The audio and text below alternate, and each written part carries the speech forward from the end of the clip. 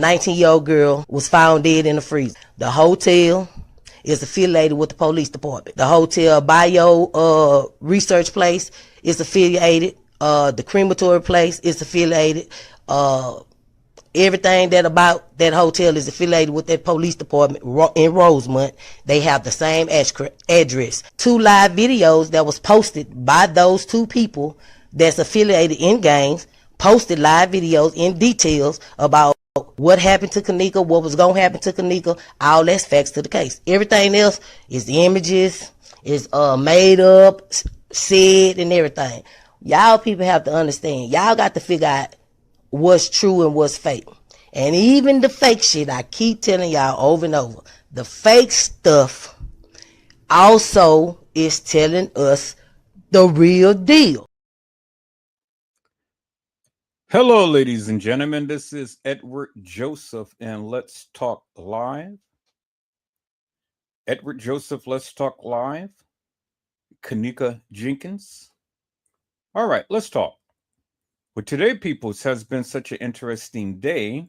I am here. I am back live, and I am going to talk about some things, peoples. Peoples, Edward Joseph, Let's Talk Live. Kenneka Jenkins. You guys come on in. You guys come on in. You guys come on in, for there's so much to talk about, peoples. You guys come on in. Peoples, I am here and I am back, and I am back to talk about the Kenneka Jenkins case.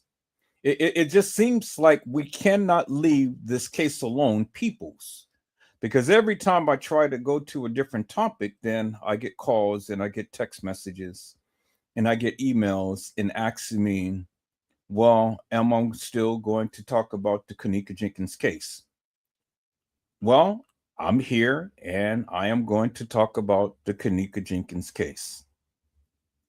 And so I'm here and I'm back live, peoples. But I wanted to do on tonight, peoples, I wanted to really try to get a greater understanding as to what is it that the people want.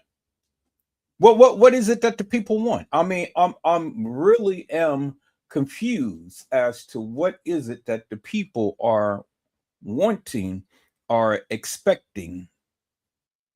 Because at the end of the day, peoples, I mean, we have literally been talking about this case until we are blue in the face and things. And again, I mean, it's only so much that you can pretty much say or do in things, because either Kenneka was at the establishment or she wasn't at the establishment. And if she wasn't at the establishment, well, then I just want someone to help me to make it make sense. If Kenneka Jenkins was never at the establishment, well, then what happened, peoples? That's the question that I have for the people. What happened? Because if Kenneka Jenkins never was at the establishment, peoples, well, then my question would be simply as this. What happened? I need someone to explain that to me. What happened? Because, I mean, at the end of the day, people, something had to happen. You guys hold on for one moment. I'll be right back.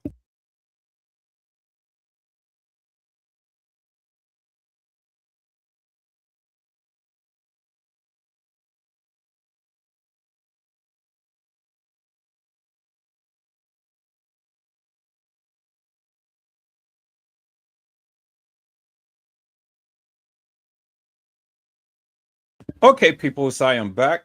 So I wanted to explore what happened to Kenneka. What happened to Kenneka? That is the question that I have posed to the masses, to anybody in the community that can tell me what happened to Kenneka. Because the thing is simply this, peoples. If nothing happened to Kenneka, well, then what are we talking about? Or if something happened to Kenneka, well, then what happened to Kenneka? Who did it? Why did they do it? When did they do it? And where did they do it? Because at the end of the day, everybody has a different narrative as to what really happened to Kanika. I mean, you got content creators that are saying that Kanika was never at the establishment. She was over at the Marriott. She was over at the Doubletree. She was over at Schiller's Park. She was over at the west side of Chicago. But if all of that is true, peoples, then where's the evidence? Where is the evidence? If Kanika was never at the Crown Plaza, where is the evidence? And why is it that all of these people, the powers that be, would be literally playing games if that is the case? You know, we got Jedediah over here talking this and that and the other and trying to push a video of all of the content that was done behind the scenes and things and stuff. But who cares about all of the stuff that happened behind the scenes? Because all of the stuff that happened behind the scenes ain't telling us what happened to Kanika. Do you understand what I'm saying? And so what I wanted to do today or tonight, peoples, is I wanted to take a retrospective look. I wanted to take a retrospective look as to what was stated in this particular case. But see, peoples, what I want to do now is I want to go and I want to call up the case files. So if you give me a moment, I'm going to call up the case files and we're going to take a look at the case files, peoples. I said we're going to take a look at the case files, peoples. So let me go ahead and let me share my screen. And we're going to take a look at the case files here, people.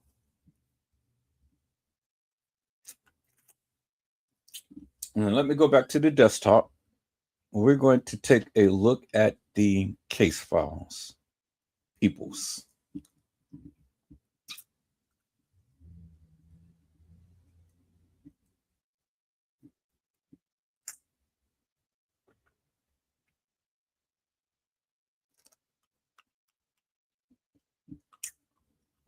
Okay, so trying to see how do I get back to my desktop.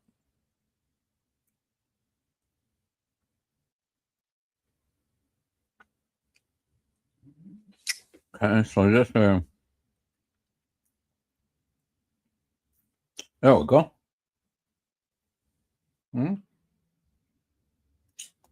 And let's call up the case files, peoples.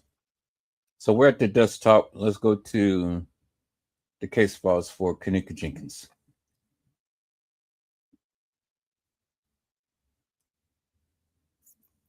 Okay. So we are there. We're going to close that out and we're going to share our screen on this right here.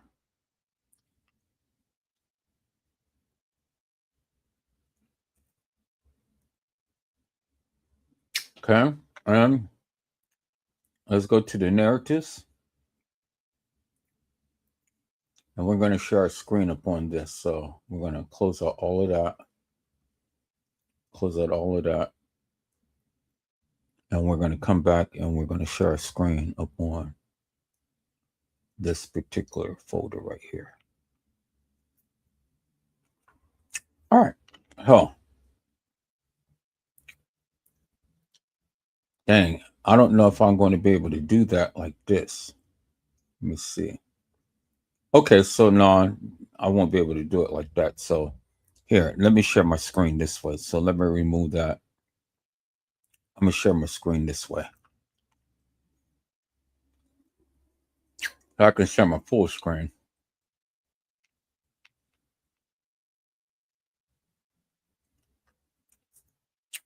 All right. Let's go back right here, peoples. We're going to call up the case files right here. So y'all give me a moment. Let me go ahead and I'm going to call up the live on my phone so I can see exactly what's going on here. Okay, there we go. All right. I got the case files caught up.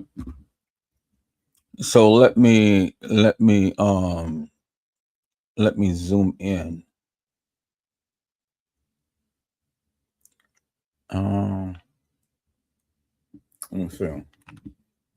Is it to where you can see it that way? Yeah, I think the other one will probably be better. Let's zoom in that way. Okay.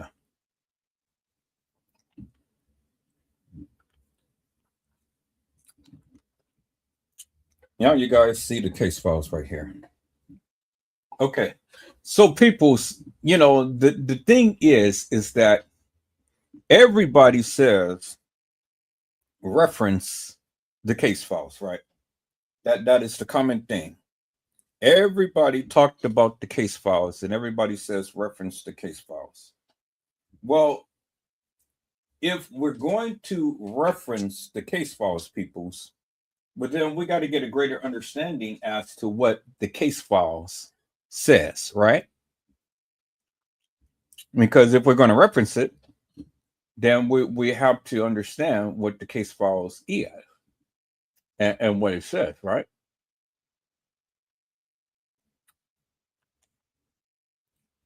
And so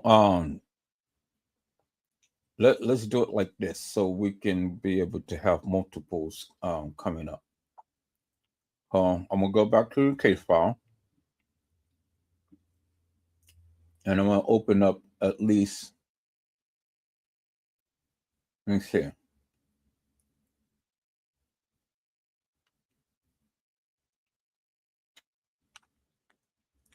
We're gonna open up at least 20 of them.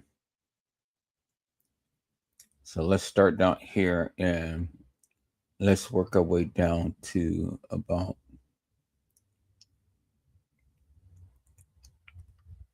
well, no. Okay, so let's work our way down all the way down to about right here. And we're just going to click open.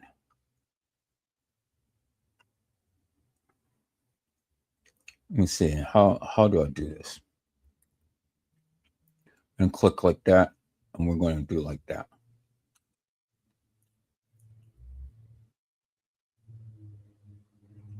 So it didn't open up all of them.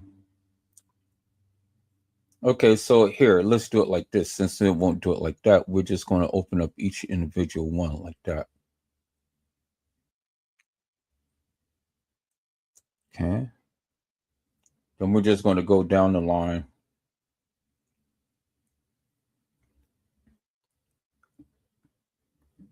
We're going to go down the line and we'll have it open just like that. So we'll open up about 20 of them.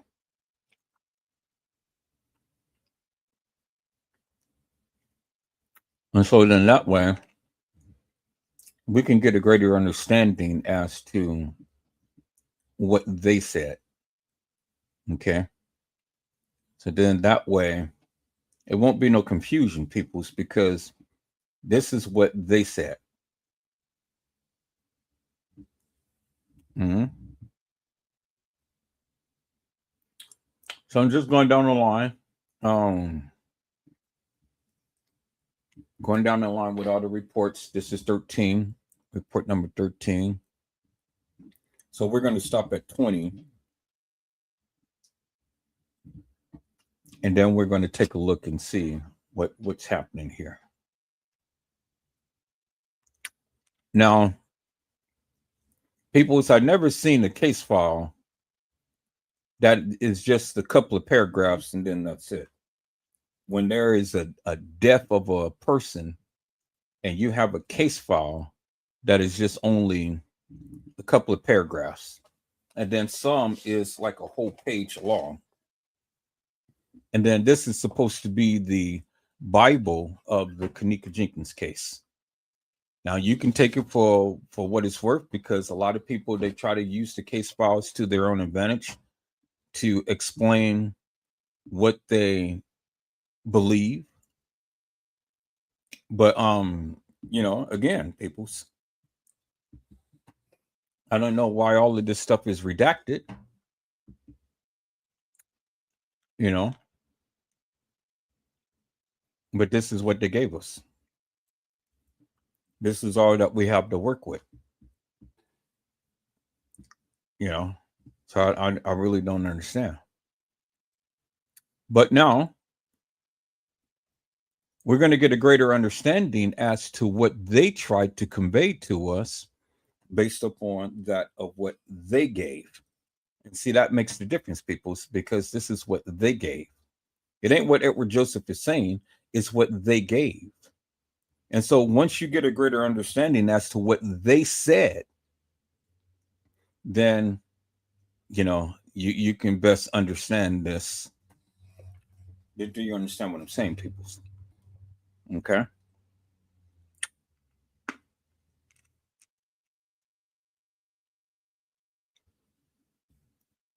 Now, this was based upon all of the interviews that they gave. And again, people, it's what they said, and it's what they did, and it's what they gave. Okay.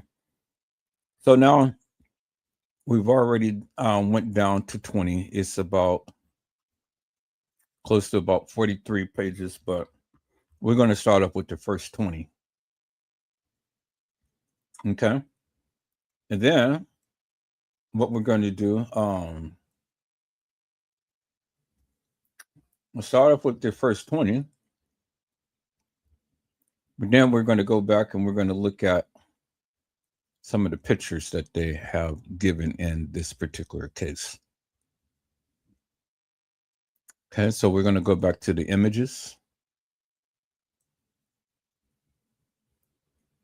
And we're going to look at some of the images that they gave in this particular case. So we're going to call up these people because I don't know these people. You probably recognize them by face. You probably recognize them by name. But these are all the people that was in this case. Okay. Okay. So these are all the people that was in the case, peoples.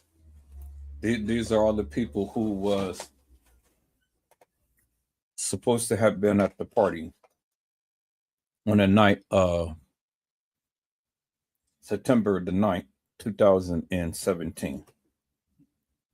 Okay. So let's take a look at all of these kids because this is a death investigation.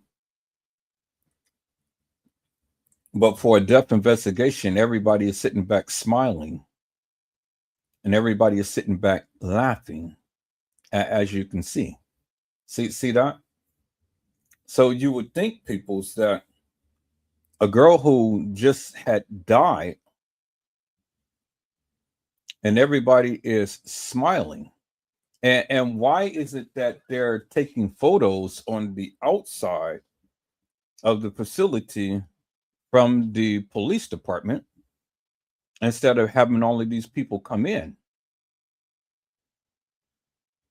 Do you understand what I'm saying? You know, I mean, people, help me to make this make sense. See, I want to try to put this in perspective for each and every one of you so you guys can get a greater understanding as to what is going on. Because they're taking pictures of these kids and everybody is smiling and everybody is laughing and everybody is joking around and stuff, but never forget that a young lady of the name of Kenneka Jenkins had died. And these kids are having pictures taken at various places. And they're smiling. Okay. They had pictures taken at various places, peoples, but yet they are smiling. I want you guys to understand that, okay? Never forget that this is a death investigation. But all of these kids are sitting over here smiling. And the girl had lost her life, peoples. So now, help me to make that make sense, peoples. A girl lost her life, but yet the kids is having pictures taken in different areas and they're smiling. So I want to take a look at this, people. So I want you guys to look at this for one moment because this is what I think you guys can see that very well. All right. And so this is supposed to be the medical examiner's findings. It says Ken Nika with a hyphen, Ken Nika, L Nika with a hyphen, age 19. The race is black, the female is, and the case number is ME 2017 04241. And this is the report of the post-mortem examination. The date of the death that she was pronounced was September the 10th, 2017. The date examined was September the 10th, 2017 at 10 a.m. and examined by Christian E. Howell, medical doctor. Supervising medical examiner Christian Escobar Alvarenga, Alvarenga, medical doctor. Okay. So let's get a greater understanding for first and foremost, peoples. It clearly states right here that Kanika L. Jenkins was found on September the 10th, 2017 at 10 a.m. or somewhere at some point in time. But the autopsy was done at 10 a.m. Okay. At the Cook County Medical Examiner's Office. There it is right there, is in your face. Okay. Christian E. Howell was the medical doctor, right? All right. So I want you guys to take a look at that. I want you guys to understand that. And then we're going to take a look at something else here, peoples. All right. Now, I want you guys to hold on to that, but we're going to take a look at something else, peoples. All right. So we're going to look at this other form that is in the and all of this is in the case files, people. So don't, it's all of it is in the case files. But I want to take a look at something, peoples, because see, this doesn't make no sense to me. If you follow me, it doesn't make no sense to me. Okay, if you follow me. So I want to go back to.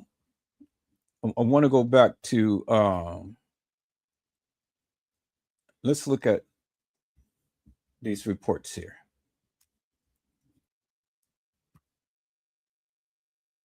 I'm going to go back to this report right here. Okay. So we're going to do a side-by-side thing right here. And then we're going to call this up right here. All right. So kind of get it equal. Need to shrink this down a little bit. Bring this over. Let me see. Trying to get both of them as equal as I possibly can.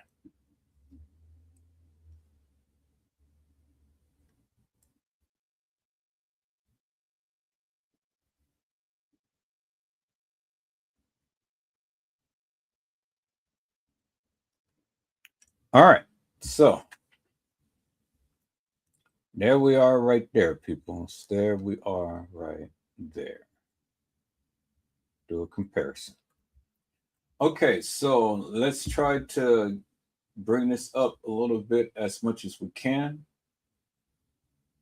without losing anything. Yep, we got everything in there. Okay, and then let's see if we can increase this a little bit. Oh, so okay. That is about as best that we're gonna get. About 52%. Let's go 52%. 53. Okay, let's go 55. All right, cool. There we go, right there. Okay, so now, right here, people, see, it says right here, and this is supposed to have been the very first thing that was supposed to have happened to Kenneka. Okay.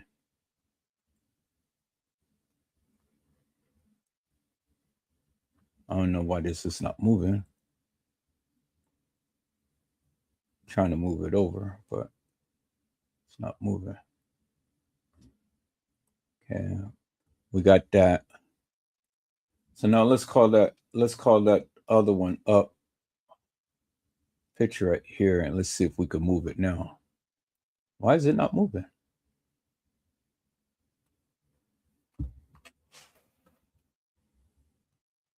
Okay, there we go. All right, so let's do it side by side right here, people. Okay, so the first event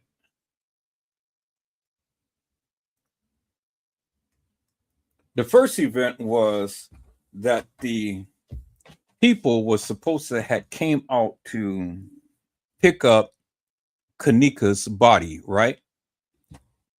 You guys remember that the people was supposed to have came down. They got called.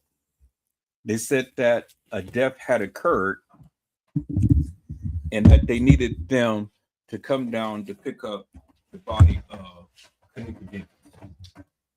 Okay, because she was supposedly had walked herself into a freezer and laid down and died. That's according to the people. That's their narrative. They said that Kenneka Jenkins walked herself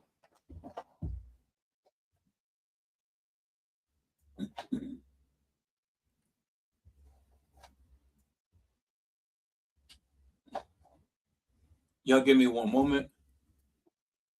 May have to come back to this. Dang, let me see. Y'all hold on for a second because I got to see what time Panda Express closed because I got to go get me a meal on tonight. So I may have to come back to this in just a moment, but let me see what time to close because I don't feel like cooking tonight, and I just want to get me something to eat real quick, and I just got a taste for Panda Express. So let me see what time did it close.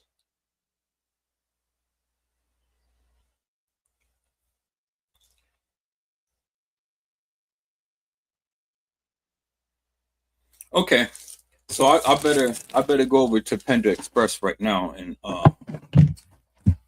get me something to eat real quick, and then I'm gonna have to come back to this, peoples.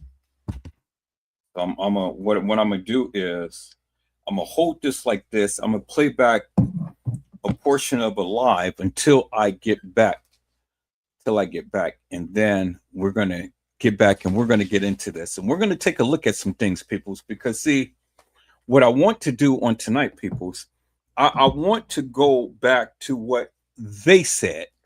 Never mind what I said. Never mind what you said. Never mind what you think. I want to go back to what they said. Is that all right, people? So I want to go back to what they said. And I want to show you what they said. And I want to show you that what they said doesn't make no sense to you and doesn't make no sense to me. Do you understand what I'm saying? And see, once you see what I'm saying, peoples, then you get an understanding that this whole case doesn't make no sense. It really doesn't make no sense. And the thing is, did all of these people come together for the analyzation of Kenneka Jenkins? I mean, is this the biggest conspiracy or cover up? Or what is it? Are we looking at powerful players? Are we looking at a game? You know what, you decide, peoples. After I showed you the evidence, you decide for yourself what you think. Because again, if we're going to reference the case files, we're going to reference the case files, and we're going to go by what the case file says. Now, you can take the case files as law, or you don't have to. But I'm here to tell you, people, is that there is discrepancies with the case files and the video footage that they have given us, peoples. Do you understand what I'm saying? So we're going to take a look at all of that tonight. We're going to get into this. We're going to dive into this tonight, peoples. But before we do, I got to go get me something to eat. And I'm going to be right back in about 20, 25 minutes. So what I'm going to do, people, is I'm going to go and I'm going to play a live. And it's going to take about 20 to 25 minutes, before I can get back. So I'm going to play a live. And I'll be back. I'll be back live. And we're going to really dive into this, peoples. So just give me about 20, 25 minutes. I need to go get me something to eat. And we're going to get into this thing on tonight, peoples. Is that all right, peoples? We're going to get into this thing on tonight.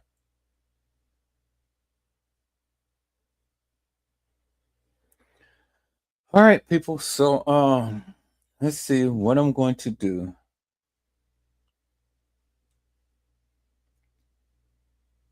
Let me take a look here and see what I'm going to play until I can get back.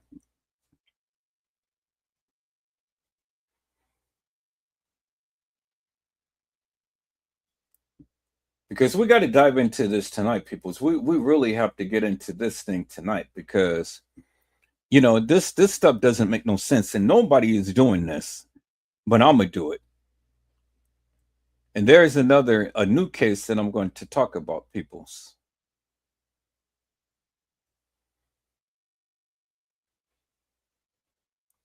Okay, so let's take a look just briefly, peoples, until I can get back.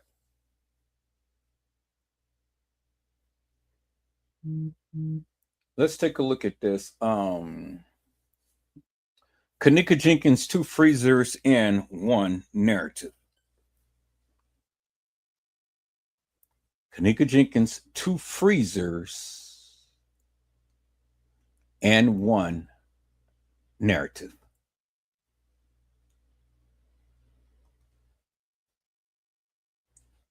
So we're going to put that on mute for a moment. We're going to scroll through some things. Mm-hmm.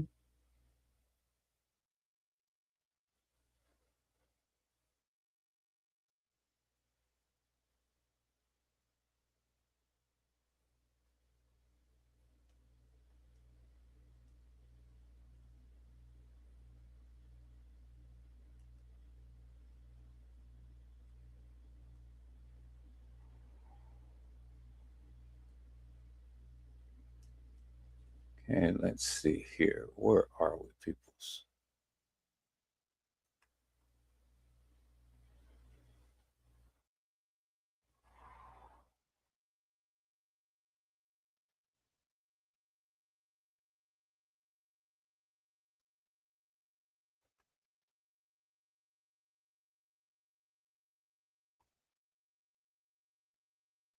All right, so we're going to start it about right here.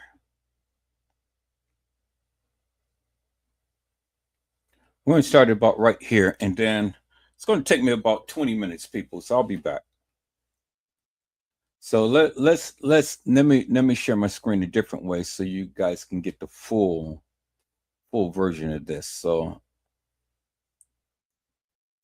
I'm gonna share my screen this way so you guys can clearly see it. So this particular live is called Kenneka Jenkins, 2 Freezers and 1 Narrative. And I'll be back. I don't fake and shake. I show everything that I possibly can to explain and to express exactly what I am saying, peoples. I'm not one that goes out here and give a narrative without showcasing what I mean.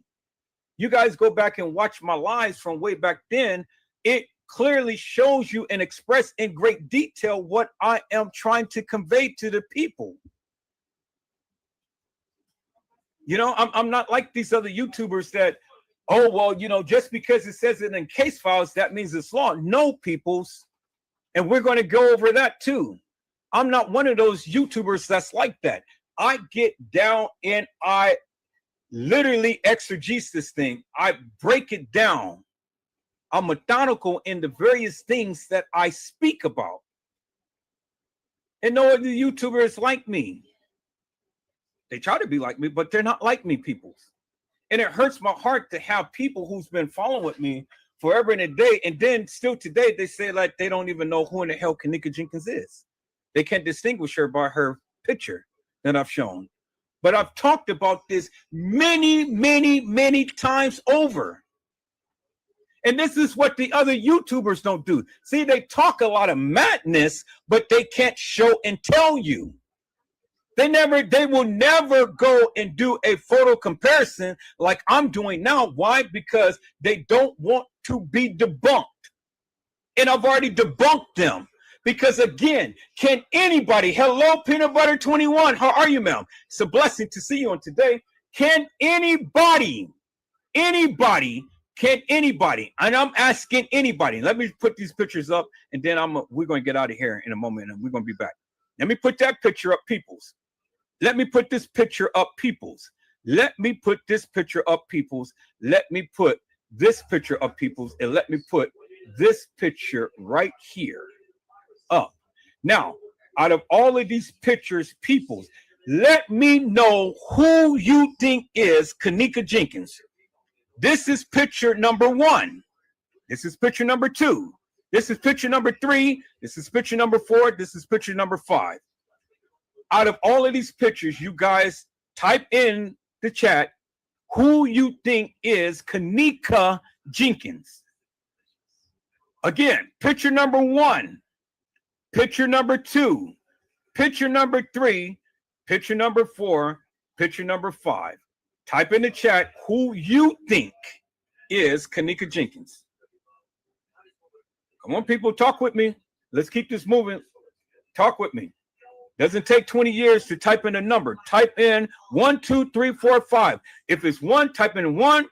If it's 1 and 3, type in 1 and 3. If it's 1, 3, and 5, type 1, 3, and 5. If it's 2 and 4, type 2 and 4, or whatever. Whatever you think is Kenneka Jenkins, then let me know.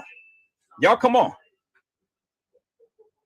1, 4, and 5. Joanna said 4 and 5.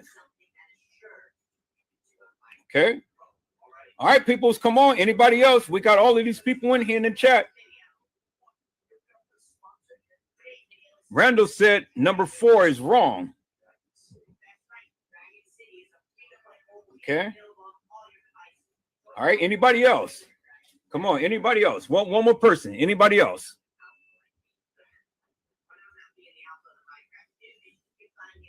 Come on. One more person. I need one more person. Chime out. Anybody else? Okay. Peanut Butter says 1 and 4. Great. Thank you. All right. Thank you. Okay, so peoples,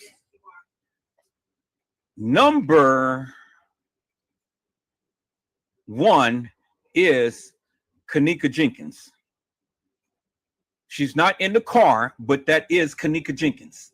Number one. Number 4 is Kenneka Jenkins. She's on a gurney and she was supposed to be at the funeral home. Number 5 is Kenneka Jenkins. Because remember, I just showed you, she has the tattoo.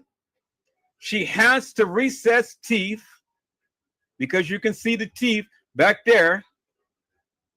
She has the curvature in her lips, as I shown you on the other picture, as this one is the same curvature of the lips right there. Curvature of the lips, peoples.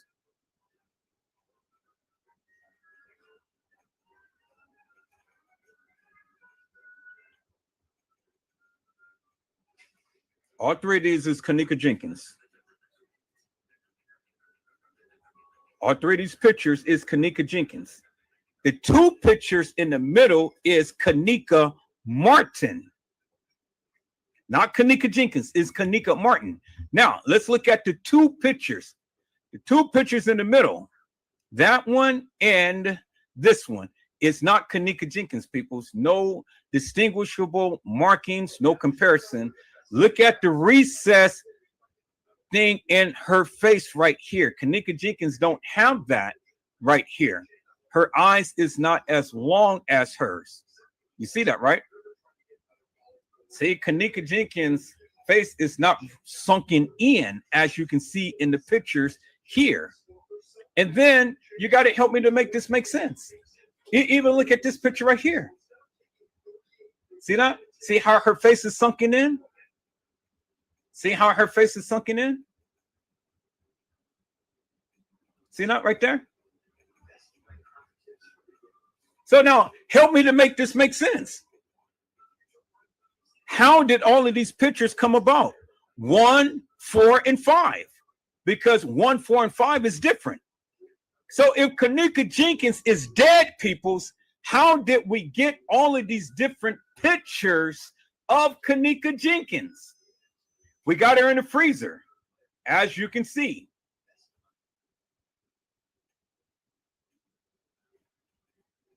We got her on a gurney, supposed to be at a funeral home, as you can see. And then we got her supposed to be deceased in a car, as you can see. And all 3 of them are looking different. So can anybody explain to me how that is?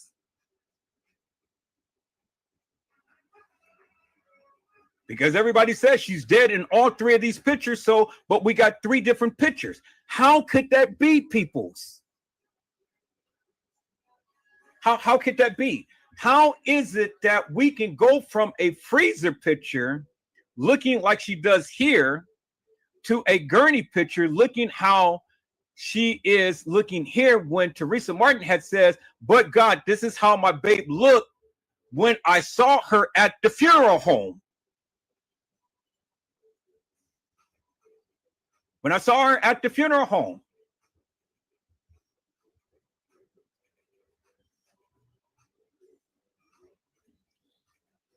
So help me to make that make sense. And if you guys say that these 2 girls is not Kenneka Jenkins, explain to me how they're not Kenneka Jenkins. Or if you explain, or tell me how 1, 4, and 5 is not Kenneka Jenkins.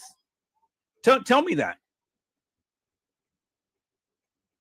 Because unless she's got a goddamn good lookalike, explain to me. Don't just say, oh, well, no, that's not Kenneka Jenkins. Explain to me why it's not.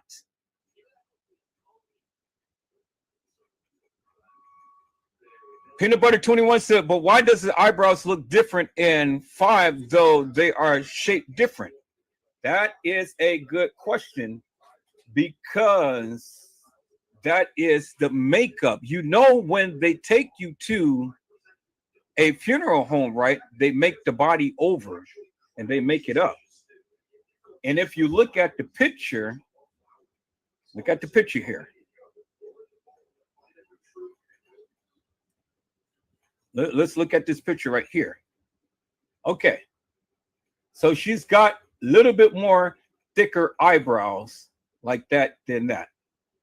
But it's the same, because if you look right here, when you turn it around, it's the same. It's absolutely the same, because you can see the little thin line right there, as you can see the little thin line under the curvature of her eyebrow right there. Her eyebrows is the same, but you got to understand that in this picture, she is turned sideways, and it makes it look like her face was a little swollen. So it makes it look like this is upwards, but this is the same picture, because as you can see right here, this is filled more as that is right there. And then it starts to taper down, as you can see right there. And then when you look at the eyes, see the big, how it's big, it is looks like it's swollen right here, as you can see right there. It's swollen. Same thing, it's swollen. But the picture looks different because, again, this picture is a little, the way whoever took the camera and stuff there is not showing you a good detail, the ridges of her eyelashes and stuff. It's just all look like it's blotched together. You see that, right? Looks like it's all blotched together. But in actuality, okay. In actuality, it's the same picture. The ridge line in her lips, as you can see right there, the dip in her lip, it's the same right here. It's the dip in her lip. See that? And the reason why this is like that and stuff, the scarring, because she's deceased. Her body has already broken down. Same big lips, as you can see. And then she has a little marking on the side of her face. So in here, she just died, and here she's been dead for quite some time. You see that, right? And it's just like with you ladies and things. You ladies, you wear makeup, you put makeup on, your eyelashes is not going to always look the same. Your eyebrows is not going to always look the same. You know, there's subtle differences. Peanut Butter 21 said it looks thicker rear her nose, and her nose look a little bigger. I know she has the tattoo, but in some pics she has a tattoo on her back, and some pics she don't. One, she has a bruise on her side. Well, you got to understand that a lot of these pictures has been photoshopped. So you can't really go by just because the pictures look a little bigger and things. Every picture is going to look different. Every picture is not going to look the same. Every picture is going to look different. And the angle of the picture, it depends upon the setting speed of the picture. What type of apparatus that you use? Did you use a Canon camera? Did you use a cell phone? Did you use, whatever and type of things and stuff? So all of these pictures is going to look different. So you got a very valid point, but you got to look at the overall thing. One, she was alive. When she was alive, yes, her blood and everything is fresh. She has vibrant skin. She is intact. She's got color to her skin and stuff.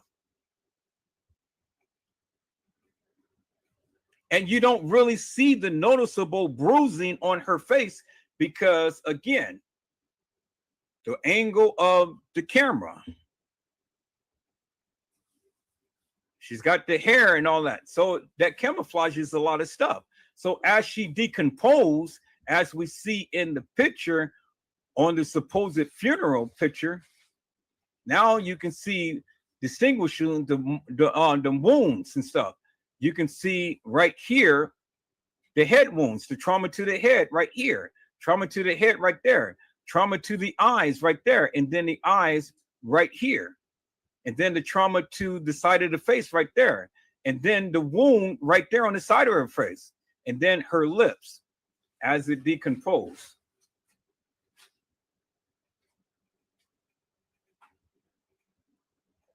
So my question is this: if you guys don't think that this is Kenneka Jenkins, well, then give me a plausible reason why you don't think it's Kenneka. I mean, just don't say that it's not Kenneka and then just leave it like that. Give me a good reason why. And yeah, you got a good reason why, Peanut Butter 21. But I just explained to you that a lot of these pictures was Photoshop. They purposely did it. A lot of people do all of this stuff. They Photoshop these photos and things. But I'm not looking at all of that. I'm looking at distinguishable features that is very noticeable in every picture. Let me prove my point right here. Let me prove my point. In the picture here, Kenneka, well, let me get a good shot of that. Right there, you can see the dip in her lip. See that right there, dip in her lip.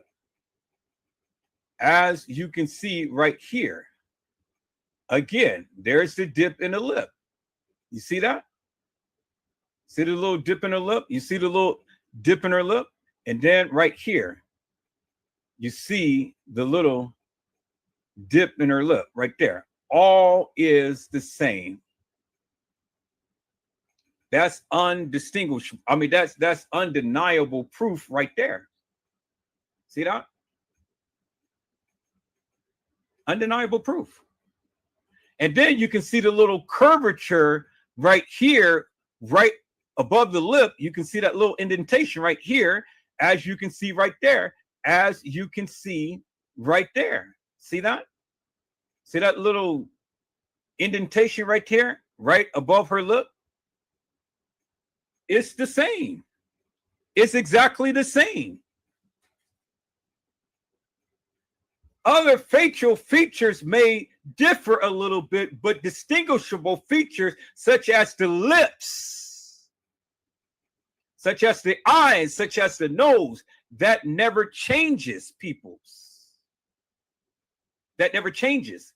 You got to look at the subtle things. And every picture is going to look a little different depending upon the angle of when, where, and how it was taken.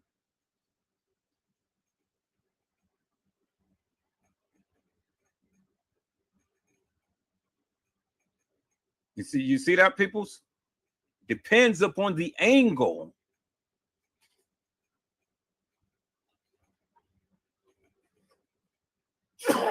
And so then my question would be, if you don't believe that those two girls is Kenneka Jenkins, well, then help me to make this make sense. How did they get two almost exact lookalikes, one in a freezer and one on a gurney?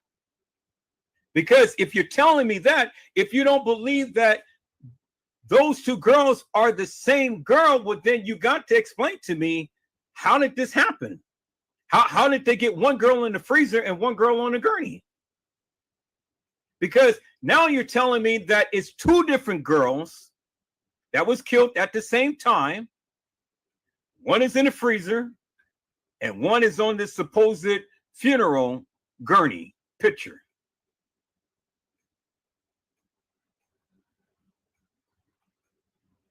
I mean, that's what you're telling me. If those two pictures are not Kenneka, well, then who are they? I mean, because it doesn't make sense to have that picture and the other picture and it not be the same person?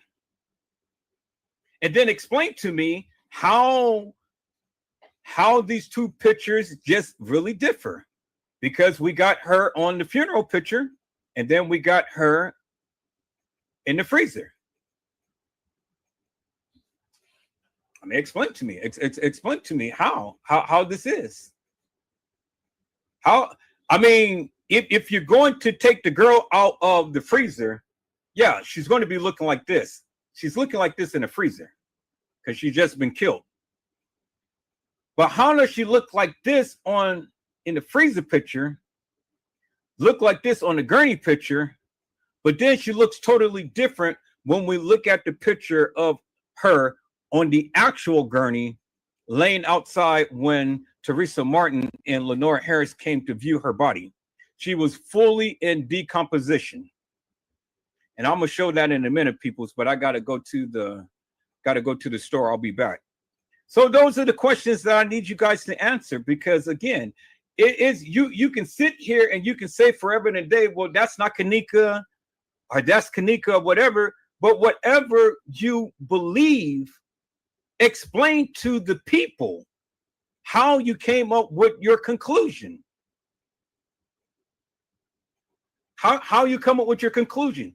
Give a good, wholesome synopsis as to how you came up with your conclusion, and then help us to understand how these two pictures differ and why you think these two pictures are not the same girl.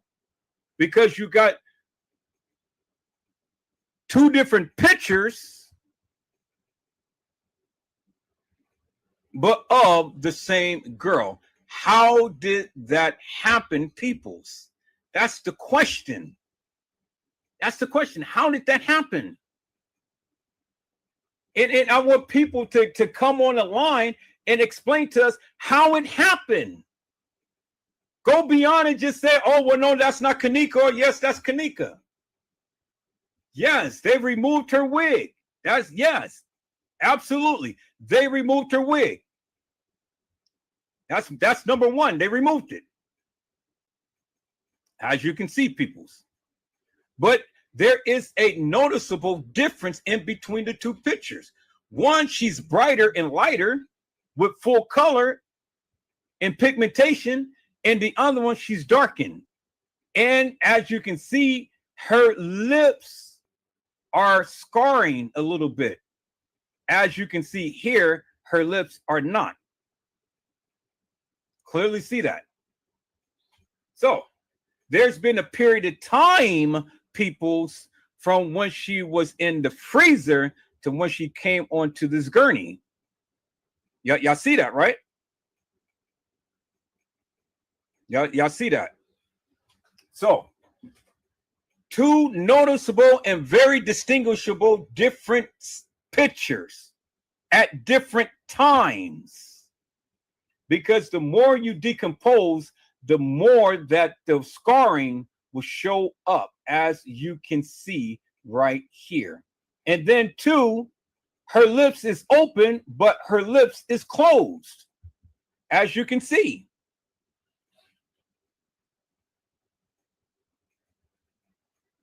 So the question again, exactly, Joanna, time has passed. That's the thing that I'm trying to get the people to understand. Time has passed. There is a noticeable difference in the time. Time has passed.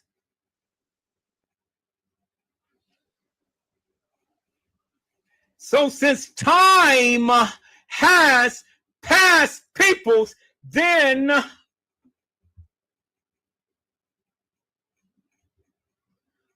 Joanna said at the top pic, she was probably in bomb. She was never in bomb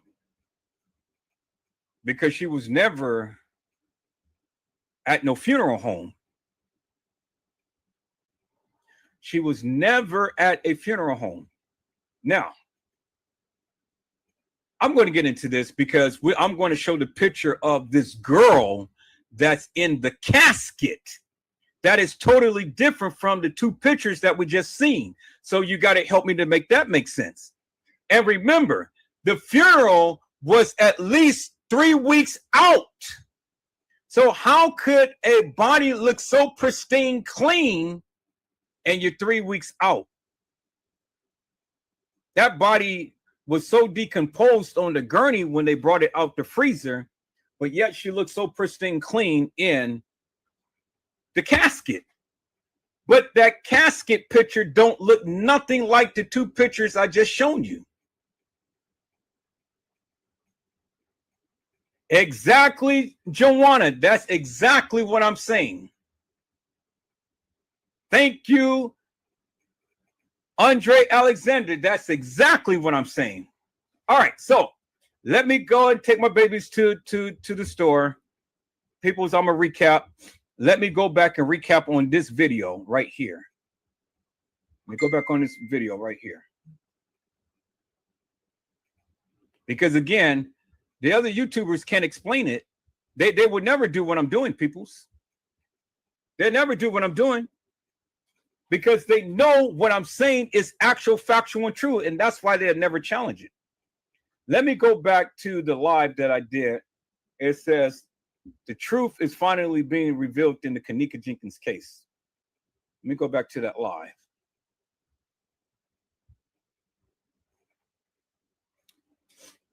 And then I'll be back, peoples.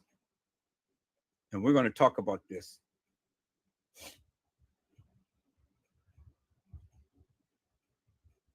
Let me go to my Facebook.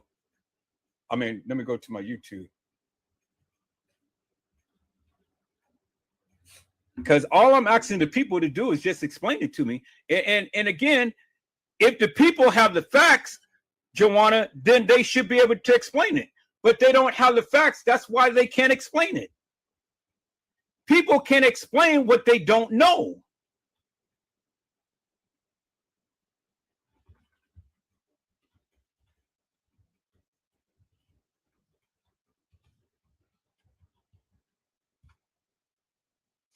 Okay, the truth is finally being revealed in the Kenneka Jenkins case. This is what I'm going to show. I'm going to share my screen.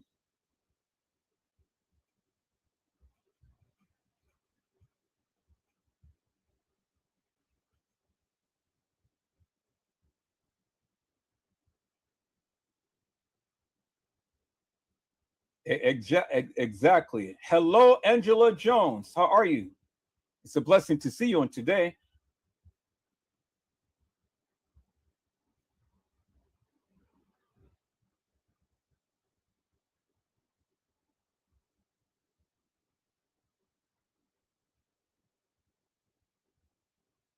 I don't understand what you're saying, Angela.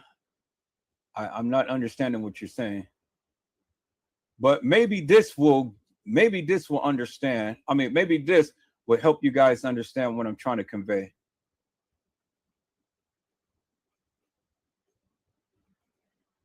Maybe this. I'm going to show this, peoples. And then I'll be back. So I'm gonna start right here. And then I'm gonna let this play, and then I'll be back.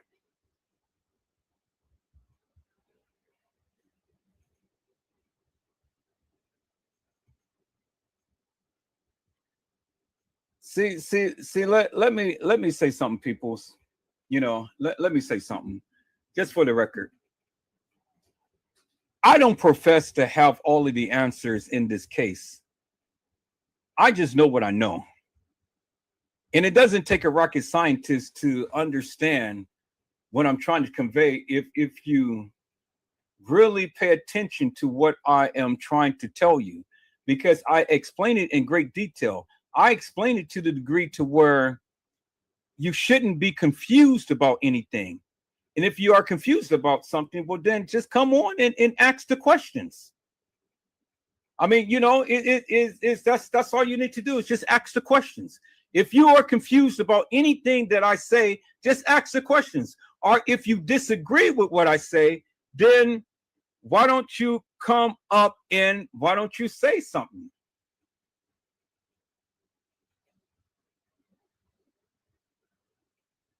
See, Angela, you know, again, you sitting here and you talking a lot of shit, but you ain't saying shit, man. I don't care how long you've been on this case. You can be on this case until you was blue in the face, till you was a baby or something. Why don't you come to the panel? Why don't you challenge me? I get everybody that say, well, I've been on this case since day one. What am I lying about with these pictures? What am I lying about? So instead of flapping your gums, why don't you come to the panel and why don't you challenge me? Stay out, get out the chat. Come to the live and challenge me. Because see, it's people like you that talk so much shit and you don't know shit. So since you know every goddamn thing, Angela Jones, bring your ass up here to the live and challenge me. Let's go. We can have a one-on-one, just me and you. Because see, this is what I'm not going to do. I'm not going to have bullshitters like you that come in and want to tout about, well, I'm lying about this, I'm lying about that, when your fucking ass can't even show me where I am lying at. Prove yourself like I'm proving myself. Prove your stance. Stop flapping your big gums and get on here and prove yourself. You can't, because you, just like all of those sucker YouTubers, can't say shit and show shit or even explain shit.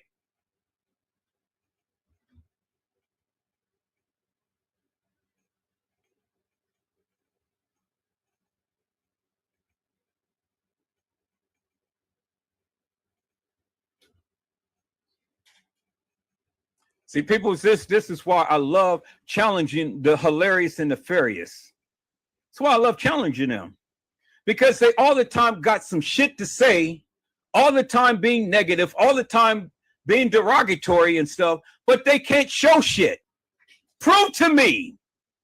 Somebody come on the panel and show your shit. You got the answers. You've been on this case since day one. Prove your shit. Hey, Joanna, how are you, ma'am? It's a blessing to see you on today. Hello, how are you? I'm doing good. Just take a breather, go to the store, do what you got to do for your children, and then come back. We'll be here. Oh yeah, well you know I'm just animated like this. It's not really that serious, bro. Like I don't know if you're a man or lady, whatever, but we've been doing this for the last 6.5 years. You know what I mean? Go do what you got to do for your kids, and then come back. And I swear I'll be here with you, okay? And we can go through this together. Okay, all right. But all this is not really necessary. Everybody have an opinion. You asked us what is our opinion, and then you got one person that disagreed with you, and look how you act. No. You're not seeing what she's saying. She said one comment. No. I know. Joanna, it was one comment, and Joanna, you're not listening to what I'm saying. I'm listening. Okay, well, listen to what I'm saying. Okay. I did not show the comment of what she put in the chat because I hold the negative madness and stuff so everybody can't see it. So I'm reading the stuff that she's saying that is hidden from the chat. Oh, you hid it. Oh, now I'm looking at it now. Okay. Do you guys have a previous relationship? No, I don't know this girl. Okay, well, that's just her opinion. No, I mean, I understand it's her opinion, but see, what I'm saying is this. Mm-hmm. What I'm saying is this. Mm-hmm. If I don't mind you having an opinion, mm-hmm. but my thing is, with your opinion, why don't you come prove yourself? That's all I'm saying. Okay, but it doesn't really mean that you should just be going overboard about it. Like I said, I've been in this. I am in the Justice for Kenneka Jenkins sector. We actually have a sector called Kenneka Jenkins. We actually have a sector, okay, that's named after her for the last 6.5 years. So I'm listening to you. You know what I'm saying? You're saying things different that we said, but I'm not going to like what you said. I'm not going to like if I disagree with it. I'm not going to say hey whatever. I'm just going to tell you my opinion. You get what I'm saying? And then I'll give you my pointers. But that's all that I'm asking. Right, but the way you went off on her, I think that was kind of wrong, because you invited people up, and you should. Oh, hold on for a moment. Mm-hmm.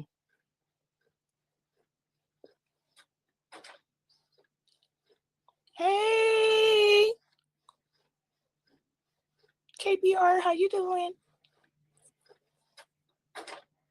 I don't even know how I ended up over here, KBR. Okay, all right. See, Joanna, what you don't understand how I operate in things. Yeah, I don't, because it's my first time over here. I saw someone shared you, and I hit the link. I mean, I hit the page, and I just was, been here since I saw it. My thing is that, I just feel, in my opinion, that if you ask them for people's opinion, and then when they give it to you, and then you turn on them, I don't think that's right. Well, again, and you're still not understanding what I'm saying, and that's what I'm trying to get you to understand. Let me say hello to this guy. Hello, Jeffrey McCray. It's a lady. It's a lady. It's a lady. Oh, okay. Well, it's a blessing to see you on today. Now, again, Joanna, I did not vilify her until she came with this hilarious and nefarious commentary. I don't do that. Yeah. No, I understand. I understand both sides. I understand both sides. You get it? Well, so do you see the anti-Jeffrey community when she put hashtag J4K and heart, the purple heart? Remember when I first entered your chat, I put that in there? No, we're on two different pages. When I first entered your chat, I put hashtag J4K and the purple heart behind it. It stands for Justice for Kanika. Remember I told you a couple of minutes ago, I said we have a whole sector on Kanika, and it's called Justice for Kanika. It's called the Kanika Jenkins sector. We have a whole sector on her. Okay, so Joanna, the one thing is, and I've always tell people, in order to get an understanding, you got to listen. That's exactly right. But you didn't give Angela Jones. You should have just said, Angela, why you say that? But instead, you just went on her. Okay, well, I don't know if you and Angela Jones got a history together or what, but she is kind of going off on you, and I can understand why you went off on her back. Joanna, again, the best way to get an understanding, you have to listen. And you're not listening to me because I'm still trying to explain. I'm listening. No, but you keep talking, and I'm trying to explain to you.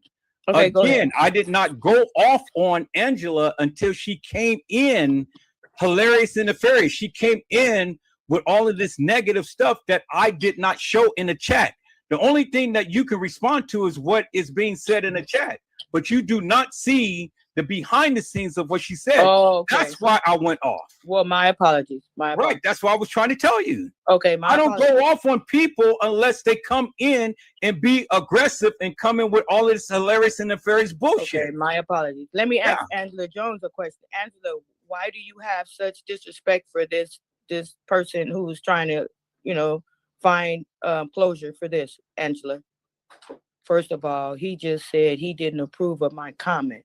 I wrote a comment and he snapped on me. Oh, so the first comment, and then I guess after that she went off from there. That's okay. Angela, what was your first comment? Wait a fucking minute, you retardo. Okay, so now what am I supposed to say to that? That's what she said. Okay. Well, I guess it's a personal problem. Then let me get up out of it. No. I'm gonna get up out of it. I'm gonna sit back and wait for you to go to the store. Go handle your kids and come back. I mean, no. Let's address this real quick here because see, that's what I'm saying. A lot of people, you guys, all the time so quick to judge people Did I and what just they not say, but apologize? you don't And I said understand. I give you my Right. apologies because I didn't see that because it didn't show. I've been in the trying to regular tell you comments. that for the longest time, but yet I you said it still. didn't show in the regular comments until I got it on the live stream, and YouTube just made it to where you can chat now from the live stream, right? And so that's when I saw all her comments. I only saw one comment in the regular chat, so it's different. It's different. And I've been trying to tell you that, but you right. So I'm telling me. you, I give you my apologies. Okay, your that. apologies accepted. But what I'm trying to tell you is this again. I don't mind the people coming in and giving their narrative or disagreeing with me or agreeing with me or whatever. My thing is, if you disagree with me, come and explain to us why you disagree. Okay, that's why I hit the panel. Yeah, come and explain why you disagree. Explain to us in great detail what you think or what you feel about what I have shown, what your thoughts and views is and stuff. I'll sit down and humbly listen. But when you come in and be all like what she had did and stuff, yeah, I'm going to react. Okay. Because Maybe you should just block her then, and if you don't want the negativity, just block her. No. I'm not going to do that because I've always tried to give people a chance. Okay, that's fair. That's fair. Yeah, I've always tried to give people a chance. Okay, she said her phone is messed up. I don't know what that got to do with it, but anyway, go to the store. I'll be here when you get back. All right. This is like I said, me and anti-Jeffrey McRae community. We do this. We've been doing this for 6.5 years, and you will have 2 supporters right here, and we will be in your chat. Okay. Okay. Well, I'm definitely curious to know what you guys. Oh, we know a lot. Okay. Well, yeah, I know a lot too, but I just want to see, what is it that we can connect with and things. Okay. Go handle your personal business and come back, and then I'll definitely will click back on. Okay. Or you're gonna leave this live up, or you just I'm gonna be live. I'm going to play my video back right quick, and then I'll be back. Okay, we definitely will give some insight on what we know. Well, I could speak for myself. I can't speak for Okay, so excuse me for a moment, Joanna. Mm-hmm. All right, Angela. Now I tolerated your bullshit for the longest time, and I'm going to ask you nicely.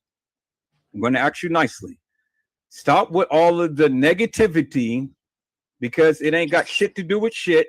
You came in hilarious and nefarious, and now you're getting what I'm giving you. Now, if you can't come in and you can't peacefully conversate with people with all of this antagonistic bullshit, then I'm going to eject your ass. And that's just it. I didn't ask you to come, but you're a guest. Now I'm trying to treat you as a guest. But you come in with this hilarious bullshit. I don't tolerate that madness in my chat. So if you can't come in and be respectful and leave all of this antagonistic type of language, I'm going to block your ass. Do I make myself clear? Yeah, that's how I do it, Joanna. That's how I do it. I ain't said nothing. Okay. This your page. I'm a guest. So I've always treat my guests with the utmost respect. I say, I'll call your name and then I say blessings to you and things. But you got hilarious and nefarious people who want to come in with all of this bullshit and stuff. I just said, stop with all the negativity, Angela. So if you come and do it again, I'm going to block you. You got one more time, I'm going to block you. The next thing that you say that's negative, I'm going to block your ass. I don't need you to go back and piggyback on anything that I'm saying. This is my fucking live. I run it the way that I do. If you don't like it, get the fuck out of here. And don't come back. I don't really give 2 rats' asses. But say another word, negative or something smart, and I'm going to block your ass.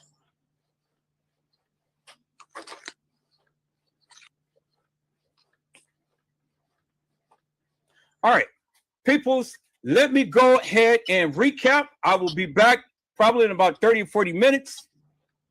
And then we'll go and me and Joanna will have a good, nice, wholesome, clean conversation. I'm gonna drop down until you come back. I ain't finna sit up here for no damn 40 minutes. Okay, no, that's fine. That's fine. All right, peoples. Let me go recap. Let's go.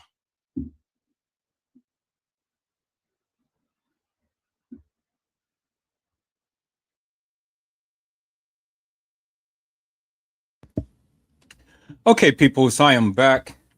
Now this girl who had came to the live just now and was talking, and she was talking about they have a Kenneka Jenkins sector is bullshit.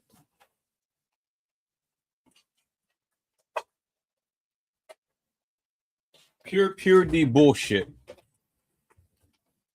What in the world is a Kenneka Jenkins sector? And what literally have she, have expressed to all of us and brought any type of validity to anything? It really didn't matter to me.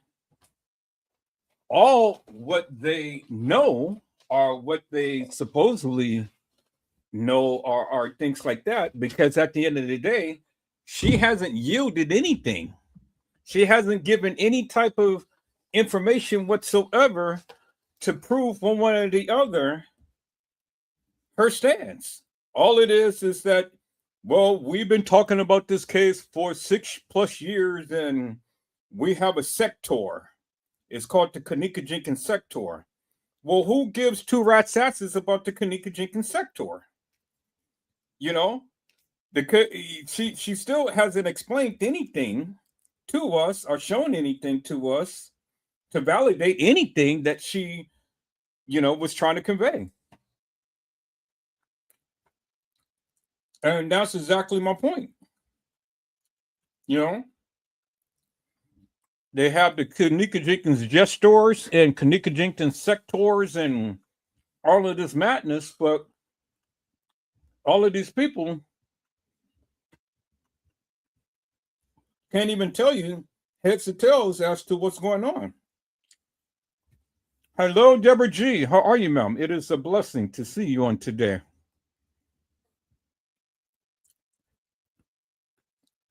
And so, people, I always try to give people an opportunity to come and to shoot their shot and to speak their piece about this case.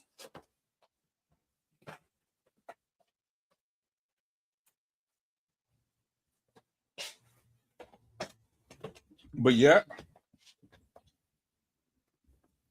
the people can't even explain shit because they don't know shit. When I ask a question, they can never answer it.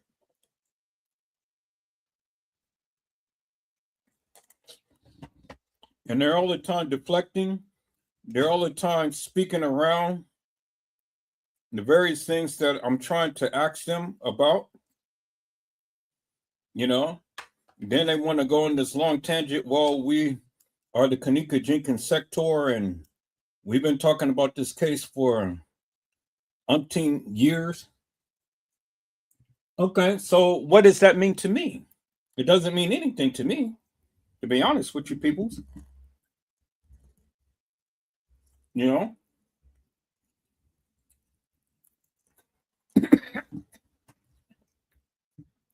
Doesn't mean anything to me.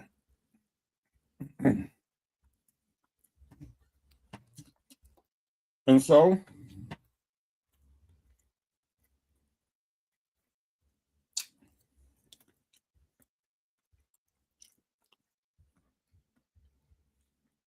this is where I stand right now. So I wanted to go back, peoples, and let me share my screen again.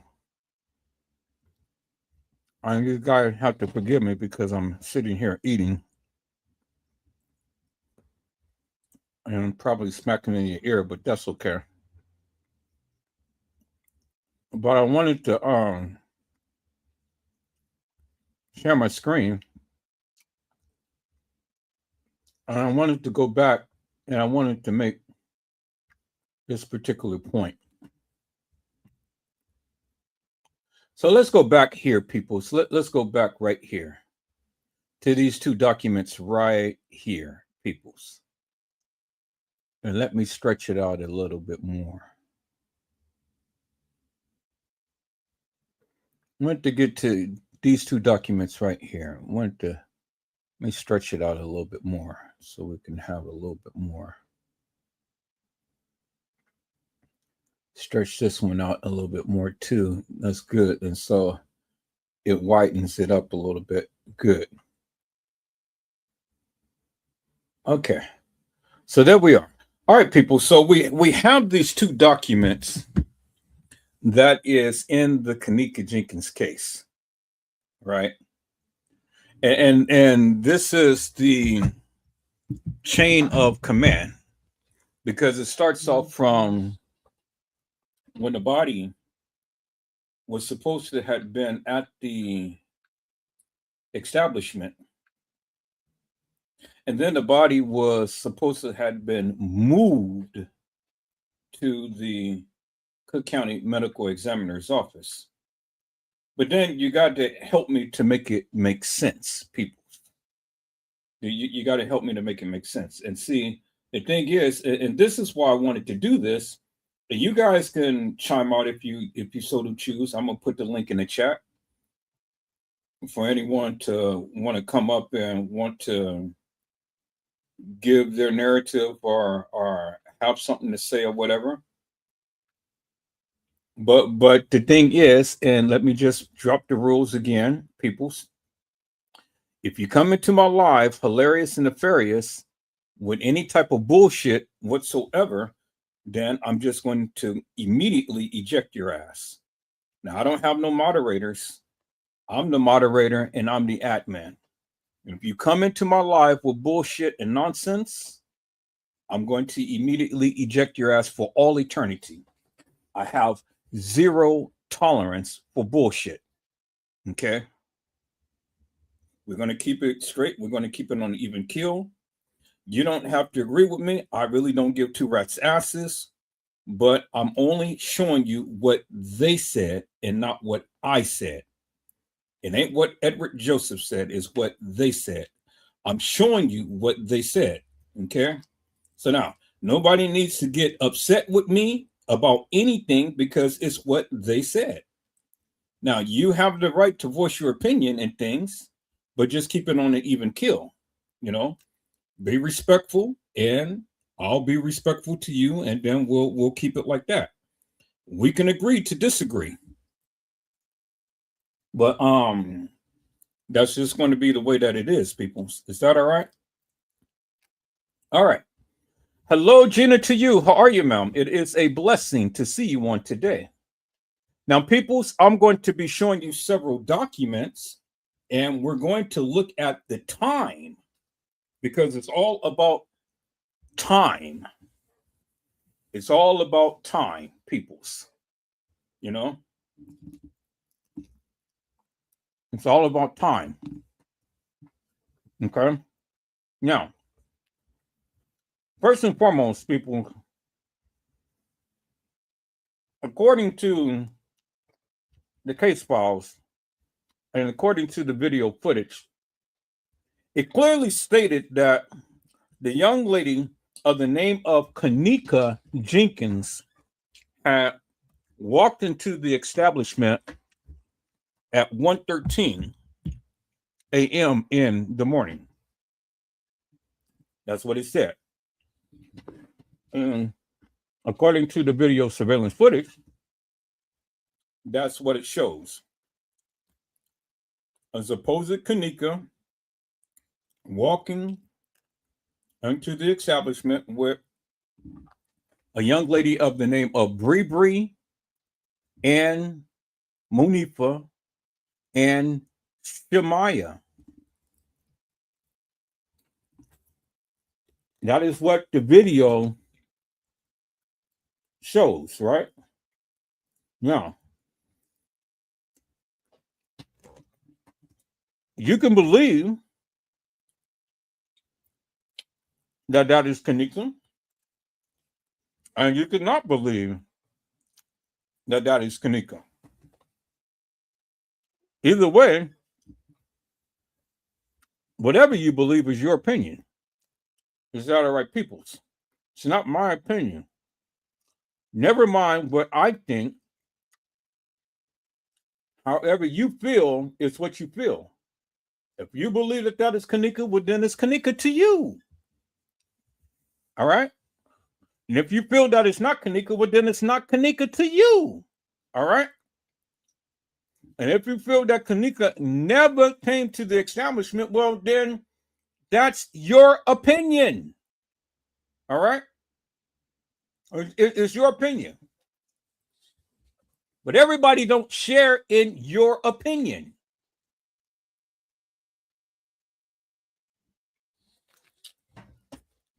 Now, to dispel the myth and to put some validity to the stupidity, peoples, I'm going to show you what they said, not what Edward Joseph said. It's what they said. Okay? I'm going to show you what they said. All right? Now, let's go to the case file, peoples. We got this one caught up. We're going to go back to what case file is this right here? This is number 3. We're going to go back to case file number 1. Okay.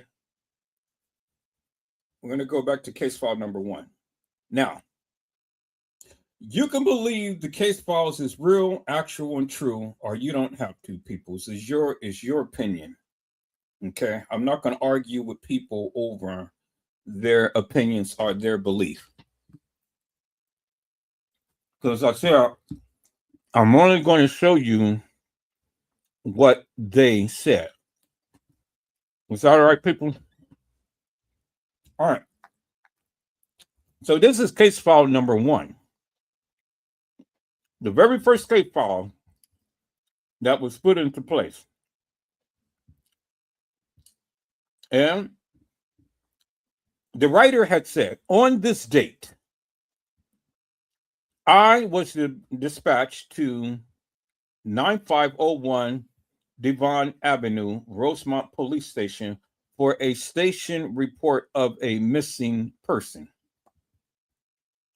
Upon arrival, I spoke with blank complainant, who is the sister of the missing victim, Kanika Jenkins. I don't know why they're redacting Lenore's name, but they did. Because it was Lenore who had spoken to the detective who had written this commentary. Okay? I mean, it doesn't take a rocket scientist people to figure out who the person is, because he just stated that who is the sister of the missing victim, Kanika Jenkins. And so as far as we know of, Kanika only had one sister as it pertains to TM. And for those who don't know who TM is Teresa Martin.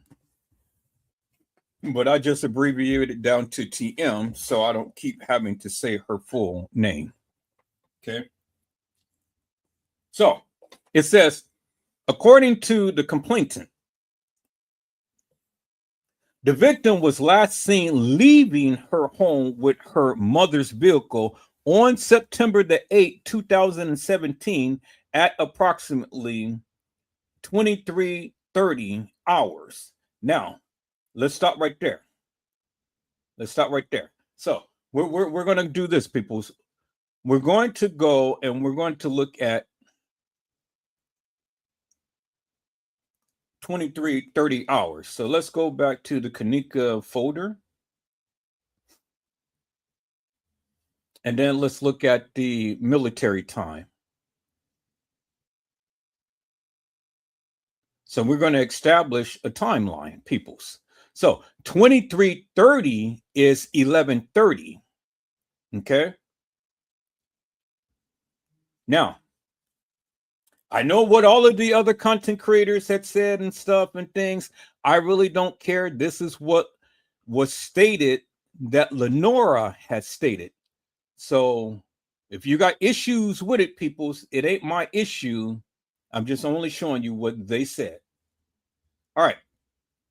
So according to military time, peoples, 23, because if you look on the side, it counts it down. So 23 is 11:30 p.m., as you can see.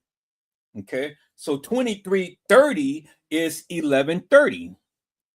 And they said that Kenneka was last seen leaving her home at 11:30 at night.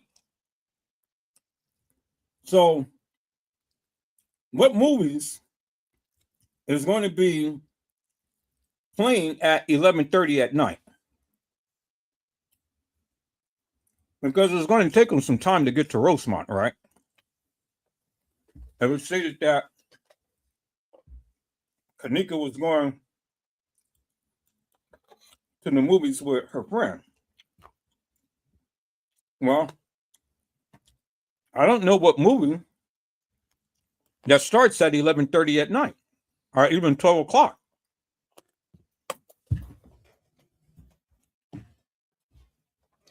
Because even if Kenneka was going to the movies, peoples, well, then they would have left earlier than later, right? You would think. I mean, you're going to catch a movie, right? And so if you're going to catch a movie, who is going to the movies at 11:30 at night? And how are you going to go see a movie at 11:30 at night when you're leaving the house at 11:30? That's first and foremost. See, nobody has ever thought about that, peoples. You know, you got to put it in perspective. If Kenneka was going to the movies, and it is stated here that she was last seen leaving her home with her mother's vehicle on September the 8th, 2017 at approximately 11:30 at night. Okay. So we have a time established of 11:30. This is what Lenora supposedly had told the detectives. Okay. So Kenneka leaves her house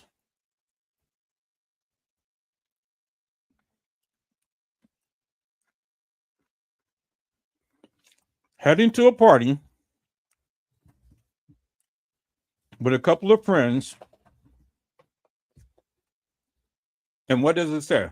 It says, at the Crown Plaza Hotel, 544 River Road, Rosemont, Illinois. That's what it said, right? It said that Kenneka had left her house at 11:30, heading to a party at the Crown Plaza Hotel. And it didn't say that she was leaving to go to the movies. It didn't say that she was leaving to go to Schiller's Park. It didn't say that she was leaving to go to the Marriott. It didn't say that she was leaving to go to the DoubleTree. It didn't say that she was leaving to go to the west side of Chicago.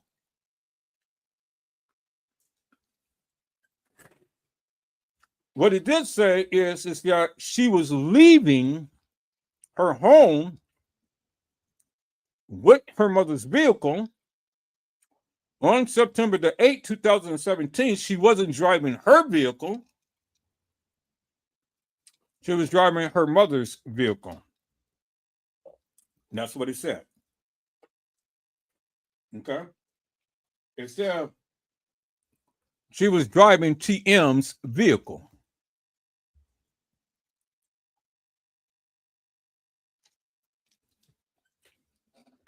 On her way to a party at the Crown Plaza Hotel. That's what it said, right? There it is. It's in your face. It says the complainant also states the last time she had contact with the victim was via text message at approximately 1:30 on what? September the 9th. No contact was made with the victim since then. So what Lenore basically said is that Kenneka had texted her at 1:30 in the morning. So 11:30, 12:30, 1:30.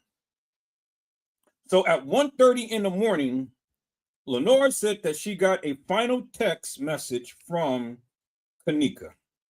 That's what she said. Okay. That's what Lenore said.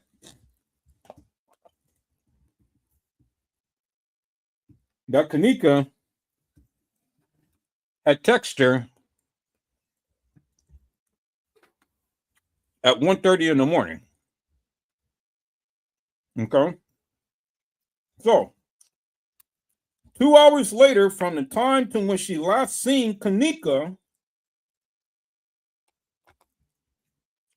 she supposedly had got a text message from Kenneka 2 hours later. Now, she never mentioned what was in the text. She never mentioned what Kenneka said. Or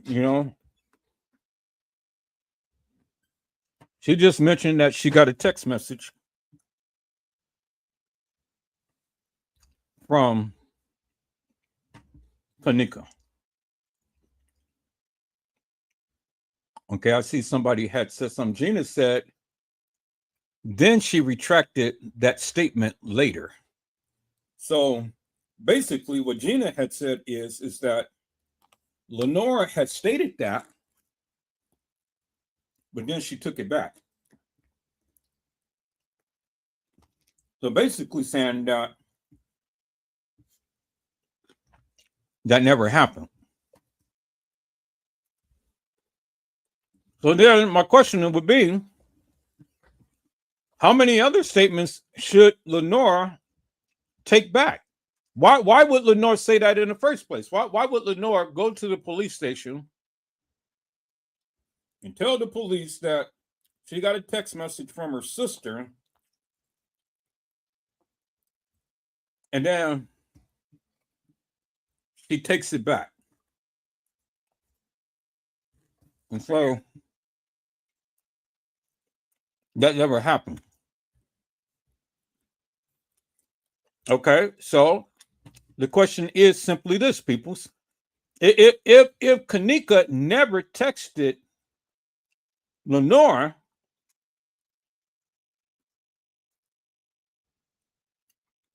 well, can we believe the statement that she gave?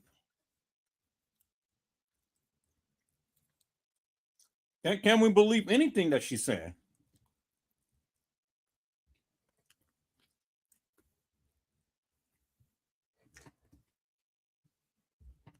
Can we believe anything Lenore had told the police?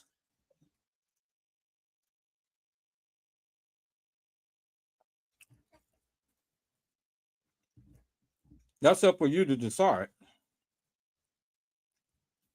But I'm just telling you what she said. Okay. And then she goes on to say, peoples,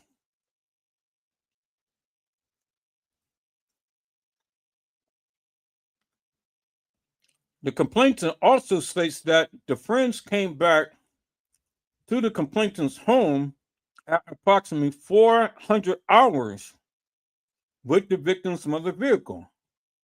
Those friends were not at the scene at the time of this report. So at approximately 4 o'clock in the morning, they come back to TM's house with the vehicle. 4 o'clock in the morning. Let's go back to the thing. 4 o'clock in the morning, peoples. Now,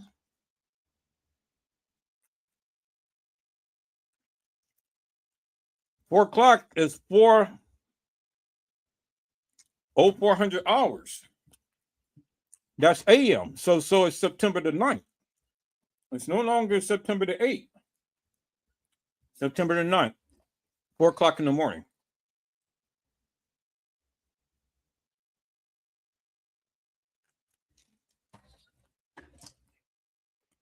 That's what they said.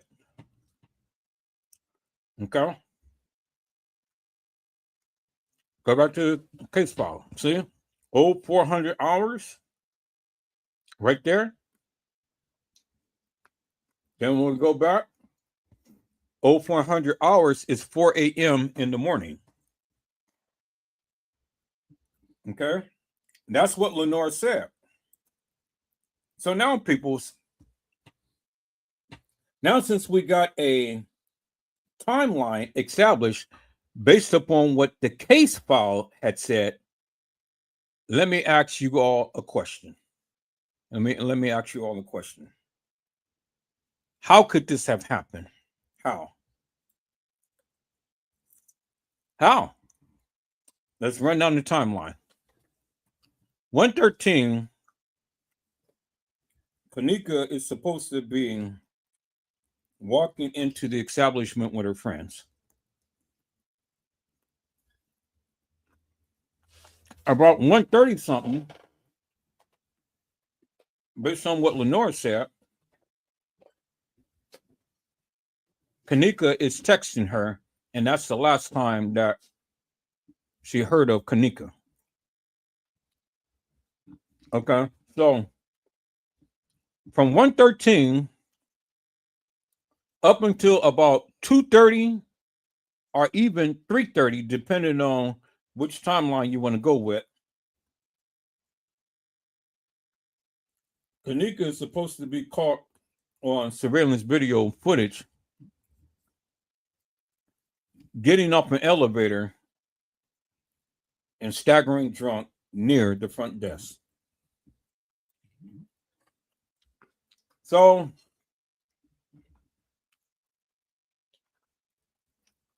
in just a little bit over an hour's time of being at the establishment,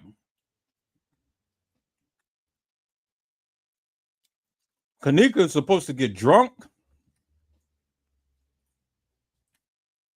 She's supposed to be left out in the hallway. And she's supposed to be staggering near the front desk.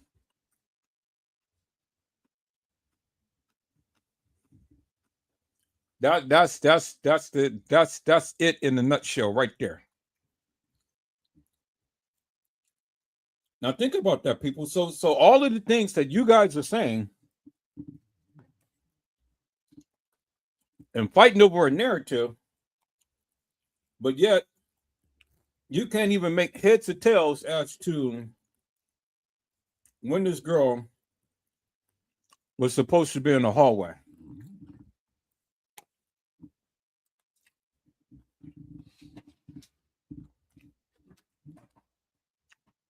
That's amazing to me, peoples.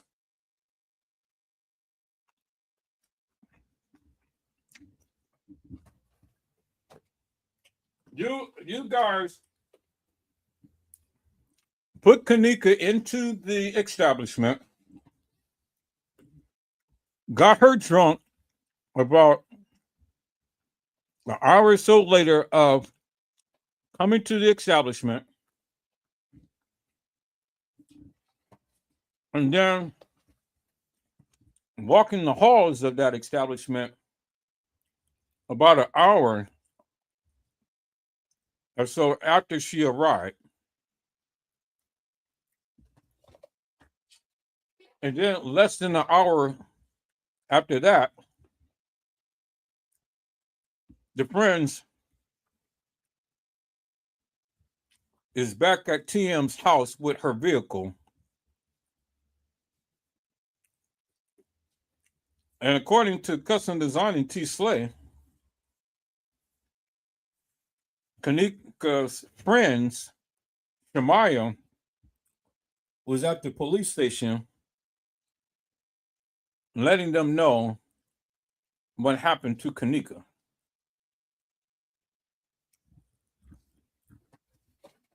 And all of this was supposed to happen on September the 9th.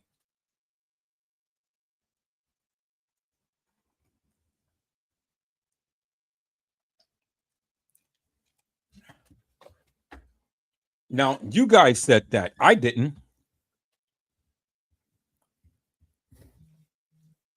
But the case files is basically giving us a roundabout play as to what happened to Kanika. Y'all see that, right? So my question is simple. How did all of that happen within just a short period of time?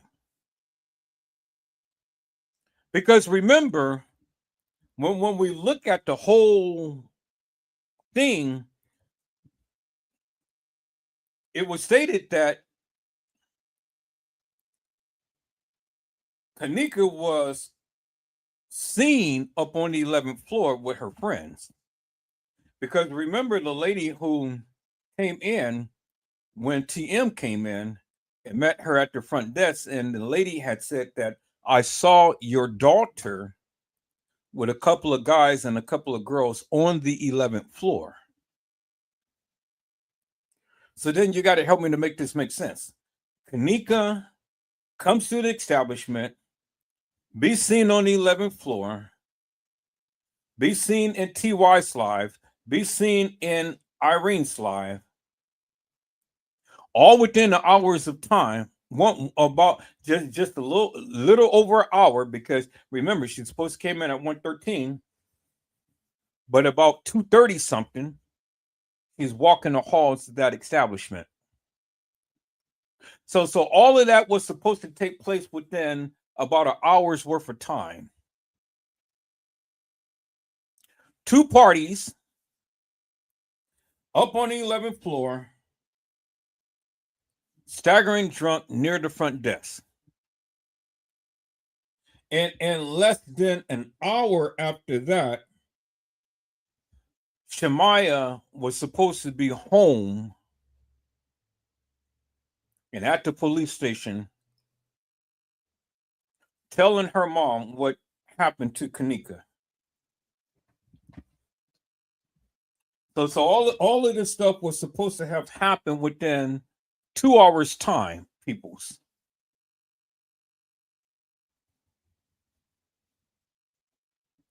All of this was supposed to have happened within 2 hours worth of time.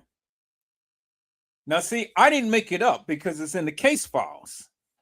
The case files has already established a time. Now let's go ahead and let's examine again the case files, peoples. Let's go examine the case files. This is what Lenore had stated. She said the complainant also states that the friends came back to the complainant's home at approximately 4 o'clock in the morning with TM's car. Those friends were not at the scene at the time of this report. Lenore also stated that according to the friends, as they were leaving the party at the Crown Plaza, room 926, Kanika realized she had left her keys and cell phone. Now, people, do this sound like a story to you?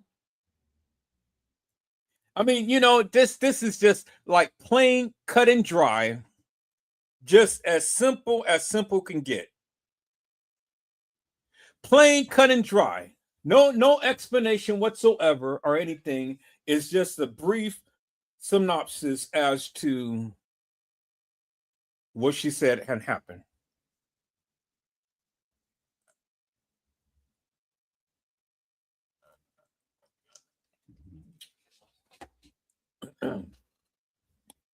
Who gives a story like this, peoples, in real life? No great details whatsoever, just plain cut and dry. Oh, yeah, she was at the establishment. She just happened to be in the hallway, and she just happened to remember that she left her keys and cell phone in the room. And she asked her friends to go get it. But then instead of waiting there for her friends to come back, she decides that she wanted to go and wander off and go take a sabbatical and roam around a hall of an establishment. Now, if this girl had the frame of mind to tell her friends to go get her keys and cell phone, well, you would think that she had the frame of mind to keep her tail there and stay put, or one of the friends there to stay put with her, knowing that she was in a inebriated state. Now, see, people, you can believe this bullshit and nonsense if you want to, but this is just shuck and jive right here. Because this is just trying to explain Kanika's actions instead of explaining the kids' actions. Do you understand what I'm saying? So, according to Lenora,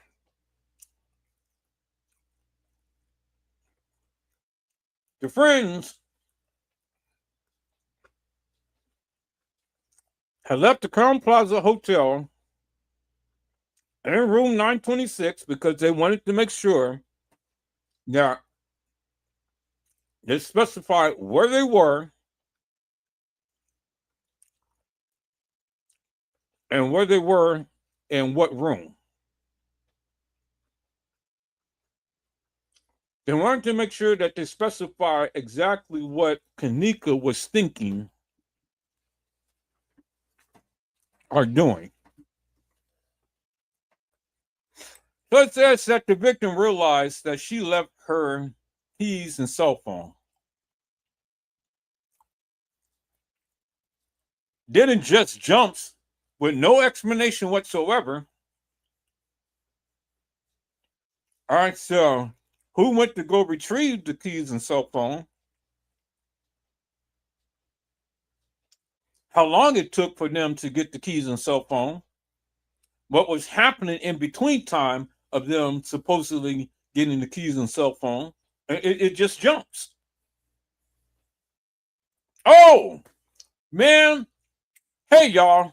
I forgot my keys and cell phone in the room. Can y'all go back and get it? And I'm just going to stand right here. So just imagine that, people. You know, just imagine Kanika telling Shemaya and Monifa to go get her keys and cell phone. And she's in an inebriated state as they proclaimed that she was in. Ain't nobody is going to be thinking about no keys and cell phone in no drunken state in the manner to which they was trying to portray this young lady. There's no way, peoples. No way whatsoever. And if you think that, well, then you know what I have to say about you, because that is just hilarious and nefarious. But I want you to notice some people. So listen to the narrative, because this is the case files. This is what you're depending upon to get your information about what happened in this case.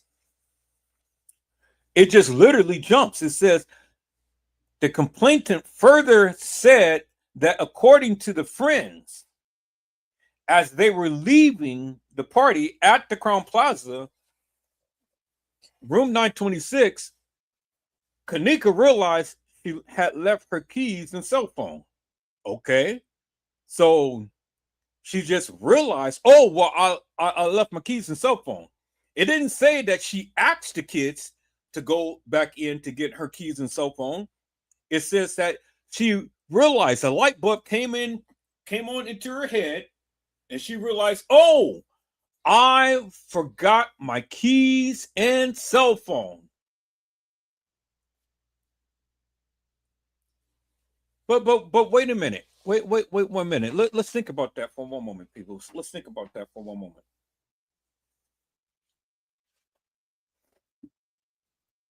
Did Kenneka think that she was going to be able to drive in the state that she was in, peoples? Did Kenneka ever think that she was in a state to drive them home in the state that she was in?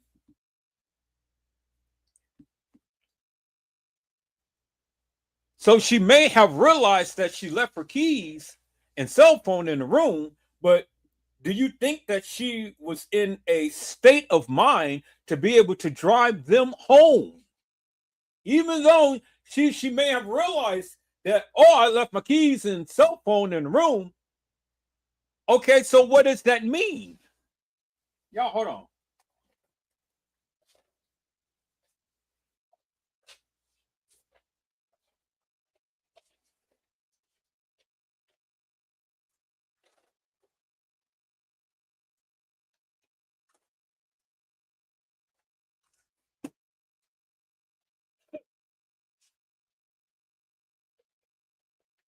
All right, people, I'm back. So what does that mean? That she remembered, she recalls that she doesn't have her keys and cell phone. So what does that mean? What does that mean?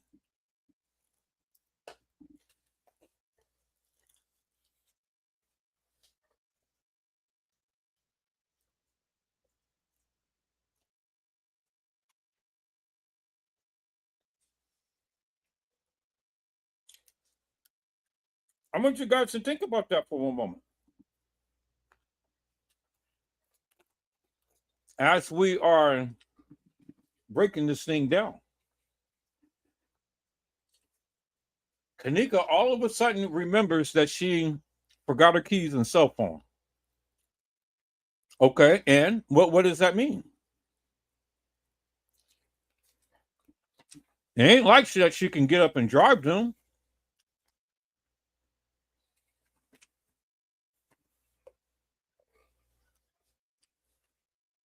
Lenore never went into detail as to how they were able to obtain the keys and cell phone. Everything is put on Kenneka.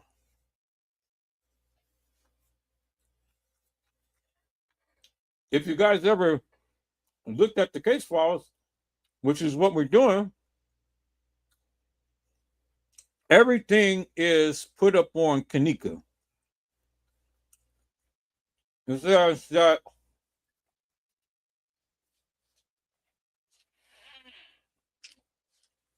that according to the friends, as they were leaving the party at the Crown Plaza, room 926, Kenneka realized that she didn't have her keys and cell phone. Kenneka stood at the elevator of the 9th floor as the two friends went back to the room to retrieve Kenneka's belongings. When the victim's friends returned to the elevator, Kenneka was not at the location.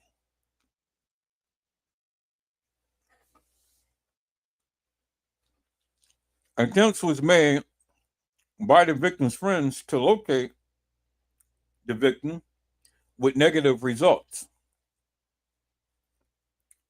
People, it was just a cut and dry narrative. Cut and dry. No details whatsoever. It's already explaining to you the conclusion.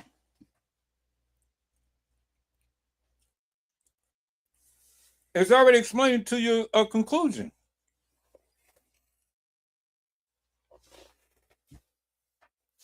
No details whatsoever as to what transpired in between. How did Kenneka get to the elevator? Anything. It was just straight cut and dry.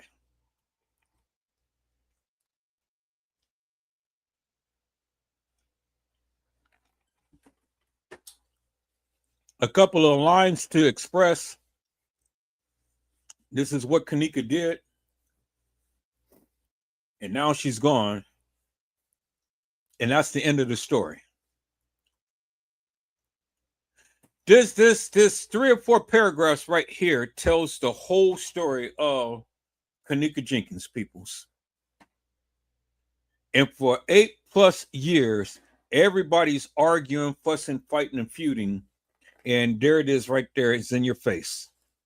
This is the narrative right here.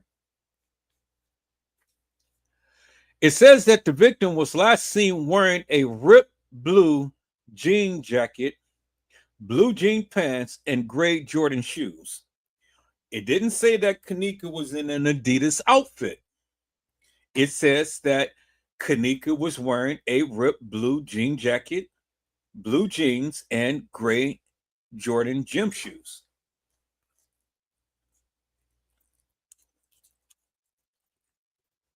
That's what it said. Never said that Kenneka was in an Adidas outfit. Let me read that again. It said that Kenneka was last seen wearing a ripped blue jean jacket, blue jean pants, and gray Jordan gym shoes. That's what it said. Okay. Didn't say Kenneka was in a dress. It didn't say Kenneka was in some khakis. It said that Kenneka was wearing a ripped blue jean jacket outfit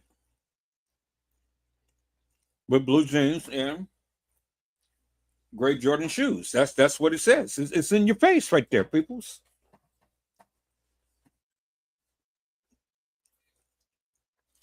It also said that the victim was entered into the lease as a missing person at 13:16 hours on September the 9th. Let's go back to the thing. 13:16.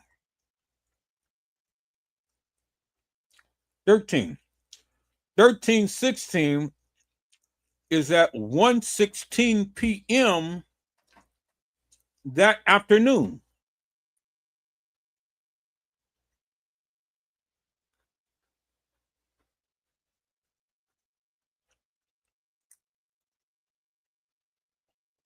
$13.16 peoples. So Kenneka was entered into the leads at 1:16 p.m. on September the 9th. Okay? So, question becomes, peoples, when did Kenneka officially come up missing?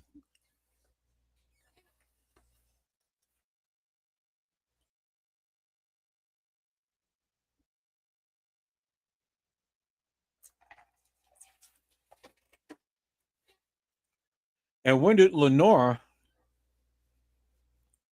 make the missing persons report?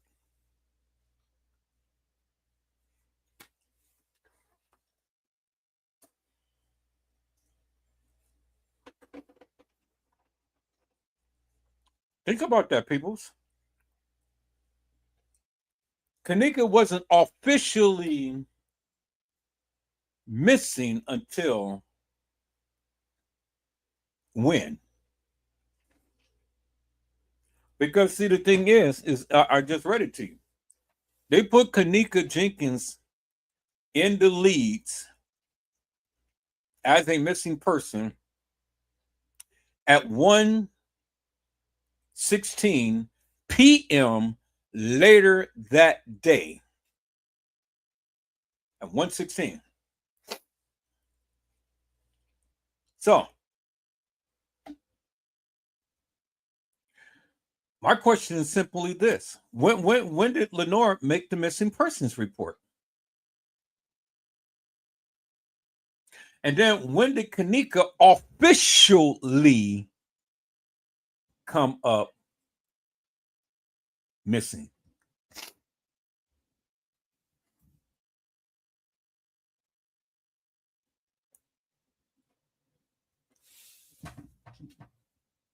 Think about that, people.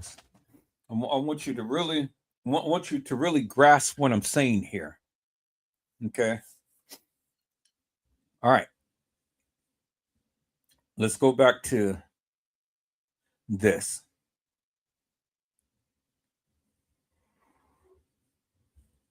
It says the victim was entered into leads as a missing person at 1:16 hours on September the 9th, 2017. Also, a missing persons documentation form was signed and completed. The form was scanned into the electronic file. Says, I was able to speak with the general manager of the Crowne Plaza, assisted me with viewing available surveillance video footage of the hotel, including entrance exit ways of the hotel. The hotel's security system consisting of dozens of cameras that contain hundreds of hours of footage throughout the hotel. Look what it says, people. It says hundreds of hours, not 36 hours. It says hundreds of hours of footage throughout the hotel, not just a specific area. It says throughout the hotel. And blank was unable to locate the victim throughout the surveillance at this time. Peoples.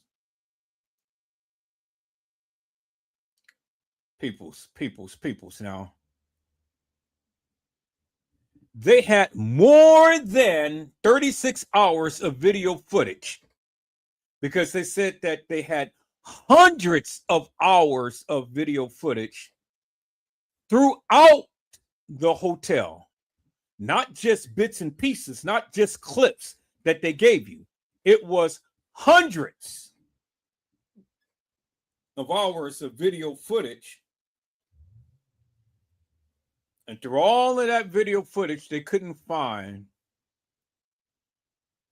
Kenneka.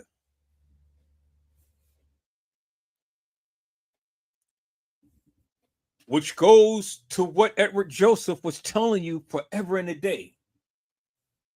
But don't take my word for it, because it's in the case files. It's right there.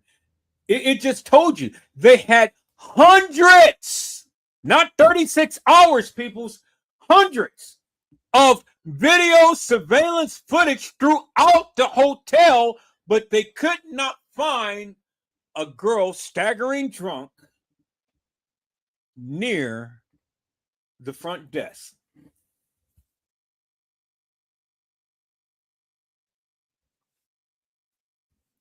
All of that video footage, peoples, hundreds of video surveillance video footage,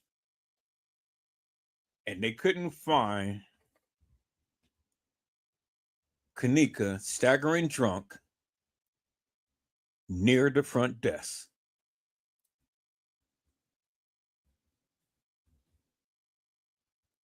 I can't make this up, people. I can't make this up. It's what they said. It's what they said. They told you they had hundreds of video surveillance footage, and they only gave you 36 hours of madness.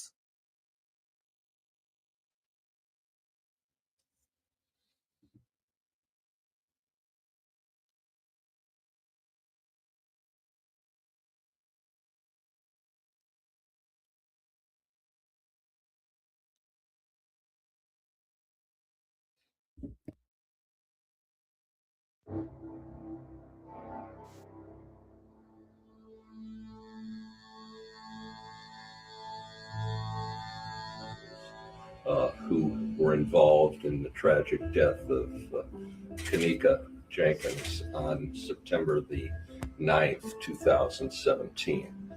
The facts and circumstances regarding Kenneka's death are not entirely clear.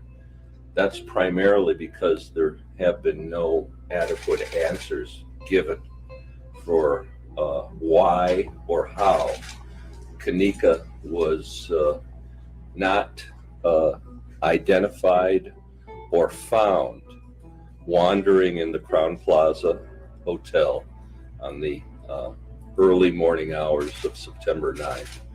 Why and how, although video surveillance cameras clearly indicate that Kenneka was wandering into an area under construction that had a operating walk-in freezer and cooler, and why and how, in spite of the fact that Kenneka's family and friends were at the hotel from the moment she disappeared until the moment her body was found, almost a full day later, more than a full day later, why this tragedy unfolded. Kenneka, as you know, came to the hotel as a guest in the early morning hours of September the 9th. She apparently was intoxicated and wandered from the room and wandered throughout the hotel. Video surveillance at the hotel clearly shows Kenneka wandering throughout the hotel at approximately 3:30, and I'm not being exact. Video surveillance shows her entering a kitchen area that's under construction. At approximately 3:30, so approximately 2 hours later from the time from when she was supposed to have been walking herself into the establishment. Now, that's what Jeffrey Feiger said. Okay. So, approximately 3:30, approximately 2 hours after she comes to, or supposedly had come to the establishment, she's wandering into a kitchen at approximately 3:30.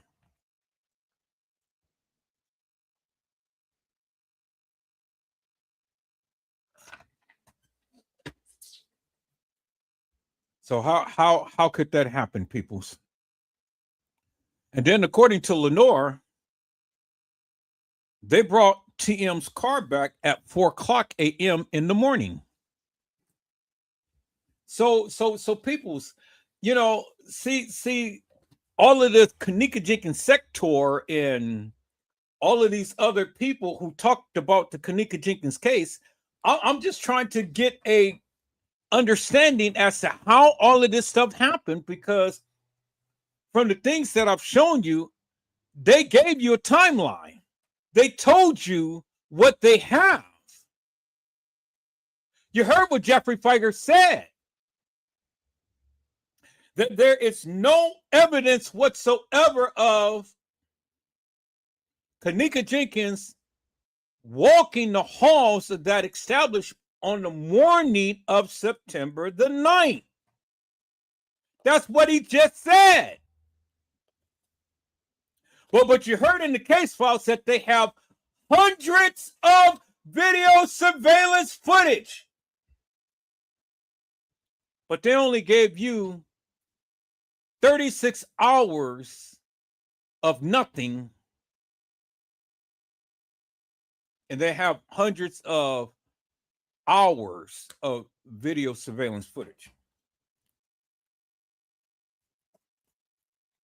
throughout the establishment. So now, peoples, help me to make this make sense. How is it that Kenneka can be at the establishment at 1:13 in the morning, and by 3:30, she's walking herself into a freezer?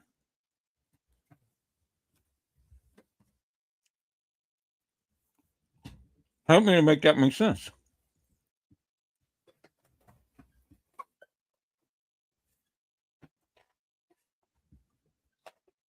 There's your timeline right there. There's your timeline right there, people. Okay. Let me go further.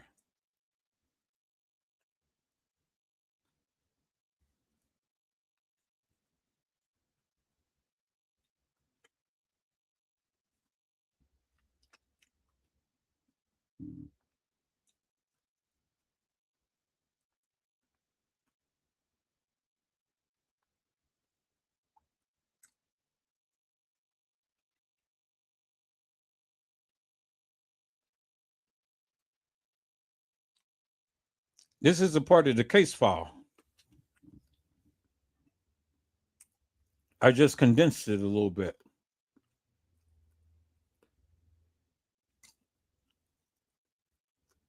And we're going to call that case file up. But what does it say, peoples? It says right here, 3:20 a.m. Saturday. Jenkins is seen on surveillance video staggering drunk near the front desk. According to authorities, the family says that they aren't told about this until 10 p.m. that night.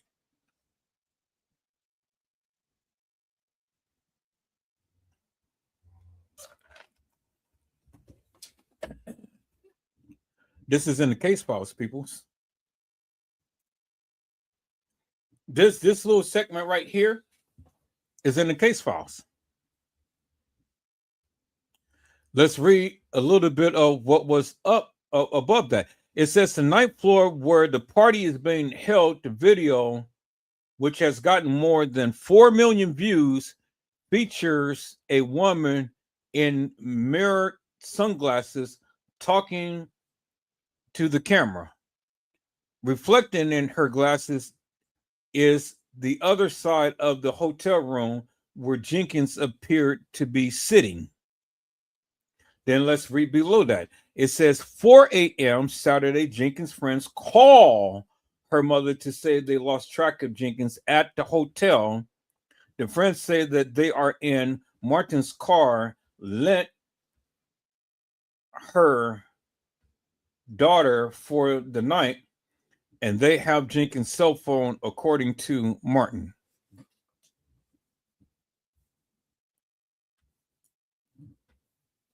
This is in case files, peoples.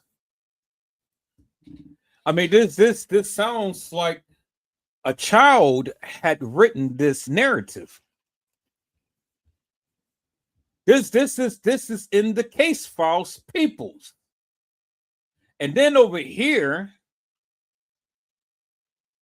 because I took a screenshot of it, it says at 3:25 a.m., Miss Jenkins is seen on closed circuit TV exiting a lower level elevator.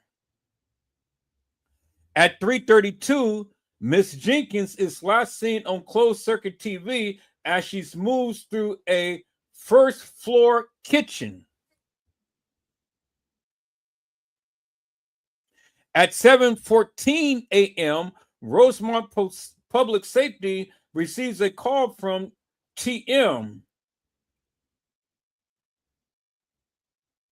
Ms. Jenkins blank, whatever it says, saying that she can't find her daughter. At 12:46 p.m., Ms. Jenkins' sister arrives at the Rosemont police station to file a missing persons report.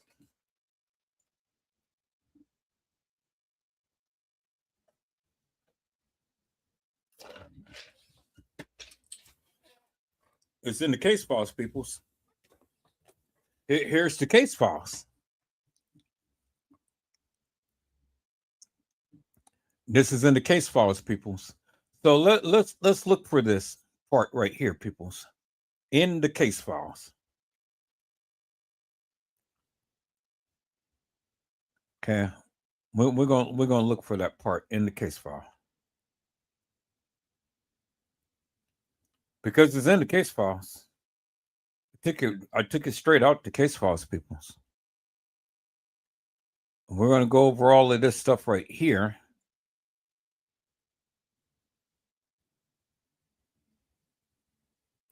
But we're gonna find that part.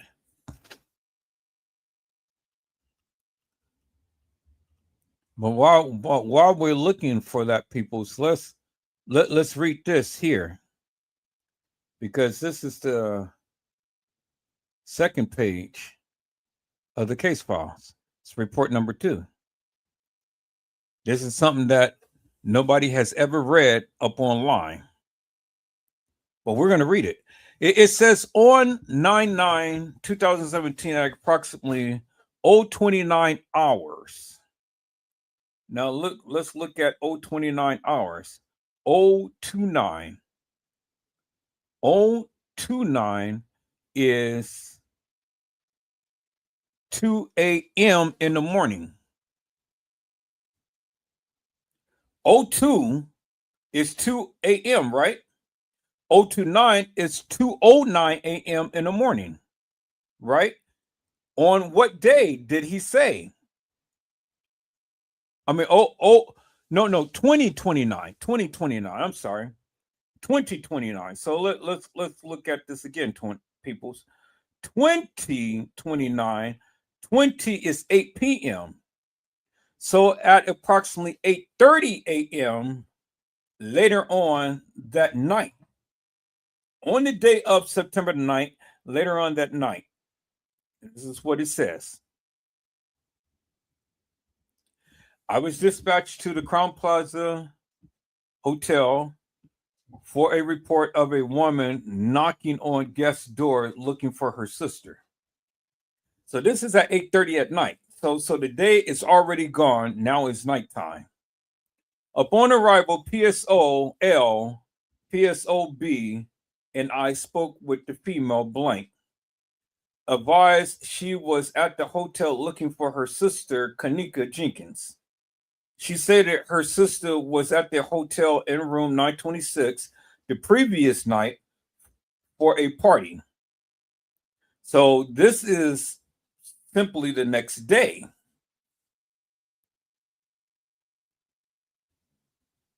Well, it says on 9/9, so it couldn't be the next day. It had to be the same day, but it was later on that day. It was night, but they said a previous night for a party. So that makes a difference right there. People see, this is why you have to really look at and understand what is being conveyed, because Kanika wasn't there for the previous night. Or was she? Because the previous night would have been September the 8th, right? But according to the video surveillance, Kanika came in on September the 9th, the morning of the same day that all of this stuff is happening. But right here, he said, I spoke with the female blank, advised she was at the hotel looking for her sister, Kanika Jenkins. She stated her sister was at the hotel in room 926 the previous night for a party. Well, how can it be the previous night when it's the same day that everybody is referencing in the case files? Do you see what I'm saying? It couldn't be no previous night unless it was a different day. People, you just don't make mistakes like this. Do you understand what I'm saying?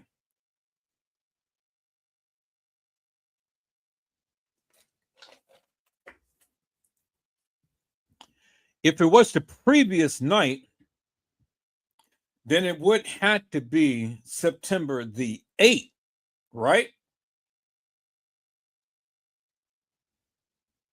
Would have to be September the 8th, not the 9th.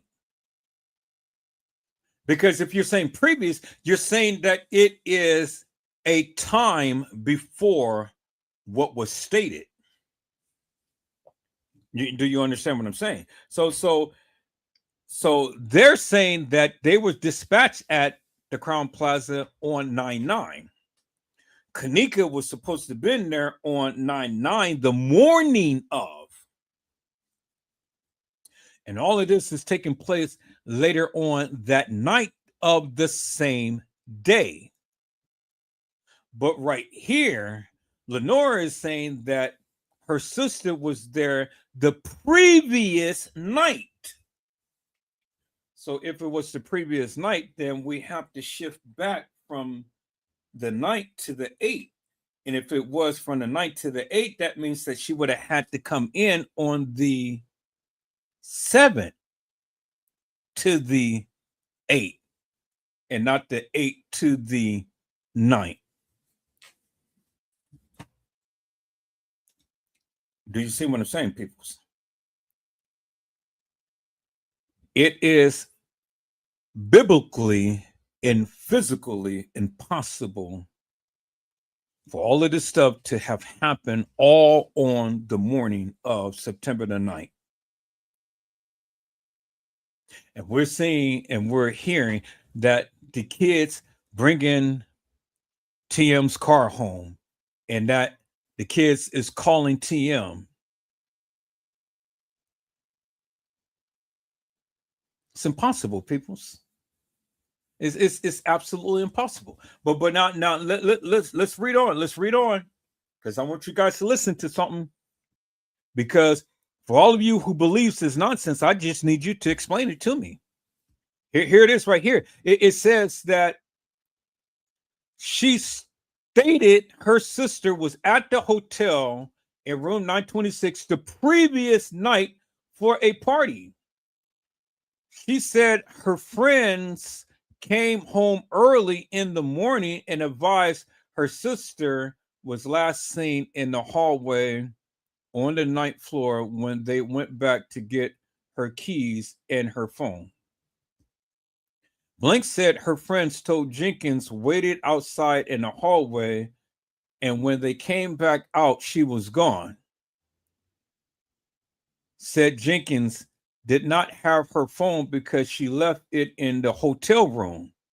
Blank advised her friends,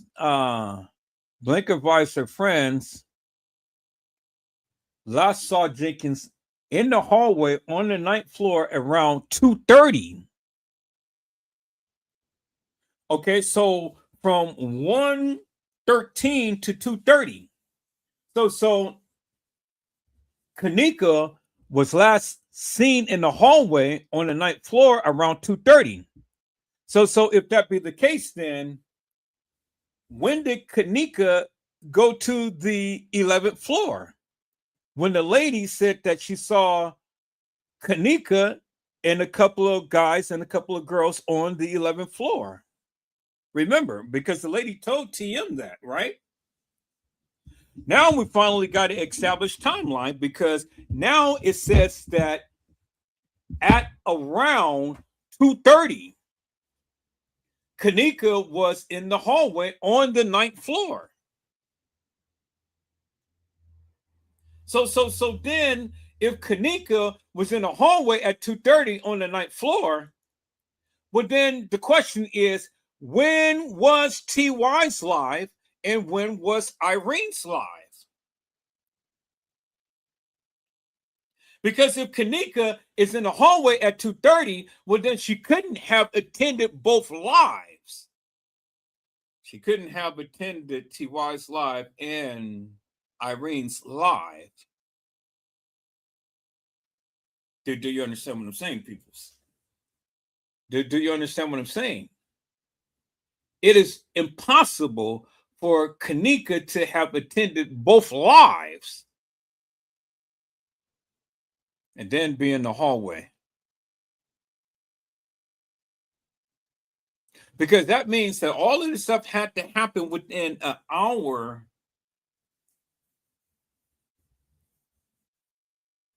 worth of time. She had to be on both lives. She had to get drunk. She had to be on the 11th floor. She had to come down. And she had to be in the hallway. And she had to be walking the halls of that establishment.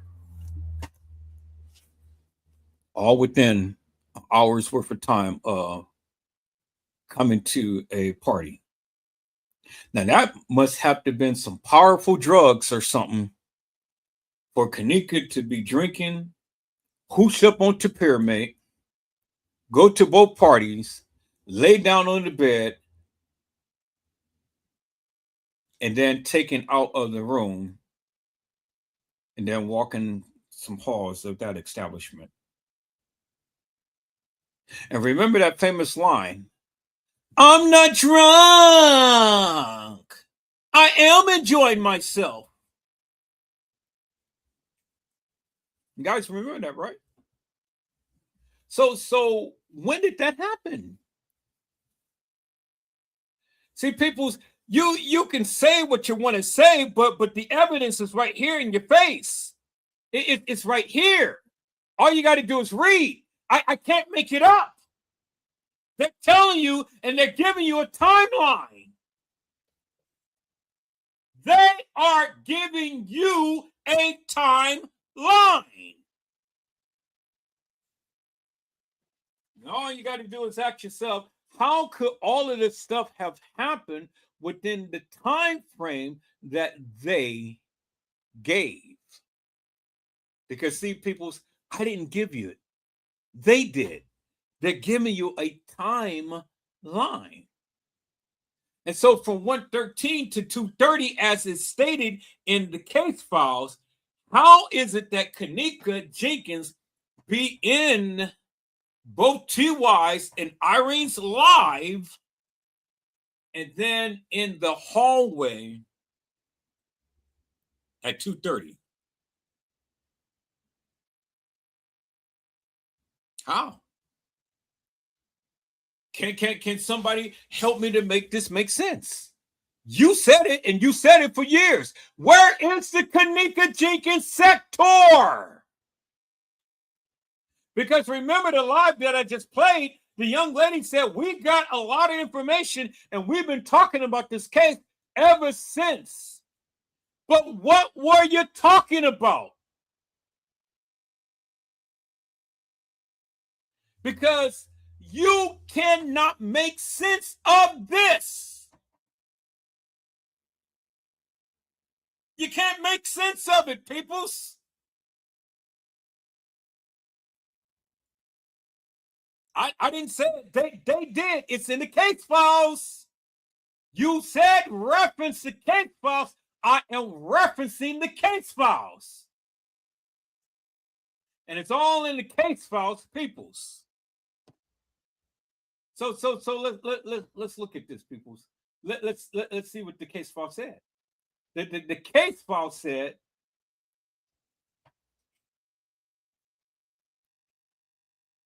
Jenkins did not have her phone because she left it in the hotel room. Blank advised her friends last saw Jenkins in the hallway on the 9th floor around 2:30 a.m. in the morning on September the 9th.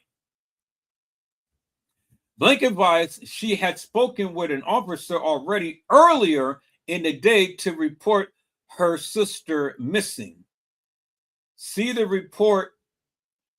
original report for the incident for further information. Okay. See the original report. Original, meaning not the copy, not something that was thrown together later. The original, the very first time that she had made the report and deemed her sister missing.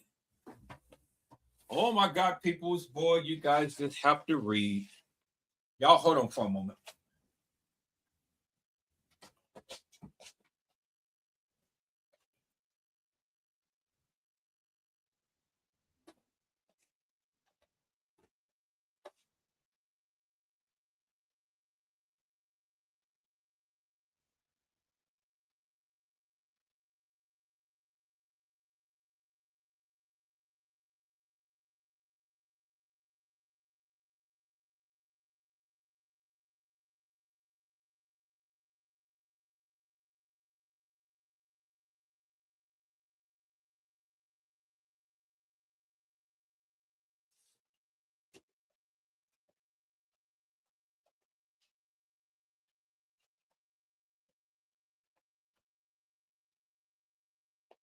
Okay, people, so I'm back.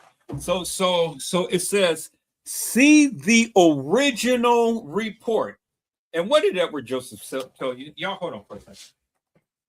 Get me a water.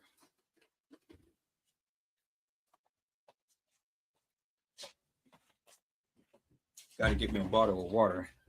Okay, so what did Edward Joseph tell you, peoples? That there was a report made that Lenora had made about Kenneka and stating that she was missing. You guys remember that, right? And I told you there was a report already made. So though there was a report made, there was a report made before this other report was made. Do you understand what I'm saying, people?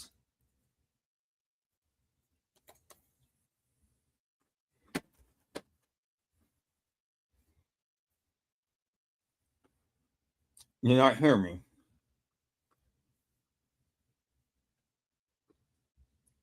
All right. It says, while speaking with Blank, we gathered information from her friends who were with Blank, and they said that Jenkins had arrived at the hotel at approximately 1:30.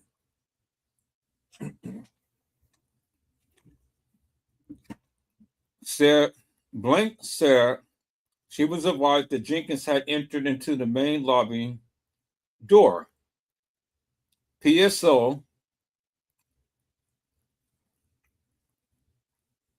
L&B and I spoke with the hotel manager, Blank, about the incident.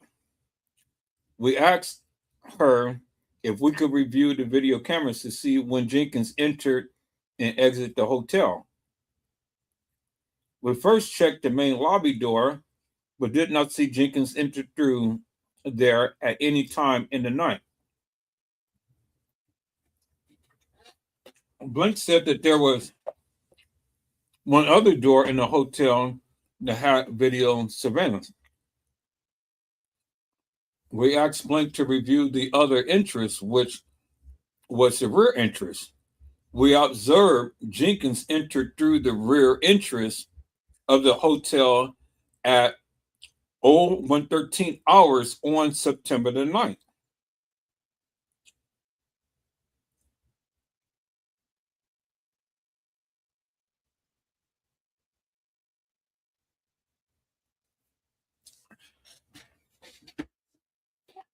We continued to review the cameras to see if Jenkins had exited at any time. We spoke with Blank again, who advised Jenkins had posted a Snapchat video around 2:17. Okay. So think about this, peoples. 113, Kenneka walks into the establishment. 217, Kenneka do a Snapchat video.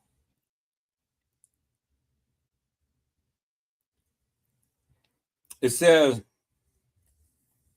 Blink again advised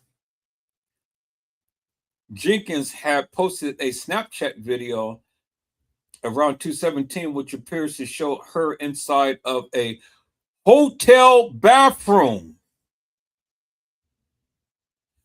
Did you hear what it says, peoples? Did you hear what it said? Okay, listen to what it said. It says that we spoke with Blank, again, who advised Jenkins has posted a Snapchat video around 2:17 hours, which appears to show her inside of a hotel bathroom. We advised Blank that we located Jenkins on video coming into the hotel, but could not see her exit. Blank did not advise that there were any exits she could have left out that would have not been on video. We advised Blank that we would go and check room 926 to see if there was anything suspicious in the room. Okay, so let's go back to this right here, peoples, because this is very important right here. It says, we spoke with Blank, again, who advised Jenkins had posted a Snapchat video around 2:17 hours, which appears to show her inside of a hotel bathroom. Now, was Kenneka the one who had posted that Snapchat video? No, it wasn't. Guess who it was? It was Shemaya. It was Shemaya. But the video wasn't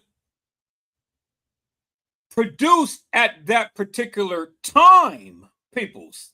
The Snapchat video. And let me show you the Snapchat video, peoples, that everybody could not believe it was Kenneka. Even this other content creator, I've shown you Kenneka, Shemaya, and Monifa in the bathroom at the Crown Plaza. And as you can see, it's in it's in the case files. And they said that they were in the bathroom at the Crown Plaza, room 926, not at the Marriott, not at the DoubleTree, not at Schiller's Park, not at the party on the west side of Chicago. It was at the Crown Plaza, room 926. And it's being referenced over and over and over again. So peoples, if you got reference of this over and over and over again, how could a YouTuber tell you that Kenneka Jenkins was never at the establishment in room 926 in the bathroom? When it is being referenced that Kenneka Jenkins was at the Crown Plaza.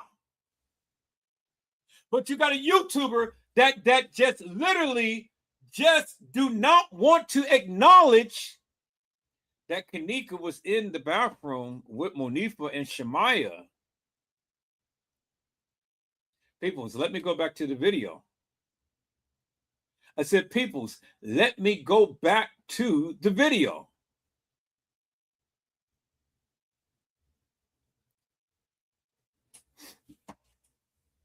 That's why it's so important to read, peoples. So important to read, peoples. It's just so important to read.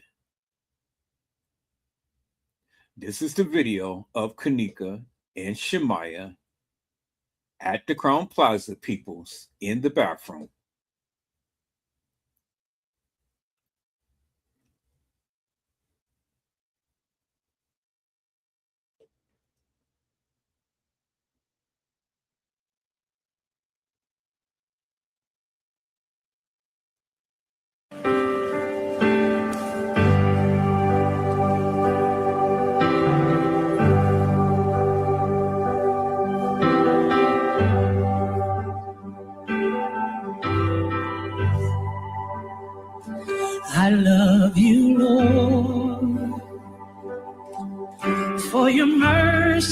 never failed me. All my days I've been held in your hand. From the moment that I wake up until I lay my head, oh, I will sing of the goodness of God. 'Cause all my life you have been faithful. And all my life you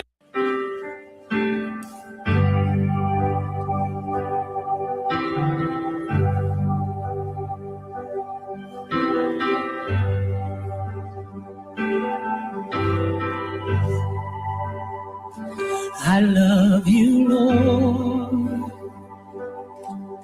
for your mercies never failed me.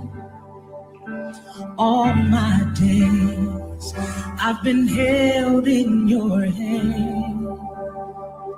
From the moment that I wake up until I lay my head, oh, I will sing of the goodness of God. 'Cause all my life you have been faithful. And all my life you... And peoples, as you can see in that Snapchat video, it was Kanika, Shemaya, and Monifa. And these are the still shots of the Snapchat video, peoples, right here.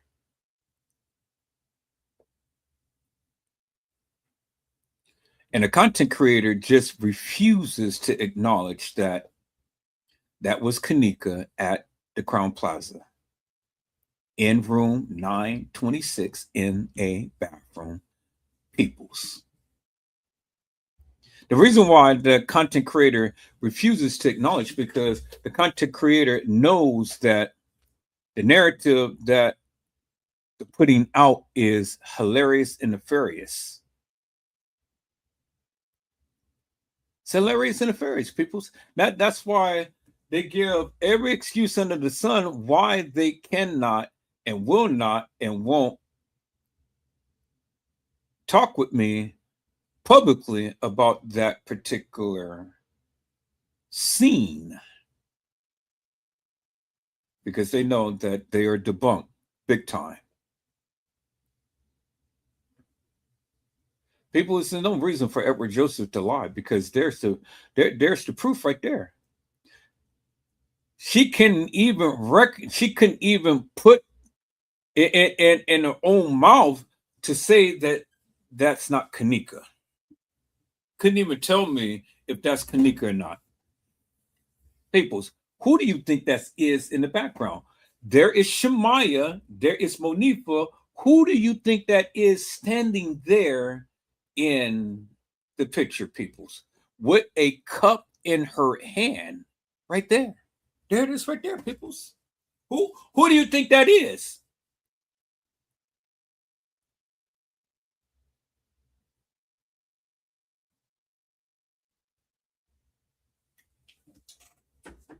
Because peoples, if that's not Kanika Jenkins, well then who is it? Who would Shemaya and Monifa be standing in the bathroom with if that's not Kanika?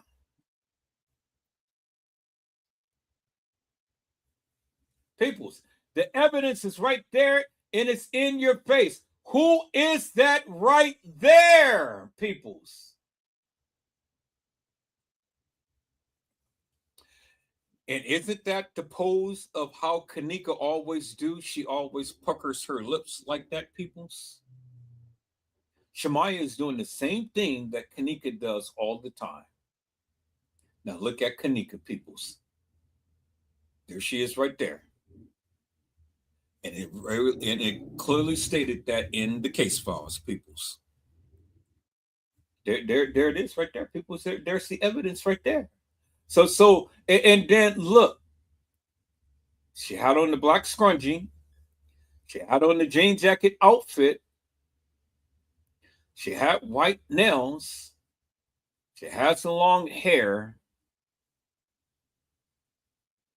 And then you can clearly see the little red band thing on her arm. Right there. People, if that's not Kenneka Jenkins, I don't know who it is. And there she is right there, peoples. And then there she is right there. Because Kenneka all the time has a part in her hair, and look how Kenneka does her lips. And if you know anything about Kenneka, she has a double line in her neck, which is there's a line right there, and there's a line right there. There's Kenneka Jenkins right there in the flesh, peoples. Kenneka Jenkins, peoples. There she is right there. At the Crown Plaza Hotel, room 926, peoples, as is stated in the case files. Unequivocal and undeniable proof that Kenneka Jenkins was at the Crown Plaza Hotel alive in room 926, contrary to what all of these YouTubers and Facebookers has been proclaiming and stuff, that she was never at the Crown Plaza, peoples. There she is right there in the flesh. Clear as daylight. And this is exactly why that the YouTubers will never ever challenge Edward Joseph. They never would, because they know I will make mincemeat out of them. Because they know that their narrative doesn't hold no weight, peoples. They try to say, oh, well, Kenneka was killed at the Marriott and taken to the Crown Plaza deceased. Why would they want to do that, peoples? Why would they want to kill her at some other establishment, take her dead body, and then lie and state at the Crown Plaza Hotel? That doesn't make no sense, peoples. That just shows you the mentality of the YouTubers. And to the extent and to the degree of what they would do to go and lie about this case. I don't understand that. No, I really don't understand that.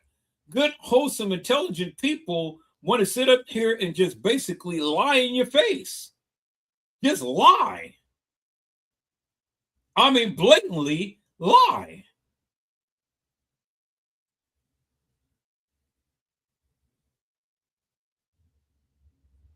Lie in your face, peoples. And for what?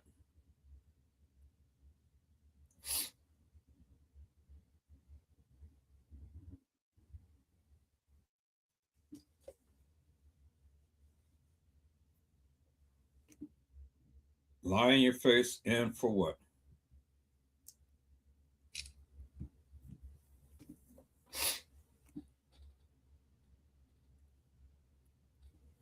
There's the evidence right there, peoples. There's the evidence right there, and it's in your face. So I don't know what more I need to tell you, peoples. Kenneka Jenkins was at the Crown Plaza Hotel. Contrary to what the people had stated. It's in your face, peoples. There it is right there. It's in your face. Clear as daylight.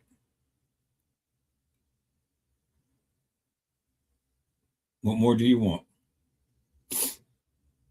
Now you can listen to these hilarious and nefarious YouTubers go ahead and give this spiel about X, Y, and Z, but that it doesn't make no difference, people. It doesn't hold no weight, because at the end of the day, there it is right there. People's is in your face. What more do you want?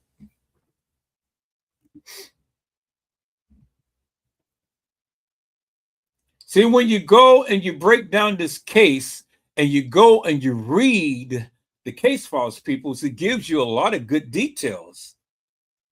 It explains a lot if you just go ahead and read. All right, let's get back into this, peoples.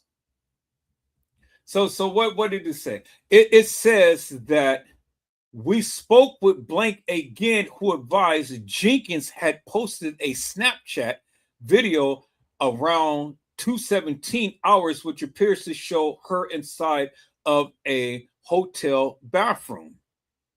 We advised blank that we located Jenkins on video coming into the hotel, but did not see her exiting. Did advise that there are many exits she could have left out of that would not have been on video. We advised blank that we would go check room 926 to see if there's anything suspicious in the room. While Sergeant P, L, and B and I went to room 926, we had blank continuing to check the video. While in room 926, we did not locate anything suspicious at this time. We also checked the stairwells from the top floor all the way down to the basement. At this time, we did not observe anything else suspicious, and Jenkins could have left out of any exit that was not on video. We advised blank of what we discovered at this time and that the hotel management would continue to check the video cameras. Blank provided again with the report number and told her to let us know if she found out any information that would help us. After speaking with blank, Sergeant P spoke with Detective Rose via telephone to pass along the information that we had at this time. Detective Rose advised to keep reviewing video and to check if there were registered guests next to room 926 who checked in at 9:08. At this time, we advised blank we would be leaving, but to contact us if she had any further information. After leaving, the Crown Plaza dispatch received another call from blank about 20 minutes. After us leaving, stated that they have seen Jenkins in a window on the 11th floor. Upon arriving, we spoke with blank again, who stated they saw someone in a window. But wait, they said that they have seen Jenkins in a window, but then when they arrived, they spoke with blank again and stated she saw someone in a window on the 11th floor that may have been Jenkins. Sergeant P used binoculars to get a closer look at the room in question. Sergeant P looked at the room. The drapes were slightly open, but Sergeant P did observe a lot of movement, which had the appearance of a possible struggle. Although blank had told us they believed the window they were looking at was the 11th floor, after speaking with the hotel staff, they advised the floor in question was the 13th floor. Lieutenant Riviere, Sergeant P, and L and I went to the 13th floor and checked all of the rooms on that side of the building. May have seen her. Once on the 13th floor, we confirmed the room in question by entering it with permission from the occupants and shine our flashlight out the window. Blank confirmed this was the room. The movement around the window was the actions of children attending a birthday celebration. I went back down to the 9th floor where Jenkins was originally last seen to speak with guests who were still checked in at the hotel from the night before. I spoke with blank in the room 927, who said he heard people in the hallway the night before, but did not see anything suspicious. I also spoke with blank in room 928, who had advised he heard people in the hallway, but did not see or hear anything suspicious. While speaking with the other guests, the manager blank notified us that she observed Jenkins on video at 3:30 hours in the lower level area of the hotel through an employee's area. We had blank to take us to the area where she observed Jenkins enter. The area show us entered into the employee's kitchen and basement area. Sergeant P, L, and B, and I immediately started to search the basement area for Jenkins. We had Blank to continue to review the cameras to see if Jenkins ever walked back out of that area. We did an initial search of the basement and did not locate Jenkins, but there were numerous offices, hallways, and stairwells to check. We went back to speak with Blank, who advised that up until 6:30 hours, she could not locate Jenkins leave the area she entered. At this time, Sergeant P called the fire department out to the hotel. Lieutenant Riviere and the fire department met us in the lobby to assist us in the search. We all split up, one group of 3 and group of 4 to conduct a more thorough search of the basement area. While searching the basement area, I heard P. Walsh call out on the radio that he had located Jenkins. P.S. Walsh also advised he had located Jenkins in a walk-in freezer in a kitchen in the southwest corner of the hotel near the loading docks. P.S. Walsh advised she was not responsive. When I arrived at the scene where Jenkins was located, she was found inside a double walk-in freezer. There was a freezer door that can be accessed through the kitchen. And once you walk into the initial freezer, there was another door on the left to enter the freezer where Jenkins was. The freezer was running at the time. Now, see, people, let's stop right here and let's analyze all of this stuff for one moment. Why is it so that the case files is so expressive, so greatly expressive when it's describing the details of Kenneka's supposed movements? It never stated that anybody was down in the video footage with her. It stated where she was in the time that she was. It was 3:30. That's what it says. 3:30, she was in the lower level kitchen. It never says the upper level kitchen. It says the lower level kitchen. Let's go back. Let's go back. Let's go back and read it, peoples. Okay, let's go back and read it. It says right here, peoples.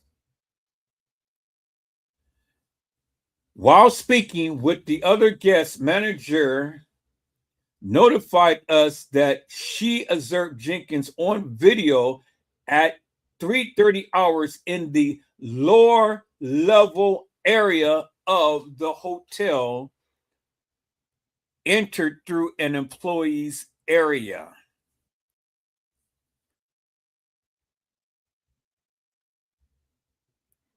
Did you hear what it said? Did you hear what I said, peoples?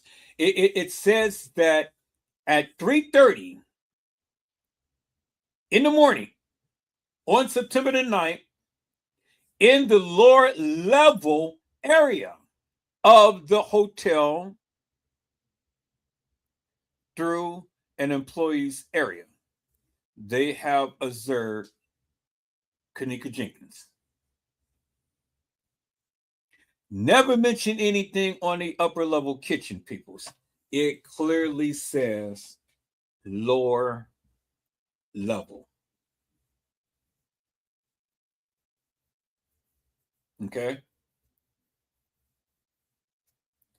It says the area she showed us entered into the employee's kitchen and basement area. Basement area is what, people? It's the lower level, right? Sergeant P, L, and B and I immediately started to search the basement area for Jenkins. We had continued to review the cameras to see if Jenkins ever walked back out of that area. We did an initial search of the basement and did not locate Jenkins, but there was numerous offices, hallways, and stairwells to check. We went back to speak with Blank, who advised that up until 6:30 hours, she could not locate Jenkins, leave that area she entered.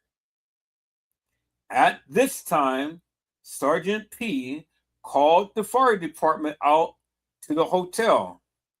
Lieutenant Riviere and the fire department met us in the lobby to assist us in the search. We all split up into groups of 3 and one group of 4 to conduct a more thorough search of the basement area, of the basement area, of the basement area. While searching the basement area, I heard P.S. Walsh call out on the radio that he found Kenneka Jenkins. While searching the basement area, while searching the basement area, while searching the basement area, I heard P.S. Walsh call out on the radio that he had located Jenkins. Walsh had advised he had located Jenkins in a walk-in freezer in the southwest, in a kitchen in the southwest corner of the hotel near the loading docks. P.S. Walsh also advised that she was not responsive. When I arrived at the scene where Jenkins was located, she was found inside a double walk-in freezer. There was a freezer door that can be accessed through the kitchen, and once you walk in the initial freezer, there was another door to the left to enter the freezer where Jenkins was. The freezer was running at this time. Jenkins was found laying on her side, on her left side, with her face down, and she could only see the back of her head.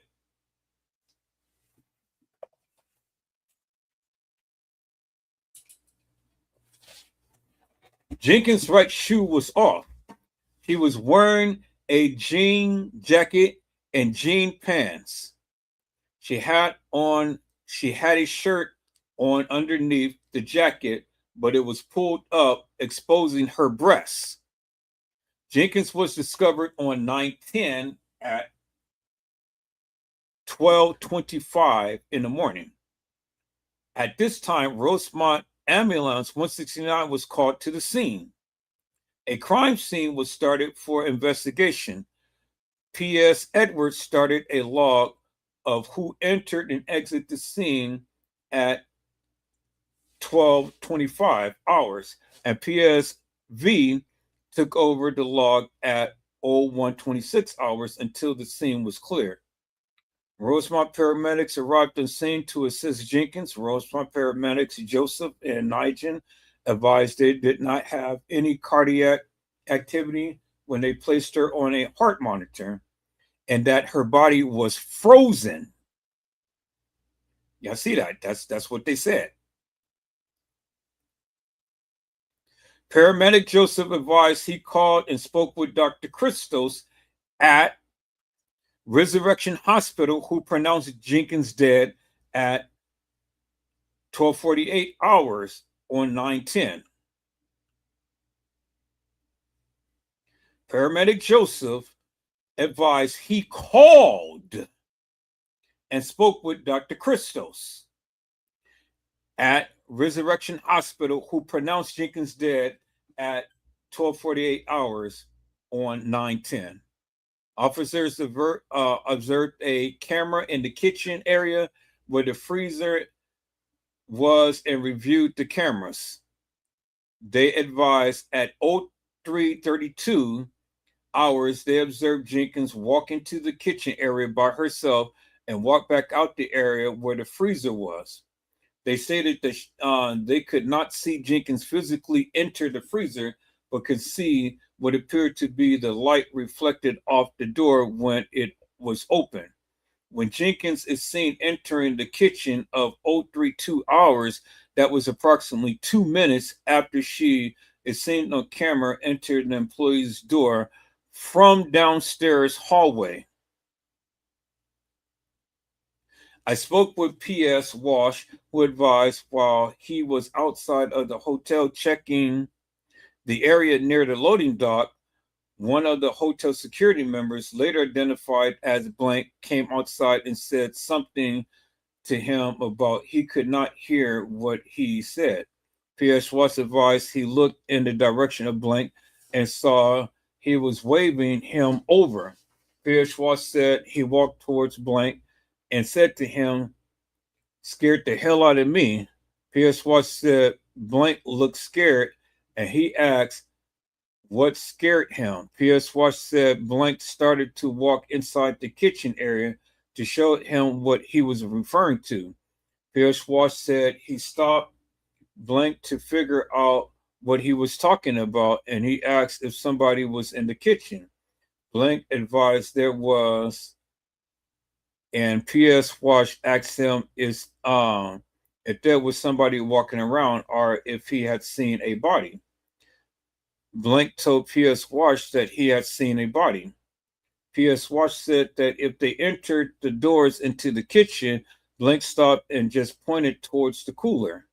P.S. Walsh advised him he walked over to the cooler, opened the door, and advised the light was off, and he did not initially see anything. He said he then realized there was another door inside the cooler. P.S. Walsh said that then he opened the second door into the freezer, and the light was off inside there as well. And the light was off inside there as well. He stated that when he opened the freezer door, he immediately saw what appeared to be a woman lying on the floor face down. P.S. Walsh said that at this time is when he advised dispatch that he had located the female. He said he grabbed her leg to try to shake her awake when he realized her leg was extremely cold and hard. P.S. Walsh advised he did not check for a pulse on her neck, but could not feel anything and did not touch or move her after checking for a pulse. Rosemont detectives was called to the scene to start processing it. After detectives completed their initial investigation, they advised me to call the medical examiner's office. I called and spoke with medical examiner Summers, number 71, on 9/10 at 1:47 hours. I provided Summers with the information we had at this time. He provided me with the case number and advised me he would be out to the scene as soon as he can. Summers arrived on the scene at 03:08 hours on 9/10. Summers advised Detective Rose when he completed his investigation. At the time, I transferred the scene over to Detective Bureau. See Detective Bureau's report for more information. Nothing further. Now, you see people's, look, it is so much, and this is so greatly detailed as far as everything that was supposed to have happened to Kanika. But in the previous report, they couldn't give explicit details as they did here. Now, if you ever take note of reference peoples and stuff, they said that she was in the lower level kitchen. They never mentioned that she came up to the upper level kitchen. All of that was skipped. They just went on from her being on the lower level and then just transitioned to her being in a freezer. Never mentioned anything on a upper level kitchen. But they did mention that it was down by the dock area. So the question is, if she was in a lower level kitchen, how in God's name did she get up to the upper level kitchen within 4 minutes time? How, people? How did that happen? Because clearly they said that she was in a lower level kitchen. Clearly. That was demonstrated, and that was said in the case files. But then it transitioned that she was in a freezer, and it was down the hall from the dock area. And we know that the dock area is not the lower level kitchen. The dock area is the main level kitchen. So how did she transition from the lower level to the main level? And then the case files, it said that it only took 4 minutes. But she was supposed to take a flight of stairs. The only way that you're going to get to the upper level kitchen from where she was, from the lower level kitchen, is either by the stairs or by the elevator, the freight elevator. But she didn't have access to the freight elevator. And in her state of mind, peoples, there is no way that you can reasonably assume that she took the freight elevator just one floor up and then walk herself out the elevator and walk herself into the kitchen and right into a freezer. No way, peoples. No way. So again, peoples, there's your timeline right there. There's your timeline right there. All you had to do was just read. All you had to do was just read, peoples.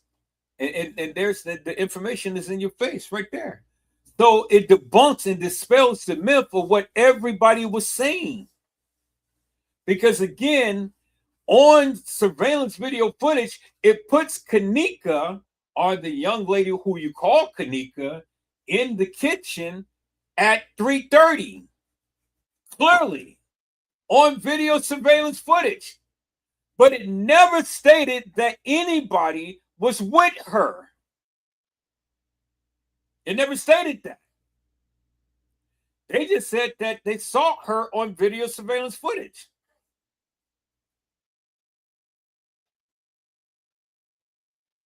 So who's lying? Who's lying, peoples? Because now you got a detailed account of the supposed Kenneka walking the halls of that establishment out of the hundreds of video hours that was captured on multiple video cameras throughout the whole entire establishment, peoples. And all you get is just 36 hours of madness with only about 5 different clips that she's supposed to have been in, and that's it. Out of hundreds of hours of video surveillance footage, peoples. Cover up.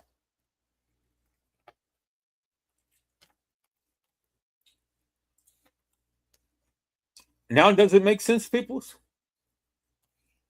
Does any of that stuff make sense? See, because before you even open up your mouth to even say anything, the case files just debunked your narrative.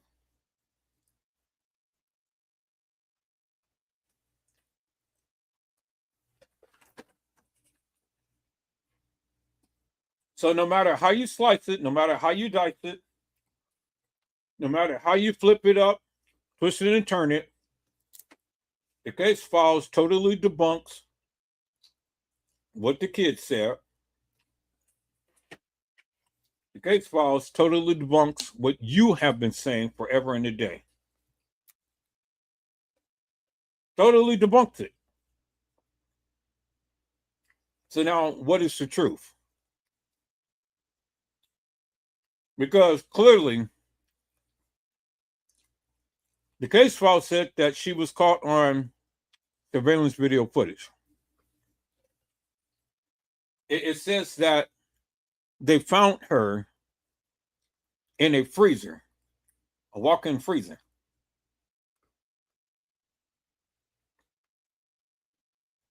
They saw her on video surveillance footage.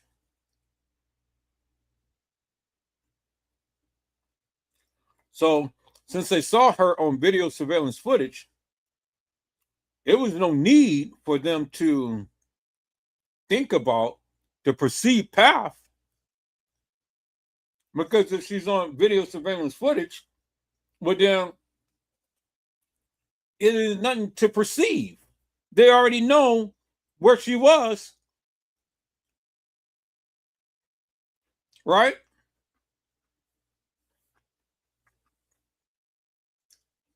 It ain't no perceived path, peoples. If they have her on surveillance video footage, peoples, well, then they already know where she was. It ain't no mistake in the bacon. If it was her, y'all hold on for a moment.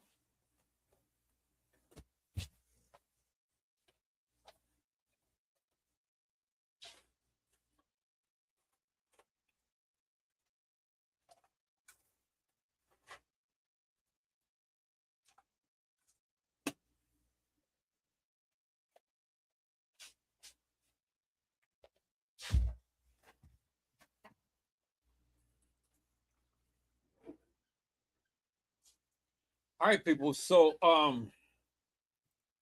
you seen what the case file said, right? You seen what the case file said, and so they can't lie and say that they never seen her on video footage, because if it was her, they seen her.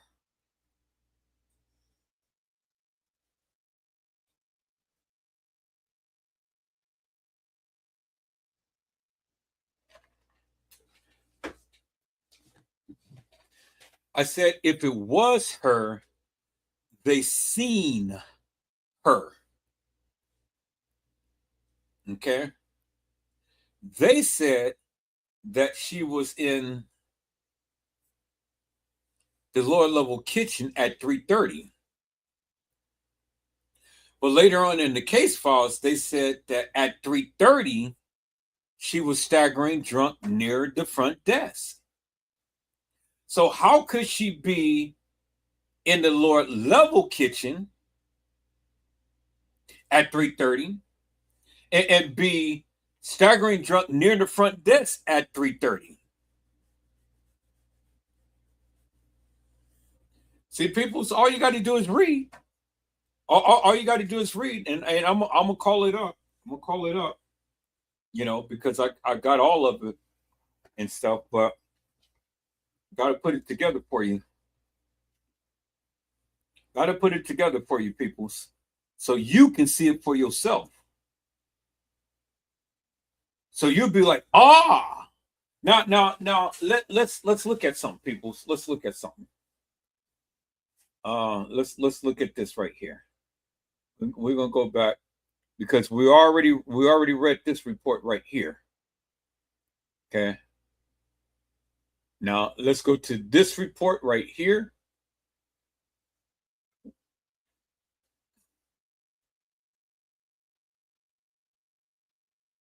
Let's shrink this down a little bit. Okay, and then let's call up this report right here. So I already got that report. Where's the other report? Let's call it that report right there. Okay, so we got both of these reports right here. All right. So you remember what we had read, right? And they had said that the paramedic had called Dr. Christos from the Resurrection Hospital, right? And he had a conversation with him, and then after which they said that he pronounced her dead, right? Okay. Let's look at this report right here. And we're going to increase the report so you guys can see it for yourself. All right.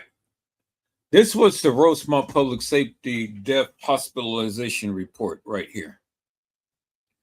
And let's go over it in its entirety. It says body was located inside. The body was lying down. The body was face down. And the body was on the left side. We know that because we just read the case files. And that's exactly what the case file said.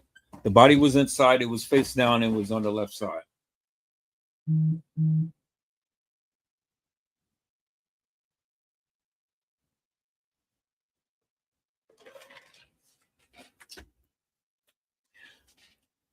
The case files also said that the body condition was cold.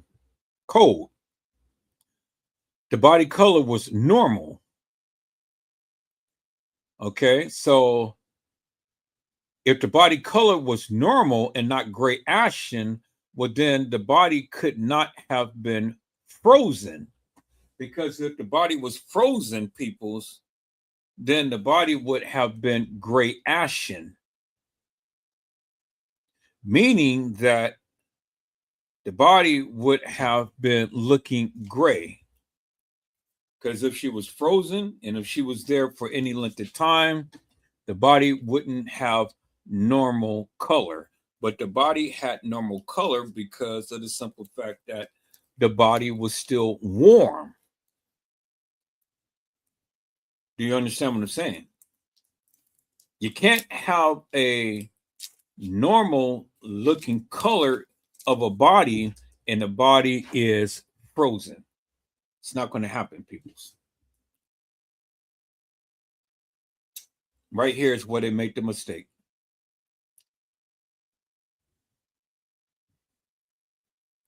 Okay. The body moisture was dry. Unusual condition, the body, they said, was frozen, which we already know the body wasn't frozen. And then they just put scars, marks, tattoos, etc. Okay, but they didn't outline what was the scars, what was the marks, and what was the tattoos.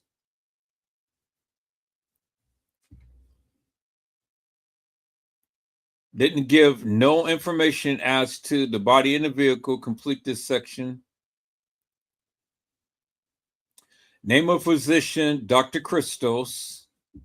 He was the doctor at Resurrection Hospital. Was she treated? It says not being treated.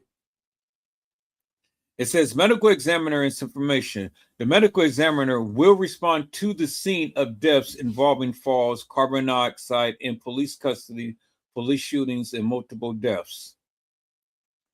Date medical examiner notified was 9/10.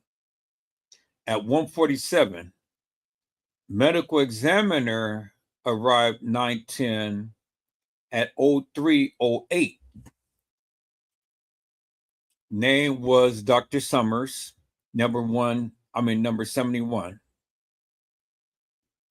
Medical case number.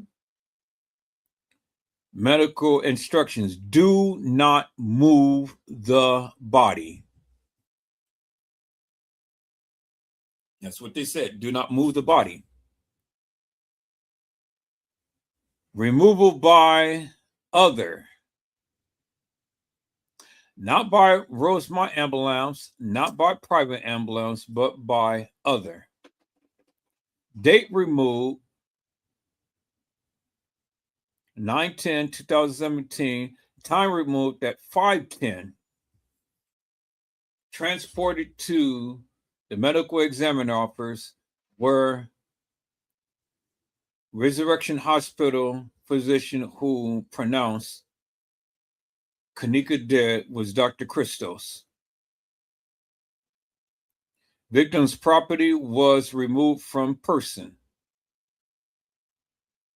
They didn't tell you what was removed or anything. They just told you that there's some items that was taken off her person. Family notification, blank. Relationship is mother, phone number, blank. Address, blank. Business number, cell phone number, no, nothing. Notified at 1:15 on 9/10. So at 1:15 on 9/10, they notified TM that Kenneka is deceased.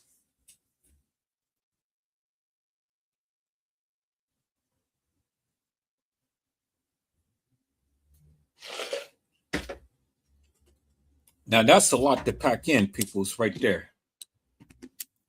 All of that good, juicy, wholesome information right there, that's a lot to pack in. It's a lot to pack in, peoples. And I can't get into it tonight like I really want to because I'm tired. But I'm going to go ahead and I got all of the information. I'm going to put it together. I'm going to present it to you tomorrow if the Lord says the same. And we're going to break this thing down because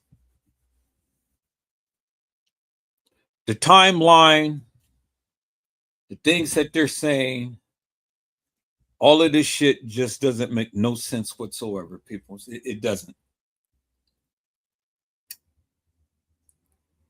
From the time to when all of this stuff was supposed to have happened to Kenneka, but the time to when TM is running like a bat out of hell at the establishment, going off and everything like that, it just doesn't. This shit doesn't jive, peoples. It really doesn't. And this timeline that they gave, it doesn't jive. Doesn't jive. So you have to explain to me, how could all of this stuff have happened within a couple of hours of time, peoples? Because right now, I really don't care what you say when you say that you've been on this case forever and a day, because the evidence is right there in your face. They told you what they told you. And so because they told you what they told you, now my question to you is, how? You explain it to me how all of this stuff could have happened within a couple of hours of time. How? I don't want to hear all of your beliefs and things. No, your beliefs don't mean nothing to me. I just want you to explain to me, how did all of this stuff happen in the manner to which you have been proclaiming forever and a day, and it didn't happen in the way that you proclaimed that it did?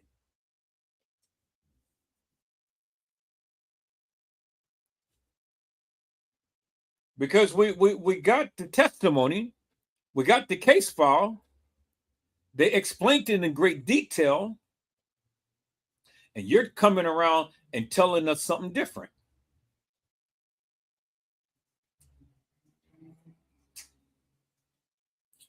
But yet you can't show nothing to bolster your claim.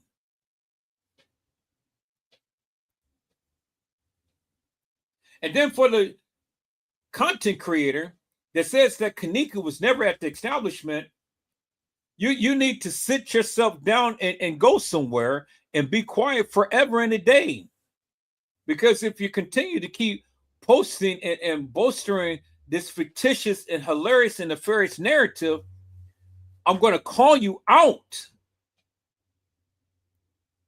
Because you can't sit here and tell me that that wasn't Kenneka in that bathroom at the Crowne Plaza when they clearly told you in the case files, and I clearly showed you in the video, and I clearly showed you in the pictures. And you have yet to show me one picture that Kenneka was never at the establishment or was at the Marriott or was deceased at the Marriott.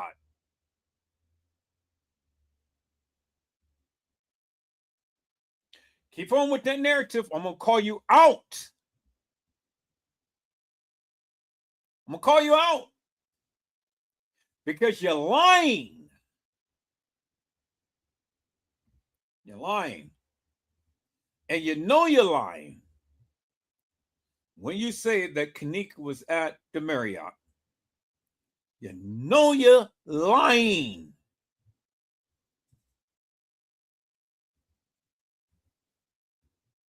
She was never at the Marriott. You can never show no information whatsoever that Kenneka was ever at the Marriott.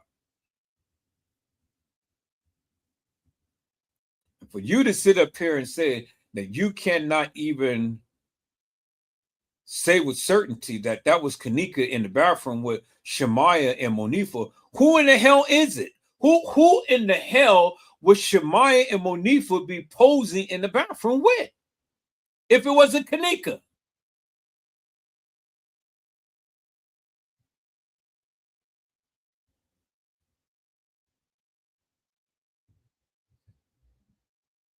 Boy, people, man, see, this is why I love doing what I do.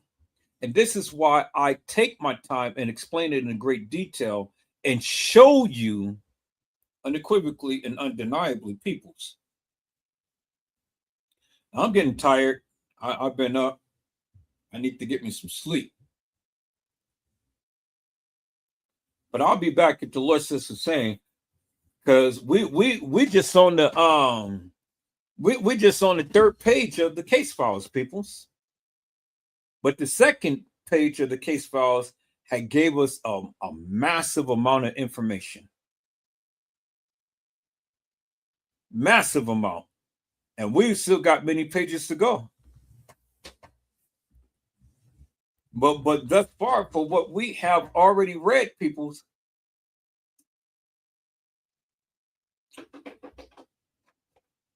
it totally debunks all of these people's narratives. Totally. They'll never come onto my live to explain themselves because they can't. Because they have no basis whatsoever. None. Because see, the thing is, the case files totally debunks everything that they ever said.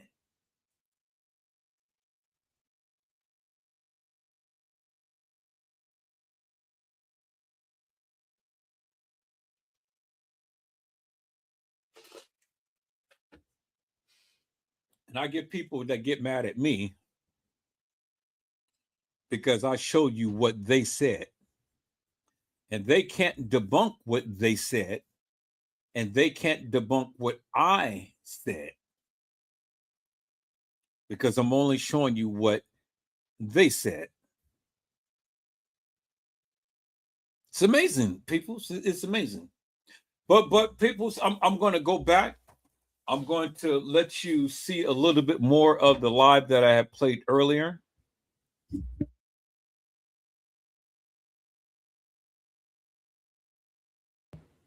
And then I'm going to get off of here.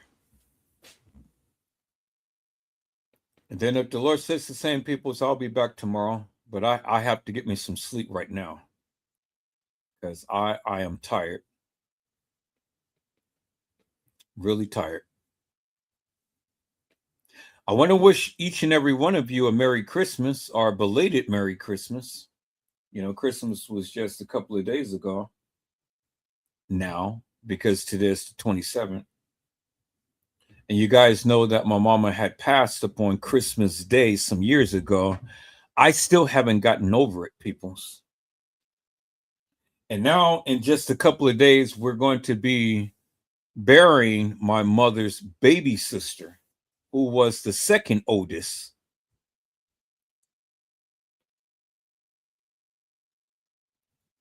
And so, you know, it's taking its toll, people. It really is.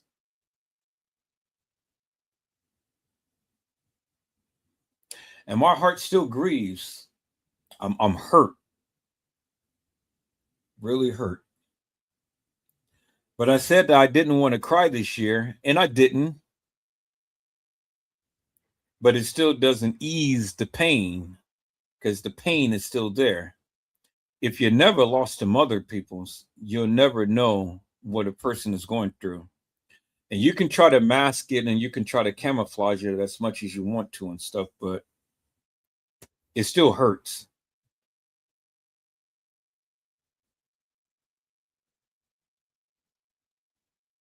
And although I didn't sit and cry all day long, I did cry, but I didn't cry all day long. You know, I didn't go through all of what I've been through beforehand.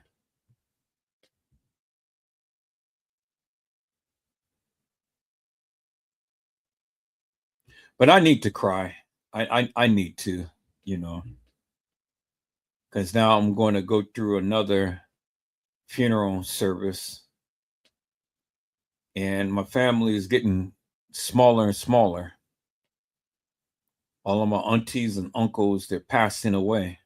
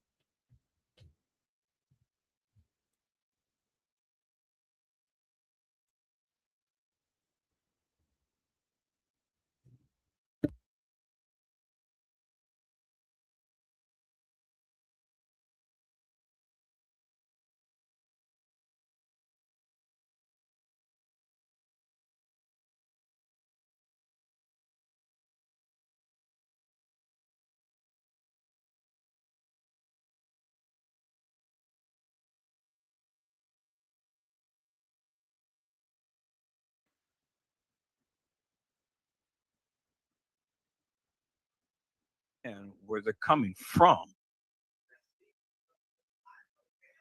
So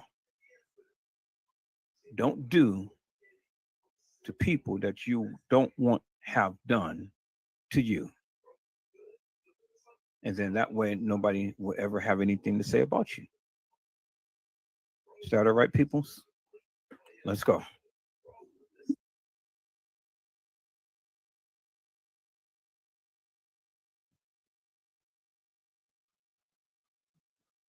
They desecrated her body, peoples. It was the murder mystery game. It was a ritual night, a satanic ritual, a murder mystery game. People, you cannot go from a freezer picture to a gurney picture at a funeral home and then looking like this decomposed on the gurney to be identified. Jenna, to you, you can't, man. You can't. You can't go from a freezer picture to a funeral home picture to a gurney picture. You can't. That clearly shows you people cover up.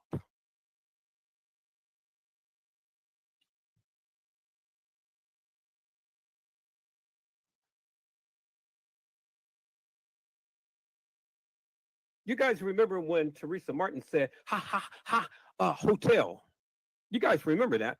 Well, let's look at this other picture that is attached to that, peoples. Now, they tried to say that this was Kanika at a hospital, but that wasn't Kanika. Peoples. Is it all making sense now, peoples? Is it making sense, peoples? Kanika Jenkins dead on the gurney, peoples. Look at her eyes, peoples. See that? Look at the eyes. Look at the nose, peoples.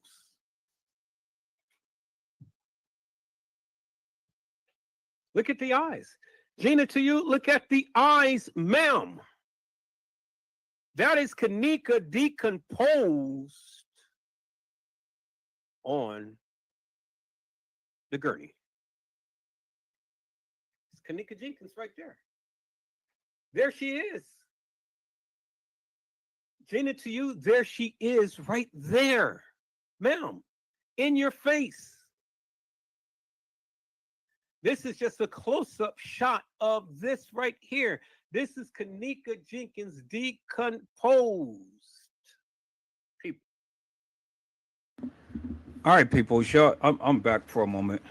See, I try to be nice to people and things, and they still just continue to keep on pressing me. And when people do that, then I just have to make them a believer. Now, Angela Jones, get the fuck out of here, bitch. You blocked.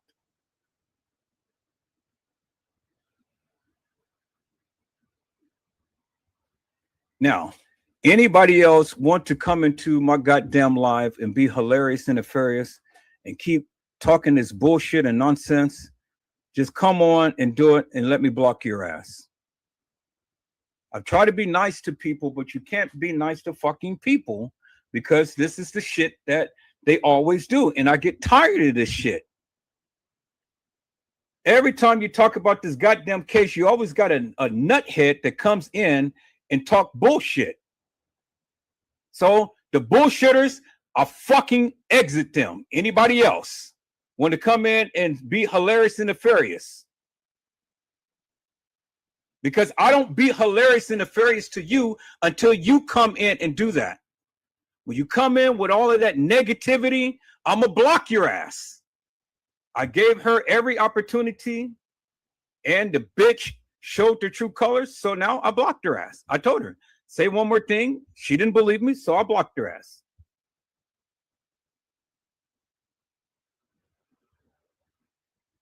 Nah, I didn't show. I got all of her comments. All of that negative shit is blocked unless I show it. Only me and my moderators can see what she's saying. Peoples, I'm not going to block people just to be blocking people and things. But what I'm not going to tolerate in this chat room and on this live is disrespect. You came here. And if you people cannot obey by the simple rules and be respectful to me and everybody in here, get the fuck out of here. I don't need you in here. That's it. That's all. We can have a disagreement. I don't care about all of the disagreements and stuff, but when you want to ramp it up and be all with that hilarious and nefarious bullshit and nonsense, I'm going to eject your ass from here.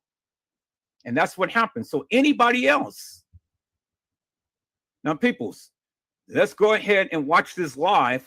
I'm going to take my babies, and then I'll be back, and me and Joanna will talk. Let's go.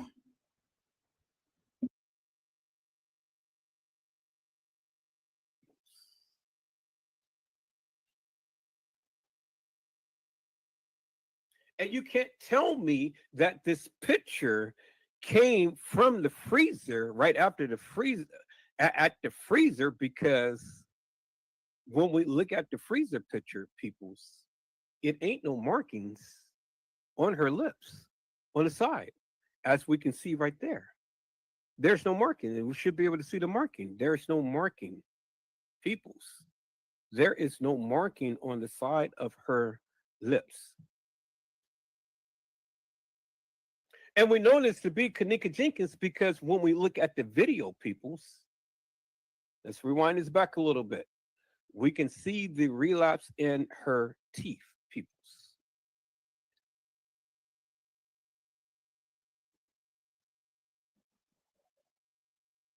All right, let's wind it back a little bit when she was speaking.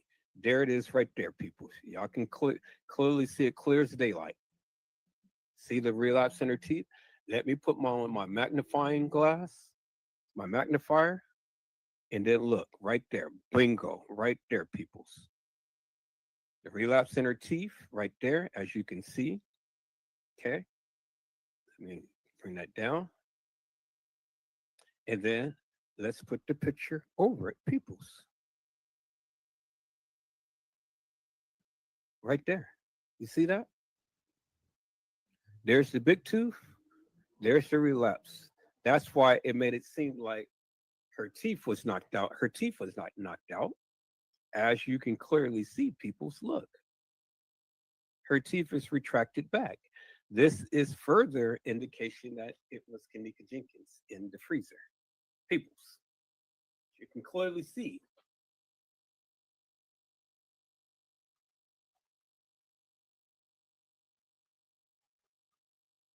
That's Kenneka, peoples. Kenneka Jenkins.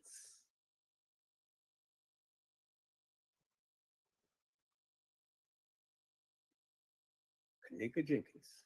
And see how Kenneka Jenkins' face is rounded? See that? Now, we can see Kenneka Jenkins right here. So now let's look at the other photo people of Kenneka Martin. Because many of you say this other girl is Kenneka Jenkins, but it's not Kenneka Jenkins, it's Kenneka Martin. So let's call up Kenneka Martin peoples, because it is a big difference between Kenneka Jenkins and Kenneka Martin. This is Kenneka Martin. This is Kenneka Jenkins, peoples.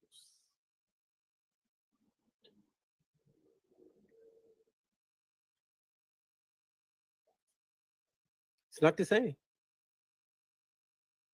It's not the same. Kenneka Martin has bigger lips, peoples.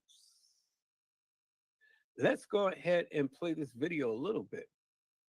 Okay.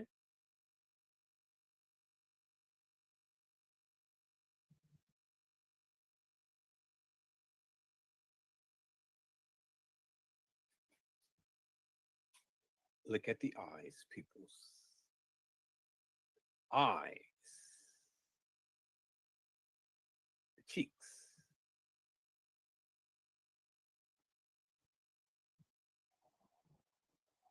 See, I'm so glad to be able to just do what I do, peoples. Look. Do that look the same, peoples? Does that look the same? Do they look the same, peoples?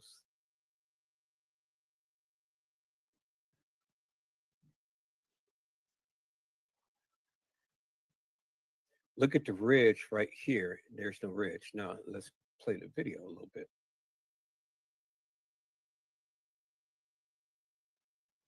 Look at the face, peoples.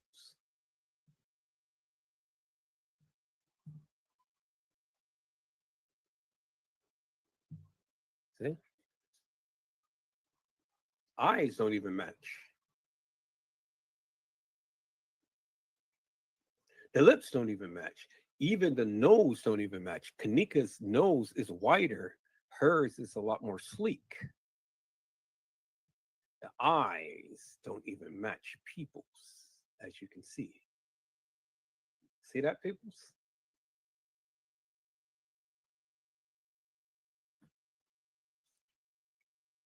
Kenneka is always goofy and funny.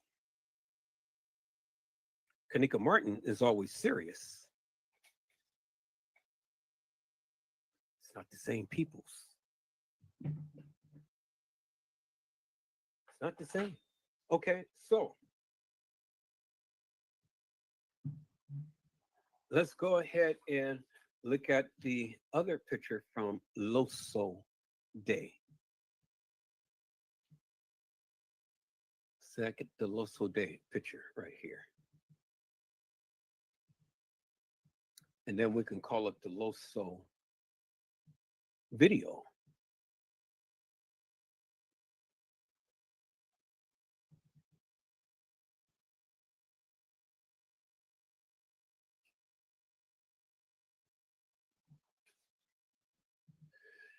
So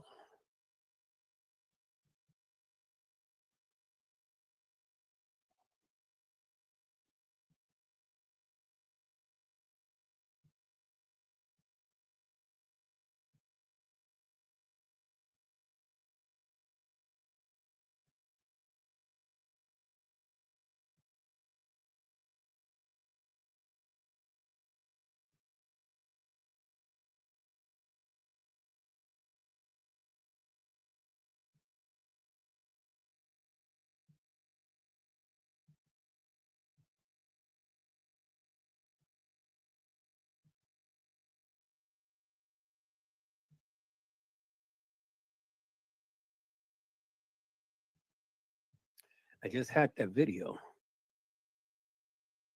Did I cut it out?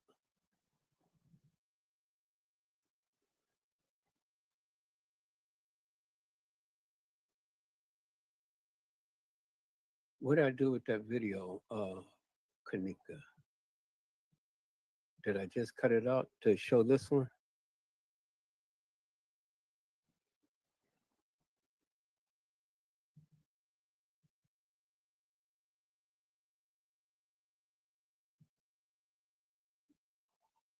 Just had that video up. What did I do with that video, peoples? Hope I didn't close it out. I don't see it down here. Okay, I got all of that, but I don't see it down here.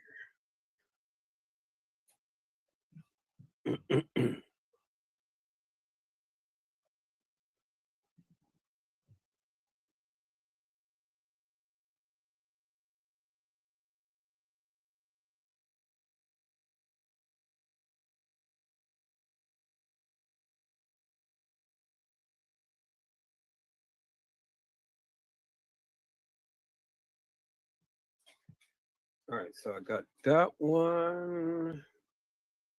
Where is that video that I just had just now? Okay, I got that one.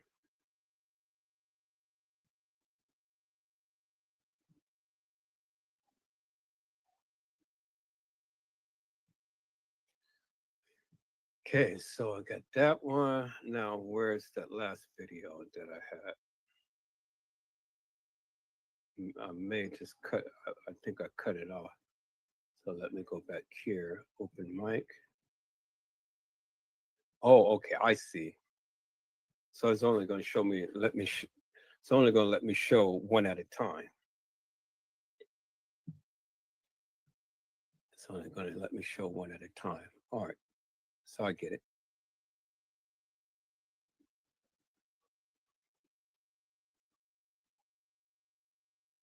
Yeah.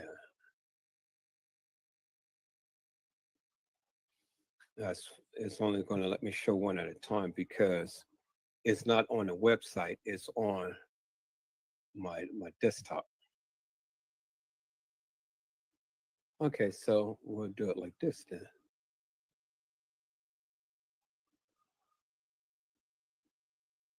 We'll show her in movement to a degree.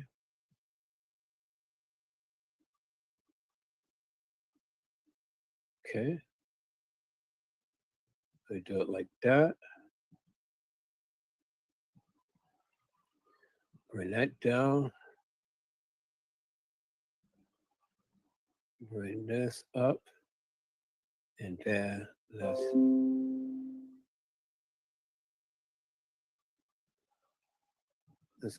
let's do it like this. All right.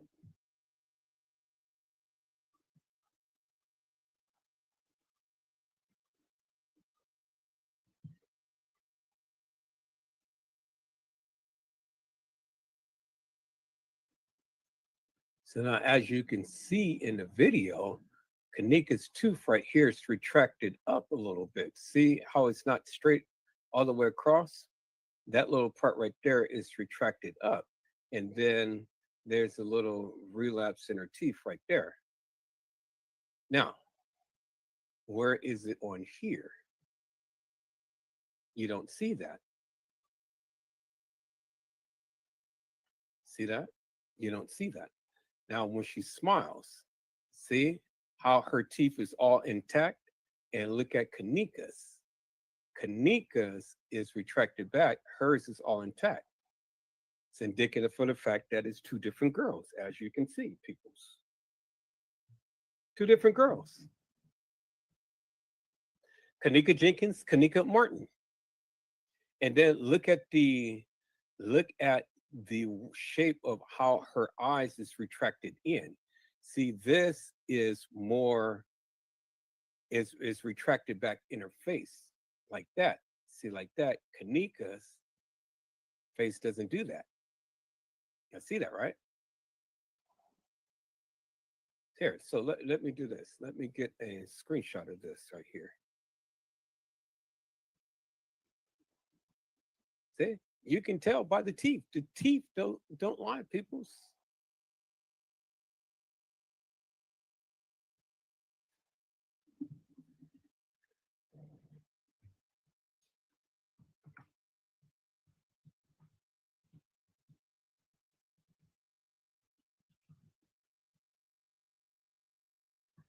All right, so I saved that. So let's go back here.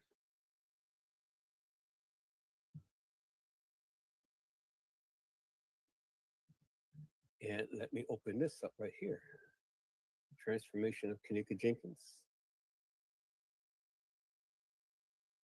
All right, so I saved it in a transformation of Kenneka Jenkins. Here it is right here. Okay, and then let's open up that one.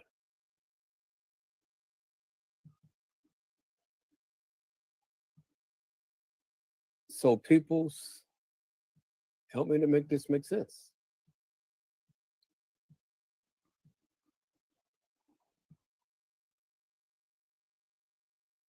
Kenneka Jenkins, right here to my far left, Kenneka Martin and Kenneka Martin. Because remember, Kenneka Jenkins has a retracted tooth right here on the top. Well, in this, you don't see no retracted tooth. And then in this, you don't see no retracted tooth. And then in here, she has the same retracted eyes in the head, as you can see here. See that? Same. See how is pushed back? And look at Kenneka's. Kenneka's is not pushed back. See that?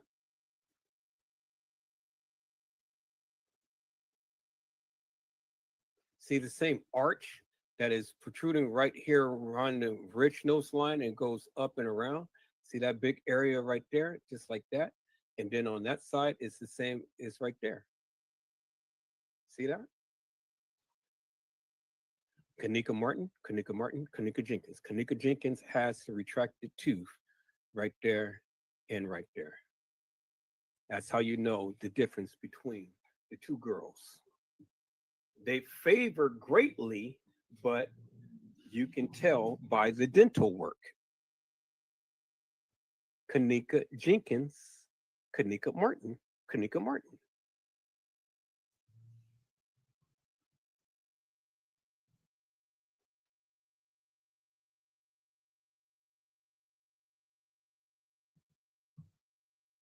Kenneka Jenkins, peoples.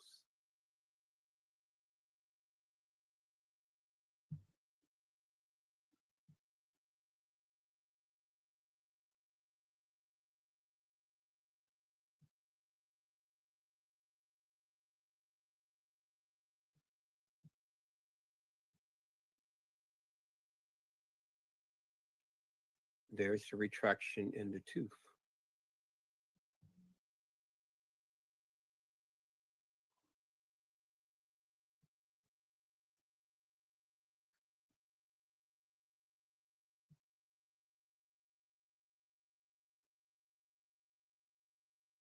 Where is the retraction in the tooth? It is none. Right there.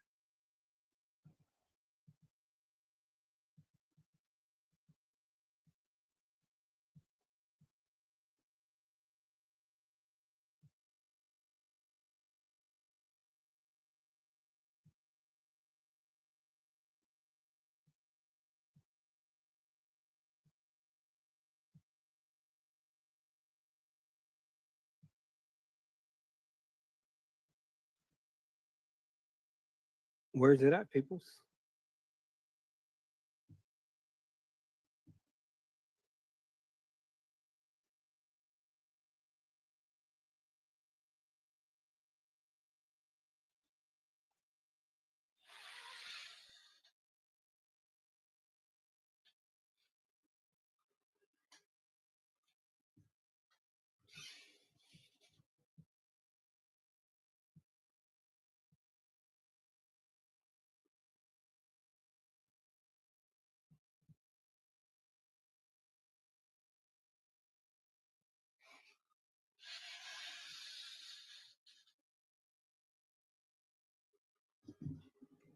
Can anybody answer the question?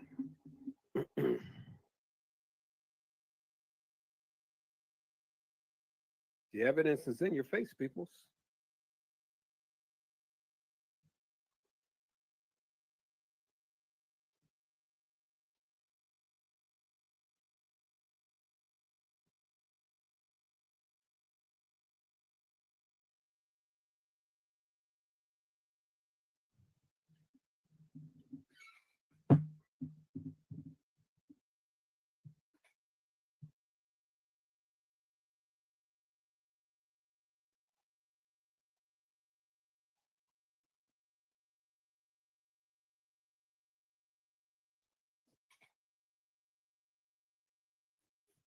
Can anybody answer the question, peoples?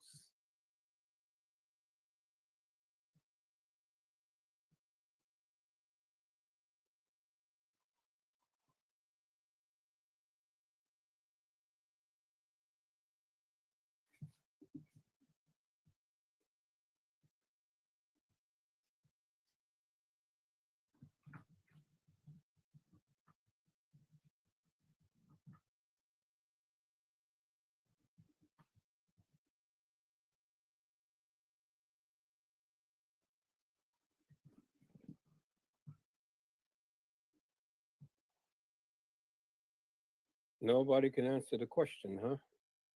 No, nobody dares to come on Edward Joseph Let's Talk Live to answer the question, huh? It's amazing.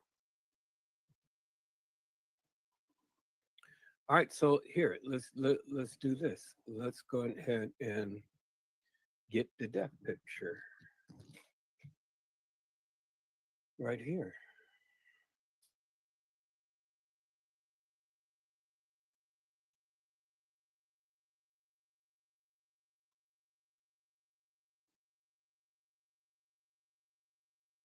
No. Before I get the death picture, let me get this picture. This is the picture whom they said is the real Kenneka Jenkins. This is what Loyalty had said. Do any of these girls look like her? This is what Casey Chloe O'Vera Sanchez Medina had said is the real Kenneka Jenkins.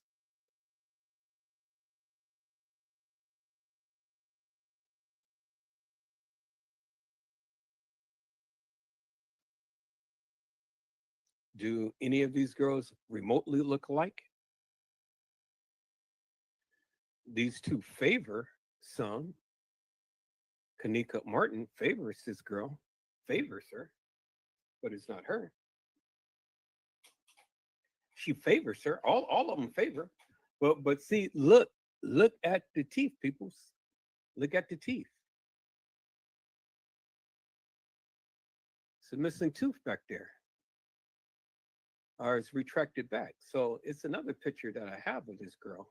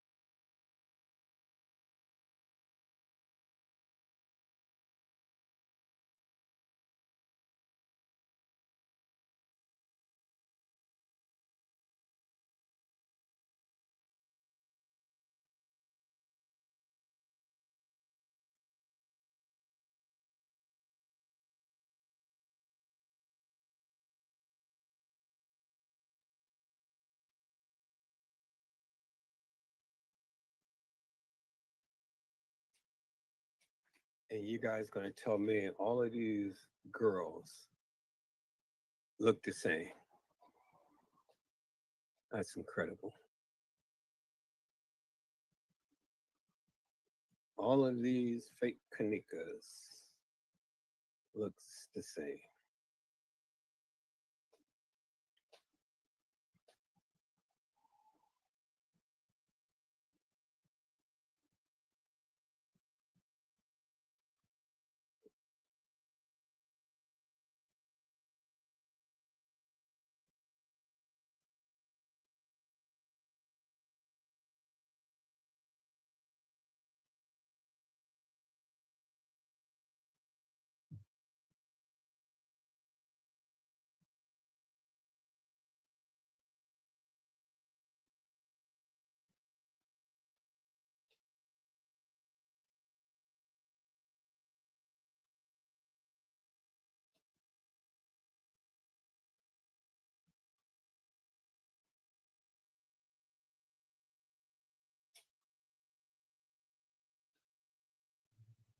Do they remotely look alike, peoples? And let me go ahead and bring that third girl in right here. Where's she at? Oh shit, I gotta call her up separately. So let me go ahead and call her up.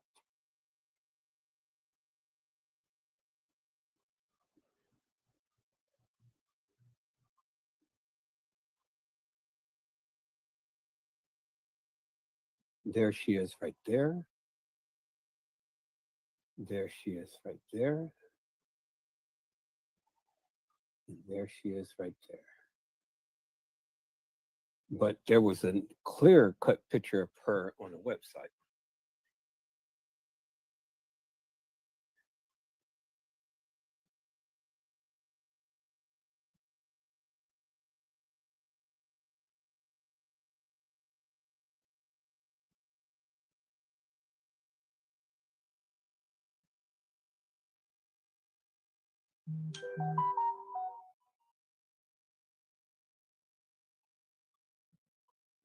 Okay, and then there she is right there.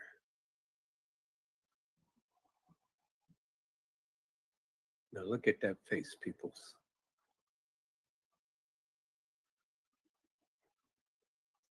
Now, tell me if, tell me if this girl looks like Kanika Martin, peoples.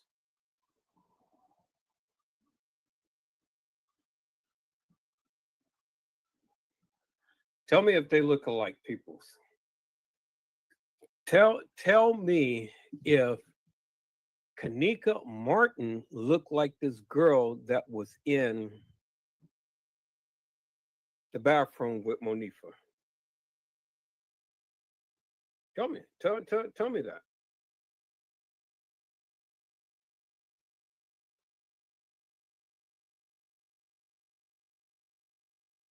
Tell me that, people. Does that girl look remotely alike this girl here? You can't tell me that that is Kanika Jenkins, peoples. You can't tell me that that is Kanika Jenkins, peoples.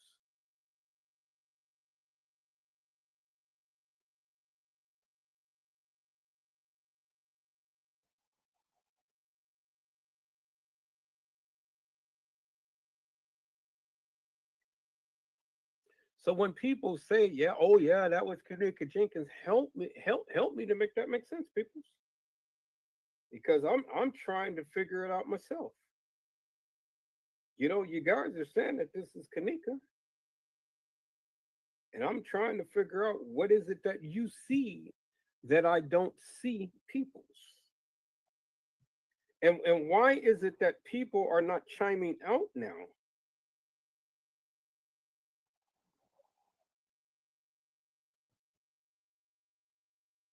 Why is it?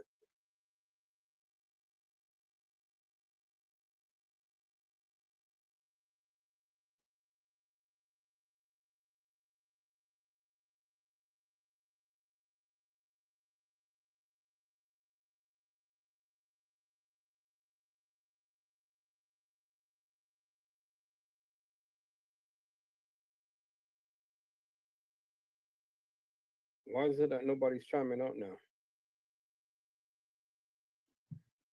So, does that look like Kanika Jenkins, peoples, or Kanika Martin? Well, Casey O'Vera Sanchez Medina said that is. Does that right here look like Kanika Jenkins or Kanika Martin, peoples? Does she look like her? Is that the same girl? Look at this picture right here. Look at this picture right here, peoples. Is that Kanika Jenkins, peoples? Look at the picture.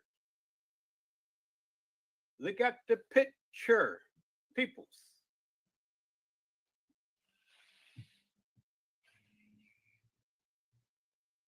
Is this Kanika Jenkins or Kanika Martin, or is this the same girl, peoples?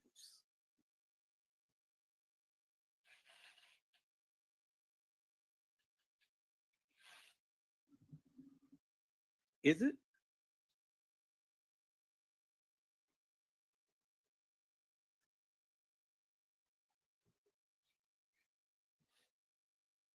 This girl don't even have on the same type of jacket as Kanika Jenkins that's in the freezer.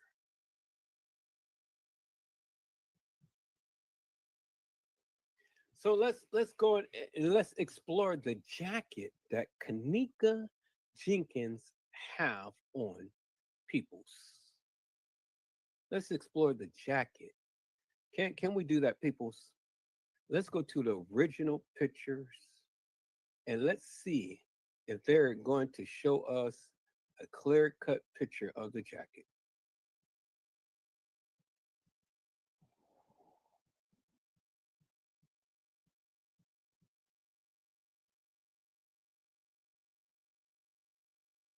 So this is a stairway. This is supposed to be the way that she's supposed to walk up the stairs to go right into that kitchen.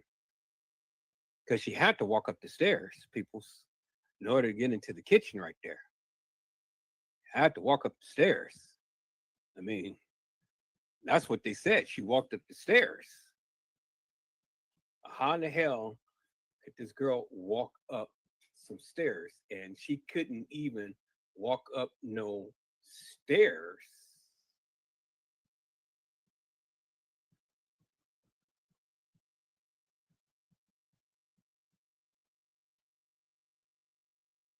From the other side. So she couldn't walk up the stairs from the other side. What makes you think that she's going to walk up these stairs? So let's look at the redacted.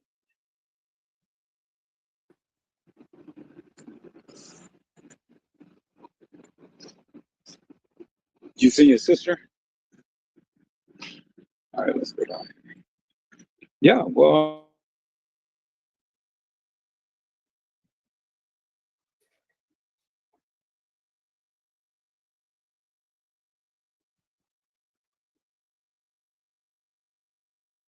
So let's look at the redacted peoples. See if there's any similarities to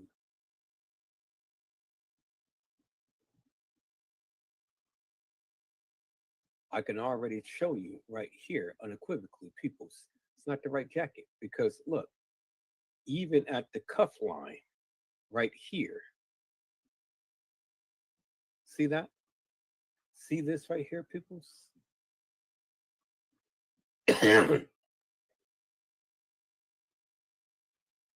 See this right here? This is more grayish. This is more bluish.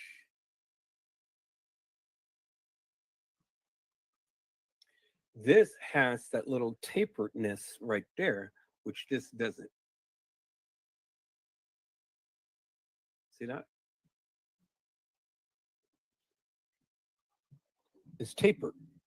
Has that little white streak or whatever. This doesn't.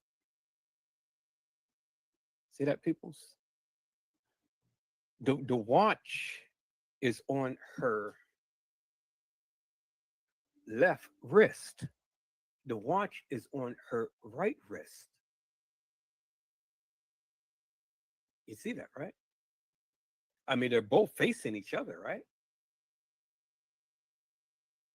So Casey Cloy or Vera Sanchez Medina said that, oh, well, because Monifa is taking a picture of them, then it's in reverse.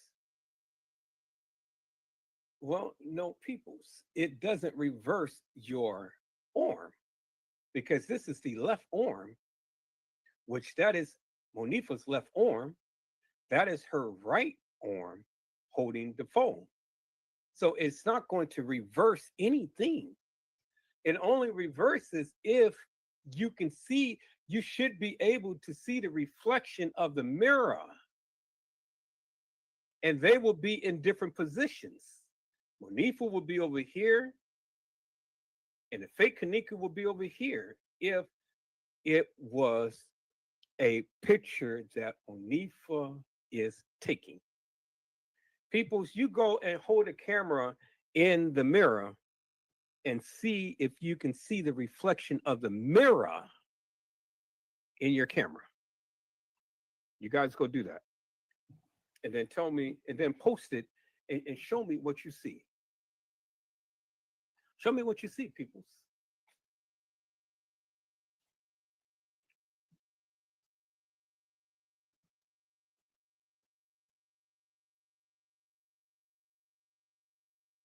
The pants don't even match. The jacket don't even match the pants. Which, as we can see in Kenneka's, Kenneka jacket and pants matches. This girl jacket and pants don't match. Kenneka Jenkins' jacket is darker and more bluer. This is a lot more faded.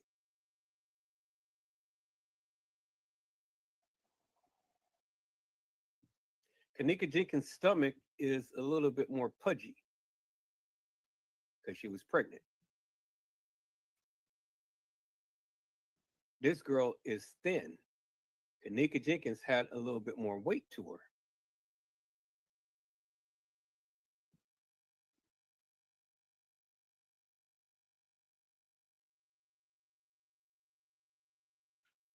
They tried their best to, make it look like her. They tried. They really tried, but they didn't succeed, peoples. They couldn't fool nobody. The jackets don't even match, peoples.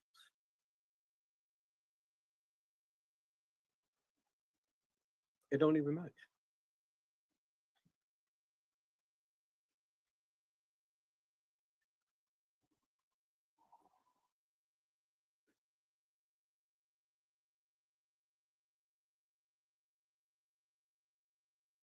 And see, if you notice something here, peoples, see how the cuff of Kenneka's jacket is, peoples.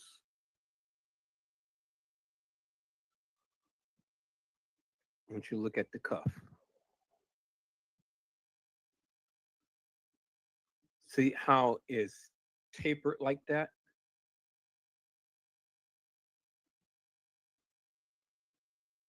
It's not ripped. That's just the way that it's designed. Hers is flanging outwards, as you can see. See, if it was like this, it wouldn't be like that, peoples. It wouldn't be bulging up like that, because that is an intact cuff. It's rounded. But Kenneka's, if you're going to lift up your wrist like that, your wrist will fall back. This area will fall back, as you can see, where this is and where that is, that split opens. So when you lift up your wrist will fall into this right here.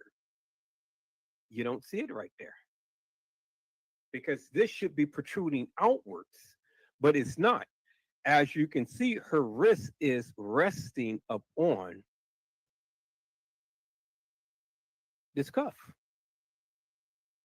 You see that, right?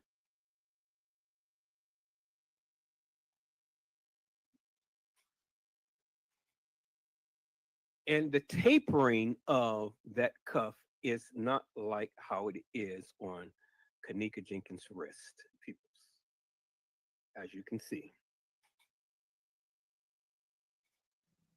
So it's not Kenneka Jenkins, peoples.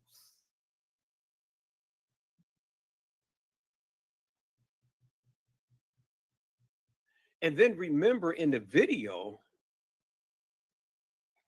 let's go back to the video of when Casey Chloe Olvera Sanchez Medina had said, this is Kenneka walking into the freezer. Well, let's just say that the watch and the black band was on a different arm. Oh, you guys remember that. So here, let's go back here, peoples. I think it's an Operation Takedown.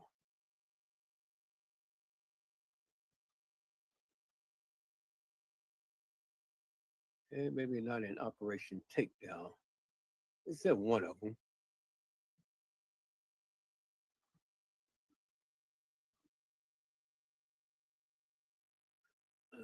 Okay. Not that one. Let's see.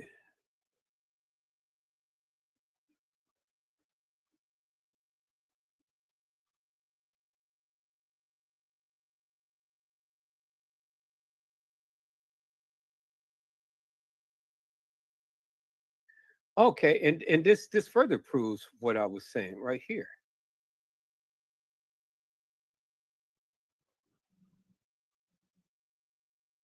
So not this one.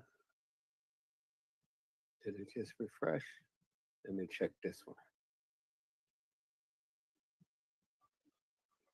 Okay, it's not that one. Let me see. It's not that one. It was just one of them I just was looking at.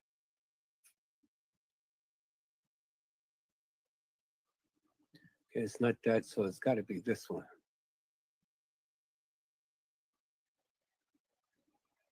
Right there. Bingo. Remember when the young lady had put up her wrist? Now, where is the white patch under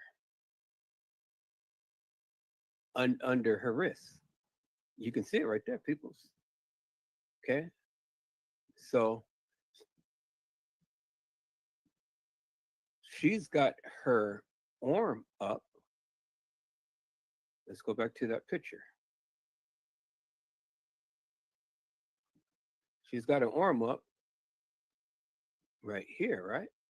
Now, the same arm is up on Kenneka, and there is no white patch under the jacket, as you can see, peoples. See that?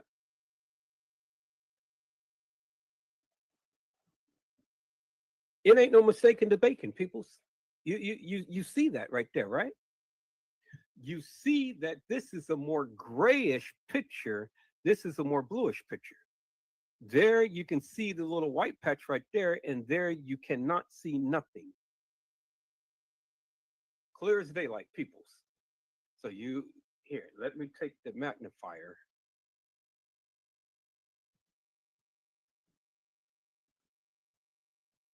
And magnify it. And then look at the different jackets, peoples.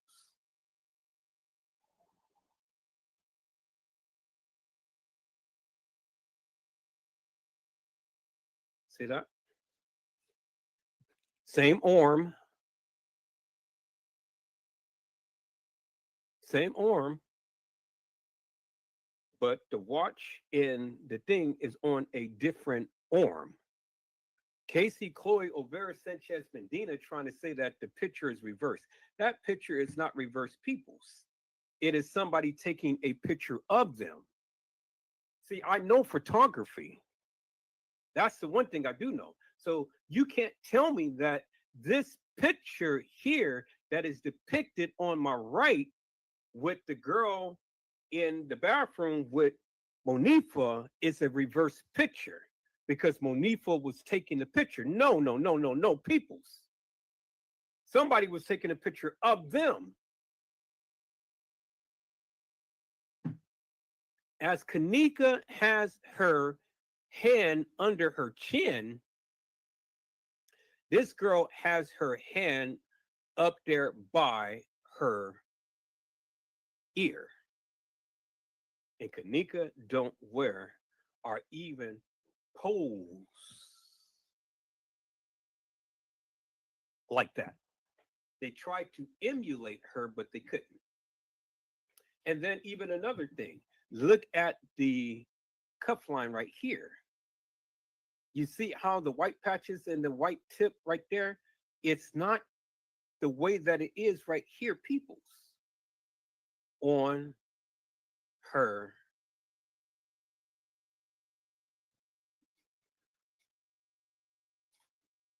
cuff up here, peoples.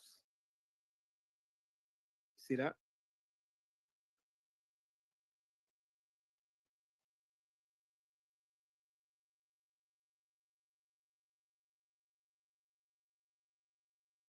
I just clicked out the other picture.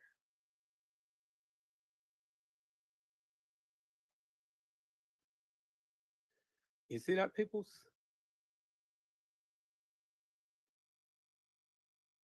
See, peoples, when they tried to fool you, they couldn't fool me. See that, right? You see that right there, right? Okay, so let me call up that picture again. See, peoples? Now, let me turn on my magnifier again. It's not there, peoples. It's not there. So it ain't no mistaking the bacon. It ain't there.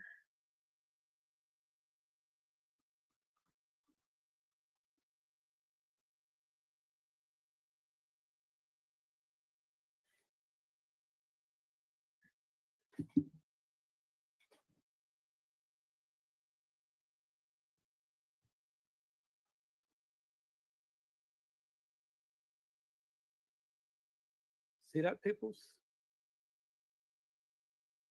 You can clearly see it ain't there. Look up where Kanika Jenkins' hand is, and then look at her cuff line.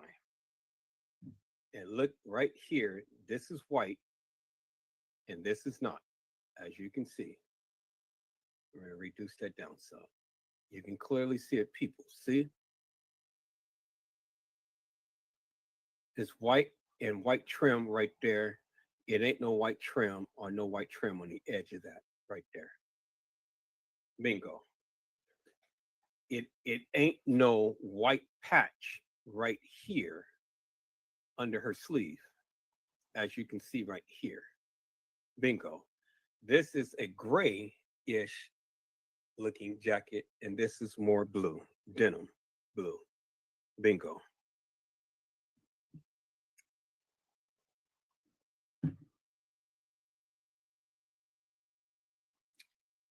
Bingo, peoples.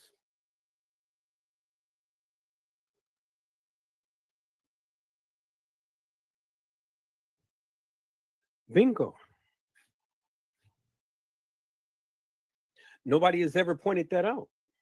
Nobody. No other YouTuber has ever pointed that out, peoples.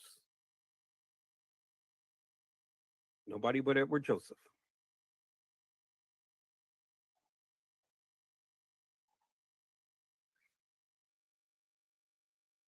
The evidence is in your face, peoples. The evidence is in your face. Right there. See that? There is no white tapering on her thing right there, peoples. None whatsoever. Okay, people. All right, so now let's go to the death photo, peoples. Let's go to the death photo.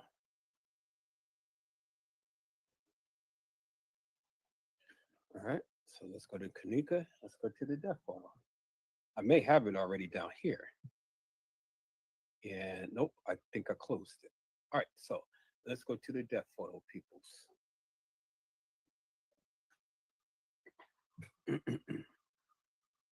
This is why I love doing what I'm doing, peoples. I love doing what I'm doing because I love debunking the myth, peoples. So before we go to the death photo, let's take a look at this right here. Let's take a look at this. See all these different Kanikas? See all these different Kanikas? Do that Kanika right here look like that Kanika right there? Do they even look alike?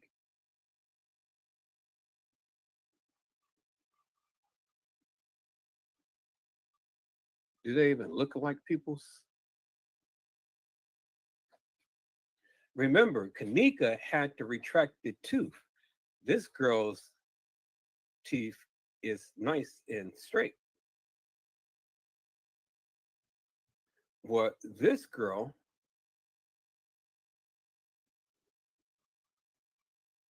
where's the video? Where is the video?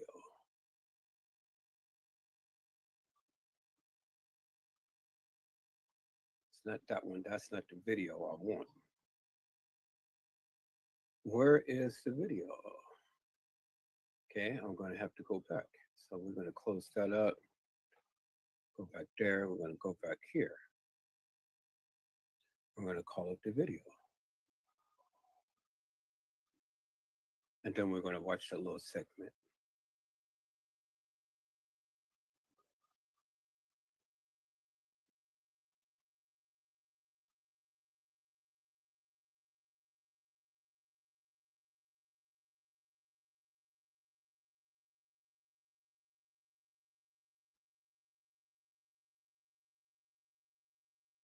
Okay, let's watch this for a second, try to get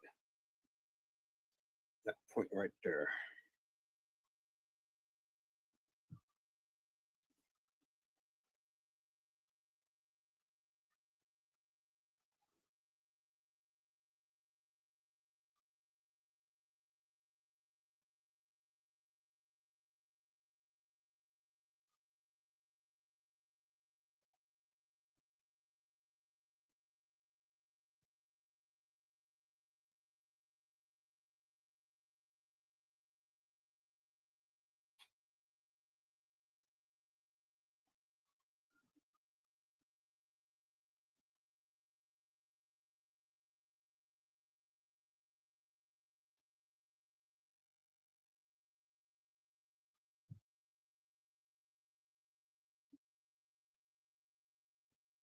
All right, so we got the video back. Now, let's compare the video to this right here.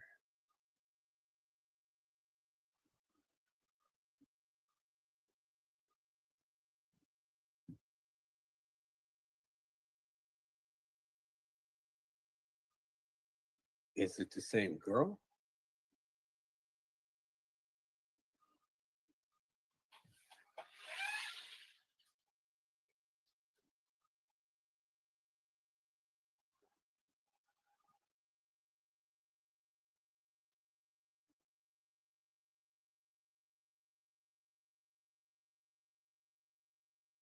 All right, people, y'all chime out. Is it the same girl? What do you think? Is that Kanika Jenkins, peoples?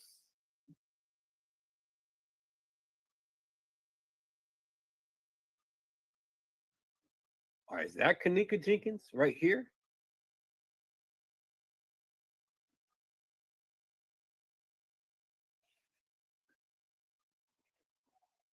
Or is this Kanika Jenkins right here?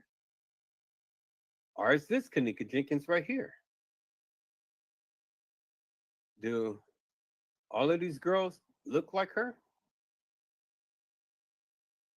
The only one that I see is this one right here. Same eyes, same lips. The other ones don't look like Kenneka.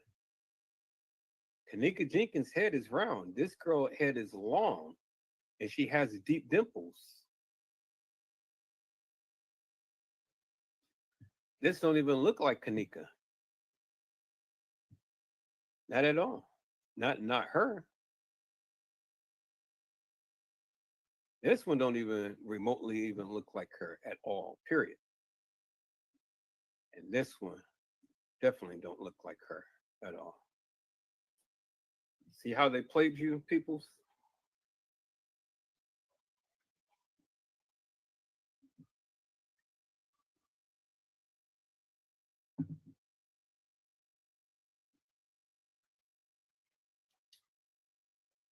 See all the different people who they proclaim is Kenneka Jenkins, peoples.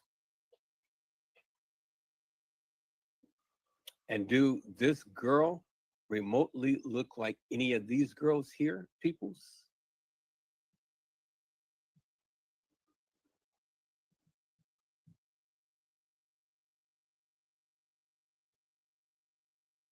Does she look like any of them, peoples?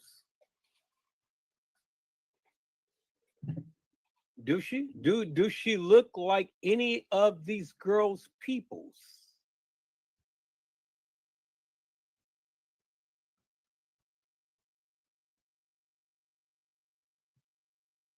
Do she? Peoples? Why isn't nobody chiming out? Why isn't nobody chiming out? Why is nobody saying anything when I'm trying to ask questions about this case? And nobody is saying a word, but everybody is sitting back watching Edward Joseph. Where's all of the hilarious and nefarious people? Oh no, that's not Kenneka, and you know, you're not doing right and all of this. Where are you? Why even the nefarious is not even chiming out, peoples? For what reason? Why isn't it that nobody is chiming out?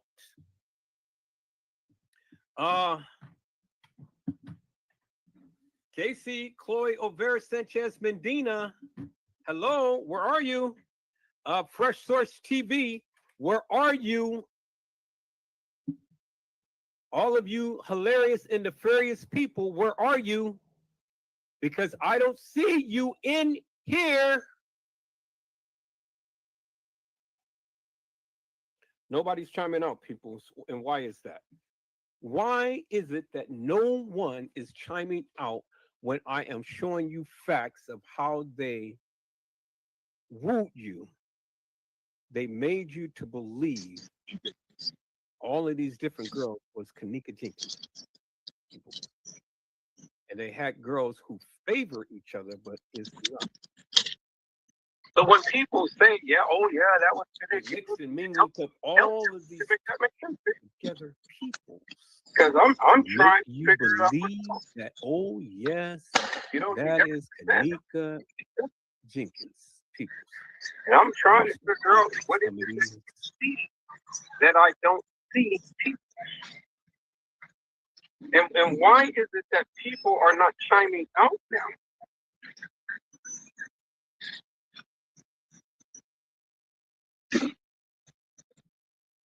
Why is it? All right, people. So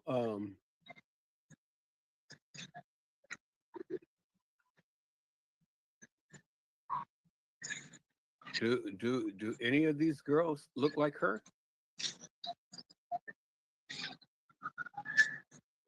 She's got deep dimples. She don't have no dimples. See how deep these dimples is? Those are deep dimples. Real deep. And she's smiling just as hard as she is right there. And you don't see not a ripple of a dimple. Does that look like Kenneka Jenkins people or Kenneka Martin? I got dimples. And when I smile, my Case dimples your better. show. Medina My said that son's got dimples, and when he smiles, that his dimples right here show. But she is smiling, and Kanika it ain't a Jenkins, ripple of a our dimple Kanika nowhere on her face. does she She's look like her? smiling, she's got dimples. She's smiling, she's got That's the dimples. same girl? But where is the dimples over here? Look at this picture right here. Look at this picture right here. Where's the little ripple of a dimple? She's smiling, Look at the picture. and she's got real deep dimples. Look at the picture. But where is the dimples over here? Hello, CEC. How are you, ma'am? It is a blessing to see you on today. Peoples, where is the dimples? Or is this the same girl? The dimples. The dimples. Where is Is it? the dimples, peoples? There's a slight dimple right there, but she's not really smiling. This girl don't even have on the same type of jacket as Kanika Jenkins that's in the preview. You can tell by the eyes, peoples. The eyes tell it all.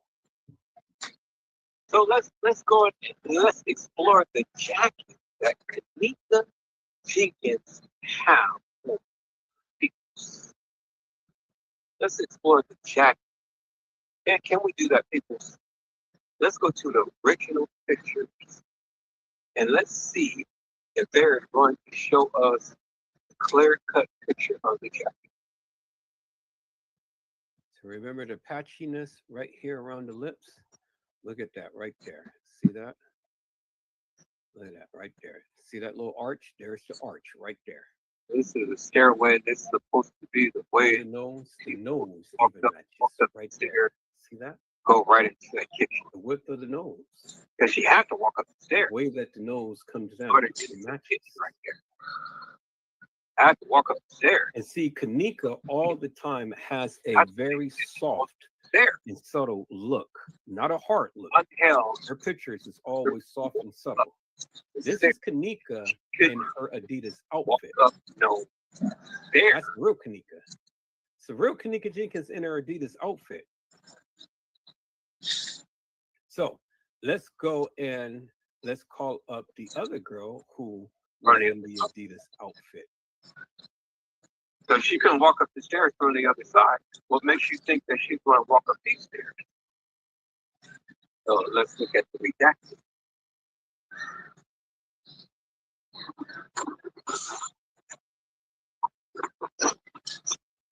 Did you see your sister? We just had her picture up. All right, let's go down.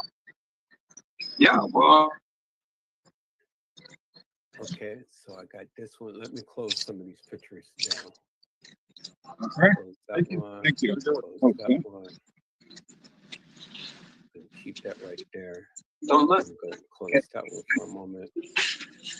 see if there's anything that's Close there. that one. Close that one.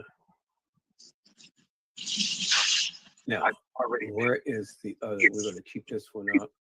not the right jacket because We collapse that one down. cuff line. Right. We're going to move this over here. See that? We're going to close that. We're going to close that. Now, let's go ahead and let's get the young lady in the Adidas outfit, See? which is right here. Which is right here. Which is right here. Okay, so out of all of these pictures here, peoples,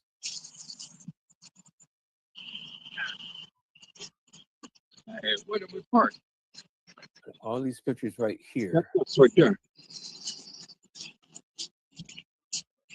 where is the slight dimple This paper in her face? has that little white streak or whatever. This doesn't. See that picture?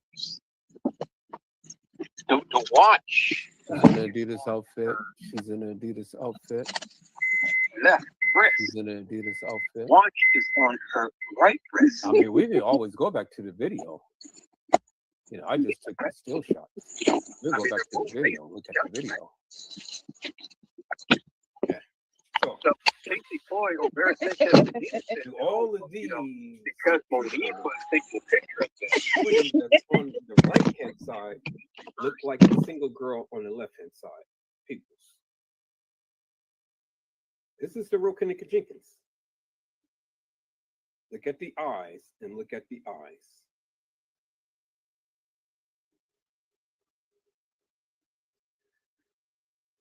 Do they look remotely alike, peoples? And then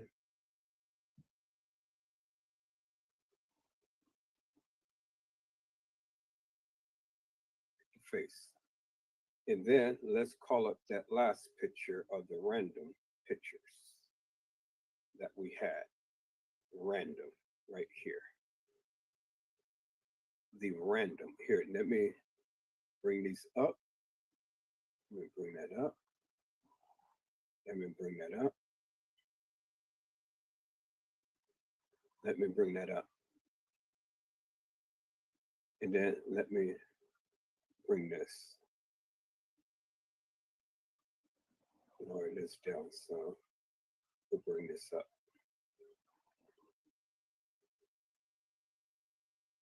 All right, people, so tell me, do they look alike? Is all of these girls Kenneka Jenkins, peoples?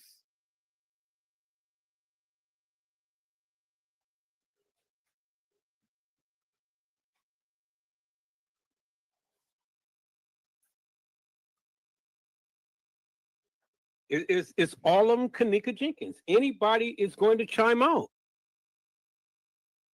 Are all of these girls Kenneka Jenkins peoples?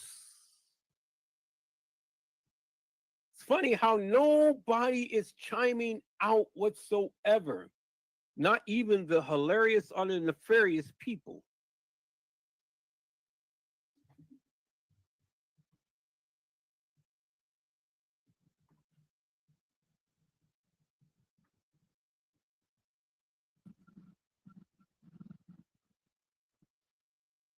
Y'all study that for a moment. I'll be right back.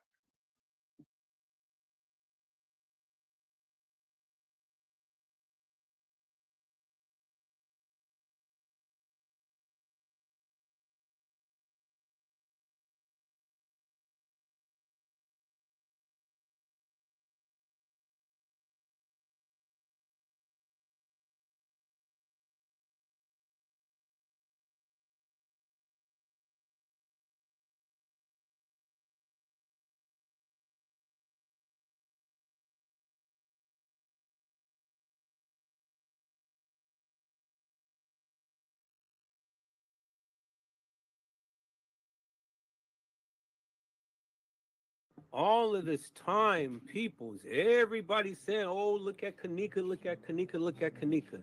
Now, see, I have this, but then I can call up all of the other pictures of the girls who was in the hall and stuff and compare it.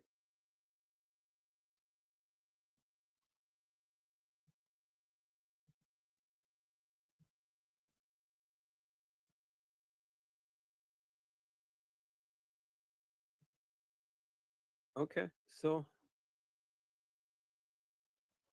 I got these pictures. I got the collage of it.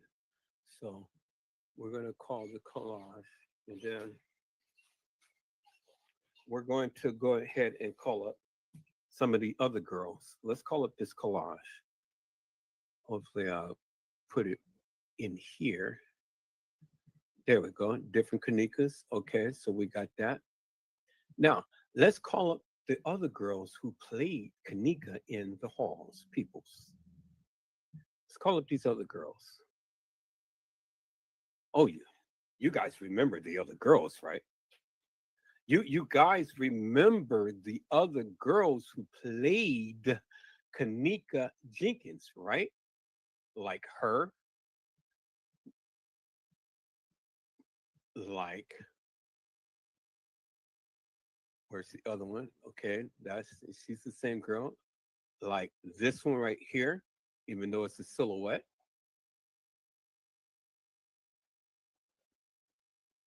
Okay.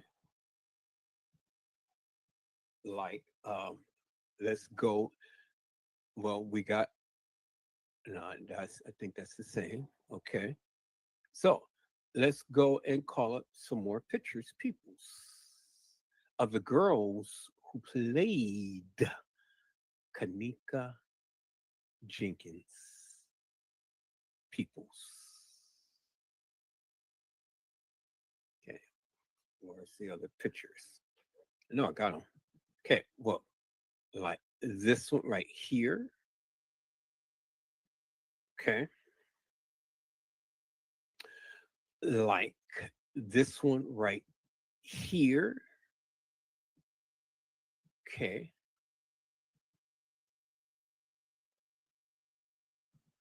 Okay.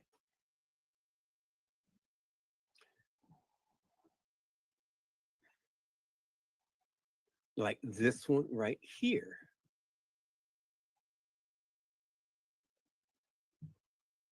Okay.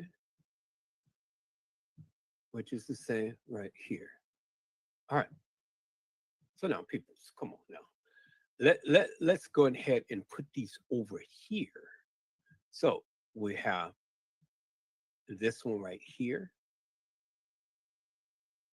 We have the collage of them right there.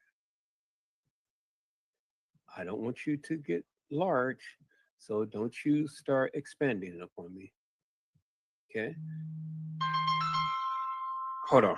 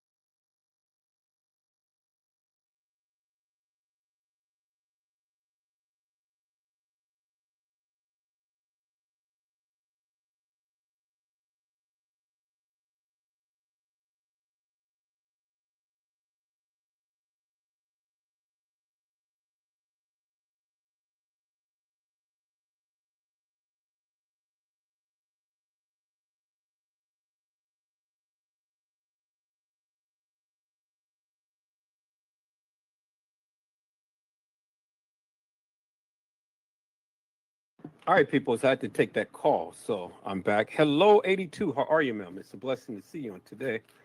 All right, people. So this is the different Kanikas that walk the halls of that establishment. As you can see, you know, all of the different Kanikas. That's the silhouette of that person right there. Same person, just a close-up shot. All right. And then some of these are same in things. And as you can see here, so I'm trying to incorporate all of them. Okay. So now these are all of the girls who you said that is Kanika. Look at all of the body styles and looks and things of that nature. So now, does any of these girls compare to the collage that I just shown you, peoples? Let me see. Do any of these girls look like this girl here? Do she look like her? Does she look like her? Does he look like her? At the body style of this person, does that person look like her?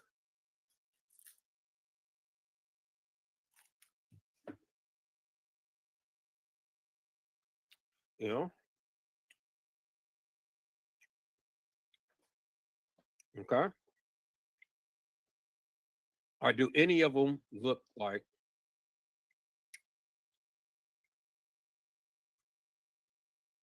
her?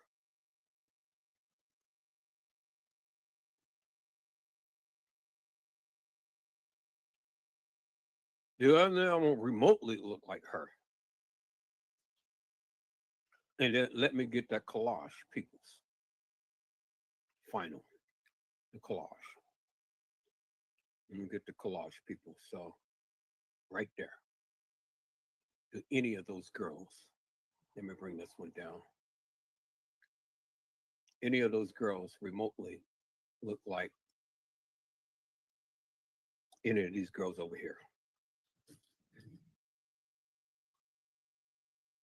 Does this girl body style match that body style? And does this girl body style match that body style? And does this girl body style match this girl's body style? Right there. Do they match, peoples? Even the jackets don't match. All of these people's jacket don't match Kanika Jenkins' jacket. People.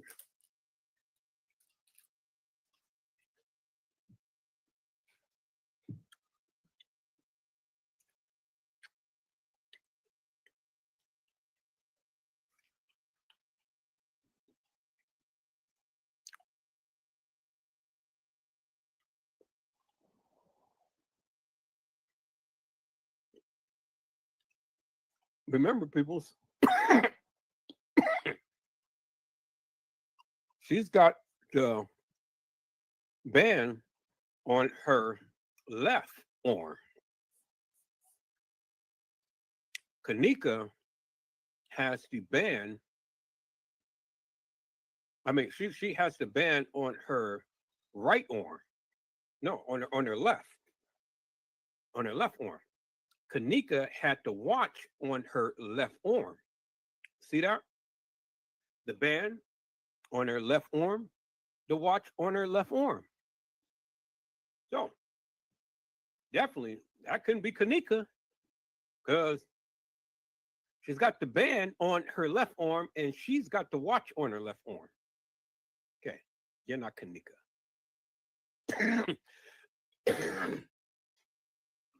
This girl don't even remotely look like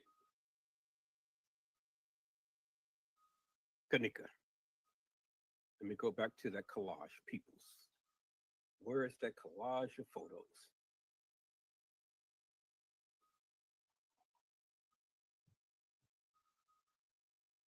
Okay, I can close this out. They have a good sense of.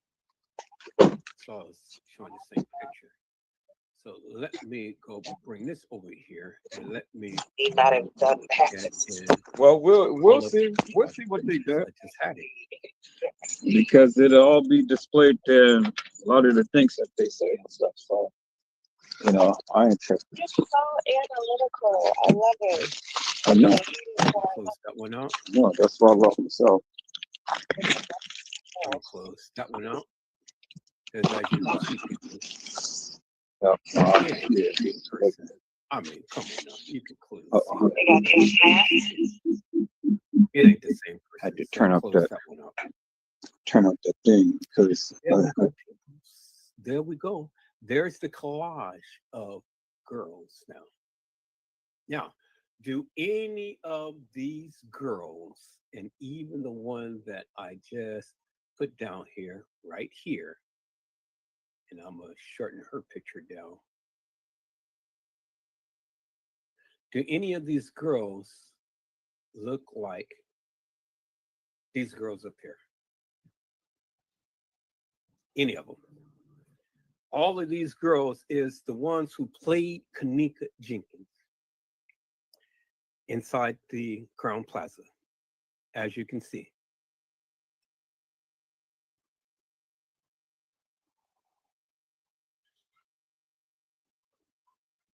As you can see, peoples.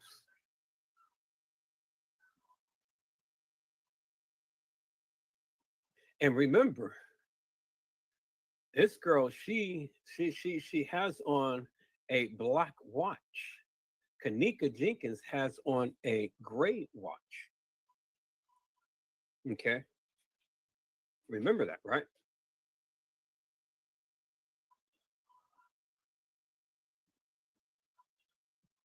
And see, this girl had on the black band on her left arm. And she had on a black watch on her right arm.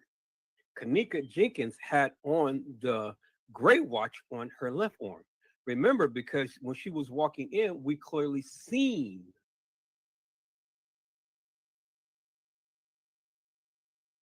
the black band.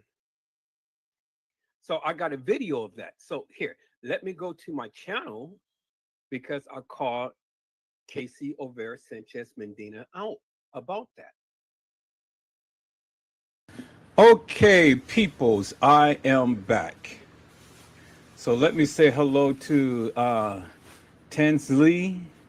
I don't know how you pronounce your last name, but I hope it's Tanzlee. Hope I'm pronouncing that right and things. But yeah. So I'm back.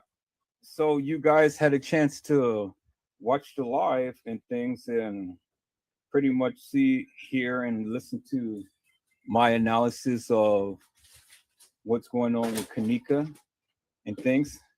And so now I'm ready for the debate. I'm ready to talk to the people who have some opposing views or, you know, whatever the case may be. We'll put the shrimp in the freezer. Put the shrimp in the freezer. Yeah, so I'm here to take questions or answer questions, or I have questions for you. You know, the young lady who was on beforehand. I mean, if you're still here, come on, Joanna, because you said that you guys are you've been on this channel. I mean, you've been on this case for 6 years, so I'm ready to have a good, wholesome discussion with you. If you're still here.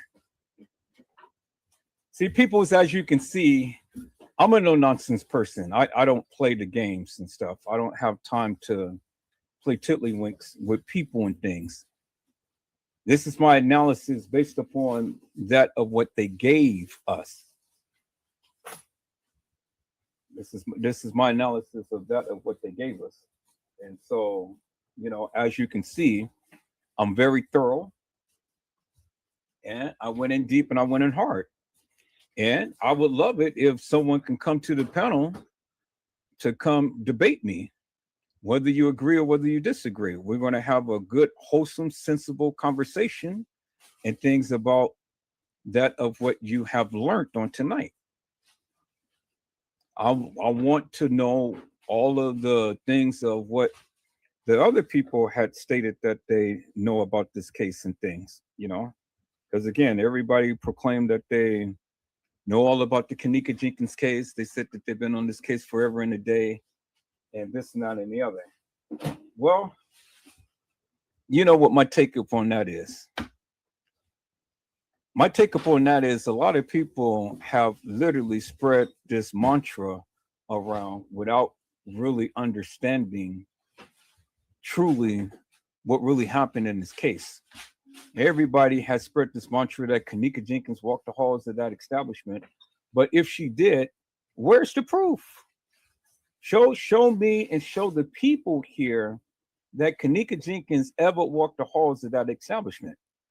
Show me the proof that Kenneka Jenkins was ever brought into the Crown Plaza deceased and then placed in the freezer. Show me the proof that Kenneka Jenkins was ever up on any other level of the hotel like the people proclaim. Show me the proof that anything that they had said that Kenneka Jenkins was ever in T.Y.'s life or Irene's life. Show me the proof. Or come on and explain in great detail to us what your synopsis is, because I don't agree. And I'll tell you I don't agree. And if you ever watched all of my lives, then you understand what my stance is about the Kenneka Jenkins case. Now, I'll tell you the truth, I really don't care how long many of you have been on this case. I really don't care about that, because that doesn't mean nothing to me. What means to me is we can have a dialogue as to what your findings is, as to what my findings is, and see if we can be able to have some common ground.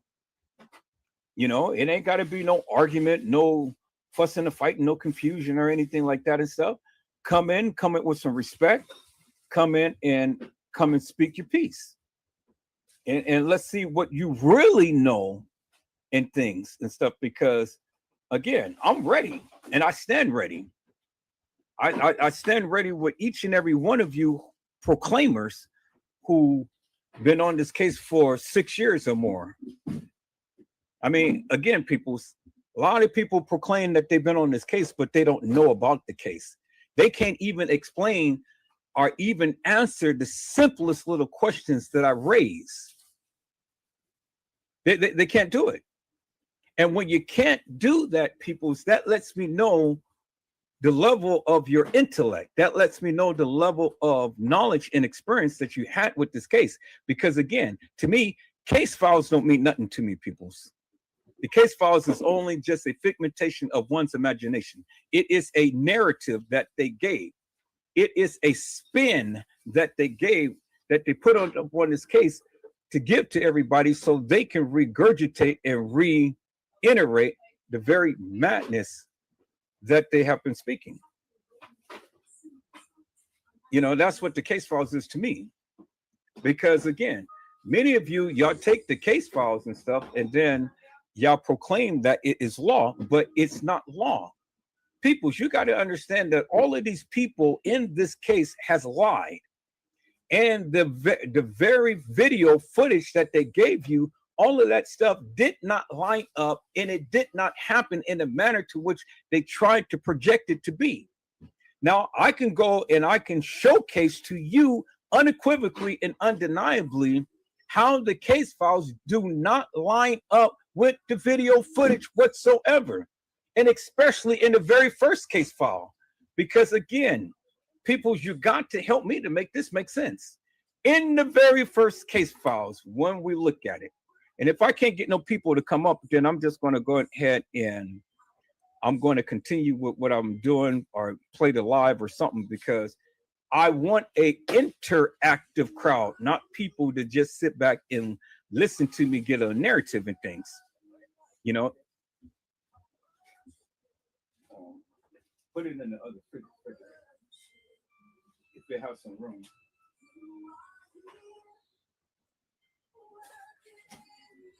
See, you know, I want this to be an interactive live. Where is the young lady at who stated that she has been on this case for 6 years? Joanna, I'm here, ma'am. I'm back home. Where are you? And then Auntie Jeffrey McCrae. Where are you, ma'am? Because I'm ready to debate, debunk, challenge, or however you want to put it, anybody whoever stated that they have ever talked about this Kenneka Jenkins case. You say you got facts, you say you got truth, you say you got all of this and that and the other. Well, then, hey, come on, bring it on. I got this whole entire week to talk to you and debate with you and to debunk you, because I know I am. And I'm just that positive about that. Because if you come out the gate with this hilarious and nefarious madness of, well, yeah, Kenneka Jenkins had walked the halls of that establishment and she did this and that and the other, well, then let the games begin, peoples, because again, I don't agree with that narrative at all, period. I don't agree with the narrative. And see, where I don't agree with the narrative is this. They said in the case files that Kenneka Jenkins was caught staggering near the front desk, drunk. Well, that's what they said, and that's what they said in the case files. So, obviously, either they're lying or they're telling the truth.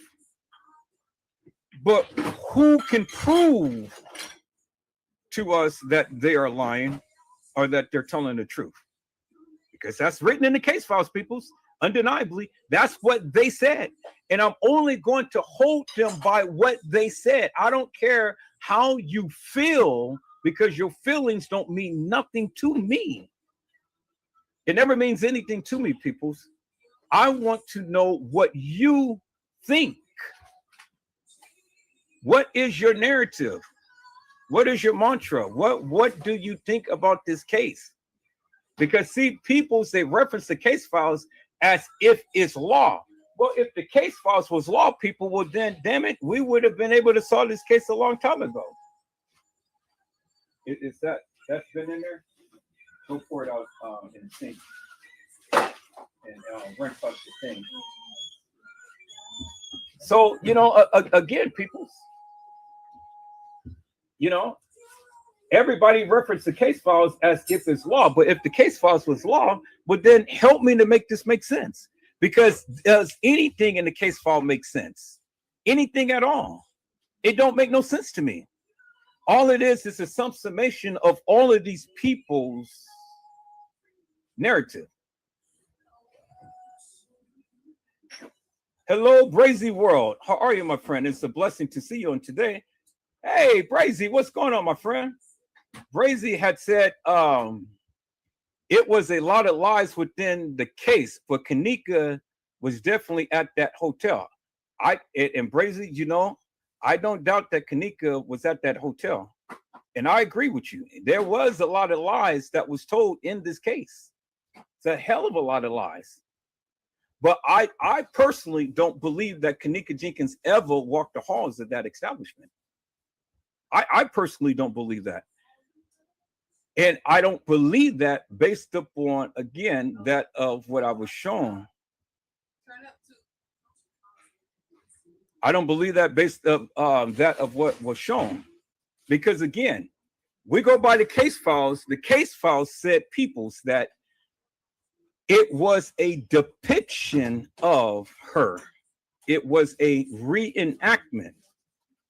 And as you guys seen, if anybody has saw any of my lives for any length of time, you have seen how methodically I have went on and I have pointed out the different types of outfits, the different types of hairstyles, the lengths of hairstyles, the body styles, and everything of all of these different girls. Now, you may not believe that there was many girls that played, but I do. And then that's where the debate comes in, because, you know, I love to talk to people about what you guys think, because I'm only giving you my narrative. I don't ask the people to believe me. I'm not asking anybody to believe me. Matter of fact, I don't want you to believe me. I just want you to take that of what I have done, compare it to what other people had stated, and then let's come up with a a comprehensive, how can I say this?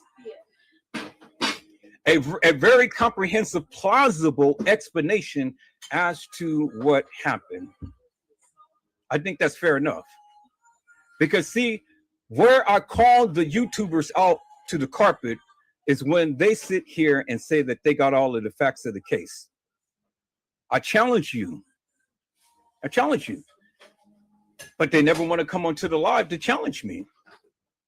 I come to their lives and then they want to act nefarious and hilarious. They want to go on the tangent about everything other than talking about the case and things. One especially is Casey Chloe O'Vera Sanchez Medina. Now her ass is being handed on a silver platter because, again, the community is chiming against her. Where many of you thought that she was actual, factual, and true with a lot of things that she said. Let me just say one thing.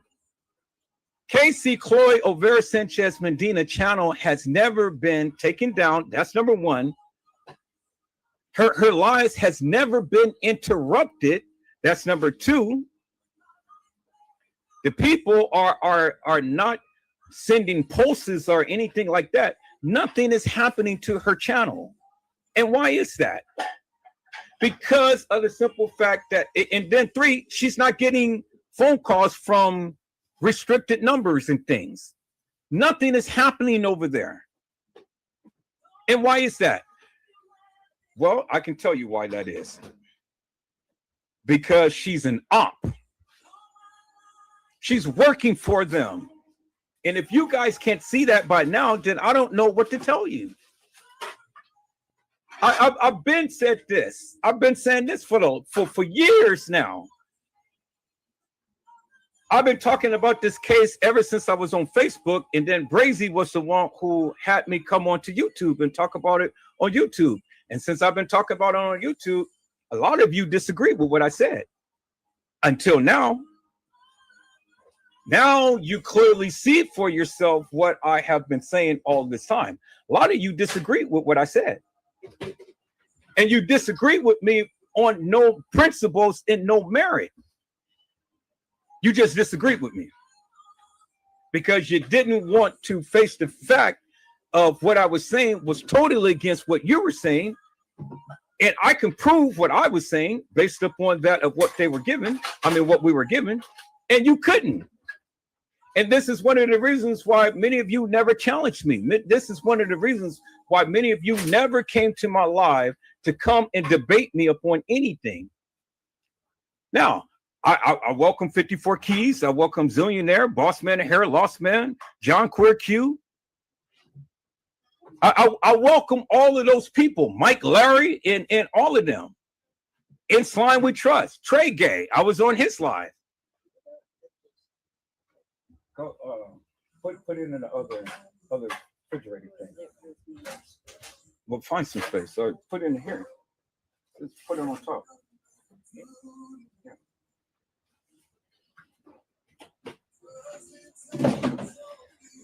So again, peoples, you know, see, that's the difference between me and many of these people in the YouTube streets, in the YouTube world, and especially about this case.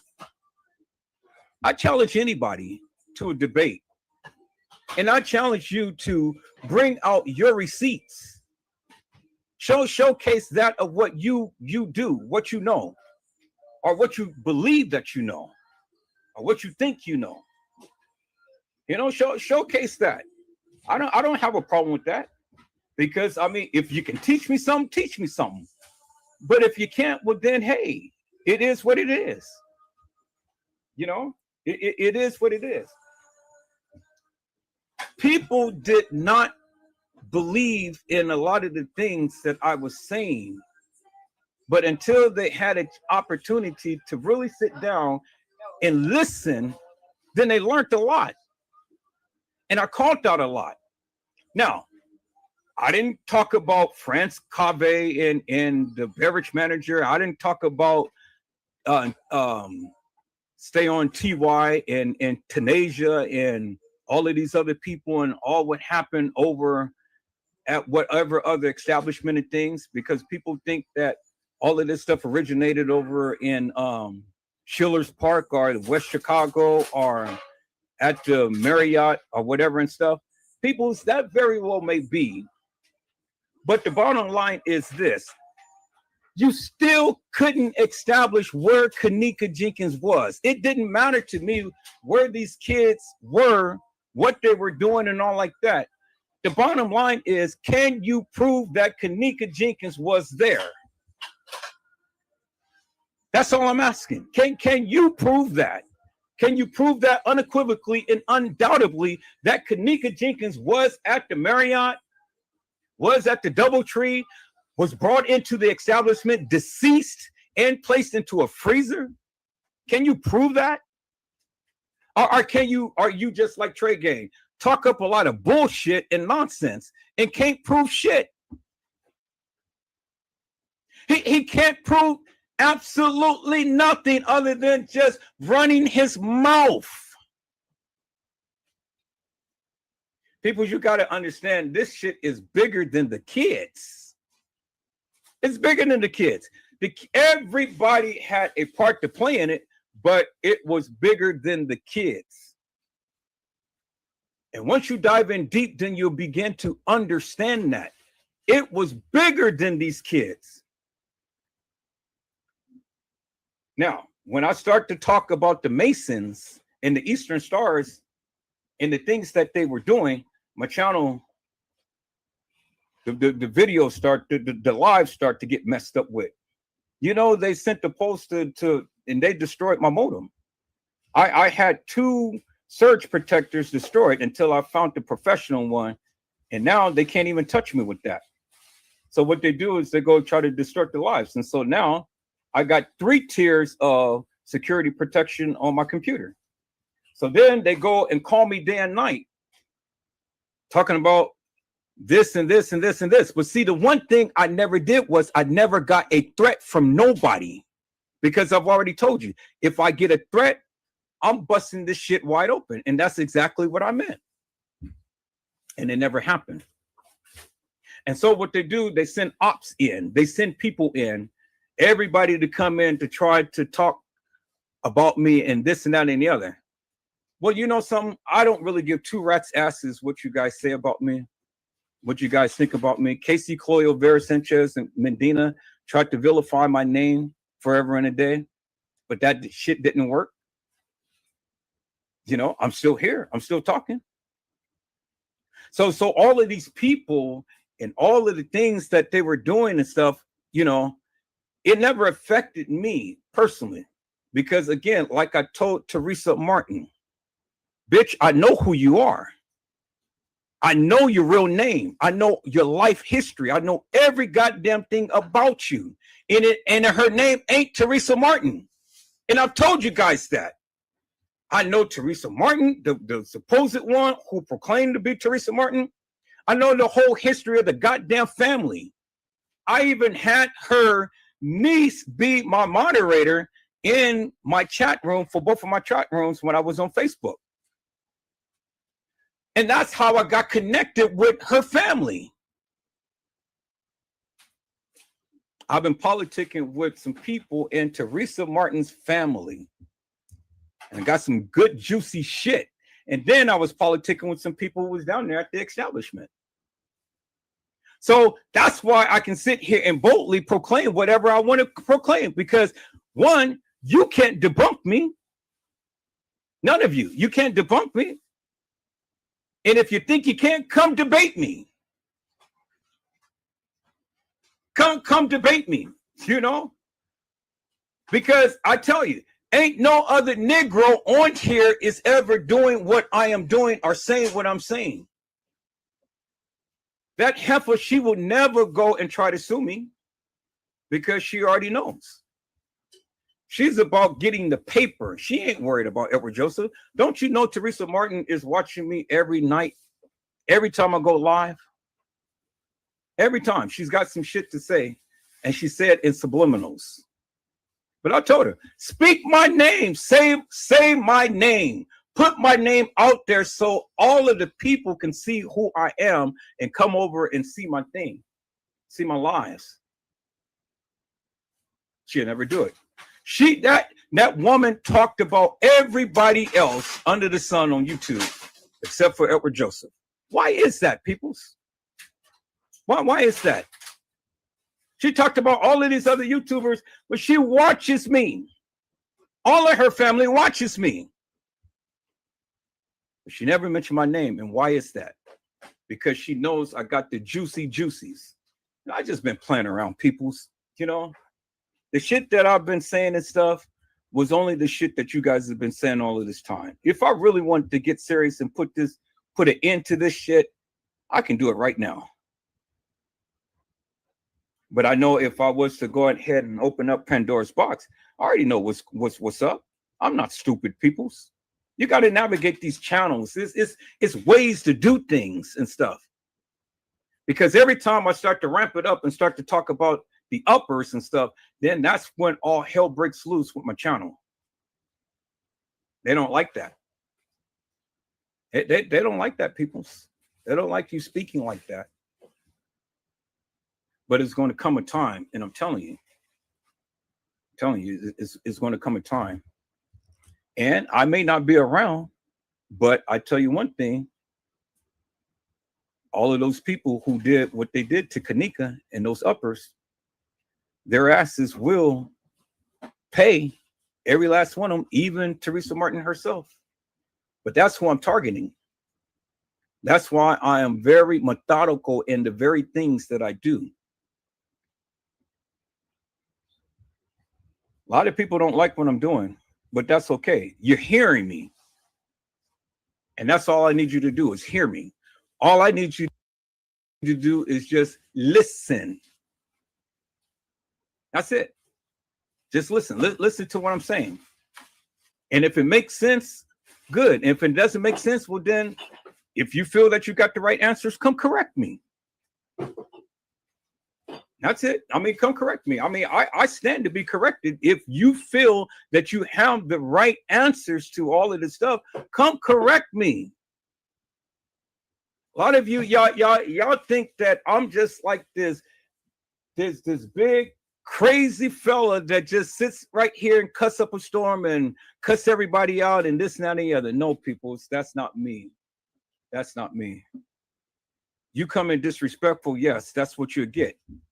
But I greet everybody with salutations and things, and, greet everybody with blessings. But it's one thing I will not tolerate in my life, never again, is bullshit, nonsense, and madness. You come in with this hilarious and furious bullshit, I'm going to curse you out, and then I'm going to eject your ass. And that's just it. You come in, you want to talk and stuff, let's talk. We can have a civil conversation and things. I don't mind that at all. But I don't tolerate the bullshit no more. I did that back in the day. I'm not doing it no more. I have a zero tolerance. And then lastly, peoples, don't come in and tell me what I need to do on my channel. You don't like what I do? Then you know what you can do? Just stay the fuck out of here, because I don't need you. That's just it. The rules are simple. Come and talk. You don't like it? Stay the fuck away. You think I care? I don't care at all. Because my thing is, peoples, I don't have time to sit here, play tiddlywinks with people, bullshit and stuff. If we can't come together, well, then we just can't come together. You stay on your fucking channel. I stay on my fucking channel. I won't bother you. You don't bother me. We'll keep it like that. We'll be at peace. But if you want to politic, well, bring your ace game on and let's get down to the nitty gritty of this shit. Let's get down to the nitty gritty of this shit.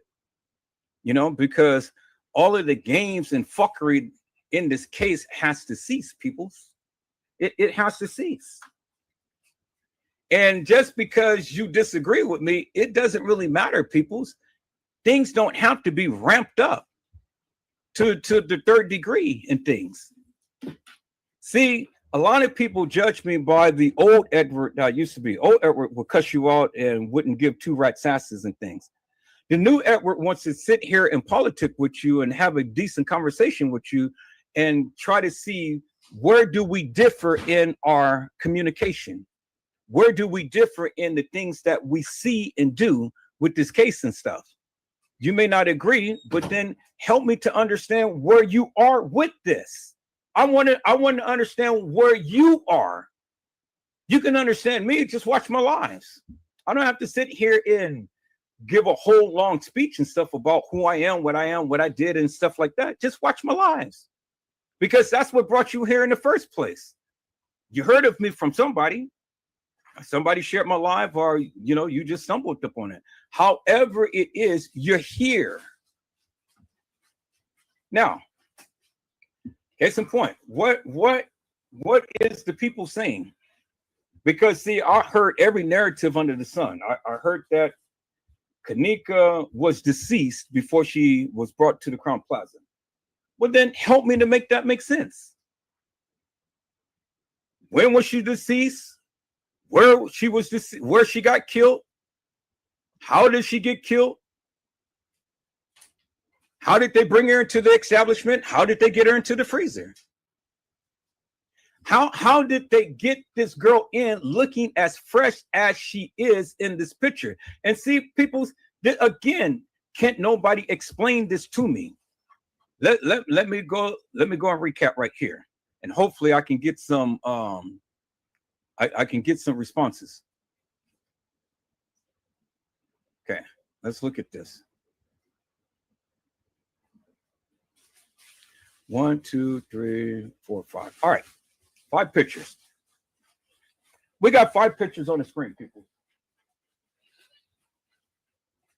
We got 5 pictures on the screen. All right, help me to make this make sense. Who do you think is the real Kenneka Jenkins in all of these photos? Who do you think is the real Kenneka Jenkins? And if you believe all of them are the real Kenneka Jenkins, explain that to me. How it can be the real Kenneka Jenkins in all of these photos.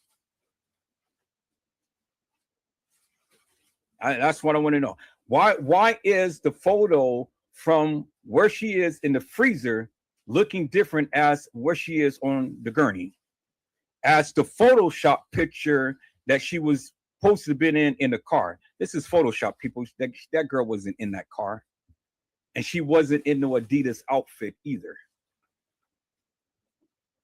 And if you believe that she was in an Adidas outfit, help me to make it make sense, peoples. That's all I say. Help me to make it make sense. You say that she was in an Adidas outfit. Help me to make this make sense. Because see, the bottom line is in the case files, peoples, they told you.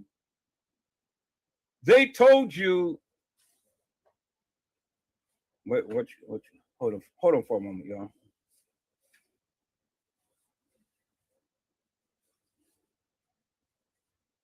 Well,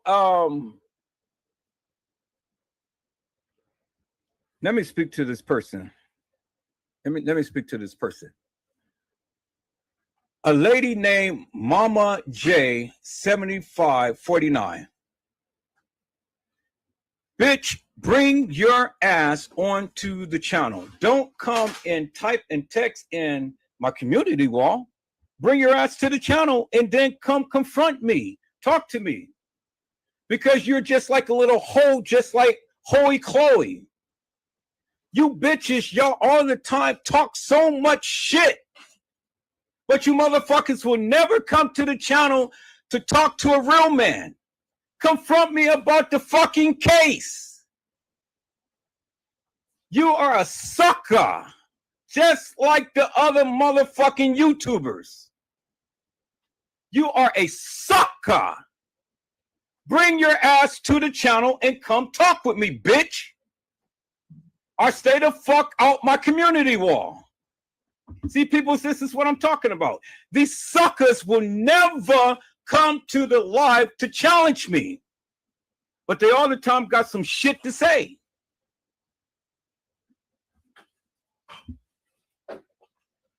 You're a sucker, Mama J. So stay the fuck off my live. Stay the fuck off my channel until you're ready to talk to a real goddamn man and come with some goddamn receipts or something, bitch. All right, people.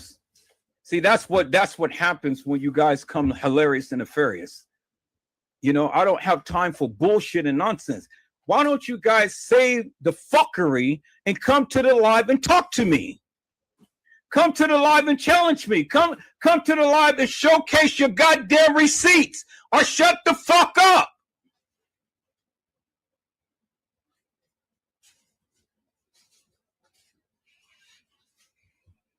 Stupid ass people never learn. Now, again, let's get back to the goddamn picture. The first picture is Photoshop, peoples. That is not Kenneka. And as you can see, I mean, that is Kenneka, but she is not in the car. As you can see, her mouth is parched open with her eyes open. As you can see, her mouth is parched open and her eyes is closed. As you can see, her mouth is sealed shut and she's on a gurney at a supposed funeral home. Help me to make that make sense. We got 3 different pictures of her. So, help me to make that make sense. You see her in this Photoshop picture right here. People say she's dead. Well, how do you know she's dead? When did she die? Give us some information. You say that she was in an Adidas outfit. How do you know that she was in an Adidas outfit? Because according to the dispatch record, peoples, Detective Kevin Kittenbell had stated that Kenneka was found coming into the establishment in a blue jean jacket outfit with gray Jordan shoes, white nails, and she stood at 5'7", 135. That's what they said in the dispatch report. That's what they said, people. It's on record. You can't make that shit up. It's on record. So if she was in an Adidas outfit, well, goddammit, help me figure out how in the hell why did they say what they said and she's in an Adidas outfit, peoples? Help me to make that make sense, because that's what they said. You don't believe me? Okay, let's go and listen to the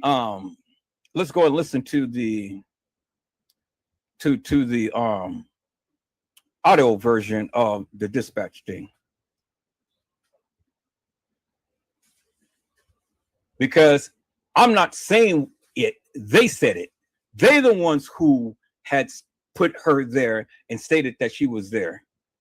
Make sense of it, peoples. All right, let me see. Where is it? Right here.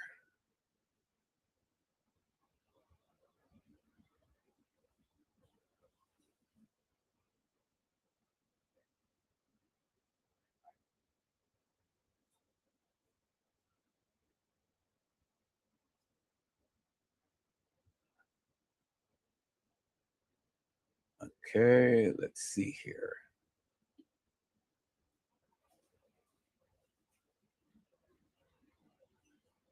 I know it's one of these. I had the audio version of it. Let me see. I may have to play one of my old lives because trying to.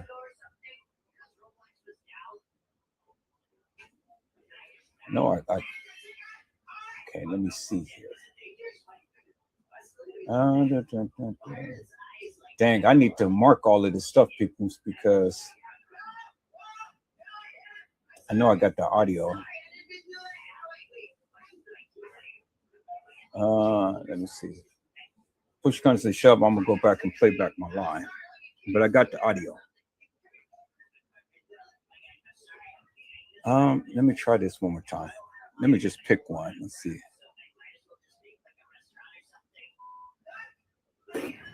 Johnny, I love you. You bet. Okay, so no, that's not it. That's not it. That's not it. That's not it. Okay, and that's a picture. I think this is it. Yeah, this is it. 911. Okay, now let's go and let's fast forward it a little bit. Get up and drive out here to look for 150. I think this is only the 911 call. So that's my daughter. She's 19. Her name Kenika Jenkins, Keneka. No, yes. No, I remember that. You told me that you're 19. But what I'm saying is that. Okay, so that's the 911 call only. All right, I know I got the dispatch thing, so let me go here. And it's not there. Let me see this. That's not that. That's not that. Let me see this one right here. I think the audio is on this one. Okay, I think. But I came with my phone, what I saw, okay? If I can't, I'm gonna try to stop it on the market, okay? Okay, let's see. Nope, that's not it. All right, so let's try this one.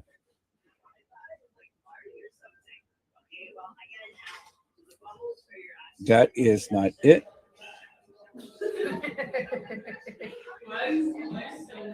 When you get in the bathroom, turn up.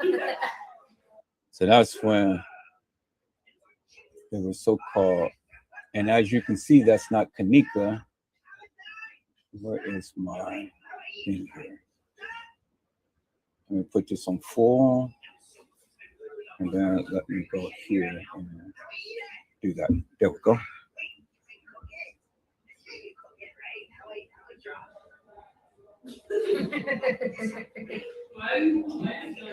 When you get in the bathroom, turn up.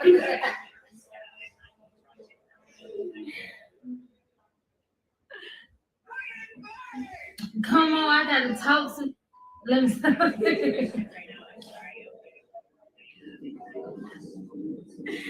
Oh my God. Oh, that's who I was waiting on. This who we was waiting on right here. The talk that video call.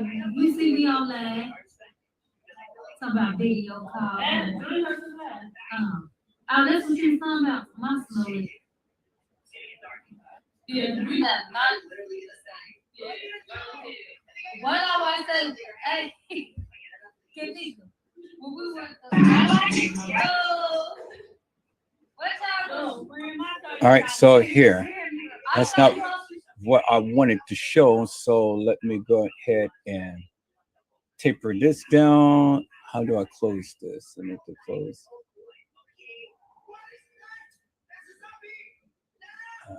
There we go. There we go. So that's not the one I wanted to show. So let's go here.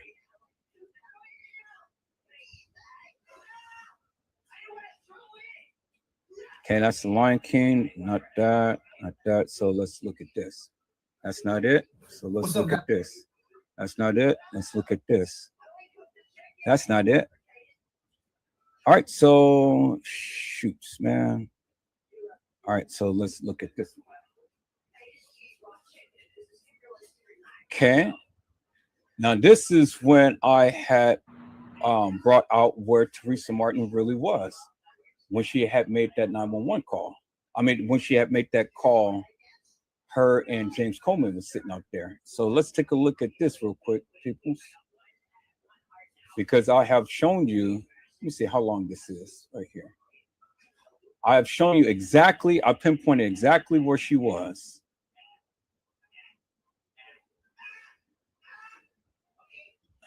Let's see here. No, okay, so that's just that. I gotta play back my other live because I pinpointed exactly where Teresa Martin was that night when she had made that call.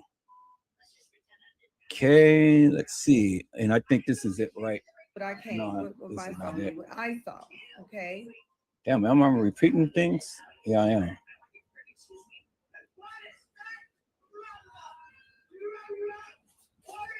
Okay. I think this it. All right, this is not it. No, that's only the 911 call only. Oh man. Okay. All right. So what I'm gonna have to do is I'm gonna have to play back my live because it's on my live. I can't find it on here, or maybe it's right here. No, that's not it either. That's not okay. Is it this one? Reveal. Maybe. I think this is it. I need you to learn to be okay by yourself. No, that's not it. That's not it. But that's good. We can play that guy. Let me see this one.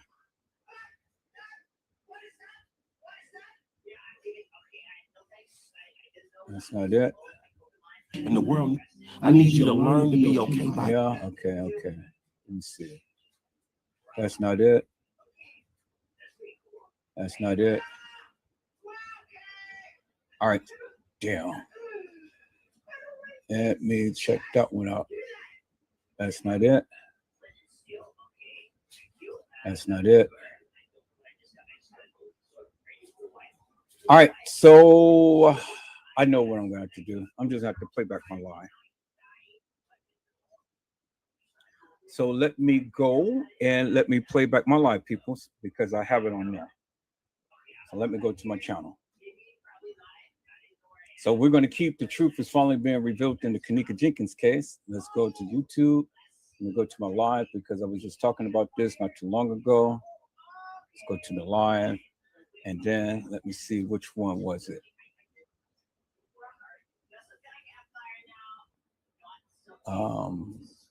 I think it was, let's take a look at this one. Hello, ladies. Oh, God, let me turn that down some. Okay, let me scroll through.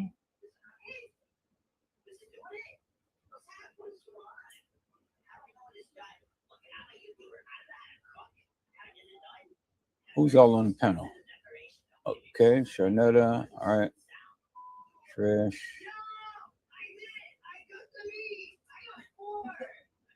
All right, so this wasn't the one. So let me see. Let's do the Black Widow strikes again.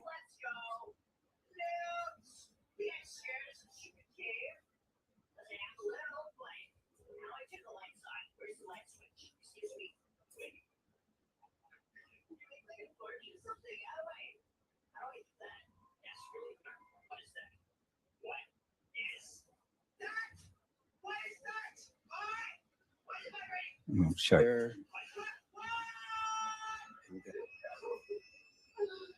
And then I drop a bombshell on you. It's missing. No, that's when I was playing that thing.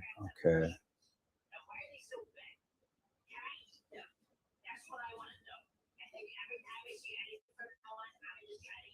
Of the triangle. But then the light is also at the top of the triangle. And when you get to the top, Randall, you can see everything. But see,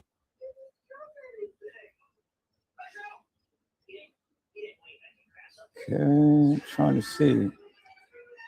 Dang, people. Okay, no, that's not it right there. Okay.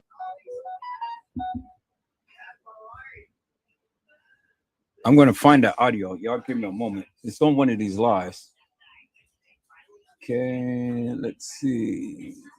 And I know it wasn't too far along. All right.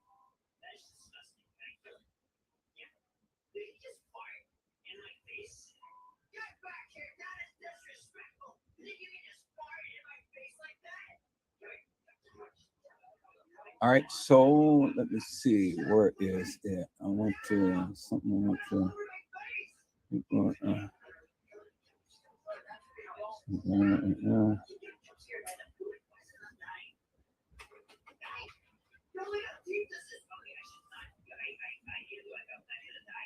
All right. So we are going to start right here on the marathon, and then we're going to work our way through.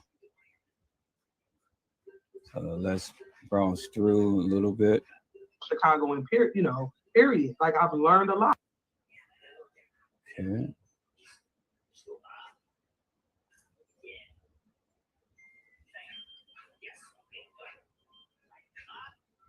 All right, so I know it's not that one. I took So that's marathon 1, marathon 2.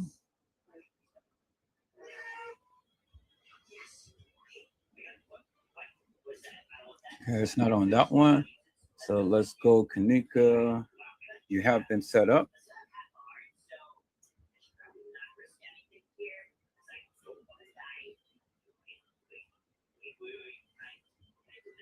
Visual pictures of Kanika.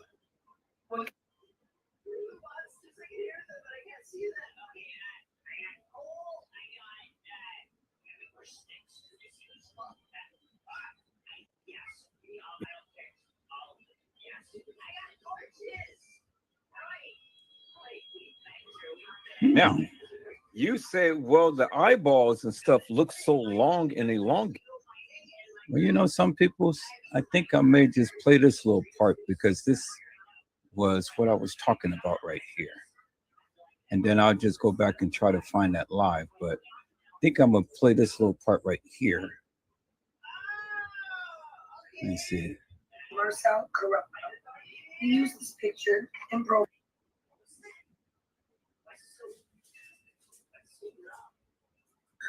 But did they really?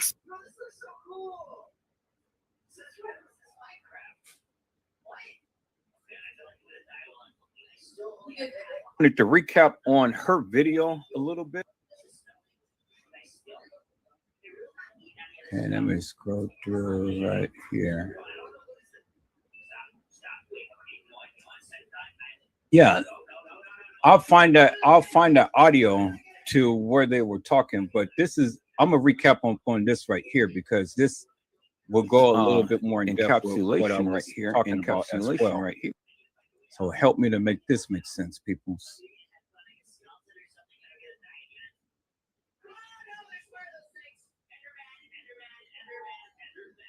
So well, I'll start the original right photos in her.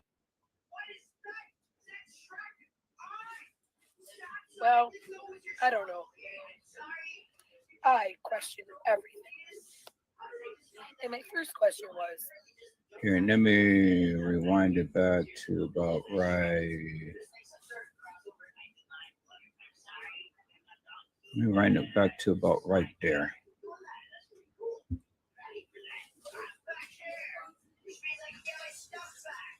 So while this is playing, people, I'm gonna go and look for that audio while this is playing, and then once that looks audio exactly come back. So here, let me share my screen. So now again, people, if you feel that what I'm saying is not true and correct, well then come correct me. I stand to be corrected. Come correct me. If you feel that all what I'm saying in this live that I'm doing right now and stuff about Kanika, well, come correct me. Like that picture that you have just seen.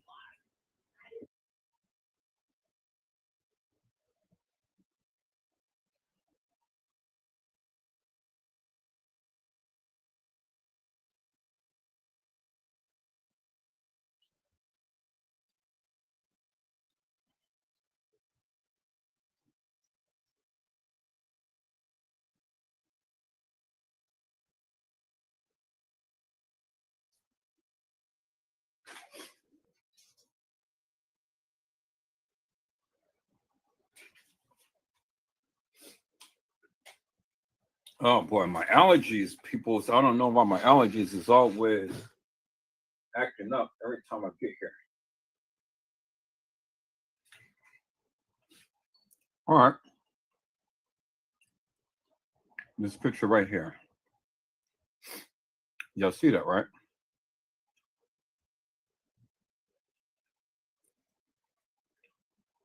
Okay. So look at this picture and then look at that picture. I'm trying to shrink this down some.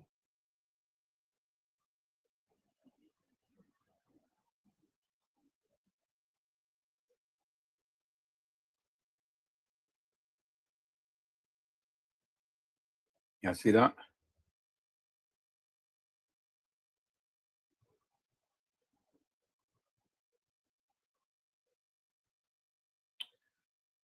So now we have a little bit more of a clearer shot, because see, in this shot, her face is upright, but in this shot, they took it sideways, as you can see.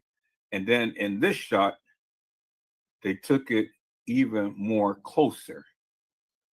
And then look at the attire right here. She's in a jean jacket outfit. She's not in an Adidas outfit, but she's in a jean jacket outfit, as you guys can see right there. See that? So let me see if I can, let me see if I can get a screenshot of this, because I need to get a screenshot of this as well. This is a beautiful thing that this young lady was able to find these pictures. So let me snip this.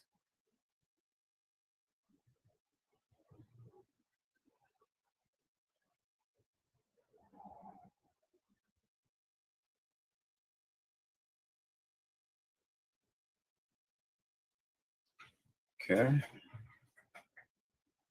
Let me save this as.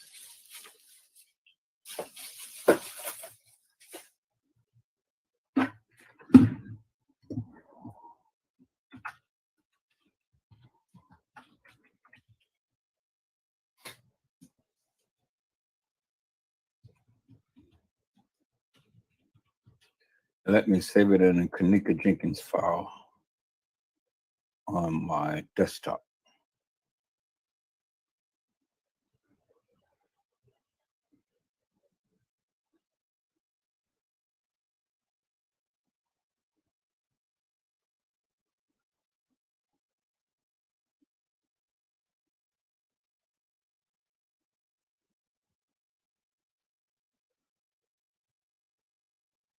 All right, so I got that saved. Now I can close this up. Okay, so now peoples, now looking at this, it gives you a little bit more.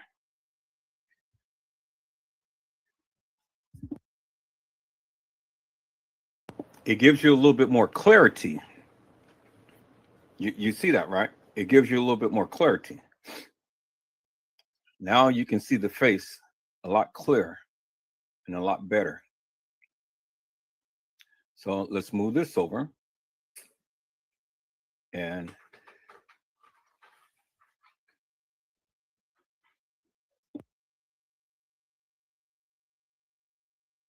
let's call up, oh boy. No, I'm not going to go through this right now. Okay.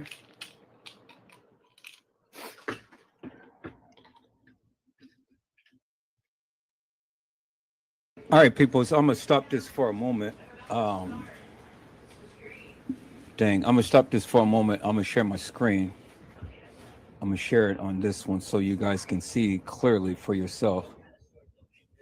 And let me show my computer screen.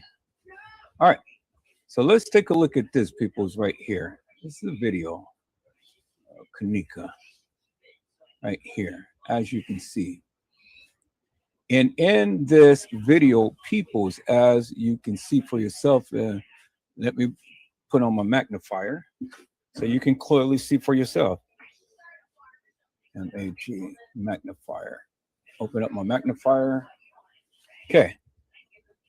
Now, as you can see, Kenneka, peoples, you see her teeth right here, right? See how her teeth is recessed back? You see that, right? That's Kenneka Jenkins right there. And the young lady right there is Kenneka Jenkins. You see that, right? Kenneka has a recessed tooth, clear as daylight, right there. That's Kenneka Jenkins. And this is Kenneka when she's a little older and not as young as the baby pictures as they've been showing you all of this time, peoples. You see that, right? So let's go ahead and bring that back down. All right. So now when we look at the picture here, what do we see? We see Kenneka saying the recessed tooth right there. You see that, right? That's Kenneka Jenkins. Kenneka Jenkins was the one who had the butterfly and the little other tattoo along her waistline. Okay, so we see two pictures of Kenneka Jenkins, recessed teeth right there, right? All right, so now let's look at another picture here, peoples. Let's look at another picture right here. And so let's look at that one. There is she is again, right there. You see that, right? See Kenneka Jenkins? You see how her face is rounded and things, peoples? You see the recessed tooth right there, as you can see right there. And in this picture, who is she with? She is with Rico. Bingo. That's Kenneka Jenkins, peoples. You see that, right? See her rounded face? You see Kenneka's face is not sunken in like that other picture that I've just shown you, the deaf picture. Okay. Now let's look at that one. Kenneka Jenkins again, people. Oops, let me go back to that picture.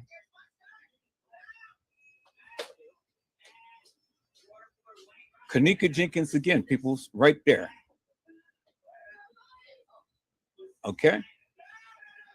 See that, right? But this time she has a little thing on her face, but it is the same girl, peoples. Same girl. See that?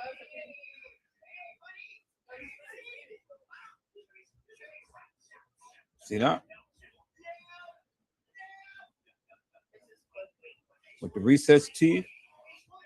See that? See all of the different photos of Kenneka? She was younger, now she's getting older. But it's all Kenneka Jenkins. You see that, right? Okay. Now let's look at this one. It's Kenneka. See that? When they thought that her tooth was knocked out, her tooth was not knocked out, peoples, because it is recessed right here, as you can see right there, and you can see her top tooth right there. You clearly see that right there. You see that, right? It is right there, peoples. Just the top tooth was knocked backwards. It wasn't knocked out. It was knocked backwards.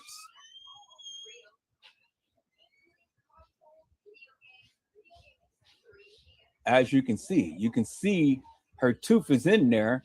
It's not perfectly aligned, as you can see right there. That tooth was pushed back. And it made it look like it was knocked out, but it wasn't. As you can see the rest of her teeth, they are pushed back. So that is indicative of the fact that she literally got slammed in the face so hard, it retracted her teeth back. You can see the little space, but look how parallel and perfect her teeth is. See that? But look at the spaces in her teeth right here. You see that, right? Look at her teeth. Let me enlarge that. Okay. Look at her teeth. See how it's pushed back? This one and that one is pushed back. But this has the space where she has the retracted tooth back. So that means she's got slammed in the face real hard, people. And it knocked her teeth backwards. Because in the picture here, look how straight and parallel her teeth is right there. And then in this picture right here, look how straight and parallel her teeth is right there. See that? Okay. And then look in this picture right here. The video. If you got something to say to me, say it to me, not Maya. See?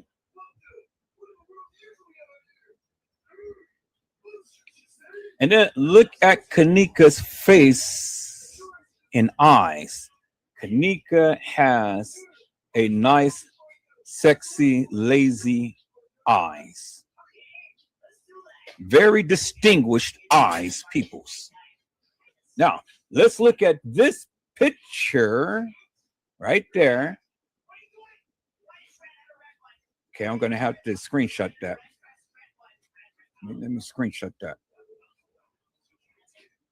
I know I'm gonna get back to the audio thing for the thing. It's on one of my lives, and it's a live that I just did not too long ago. I have to find it, but while I'm on this, I might as well just go ahead and speak upon what I need to speak upon before I forget it. Okay, let's screenshot that, peoples. And let's save it as Kanika.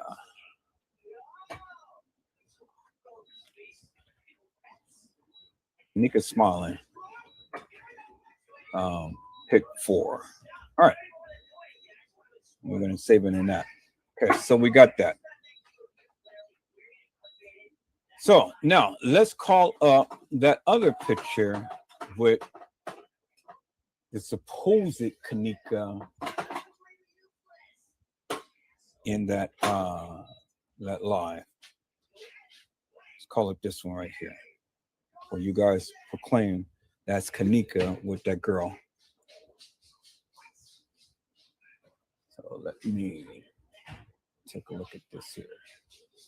Okay, so I'm going to call it that one.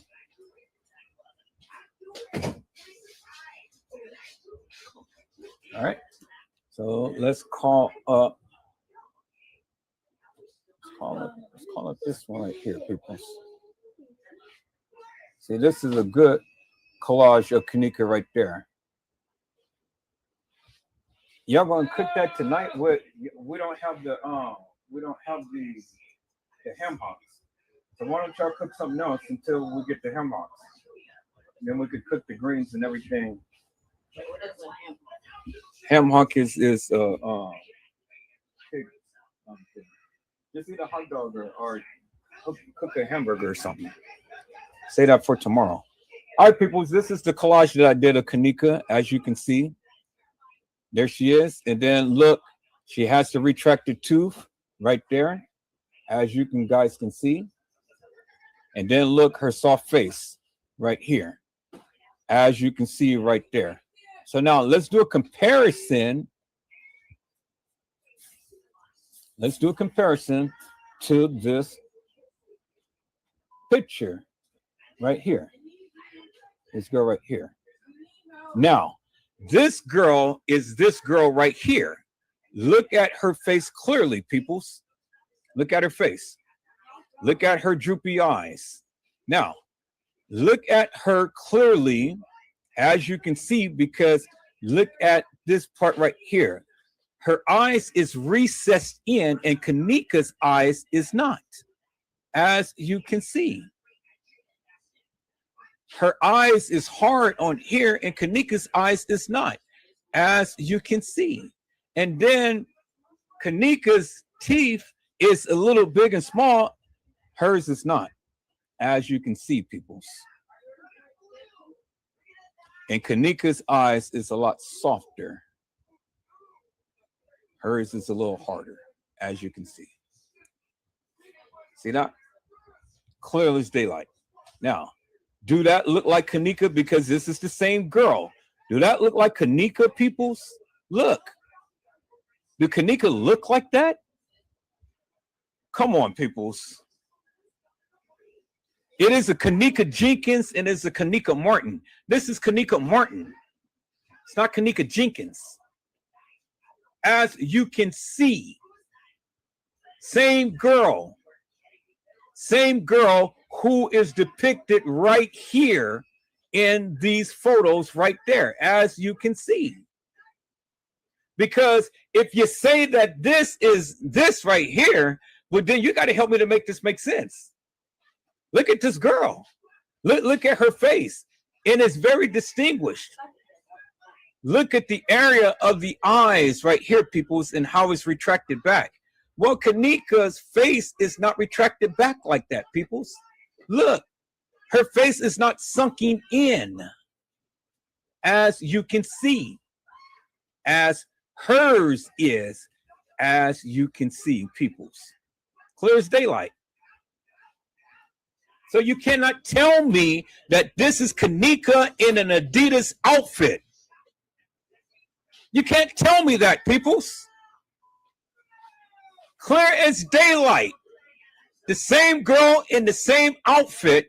Look at the eyes and look at Kanika's eyes, peoples. The eyeballs is different. The lips is different.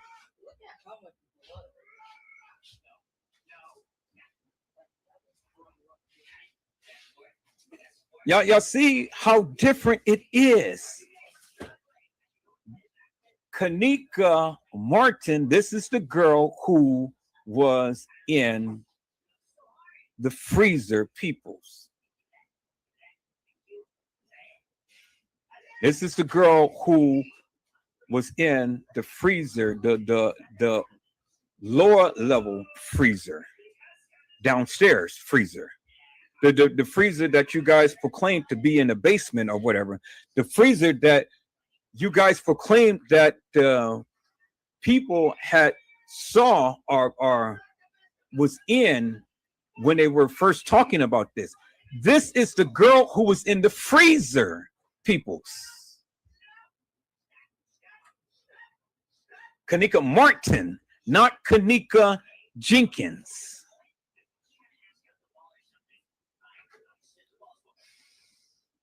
Now,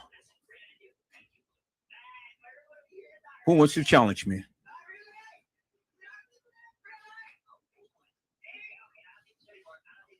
Who wants to challenge me? I mean, I'm open to discussion, peoples. Come on, anybody, come to the panel, come to the live, come challenge me, and let me know how you can put Kanika Jenkins down in the lower level freezer. How did she get there? And when did she die? When did she die? Because according to the Crown Plaza Dispatch, Detective Kittenbell had stated in the dispatch on that recording, the guy had stated that they had saw Kanika come into the establishment with the jean jacket outfit. They said that. It is on record, peoples. They said that. And man, let me find that audio. Godly, I gotta find that audio. So I'm going to go through every last live that I did because I know I know it when I see it. But I thought that I had it here because I did it here. I thought that I had it, but I guess I don't, peoples. Man. All right, so I know I'm not going to mess with that, but I'm going to come back to this. But as you can see, peoples, two different girls. This girl right here with the retracted eyes and stuff don't even look like this girl right here, which is the same girl right here, which is this girl right here, not Kanika Jenkins, peoples, which you see right here.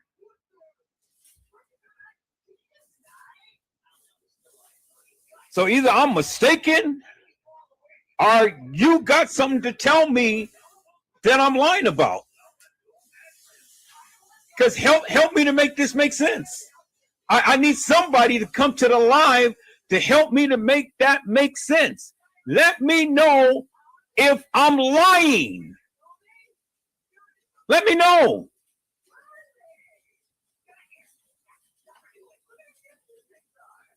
You can't. You can't, because you can clearly see that, people. You can clearly see that's two different girls. And it's not Kanika Jenkins. Let me find that audio. All right. So let me do this, people. Let me go back to here. And dang, it wasn't not too long ago that I played that.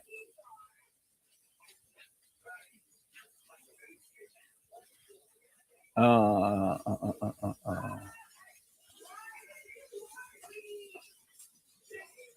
know I played it during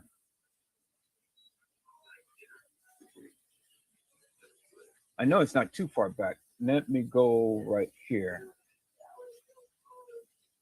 It wasn't that far back. Okay, let's go with Kenneka Jenkins. You know,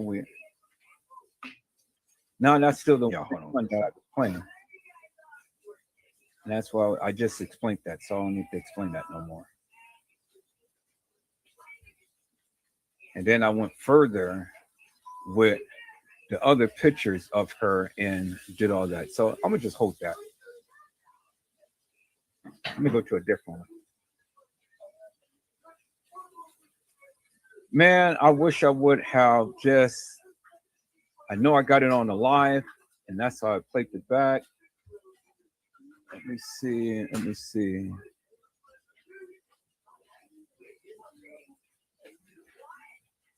Okay, let me see. Moving on. I don't need. That's what I know that. Forgive no. That taking a deeper look into Kenneka Jenkins' case. Widow Strikes Back. Let me see. Wisdom is I'm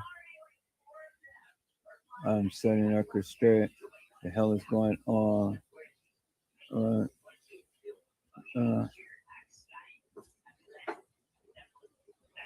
Yeah. Truth is might have been revealed, and Kenneka Jenkins says so much that the narrative must change. Let's see that. Let's try that.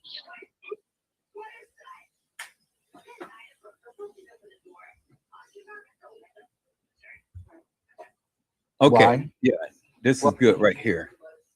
This is Kenneka Martin, peoples, right here. That girl right there that you see, that's Kenneka Martin, as you can clearly see. Let me go ahead and let me get my magnifier.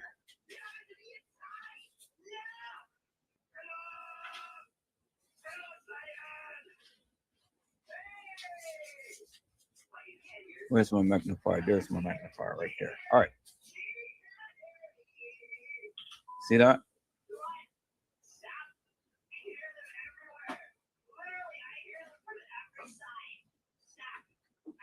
Yeah, see the difference now?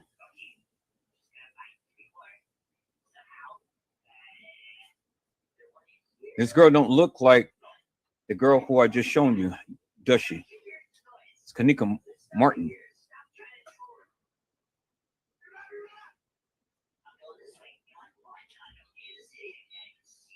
Kenneka Martin was thicker. She was bigger. Y'all hold on.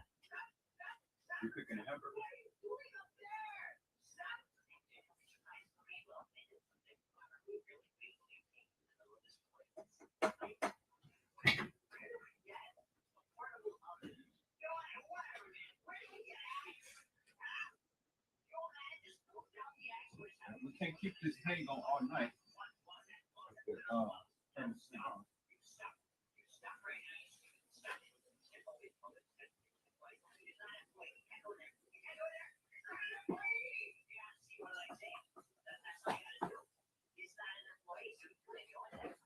All right, people, I'm back. Let me take off my magnifier. Let me go ahead and look for this music. I mean, this thing.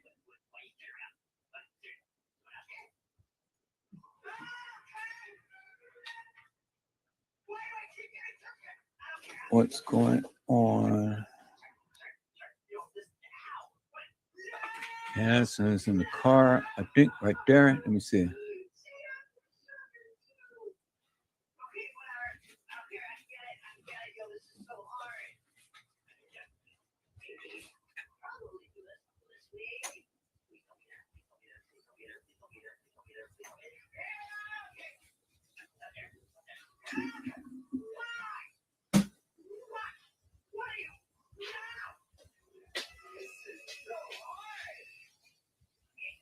Older at least, minimum. Kanika Martin, people. She has dimples and everything, similar to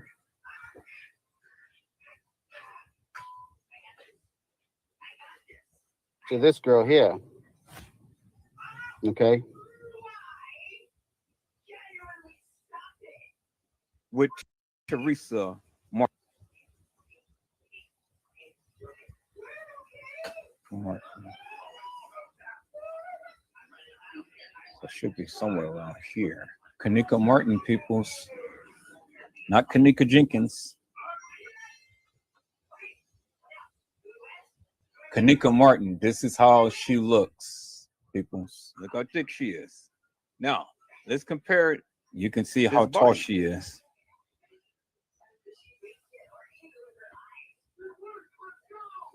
You can kind of see the waistline, you know, Kanika. Okay, let's look at that.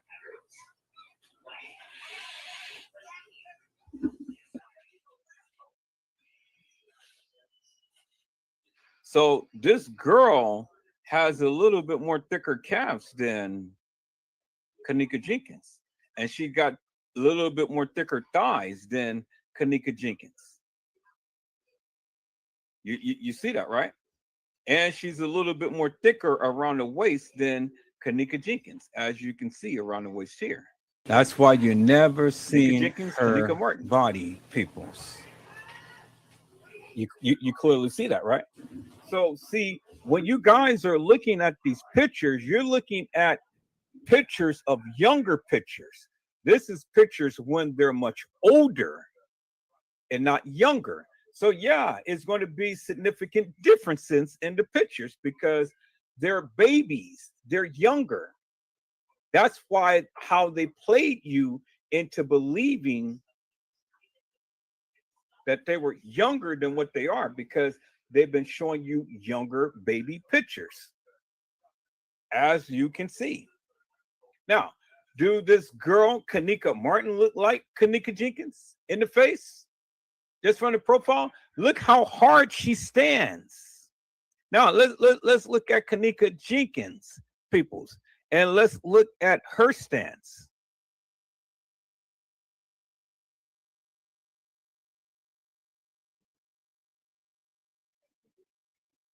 Let's look at Kanika Jenkins, and let's look at Kanika Jenkins' stance, how she stands, peoples.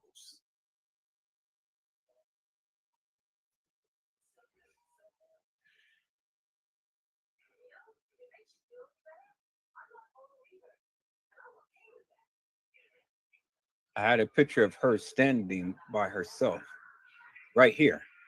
Now, look at the profile, peoples. Look at the profile. Look at the body.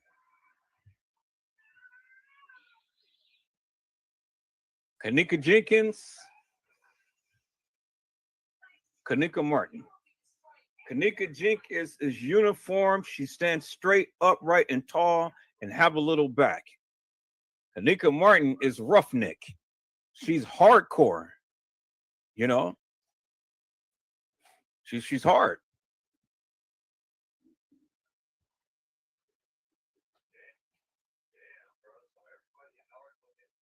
So when they were at the establishment, peoples, this is why they did not want you to see older pictures of them. And they wanted you to see younger pictures of them because they wanted to give you a baby face and not a true depiction of what they were looking like when they get older. Girls who is about 19, 20, yes, they get booty. Yes, they get breasts. Yes, they get thick. And as you can see, Kanika being in the freezer, she was slightly thick, as this girl is right here. And then look at the profile, peoples. Look at the stance.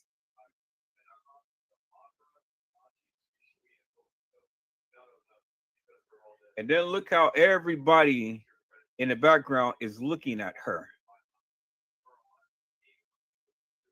Now,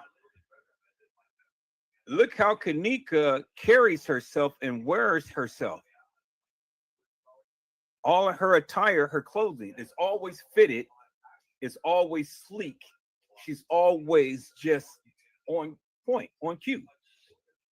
Well, look how this girl is dressed.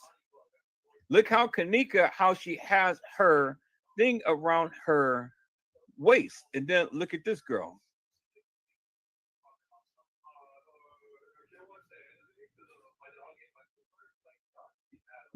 So when you see Kenneka Jenkins pictures, peoples, you clearly get a sense of how Kenneka Jenkins dressed and is.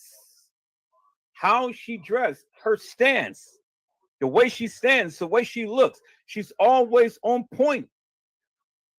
Always. Never slouchy, never looking rough. Hair is always intact. Everything is always aligned. And then notice her hair did not go down to her back, as we've seen in the video pictures of the videos. The hair was all the way down to her butt. Well, she's got her hair down to her, almost to her waist, but just her upper part of her waist, just barely cracking her stomach.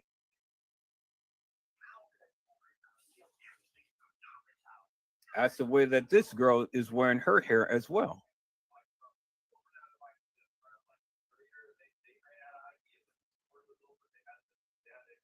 You see that, right? All right, so let's look at the video, peoples. Let's go back to the video.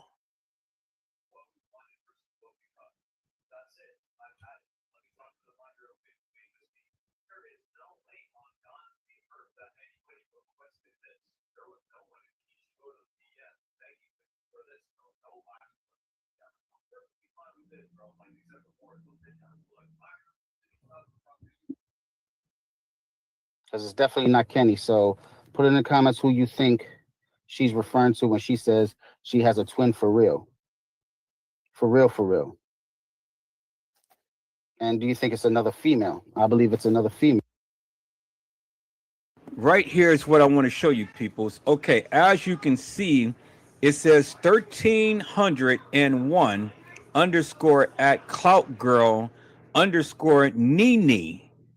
Nene is what Kenneka Jenkins has written on her waist.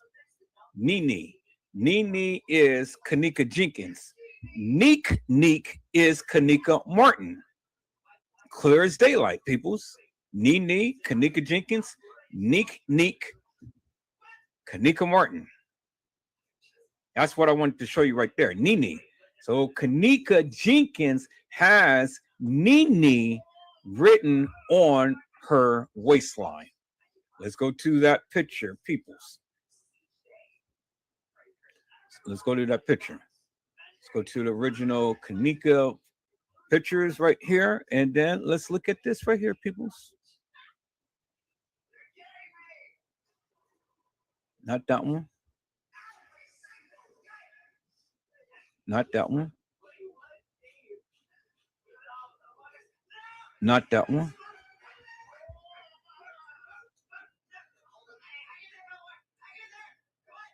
Not that one. But although we can kind of see that a little bit.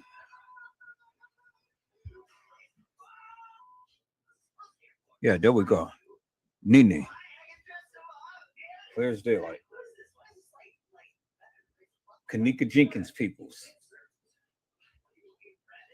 Nene, she has that written. Same butterfly is what she has written in the picture with bingo right there. Now see that, right?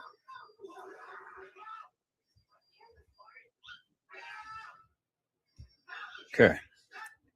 Nene. See that? Nene. There's the butterfly. There's the butterfly right there. Full color, kind of whatever, like, but still the same textile type. Nene. Now you go back to the video. Nene. Nene. Okay, y'all see that, right? It says Nene, right? Raise that up again. Okay, you clearly see that. Nene, Nene, right? Kenneka Jenkins.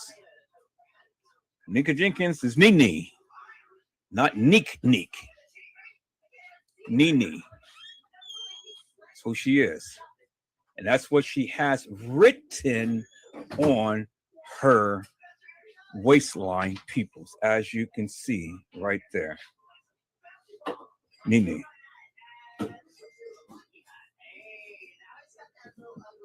Okay. It's Kenneka Jenkins, peoples. Kenneka Jenkins. And then you look, she still has the little ripple right along her mouth. But as this picture is, she's much younger. And she wears her watch on her left wrist because she's taking a picture of her and it's reverse.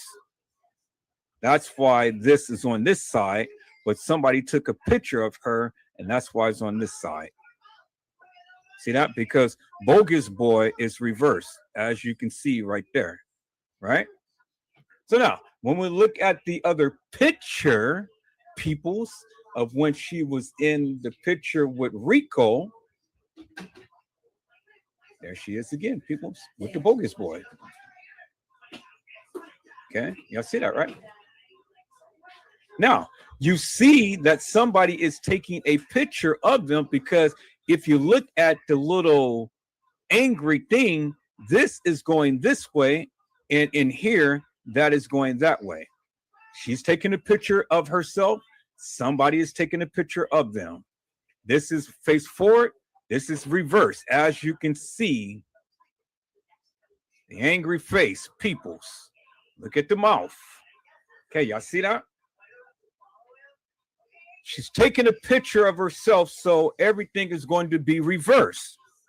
Somebody is taking a picture of them, and so now it's going to be face forward. As you can see, same shirt, same girl, Rico. Now, I don't know if you guys knew or not, but Rico used to mess with Shamaya Monifa. He used to mess with Shamaya Monifa. I don't know about Bree. Bree doesn't seem like the type that going to do something like that. But he was definitely messing with Shamaya and Monifa. No, you just have to use some bread. I didn't know that you guys was making hamburgers, so I would have got some burger buns. That's why Monifa and Shamaya had a disdain for Kenneka, because if you remember, and you guys been saying this forever and a day, you know, Kenneka has been throwing shades upon them because they are shady, whole women, or girls, I should say. They're hoes. And you're a hoe when you mess with your so-called best friend, ex-boyfriend. So when you mess with your best friend, ex-boyfriend, you're a hoe. You are a hoe. And it ain't nothing else that you can say about that. You are a hoe. And that's what they were, or is, still is. Probably messing with other dudes I mean, other women's dudes. The hoes. That's why Kanika didn't want to mess with them no more. That's why J Money said that Kanika didn't F with them no more because these are hoes. Major hoes, people. So now, I'm just paraphrasing, just going back for all of the things that was said in the community and stuff. So it was said that Monifa at one point said that put Kanika in a freezer. Well, if Monifa had the power to instruct some people to put Kanika in a freezer, help me to make this make sense. Who is she instructing to put Kanika in the freezer? What type of power does Monifa have to dictate to somebody to put this girl in a freezer? Y'all give that girl way too much power. So what if she says that? Who cares? What difference did that make? It didn't make no difference, did it? Because Monifa ain't got no power to dictate nothing to no one. So yeah, these kids, they talk a lot of shit, but what power do they have to back it up? Do Monifa have the power to tell Irene to say, hey, Irene, I need you to stay your tail in the room and don't come out? Well, did Irene do it? I don't think so. Shemaya, I need you to roam the halls and go look for Kanika. Did Shemaya do it? I don't think so. So what power do Monifa have to go order some guys around and the girls? Come on, peoples. This little skinny wench, you guys gave way too much power. And I don't care if her ex-boyfriend was the one who was talking all of that madness, talking about he sent her soul to heaven and all like that. What type of power did that nigga have? What type of power did he have, peoples? Okay. I'm going to show you something that I played on my live on last night, and it's going to shock the hell out of a lot of you. And some of you who knew about this, it ain't going to shock you one bit because you already knew. So let me go ahead and play my live from the other night. And let me go back and play my live the other night. All right, so I already made my point on this one. And as you guys can see, okay, y'all go back and watch this live. It says the narrative must change. And you can see Kanika Jenkins, Kanika Martin. Don't they look like twins, peoples? Damn, they favor so much.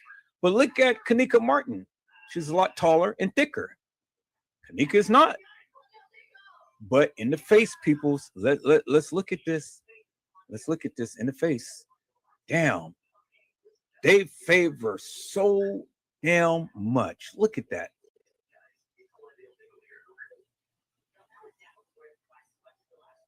Yeah, people, they favor so damn much. Now, let me ask you a question. Does she look like the one that was photoshopped in the car? More so than her?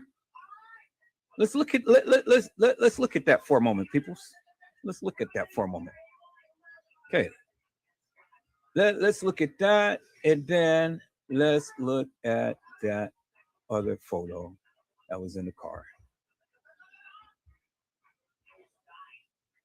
Let's look at the other photo. We're gonna blow that up, but then we're gonna blow this one up too once I get that other photo. Or do I already have it? I think I already have it open. There it is right there. Okay, now let's call this up, and then let's blow that up. All right. Now let's see. I gotta call up the other photo. Okay, let's go right there. Let's go right there. Let's go right there. Bingo, right there. All right. Bingo, peoples. Same glasses, same face, right? Who do you think that is, peoples? Oh, damn it, Edward Joseph, man, you just done F the people over right now. You F the people over right now because everybody thought that was Kenneka Jenkins. But look closely, peoples, at the glasses, at the face, and tell me who do you think that is? See, that's why I was toying with you, peoples. It's not Kenneka Jenkins. Bingo, right here. You see that? You see that, right? She got on glasses. When did you ever notice Kenneka Jenkins have on big glasses like that, people? You never did. You never did. You never known Kenneka Jenkins to be wearing glasses at all, period. And if you did, show me some pictures, people, because I would love to see it. But as you can see, it's clearly in your face, people. Look closely. Because the pictures don't lie.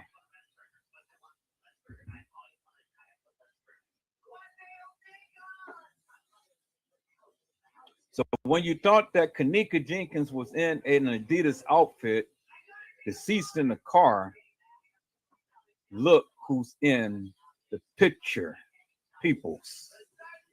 And look who favors Kenneka Jenkins, Kenneka Martin, peoples. Y'all see that, right? Clear as daylight. There it is. It's in your face. It is in your face, peoples. Look at the eyes. Look how, huh? Okay. Wake up your sister and tell her to go eat. Thank you. My son, he's a chef, y'all. My son cooks some big, juicy, fat burgers. All right, so when you thought that was Kenneka Jenkins, people, everybody was calling her Kenneka Jenkins. I just called her Kenneka Jenkins because you guys called her Kenneka Jenkins. But they already knew better, peoples. And I said, well, I'm just going to play the game with the peoples and see what they're going to say because, you know, when everybody say that they got all of the facts of the case, I'm saying prove it. Prove it, peoples. And you can't. There it is right there. It's in your face. Proof is in the pudding right there. Okay, so now I dispelled that myth. Okay. All right, so now let me go back, peoples. Let me go to a new live right here, and let me go play the live that I played this couple of days ago. I'm fit to prove another point. All right, fit to prove another point, peoples. Now I'm fit to show you something, and I think I played this last night. I'm fit to show you something that's going to shock the shit out of you. And it is, if Kenneka was dead, how did she walk?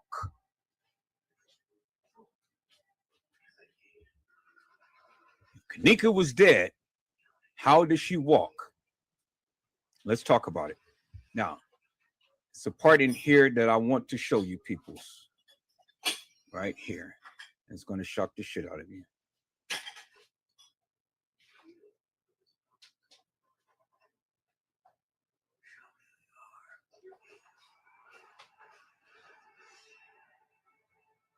Okay, yeah, I was playing funnies on that.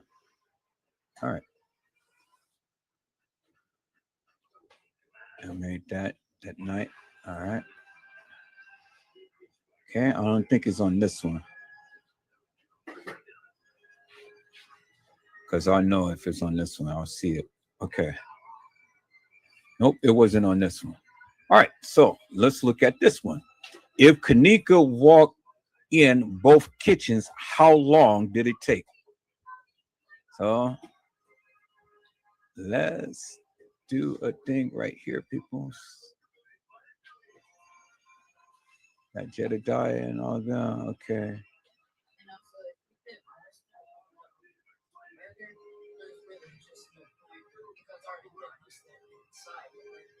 Okay.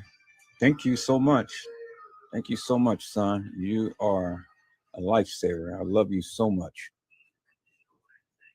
You always take good care of your papa. All right. This is what I want to show you right here, people. Now, listen closely because you'll learn something major, peoples. Listen closely. I'm going to play this back a little bit more to when she was playing her live.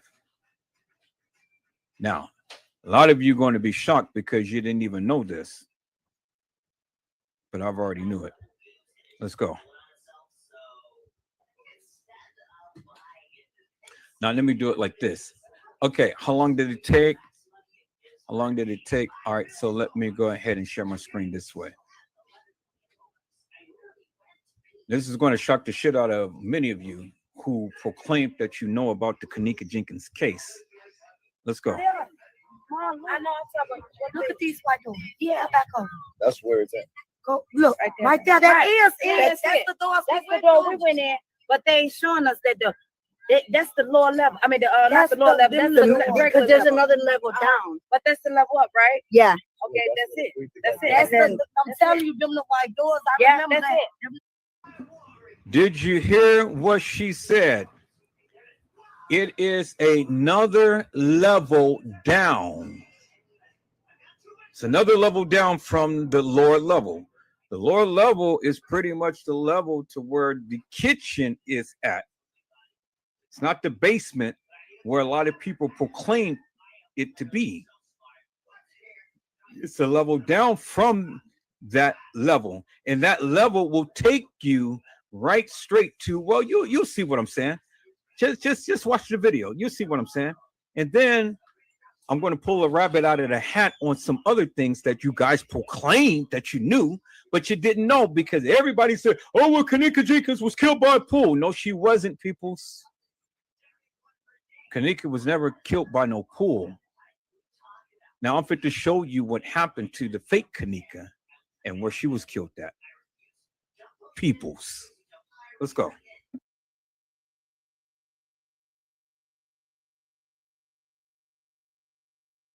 I went through that door. Watch, you're gonna see right now. I went through there. There's nothing there. And look now. Okay, I promise you, peoples. I'm not gonna keep interjecting, but I just had to interject here. Did you hear what she said? That is the level up, and it is a level down, and that's the doors that I went through. That's what Teresa Martin had said. Listen to what she said, peoples. She said it is a level down. There's a level up and there's a level down. Oh my God, people, you guys are making me work hard. You guys are making me work hard. There is a level up and it's a level down from where they were. Listen to what Teresa Martin is telling you. And the girl is telling you between those double doors, it is nothing back there. Well, if nothing back there, why would they take Teresa Martin and Lenora Harris back there? So is she confused or is she lying?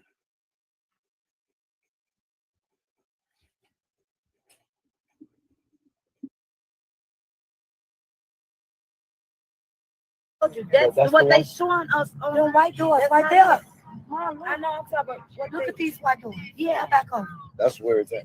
Go look right there. That is That's the door. That's the door we went in, but they ain't showing us that that's the lower level. I mean, not the lower level. That's the because there's another level down. But that's the level up, right? Yeah. Okay, that's it. That's it. I'm telling you, them the white doors. I remember that's that. it. I went through that door. Watch, you're gonna see right now. I went through there. There's nothing there. And look, now they got something right there covered. And what's that black? You could go through there. Yeah, I went through there. I'm telling you, I know them. I went through there. There's nothing there. Watch. I went into this room. Over there. There's They sent you to. Come on, hurry up. See, I went in here, look, Okay. and there's a guy, even a guy looked at me and he didn't even see nothing. He didn't say anything. You're in the kitchen. Uh-huh. Is this what? This is all the kitchen. That's it. No freezers or nothing in here. See? Oh, they took all the freezers out. There's nothing in there of any Wait, type did of the freezer. freezer look And mobile this is the to back y'all? door. It's stainless steel. It's a mobile See, freezer. now I'm No, coming back no, out. it's not mobile. It's not mobile. No, Okay. it's not. So now I'm coming back out and I'm gonna Lot go of back through freezer the other stuff on there. way. Yeah, it's been planted within the walls. We have freezers just like the freezer that I've got. But they have safety latches, so if you're inside of the freezer, You can pop it open. It's a big white white- button in there it's in and a you big- just pop it. Yeah. And it's a big white button. You cannot miss it. You cannot miss it. It's a big button. okay, And it's On real both easy to doors. just pop. I It's not told you, hard on or both anything. doors. because you went in the freezer. I went And inside that's what the it says freezer. she froze at. So we're gonna show you guys her going into the freezer in 1 second, a freezer, and inside of the freezer is some buttons that you just Oh, I push. didn't get that part. You didn't Where get I didn't get the button part. I mean, I Okay, went inside. so even if she didn't get it, many of us have heard the same account that there is safety latches on the freezer to come out of it if you get inside of it. See, then I turned around and went It back. ain't gonna close behind the And not one time did they stop me at all. Exactly. You can't close the seal. This is the second video. Exactly. This is the one where I went in. Put a light in Yeah, it. this is it. This This is is like it. the button glow in the This dark. is it. What am I It looking at? honestly looks like the button glow in the dark. Okay, this is the hallway, right? Yeah. No, but I'm telling you, on the wall, put a light. And walking down. Exactly.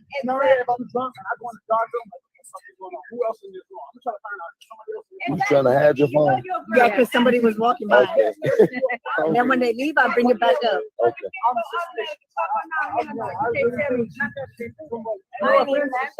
Oh, then back here, there's another way. And all in here, you need keys in order to get to the lower level. You have that key. Mhm. The See, lower these, they won't level. open Right there, you need a key card to get to them elevators to go down there. That's what she was. There's the phone. Look at the floor. I know. That's what I'm Right saying. there. Right Okay. there, So you what need a I'm key saying card. is you need a key card. Like, is it your hotel room key? I don't know. It's an employee. It gotta be employee because it's like a little tiny key. You stick in the thing. And this, I don't know what the heck that was. And then that wire goes all the way to this elevator. Look, follow it, and it goes all the way to that elevator right there. But all the other elevators, you need like a little key in order to get. You see down there on the bottom. Then Wait a minute. Wait 1 minute. Wait 1 minute. Let's back that up. Let's back that up. Let's watch this. here, there's another way. And all in here, you need keys in order to get to the lower level. You have that key. Mhm. See these, they won't open right there. You need a key card to get to them elevators to go down there. That's what she was. There's the phone. Look at the floor. I know. That's what I'm Right saying. there. Right Okay. there, So you what need a I'm key saying card. is you need a key card. This is Like, what Kanika is it was. your hotel room And the key? fake Kanika. I don't know. It's But an employee. remember It gotta the be rule. employee. Bingo. Remember the room.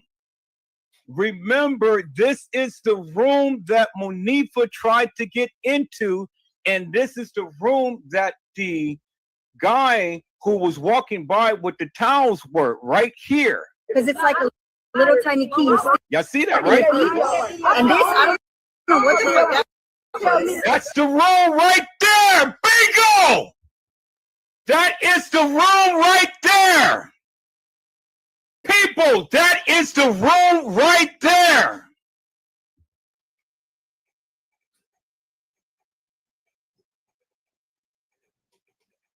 That is the room right there. And guess what happened in that room, peoples?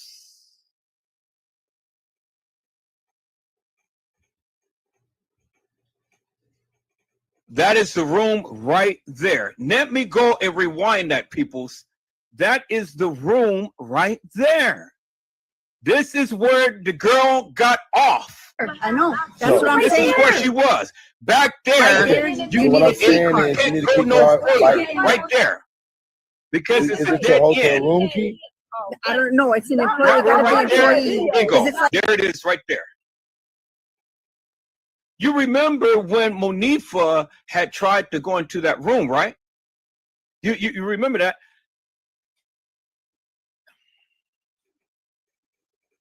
That is where that girl got assaulted, peoples. Right there.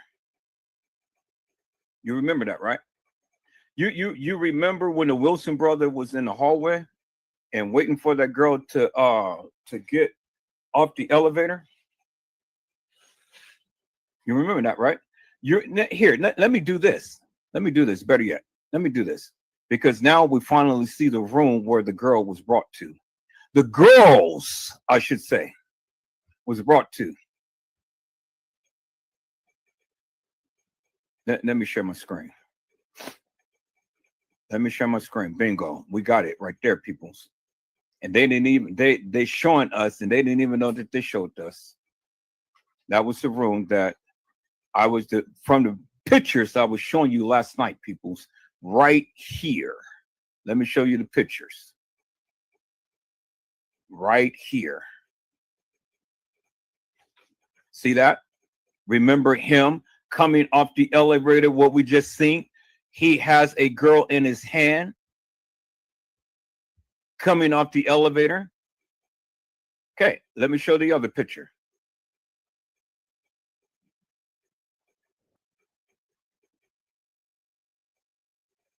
Okay, let me see. Bingo, right there is where Shemaiah had tried to open up the door.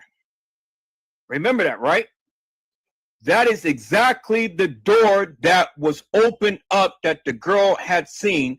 That is exactly the area to where that guy who was down here, who got out the elevator, had looked right there where Shemaiah, not Shemaiah, Monifa is, peoples.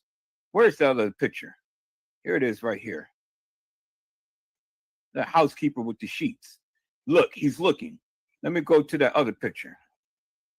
Housekeeper with the sheets. That's where they brought the girl. Right there. See that? You see, he's looking right there. And right there where the light is just a little bit forward. You see where the light is, and you see the black beam thing right there? Look where Monifa is. Standing right there where the light is, and there's the black beam. And then there's the door right there. And then in this picture, there's the door right there. Bingo, peoples. And that girl who had just showed the video just showed you the room where the girl was getting assaulted. Bingo, peoples. He is looking right there at the door.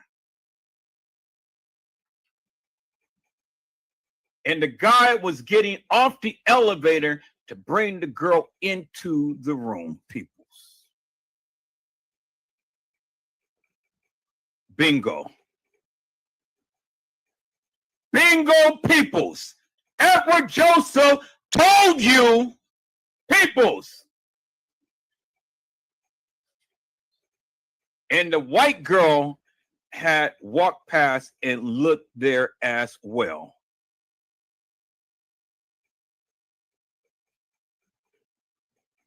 Peoples, I told you, you can't mess with Edward Joseph. You can't mess with Edward Joseph. That's where they took that girl. That's where they took that girl. Several of them. Because you see, the girl who came off the elevator got commandeered by the Wilson brother, taken to the room. And then the girl who is on the elevator with this guy right here, the guy with the cone head, the one who was with T.Y. Rowland and crew.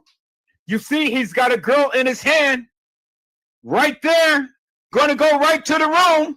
Several people walked by, people, and heard some commotion in the room. It's where the girls was getting assaulted. The fake Kanikas. Because Kanika was never there, peoples, because she never walked the halls of that establishment. That's where the fake Kanikas was getting assaulted, peoples. Proof positive right there. It's in your face. You can't deny it. There it is. They showed you the room. They showed you the room. They showed you the room. Bingo. Bingo, peoples. Bingo. Now, out of all of this time, these YouTubers was talking about this case and stuff, whoever pointed that out? Nobody other than Edward Joseph.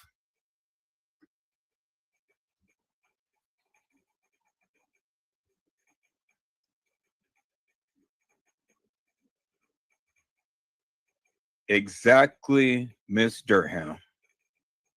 When the people say that they had assaulted the people by the pool, it wasn't no pool. It wasn't no pool.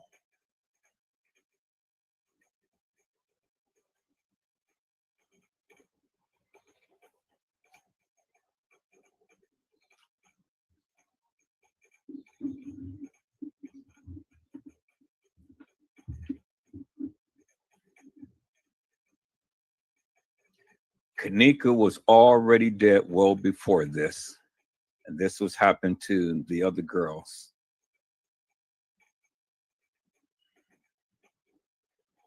See, several things was in play, people. So several things was in play, and several people was in play. The establishment was in play with some of the girls. T.Y. Rowland and crew was in play with some of the girls. And Carl Nesbitt, James Coleman, and the guy in the black hoodie was in play with Kanika. That's why they're the Mason brothers, peoples. That's why Carl Nesbitt was carrying Kanika. Does it all make sense now, peoples? The Masons had events happening. They were there. It was a murder mystery game. It was a satanic ritual. Peoples, it was a ritual night. A satanic ritual. A murder mystery game. Kanika was the chosen lamb to be slaughtered.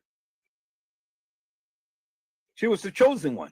That's why you seen Carl Nesbitt and the guy in the black hoodie have Kanika, because the Mason brothers was the ones who was involved in killing Kanika. That's why nobody wanted to have any of that information out there, because they didn't want that to be tied back to them. Now, I'm telling you something that you never heard before. But since Randall had told you what the Masons have been doing, peoples, who do you think is a Mason? James Coleman. Who do you think is a Mason? Carl Nesbitt. Who do you think is a Mason? Bill Murray. Who do you think is a Eastern Star? TM. Now, do you get it, peoples? Do you understand now? And then who else do you think is a Mason, peoples? Joel Comm.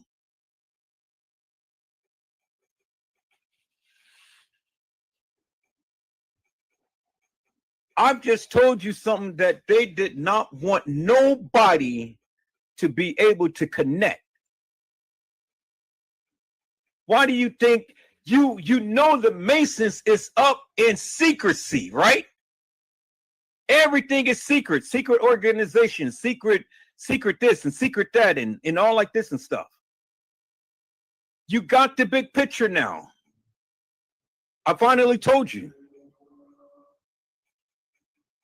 Yes, they all are connected, Randall. Every last one. All of these people are paid to do a part to cover up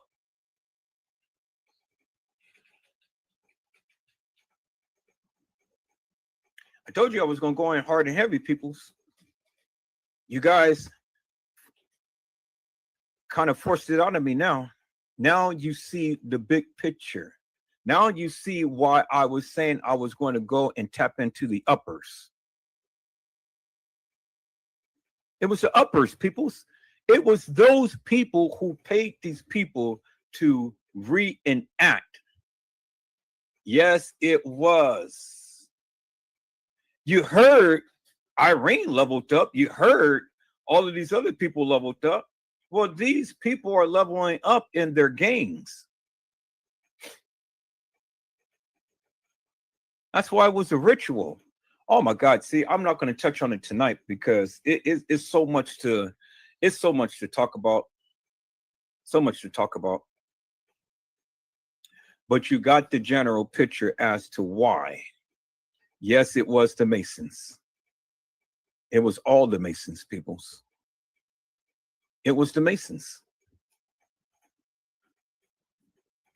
It was the Masons. And if you looked in any of this video footage and pictures and things, you would see certain Masons that was consistently shown in video footage. I've shown you guys that in a couple of lives. Now you understand who was behind, who was the money behind the madness.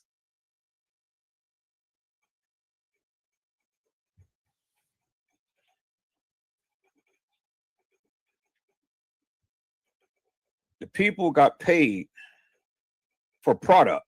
The girls was the product. They got paid for the product. And not only did they get paid for the product, but they got paid to enact scenes, real life murders taking place, and to have it covered up. This was never supposed to be out, peoples. This was the biggest scheme and scandal there was.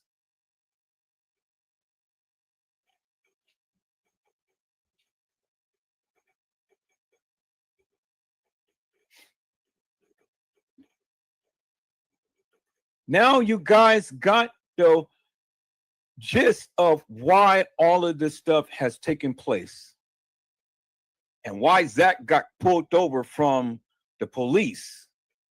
Remember when he had said, well, you know, they said, oh, well, welcome to our town or whatever. And he said, oh, wait a minute. What are you talking about? I've lived here all of my life. You heard the names of when that lady had called Zach and told him to leave it alone. They're watching you. Leave it alone. They are watching you. Well, who do you think watching them? Who do you think was watching? And then she dropped some names. Peoples, if you ever did your research on the names, you will understand something greater. Now you get it? Do you understand it now? It ain't got nothing with Schiller's Park and west side of Chicago and all of this stuff. It was the narrative that they gave you. This stuff was pre-planned in the beginning, and it goes all the way back to Loso Day. All of this stuff was tied and connected. Did you see the video that I just played just the other day, peoples? Did you guys watch that video? Did you listen attentively to what the boy was saying? Did you see who Teresa Martin was sitting with at his feet? With all of the harem of other ladies around him? You guys know who he is?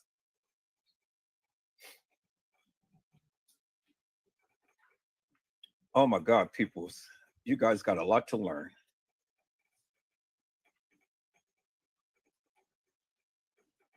I'm going to finish playing this video. I'm going to play that video that I played the other night.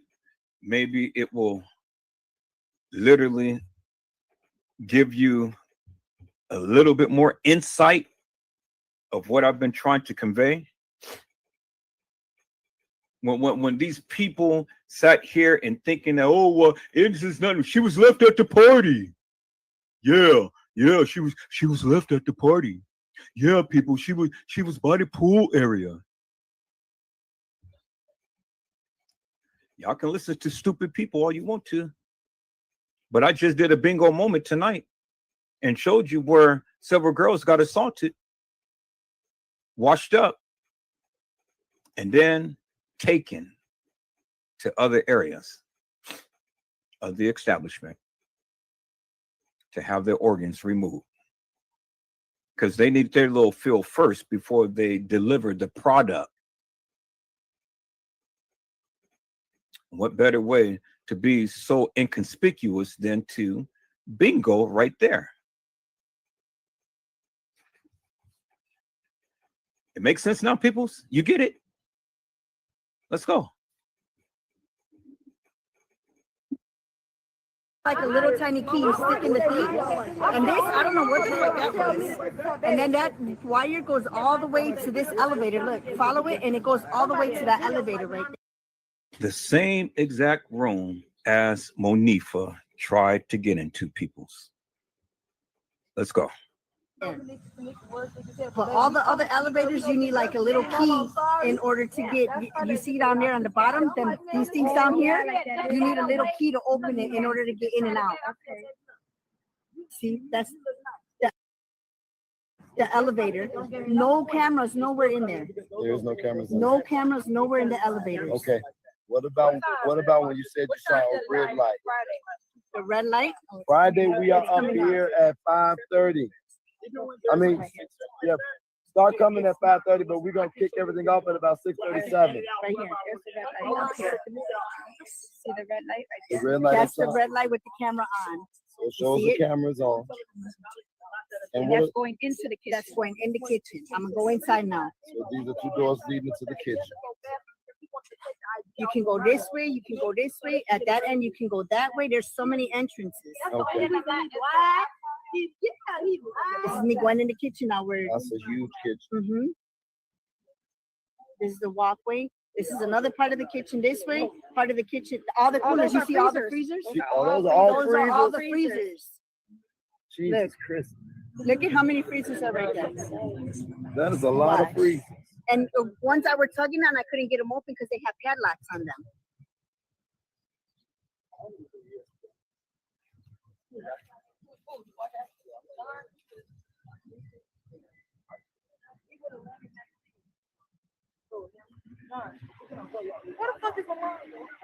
See, all of them are freezers all the way down. From that beginning to the other end of the hallway, them are all freezers right there. Okay, so And then this is the other part so coming to again, the other way of the kitchen. So let me ask you this question. You sure that it had to be an employee key card to get that elevator to work? Definitely. Okay. See, now this is another part of the kitchen. This is the back door. Nothing there. And Then I'm gonna come back because there's another kitchen on this side over here. Watch. now what about a freeze? I saw you going to a freezer. Mhm. Are you gonna do that on here? Mhm. See, I'm gonna get into this kitchen now. This is the other kitchen where I think she was stumbling around, they said. How many kitchens do you think it is? I went through 5 kitchens. 5 kitchens. I really don't mind. Nobody See, now I'm going into this one. That's the freezer. Watch, I open it. I don't know if I open that one or the other one. It's a latch. Open the No, I freezer. opened it. Yeah. See, and on this side of where I pulled this side, on the back side of that, there's a white thing you just push like this. There's a big button. Yes, a big white button. A big white button. You can't miss it. Mhm. You- That's the first thing I noticed when I opened the door. I looked this way. Did the freezer close by itself or did you close? No, I had to close it. You had to close. I had to So close it and wouldn't have that- closed by no, itself. Definitely won't. And was it a heavy door? Very heavy. It was a very heavy door? Okay. I know if I was drunk, I wouldn't be able to open that door. Okay. And I'm not lying. I get sloppy drunk and I will not get in. I even go, there's even offices and everything over here. See, this is another big. See, now I'm gonna go into the other doors.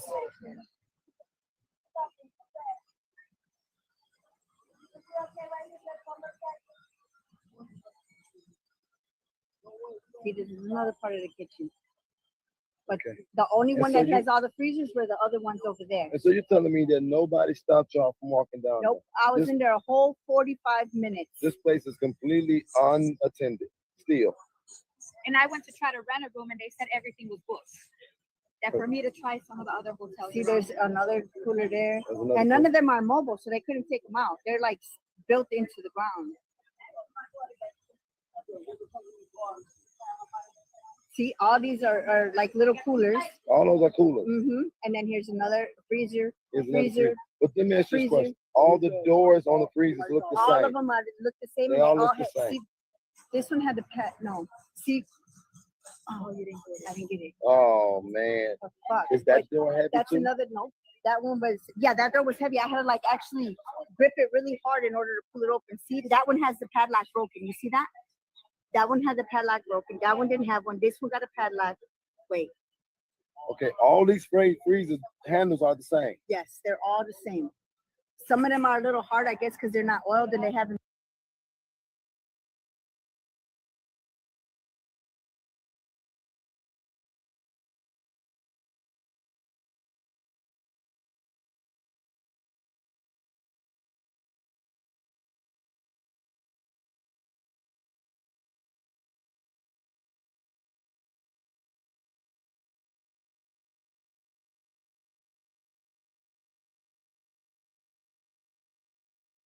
Let me ask you this question. You sure that it had to be an employee key card to get that elevator to work?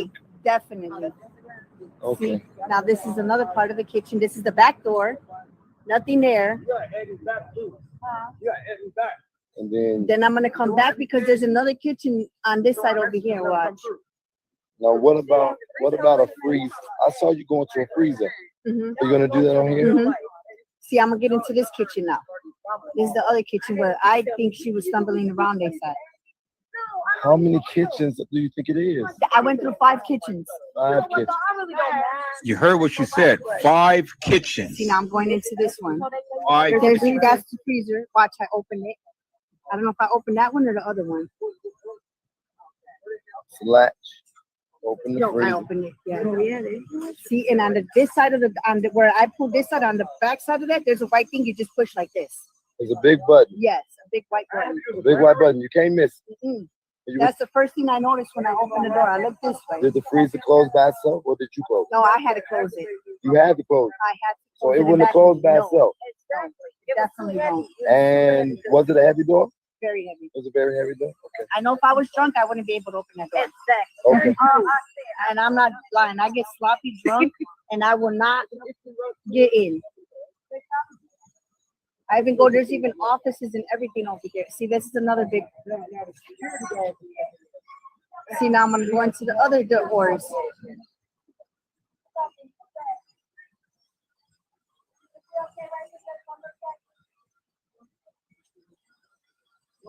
See, this is another part of the kitchen. But Okay. the only And one so that you- has all the freezers were the other ones over there. And so you're telling me that nobody stopped y'all from walking down? Nope, I was This- in there a whole 45 minutes. This place is completely unattended still. And I went to try to rent a room and they said everything was booked. That for me to try some of the other hotels. See, there's another cooler there, There's another and none cooler. of them are mobile, so they couldn't take them out. They're like built into the ground. See, all these are like little coolers. All those are coolers. And then here's another freezer. Here's another Freezer. But let me ask you this Freezer. question. All the doors on the freezers look the All same. of them look the same. They and all look the had, same. See, this one had the pet. No, see. Oh, you didn't get it. I didn't get it. Oh man. The fuck. Is that door heavy That's too? another no.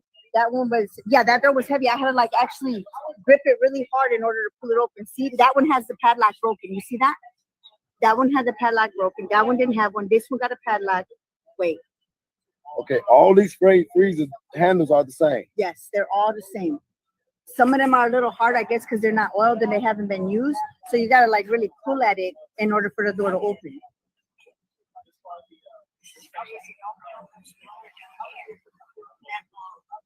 See, now I'm coming back out. And I did this 5 and 6 times, did the same route. Go to the front of the hotel, come down, go through the thing. And not one time security, oh, hi, how you doing? I'm good, I'm going to the swimming thing. Okay, it's down that way. And that was it. 45 minutes in the basement. Okay. So we got 45 minutes worth of footage that she's gonna be sending over to us right now. But as you all heard from the account of someone who was in there, that these doors are heavy. They don't close automatically. Not close automatically. You need to close it in back of you. Once you walk in or walk out, you need to close it because it'll just stay open. It doesn't have where it can just close right back. No, they lie. That's bullshit. Okay, I'm not gonna put your face on camera. Okay. So, And we don't even know these people, but we came out here for support because we also want to get to the bottom of this. I got 3 girls. And I go crazy when they don't even answer their text back or their phone. Imagine this poor mom, what she has to deal with. And I cannot sleep. I cannot sleep thinking about what's going on. This is crazy. don't cry. You did something that was very brave. You did something very brave. But they could just be honest and say what happened. You did something very brave. We really appreciate you. Listen, Mama, let everybody know about Friday again. Friday, y'all, I beg y'all, for those that can't come, please, just think if it was your child. Just think if it was your child. It's gonna be numerous of us out here. And I am so glad that she had showed her face in the place. Because I want you guys to notice one important thing. Look at her wrist. Look at her wrist. Look what she's holding. Why are you holding your wrist, Teresa Martin? Is it because of why you do me this way? Why y'all do me this way? Is it because of that, Teresa Martin? Is it because of why you do me this way? Why y'all do me this way, Teresa Martin? Peoples, at any other time, why was her wrist hurt? And why that weak?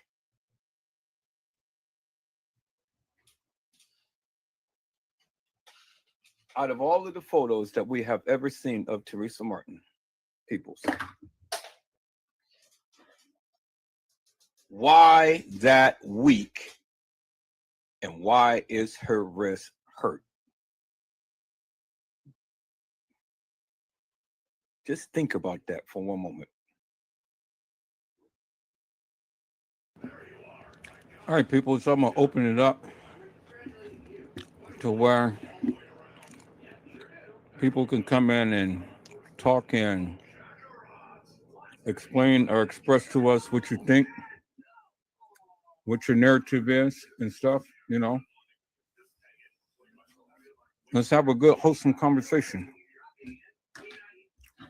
Now you see where I stand. You see what I said. You've seen what I've shown. If any of you have a different narrative, I would love to hear it. If any of you have a different take up on that of what I've shown, I would love to hear it. Come and talk with us and show us whatever receipts that you have. You're going to reference the case files, you know, let me know. We'll look up the case files. We'll look up whatever pictures, videos, whatever that you guys have to showcase and to express and explain your stance in this case. Now, I didn't go and venture out all over in Schiller's Park in West Chicago and all of these other places. I stayed right there at the establishment to express and to explain not of what they have given. Because truth be told, none of you can really explain what happened to Kenneka. I mean, truth be told, you can be in your feelings and say, yeah, you know what happened, but show us the proof. Show us what happened. Show us where is Kenneka in any of this stuff. I don't want to hear, well, she was here, she was there, she was everywhere. Show us. Or explain or express to us in great detail where Kenneka Jenkins was, how she was killed, where she was killed, where she was brought, where she was staged, and different stuff like that and stuff. I don't want to hear this, oh, well, it's just in the case files. People's the case files is hilarious because it's a narrative that they gave you. If it's in the case files, pull it out the case files and then show us. I mean, it's been, what, over 5 years now?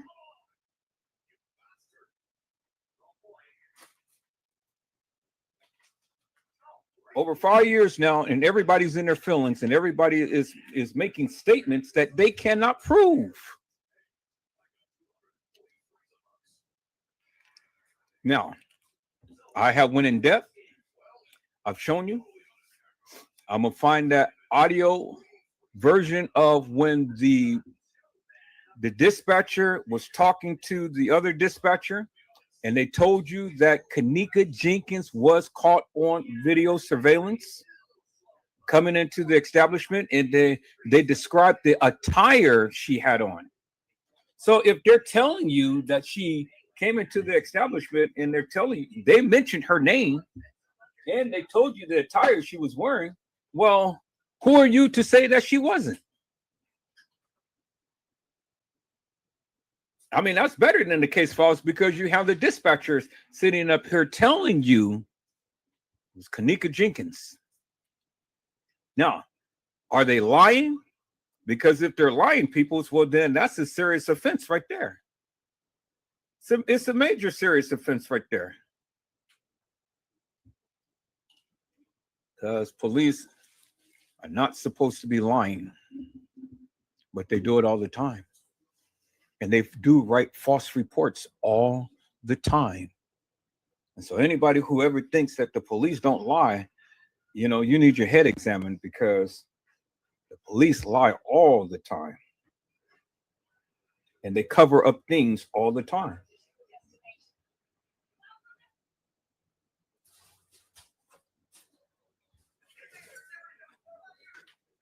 So people, you know, when I politic with you, I don't want to hear this yada yada jargon of what you think happened to Kenneka. I want you to expressively outline it in a manner to which I just did for you tonight. Give a good, wholesome, complete narrative as to what you believe happened to her and how it all played out. I mean, we can politic over, you know, the different things and stuff, but it has to make sense. We have to come up with things that make sense, not things that don't make sense.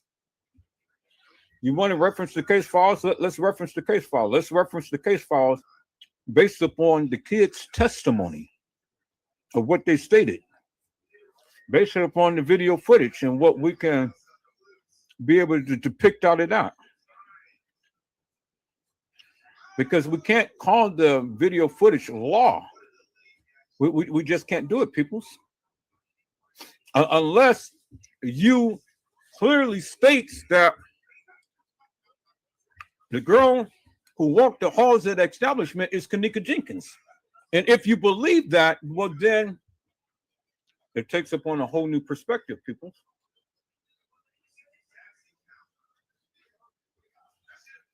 If you ever believe Kenneka Jenkins walked the halls of that establishment, I got 1,000 questions for you.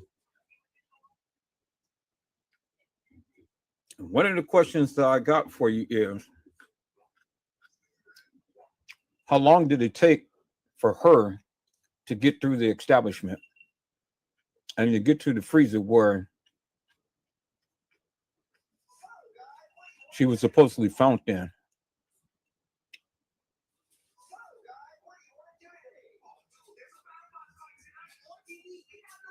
Because according to the video footage, she was up on the main level, and according to the case files, she was reported staggering drunk, seen on surveillance video near the front desk. That's in the case files. So You got to help me to make this make sense. Did she get commandeered upstairs and taken downstairs only to be brought back upstairs? Because that's what you're saying. Because if you believe that girl who walked the halls of the establishment, that girl who walked the halls of that establishment was upstairs on the main level, not the lower level peoples.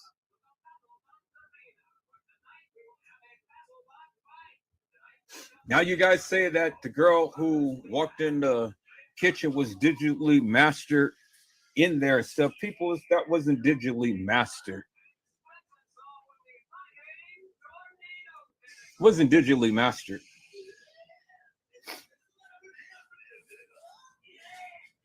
That walking into that kitchen was as fluent can get. And then another thing I need you to help me to answer. We seen Monifa, Shamaya, Bree, the fake Irene in the main lobby. We seen James Coleman, Teresa Martin, and family and crew in the main lobby and down the hall. So why couldn't we see the fake Kanika when she walked up the ramp? Because there was other security surveillance video footage. So why does it just end there? And then the next scene that we see is her supposedly walking into the kitchen and walking in the trajectory of a freezer. Well, I mean, she had to be on surveillance video footage to walk into the kitchen. She had to be on surveillance video footage to walk up the stairs and down the hallway of where we seen her, because there is surveillance video footage everywhere, peoples, and we've seen the kids run up and down that hallway. So why isn't it that we can see the kids, but we can't see Kanika if you deemed that that was her? It doesn't jive with me, peoples. It doesn't jive with me when you say that Kanika was here, Kanika was there, Kanika was here, Kanika was there, but you can't pinpoint her nowhere. Because the only thing you can say is what you think. What you think ain't law, peoples. And what they put in the case files ain't law, peoples. Because all of that shit doesn't match up. Doesn't line up. The time frames doesn't line up. You literally start to piece everything together and methodically think about what you're saying, peoples. It takes time for all of this stuff to happen, and time is not their friend. Time is not their friend, peoples. You try to say that Kanika was walking the halls on the night. Well, what time? What time, peoples? Time is not the friend. You can't tell me that all of this stuff happened in a short period of time. You're trying to cram everything in because, see, the one thing you guys are trying to do is you're going by the video footage and you're trying to cram everything in and trying to build a narrative around that video footage, but all of the events didn't happen in the manner to which it was outlined with the video footage, peoples. If you methodically go through the case files and you listen to the dispatcher's reports and things, there are different times, peoples. And then you got to make sense of the photos that I just shown you. How did this girl look from one way in the freezer, another way on the gurney while she was supposed to have been at the funeral home, to another way looking while she was on the gurney? Help me to make that make sense. See, the thing is, you can't explain that. You can't explain it. And until you can explain it, you don't know about the case.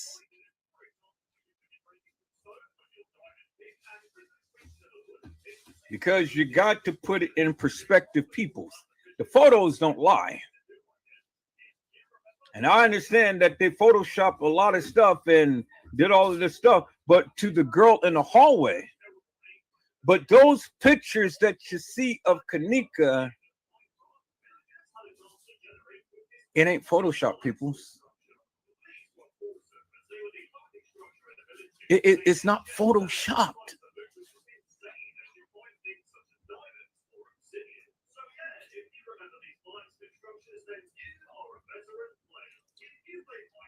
See?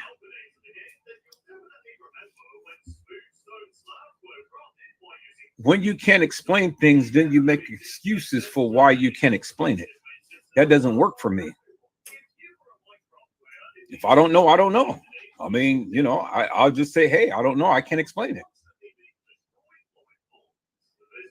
But how could you explain it, peoples? You got two different girls in two different situations that looks totally different.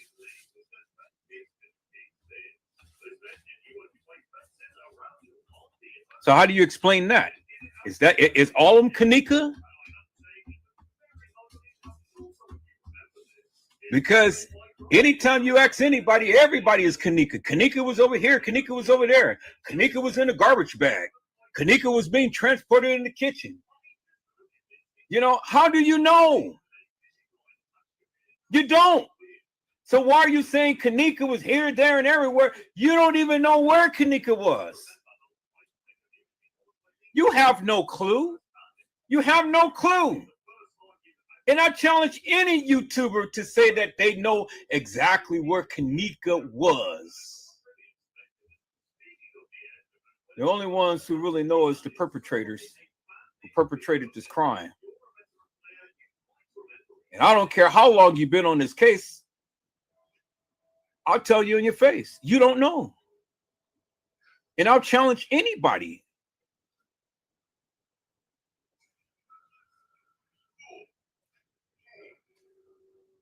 People, I have sat back and I've watched the many lives that people did and stuff, and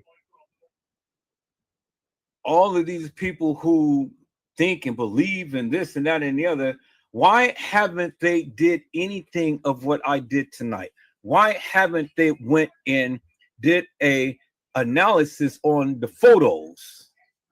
Because you can clearly see by the photos. And then you got, see, 1 minute you want to say, yeah, that's Kenneka. And another minute you say, oh, well, no, that's not Kenneka. That's not a real name.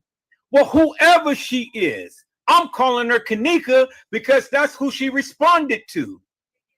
And then in a live that she did with Shamaya there at her house, she was on the phone and she said, Mama, or something to that nature. She said, Kenneka Martin says hello. So if Kenneka Jenkins go by Kenneka Martin, why is she calling Kenneka Martin and telling Shamaya that Kenneka Martin says hello? If it wasn't no Kenneka Martin.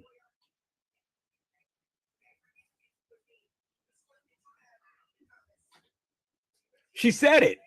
It's undeniable, people. Kenneka said it.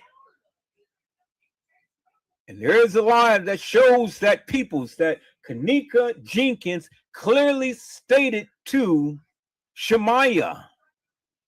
Kenneka Martin says hello. They were laying in the bed. Kenneka was on the phone with Kenneka Martin. And I talked about that. I put it in one of my lives.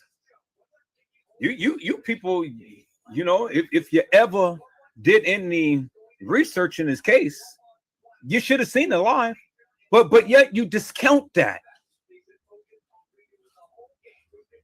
You brush that as, oh, well, that didn't happen. You know, and all like this. It's always a damn excuse for why you can't explain anything. But it's so significant. Now, this is another significant thing, peoples, that kills me about many of you YouTubers. Let's go here. Let me go and share my screen. I'm going to share my screen, peoples, because this is funny to me how people say this. And this is in the case file. And I need the people to explain it. All of you people who have been on this case ever since day one, that you proclaimers. I love to talk to the proclaimers because I want to hear what you have to say. I want you to come on this live and I want you to really express to me what you think about Kenneka. It's going to be very, very interesting, peoples.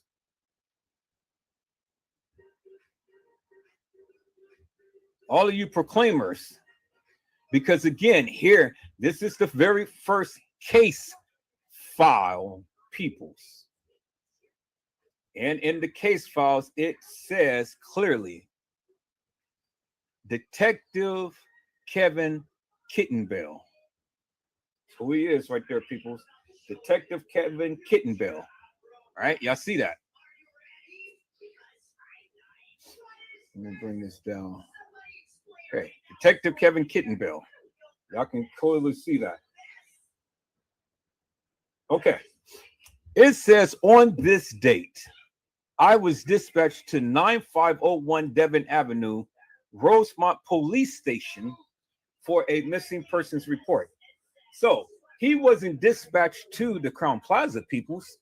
He was dispatched to the police station, Rosemont Police Station.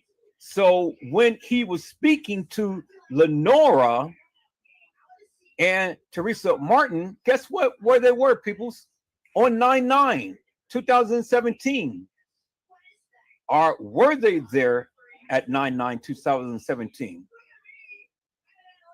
Or was it entered on 9/9/2017?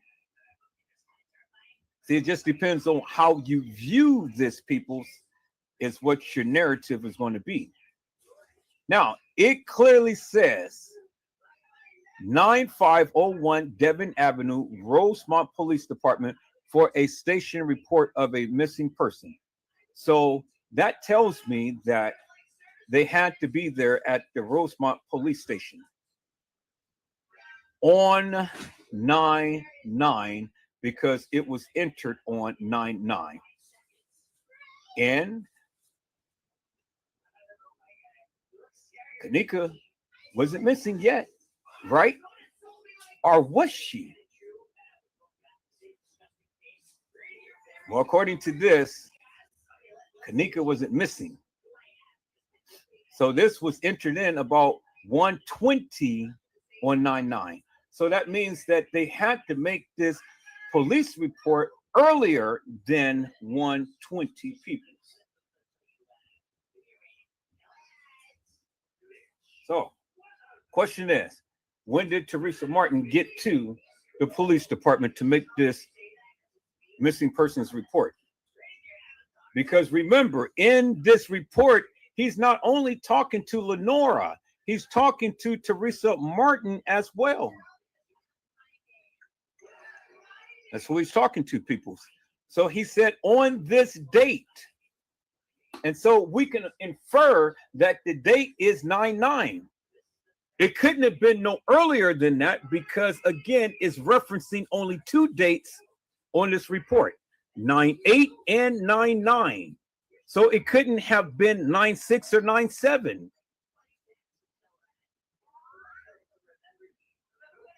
Or could it?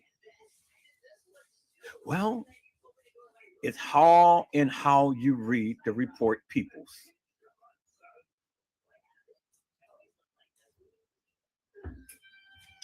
So let's take it for face value for what the report says and not worry about when it was written, but what it says in it. It clearly states, people, that on this date, I was dispatched to 9501 Devon Avenue, Rosemont Police Department for a station report of a missing person. Upon arrival, I spoke with Lenora Harris, the complainant, who is the sister of the missing victim, Kenneka Jenkins. So we know it's Lenora Harris because She is the complainant, and she is the sister of Kenneka Jenkins. There's no other sister of Kenneka Jenkins that ever came forward in this case other than Lenora Harris. So now we already know it was Lenora, and nobody else peoples that proclaimed to be Kenneka Jenkins' sister. So, according to the complainant, or according to Lenora Harris, the victim was last seen leaving her home with her mother's vehicle on September the 8th, 2017 at approximately 23:30, which is 11:30 hours on September the 8th. So September the 8th, Lenora Harris last seen Kenneka leaving her mother's home with her mother's vehicle, according to Lenora Harris. So that's indicative of the fact that Lenora had to be at TM's house and not her own house. Okay, y'all get that, right? Because she said she was last seen leaving with her mother's vehicle. So now we can read that two different ways. Is it that Lenora Harris was at Teresa Martin's house? Or is it that Lenora Harris is stating that someone at TM's house had seen Kenneka? Last seen Kenneka. You see how it can go both ways, peoples? I'm giving to you both ways of how people would interpret this. Okay, it's all in interpretation. You got to be keen and you got to listen to learn, peoples, because if you just read it without comprehension and understanding, you'll miss something. And so that's why it's very important, peoples, to take your time to read and digest what is trying to convey to you. So it clearly says the victim was heading to a party with a couple of friends at the Crown Plaza Hotel. It did not say the victim was heading to a party at the west side of Chicago. It did not say that the victim was heading to the Marriott Hotel. It did not say the victim was heading to the DoubleTree.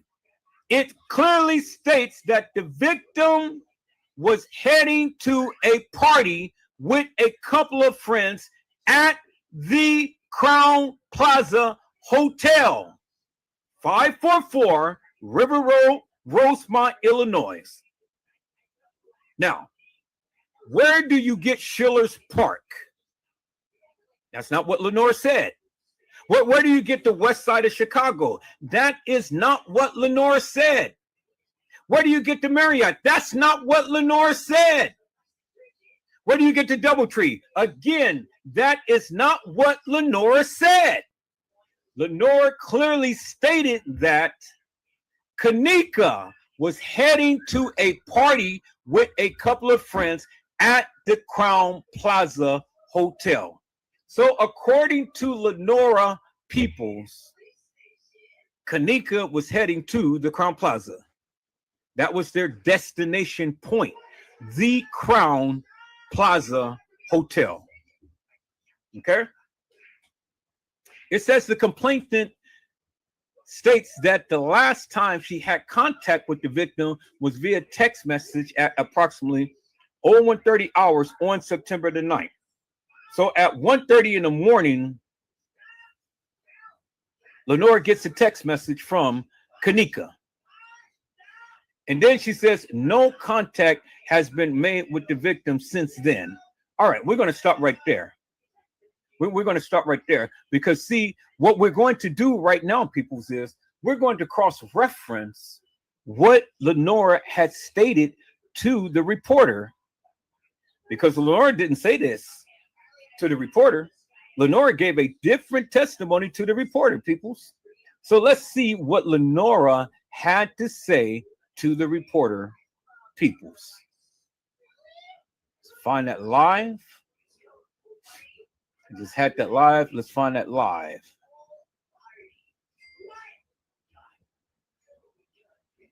I'm going to see what Lenora, what Lenora has stated to News reporter peoples. See what Lenora had to say. So Lenora, she's got a big mouth, peoples. She can't hold. She can't hold nothing in, peoples. And see, I'm glad that Lenora couldn't hold nothing in. She couldn't hold water. She couldn't even hold a glass of water, peoples, without having to spill the beans. But see, Lenora, she spilled the beans, peoples. And I'm glad that she spilled the beans because, see, the beans is spread all over everywhere, peoples. And Lenora told it big time. She told it. She told us what had happened, peoples. That Lenora, boy, that Lenora and TM, I don't know who's worse, peoples. I really don't know who's worse, Lenora or TM, because they both got big mouths and they both talk too much. You know that song, shut up! You talk too much. Shut up! Homegirl, you never shut up! But she sure did say it. And we're going to play it. Let's play it, peoples. We were looking for what Lenora had stated. I had it earlier. I had it earlier, peoples. And I'm going to find it again. I just played it earlier. Lenora. I played it earlier. Let's take a look here. Let's go back on one of my lives here. Let's see. So Lenora opened up her big mouth and she put her foot in her big mouth. Oh, man. Where is that video, peoples? Where is that video? I got it.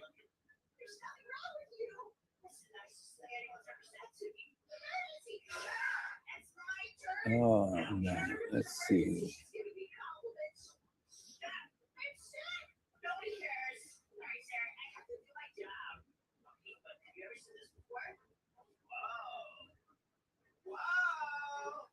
Nope, that's not it. Stuff down? Are you guys getting this narrative? Okay, let me see.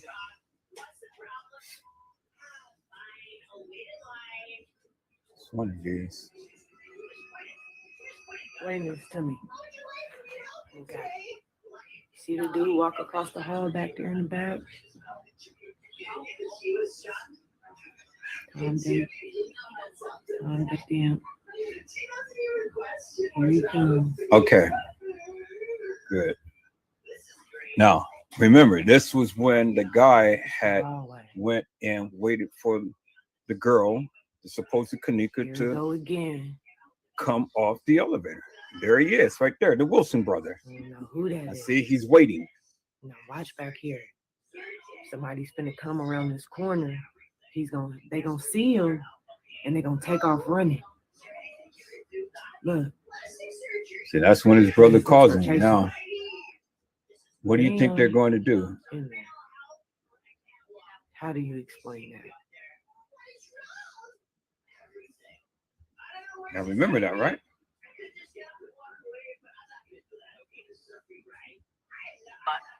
Yeah, we want her. We want her. No, her.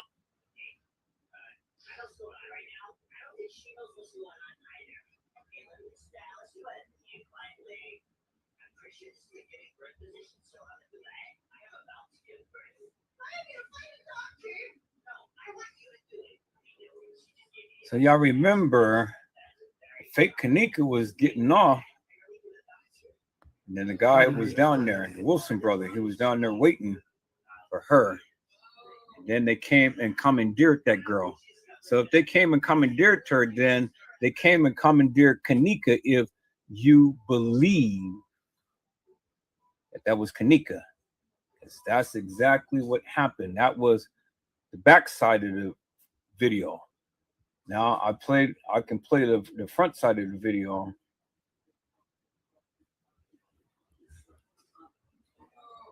Explain this to me. Okay. See the dude walking. And that's the back side of the video. So I got the front side of the video on one of the other things here. But that's not really what I wanted to play. I'm looking for.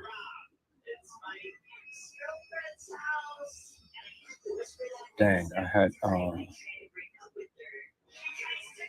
that live. I got, oh yeah, here it is right here.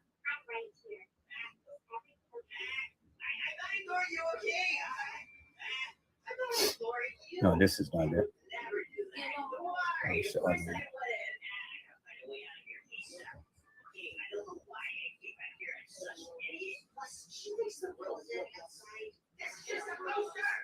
I think this was it when he walked down. No, that was when it was walking in.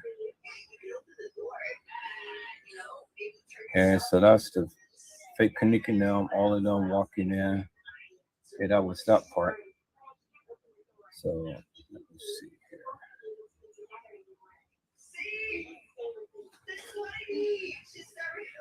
That wasn't it either.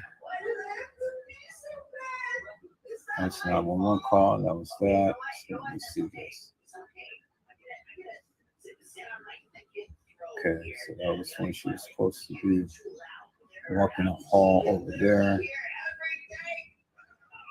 That's when she's supposed to be walking into the kitchen.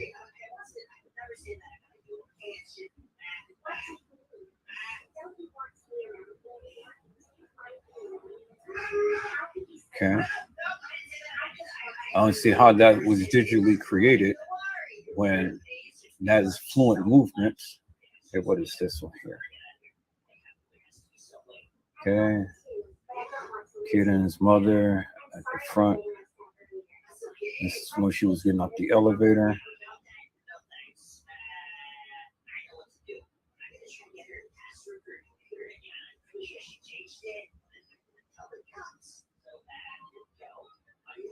Dang, this thing, you can't even fast forward. It's just have to play. I don't like this. You can't fast forward. Oh, yes, you can. I wasn't grabbing it right. Okay, that's the people and the kid. Okay, what is this one?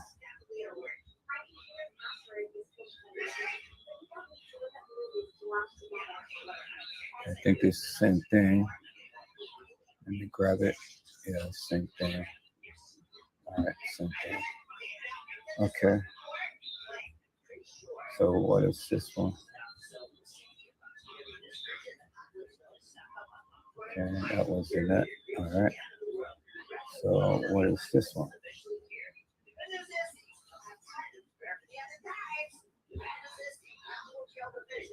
Okay, that was in it. So what is this one? Oh yeah, this is the front one. This is when the guy was over here in the hall, right here, waiting for her. So we're gonna fast forward. Okay, so you see they walking in.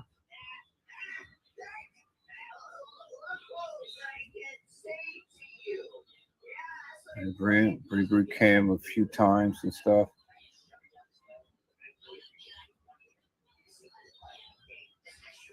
And then all the other people come in now. There he is right there.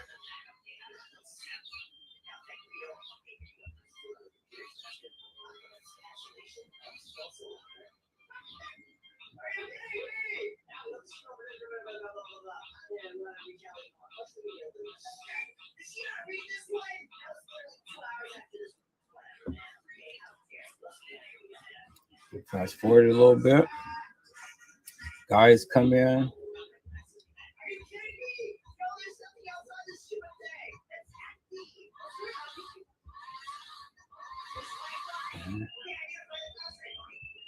There he is right there. Bingo. See that? So he's waiting. Now, remember, you've seen the other video. He walks down there. Swing back now. His brother's going to come into play. Hey, she's off the elevator. Let's go get her.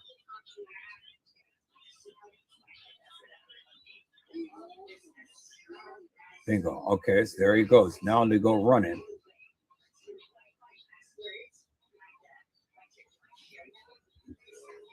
Now, in Slime We Trust had the photos of when he, in Slime We Trust had the photos. Okay, here's the guy with the cone head right here. Y'all remember him, right? He was the one who had one of the fake Kanikas. Y'all seen that right there, right? Guy with the cone head. See him right there. See the jacket? See the cone head? Now, let's look at this picture right here. He was the one who was carrying one of the girls, as you can see right here. In this picture right here.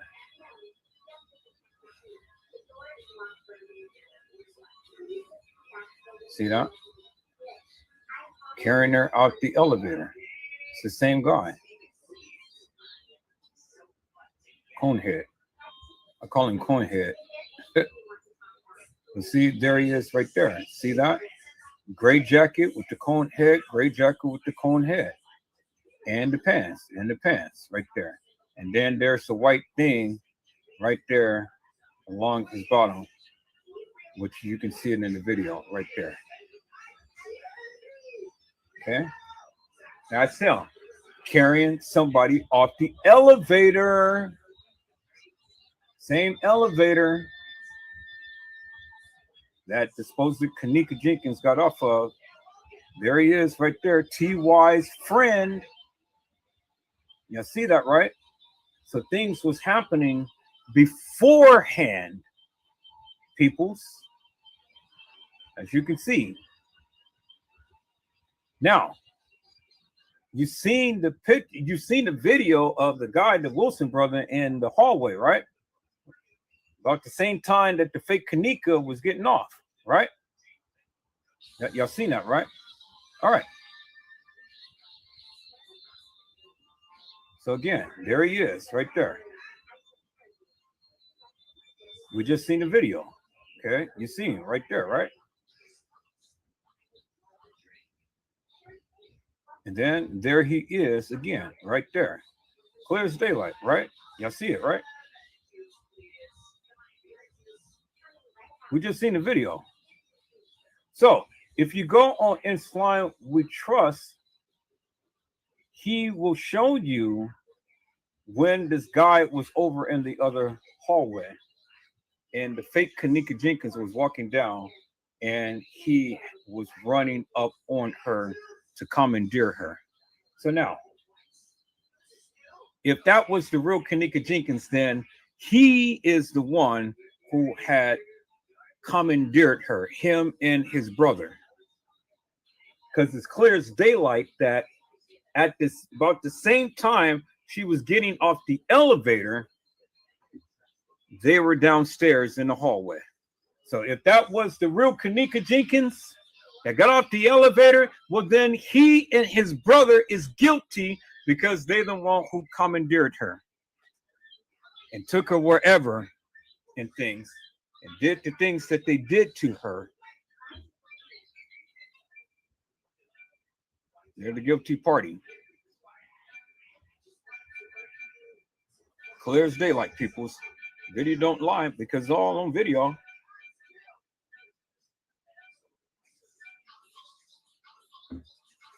So, if that girl wasn't Kenneka, well then, whoever that was that got off the elevator, these guys right here got her.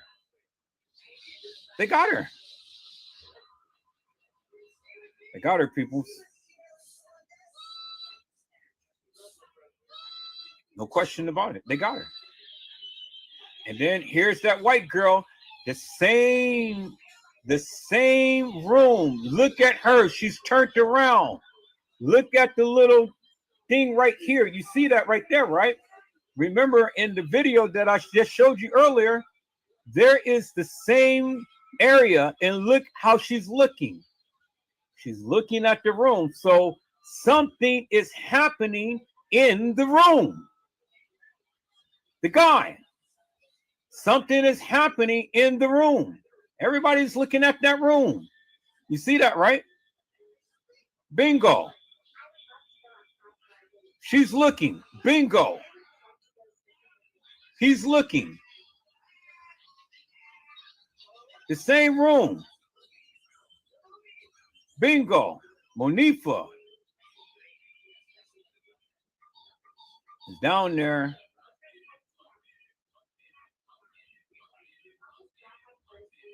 Guy is taking somebody off the elevator. Bingo. Him right here. To that room. Then we got Monifa.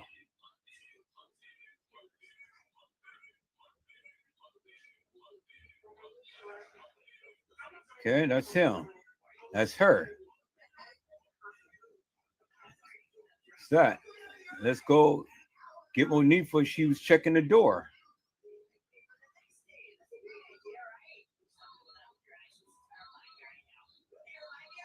Let me do this. All right. So where's that picture of Monifa?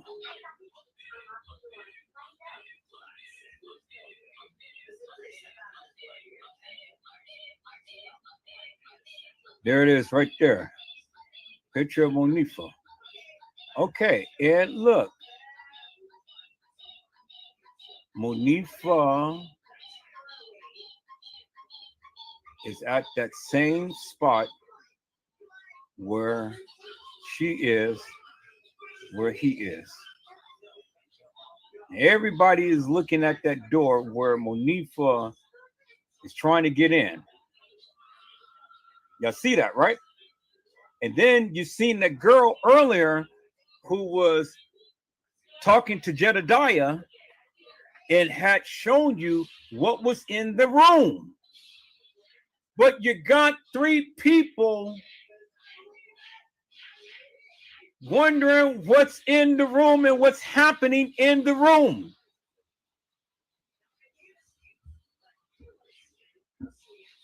Something is clearly happening in the room, peoples. It's the same because there you see the lighting right there, and it's the same. There you see the lighting right there, and it's the same because he is in the same lobby. There's another picture of him right here. See, there it is right there. And what is he looking at? He's looking at the same door right there where Monifa is trying to get into. Hello? The same light right there. It's the same light right there. It's the same light right there. So y'all said, oh, well, the kids is involved. This girl was involved. This guy was involved. Well, how are they involved, peoples, when they clearly is looking at what's going on and trying to figure out what was going on in the room? Does he look like he's involved?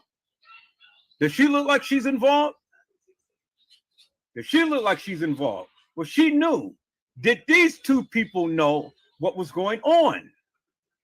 Well, based upon what they're doing, peoples, if they knew, well, they sure did play it off very well. Because to me, it looks like they're very startled. What's happening in that room?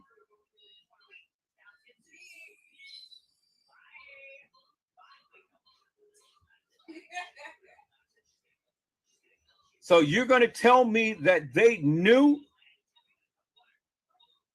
Hello, Bianca Rica. How are you, ma'am? It's a blessing to see you on today. Bianca, yes, you can ask a question. Go ahead and ask your question, ma'am.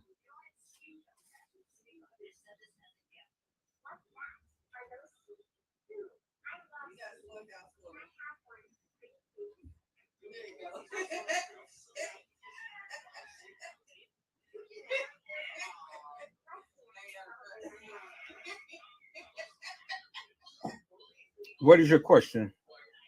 I'm doing good. How are you? Did you want to come up to the panel and talk to me? I can put the link in the chat and it'll be a lot easier. We can converse instead of you just texting. But that's up to you if you want to come up to the panel.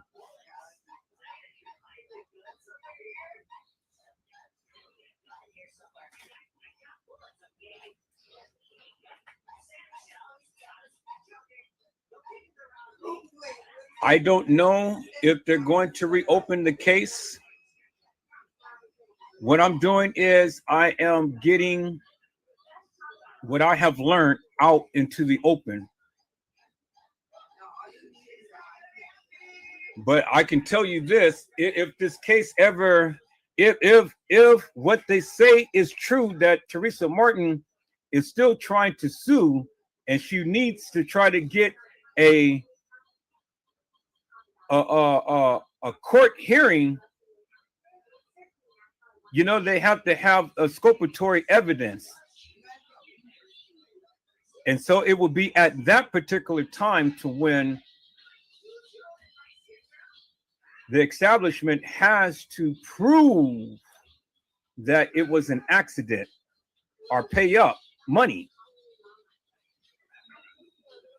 And if they can't prove it, people, well then, yeah, the case is going to be reopened. Because if Teresa Martin is real about what she stated, that she don't have nothing to do with this and stuff, and she's trying to push this and she's trying to get the FBI and all of them to open up this case, well then the first thing I say, exhume that body. Exhume that body. Because if she's trying to call the establishment bluff, well then she's going to come up on a short end of the stick if she is involved. And I believe that she's involved.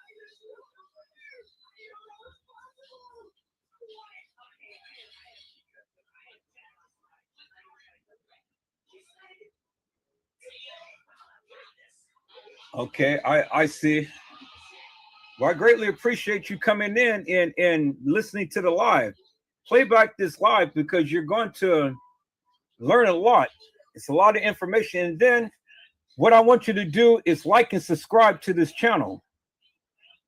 You guys, all you new people, y'all come on and subscribe to my channel so we can get my numbers up on my channel.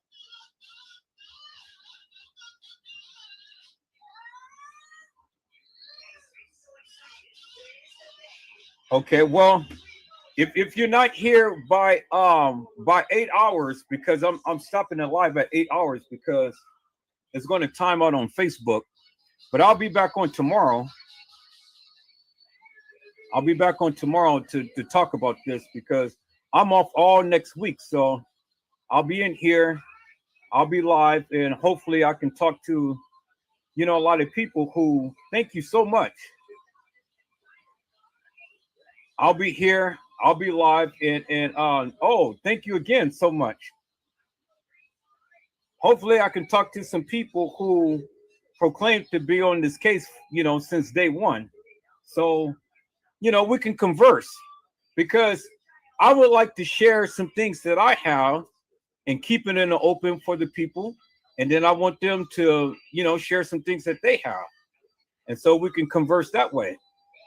But again, you know, nothing can happen if we don't politic, we don't talk. And I'm willing to, you know, have an open discussion with some people who proclaim that they know about this case. Because all too long, we've been listening to a lot of these people giving a narrative, and the narrative that they giving ain't jiving with a lot of things. And so I'm here to challenge the people. I'm here to challenge the people upon the narrative that they gave, because if they can do what I have done, well then, hey, you know, but if they can't, well then I'm gonna call them out. I'm gonna call them out. I'm gonna call them out for the nefarious things that they've been saying and doing. Because again, as you can see, a lot of people is turning against Casey Cloyd Overa Sanchez Medina. And even Mr. Jackie Dragon has turned up against her because she was one who proclaimed to be the guru of the Kenneka Jenkins case. But she ain't the guru. I called her out many a times for the longest time. And so now the people who are told don't politic with her, now they can clearly see what I said. They'll start listening to me. You may not like a lot everything that I say, but I do have insight. And I know what I'm talking about, what I'm telling you, when I'm warning you. And I warned a lot of people, but they did it anyway. And now, look, they ain't politicking with her no more now. And so at one point, she was the greatest thing that ever was on YouTube and Facebook as it pertained to the Kenneka Jenkins case. But now, since Edward Joseph is on the scene, he reduced her down to rebel. And she ain't no longer a major factor no more, because now the people have literally woken up. And I made sure that the people wake up from the dream that she has been giving out for the longest time. And then that's my goal, peoples. That is my goal and objective. I don't care. You don't have to like me. You don't have to accept me. You don't have to accept my narrative or anything. All I ask you to do is just sit and listen to what I'm saying, and then do your own research. Compare your own research to that of what I have conveyed to you, and then see what we come up with. And if we can come up with something that is wonderful, well, then, hey, that's good. But if we can't, well, then, hey, that's good too. Let's continue to politic with each other until we can find a common ground. But if we can't find a common ground, well, then we just can't find a common ground. It'll just be just like it is. But I'm here. And I'm ready to politic with the people because, again, peoples, I got a lot more information than what I'm showing right now. Got a whole lot more information than I'm showing right now. But, again, I'm just taking my time because I want to see all of these people who proclaimers to see what they have to say. See what they have to say. Because, you know, I get all of these strong people to come in, Bianca. They say, oh, yeah, I've been on this case since day one. Okay, well, that's fine, too. But what is it that you know? That's all I'm concerned about. I don't care about Schiller's Park, and I don't care about the west side of Chicago. I don't care about how you feel. I want to know, what is it that you know about this case and what you can prove? Bianca said, I've been watching the case on and off for a while, but just from afar. But when I first tried to ask, I couldn't without creating a YouTube account. So I just did that because I really wanted to ask. Well, that's good. And Bianca, I am so happy that you chose to ask your questions here on Edward Joseph Let's Talk Live, because I tell you, ma'am, you know, I've been vilified, I've been talked about, I've been scorned, I've been everything, but yet and still, I have yet to have a YouTuber to ever come on my live to challenge me upon the merits of this case. All I get is people to talk about me, but they can never confront me about the merits of this case. Never, not one. And I've been calling these YouTubers out one by one by one. And they all get in their feelings and stuff every time I speak their name. But that is okay, because again, if they ever had anything that I have, well, then they'll be more than willing to come into politics with me. But I think the tides is changing, Bianca. I think the tides is changing now, because I think now they're more adept to come and speaking with me. And together we can compare our notes and really bring and shed light upon this case.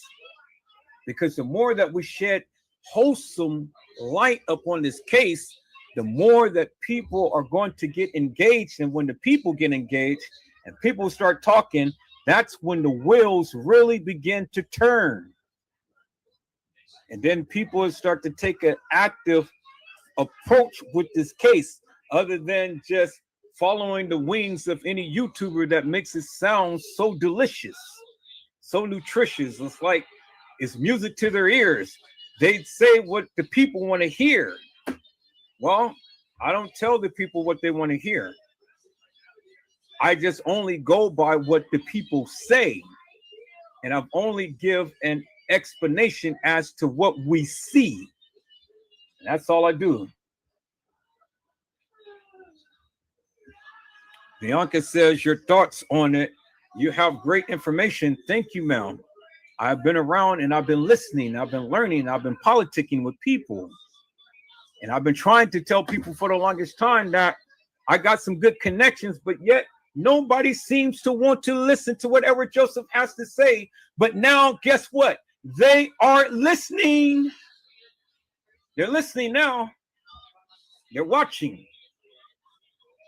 They're watching, and that's good. That's what I want them to do. I want them to watch. I want them to take notes. And I want them to go back and I want them to go back on their channels and say whatever they're going to say and things. And I want them to come and I want them to challenge me, or I want them to debate with me. I want to have a conversation. I want to do something other than just vilifying people, talking about people and trying to put them down and all like this. It ain't about me. It's about Kanika. But they don't get it, Bianca. But they're getting it now because my name is out there. My content is out there. And a lot of people are watching it. And a lot of people like you are coming because they want to hear and see for themselves what has been said. It's a new day now. It's a very new day now. And time for all of that BS and getting mad at people and hollering at people and screaming at people and all that stuff is over with. It's time now to get serious and get on this thing like we should. But you got these headstrong YouTubers that think that they know it all. But see, where they think that they know it all, well, they got a strong person here that can go head to head and toe to toe with them. Head to head and toe to toe. And see, I'm the one who can make them look small when they come off the wall. Bianca said that, oh no, I'm sorry you have went through that. You have a lot of information on this case. I've learned a lot of facts from you. Well, Bianca, the only thing I can do is I can only go by what they have given. My purpose and plan was to always reference that of what they said and not what I said. When I reference what they said and compare what they said, then I can't go wrong because it's what they said. That's what they said. Bianca said, I'm not familiar with anyone else. I only watch you because you seem to break things down with evidence. Thank you, Bianca. And it's wonderful that you said that because, see, you appreciate that and they don't. And the people, they watch me, but they don't appreciate what I do. But that's okay because the bottom line is as long as they're watching, I take that as a sign that they appreciate me, because if they wasn't watching, well, they wouldn't know what I'm doing, right? So that lets me know I must be doing something right because they keep watching. But as I stated, thank you. As I stated, let's get back on here because we got about 35 minutes because it's going to time out at 8. And I don't want to go beyond 8 because it's going to time out on my Facebook. And I want my Facebook family to always be able to see my lives. And it's almost 2 o'clock here, but I'm going to go another 30 minutes. and then we'll be back. And I'm going to be back all of next week. All of next week. I'll be back tomorrow. I'll be back Sunday. And then I'll be back all through next week because I am off for the holiday, the whole entire week. And I'll be in and I'll be politicking with people, hopefully, because they're loving the live. They're loving this. And I want to challenge the people who proclaim that Kenneka Jenkins was anywhere else other than the Crown Plaza Hotel. I want them to prove to us, to you, Bianca, especially to you, how did they ever come up with Kenneka Jenkins being killed at another establishment and then brought into the Crown Plaza? I want them to explain that. Because again, several narratives has been stated. One, Kenneka Jenkins was deceased and she was brought into the establishment. Two, Kenneka Jenkins was there and she was walking the halls of the establishment. Well, Bianca, a dead woman cannot walk. If she was dead, well, she was dead. It ain't nothing else to talk about this case because what? She was dead. What else can you say?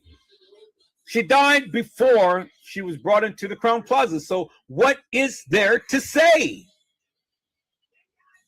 Because everything else that would have played out in the establishment wouldn't have made a difference because the simple fact that Kenneka Jenkins was dead. According to them, she was dead and brought into Crown Plaza, but I want them to explain that to you, Bianca, and I want them to explain it to me, Edward Joseph. Bianca said, thank you for taking your time to explain things in detail and for your patience. Thank you, Bianca. I have great patience, but I don't have patience for nonsense. I got great patience, and I love to sit back and I love to hear what the people have to say. But I'm going to go ahead and express this thing right here real quick and get back to what I was saying right here. As you can see peoples for yourself. The girl, the trainee, was looking at the door of whoever was back there getting assaulted. The guy who was the housekeeper was looking at the door, wondering what was going on behind that door and trying to see who was getting assaulted. And then Monifa coming to trying to open up the door, trying to figure out who is in there getting assaulted. People's, the pictures don't lie. And then we have this guy carrying a girl off the elevator, right straight to the room to where someone was being assaulted. People, you cannot have it no other way. The proof is in the pudding right there. The proof is right there. And how else can you explain this, peoples? If all of these people were on the same page and involved as you proclaim them to be. Everyone's surprised is what I'm going to name this.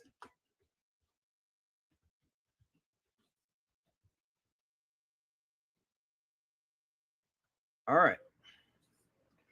So again, peoples, all I want somebody to do is just help me to explain this. That's it. That's all I'm asking the people to do. Help me to explain this. Help me to explain this, peoples. That's all I'm asking. Well, let's get back here, peoples. I talked about that. Let's get back here. There's the guy with the cone head carrying a girl. But let's get back to this, peoples. And it states again, the victim had no contact with no contact has been with the victim since then. So I'm trying to find that video of Lenora speaking to the press. I just had that video earlier, peoples, but I don't know what I did with that video. I'm gonna find it. But see, in the midst of me finding what I want to find in things, peoples, guess what? I'm already pinpoint all this other stuff that I needed to see. I mean, that I needed to show.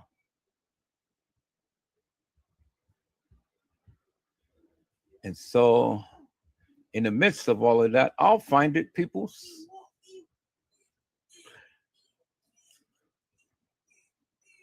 It is so much to talk about this case, people. It's crazy. It's absolutely crazy. So much to talk about. But I'm going to find that video, peoples. I have it. But I'm going to find it. It's on one of my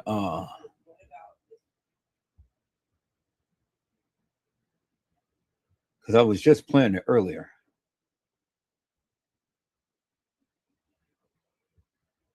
Just playing it earlier, peoples. So let's take a look at this and see. No, that's not it. Hello, ladies and gentlemen.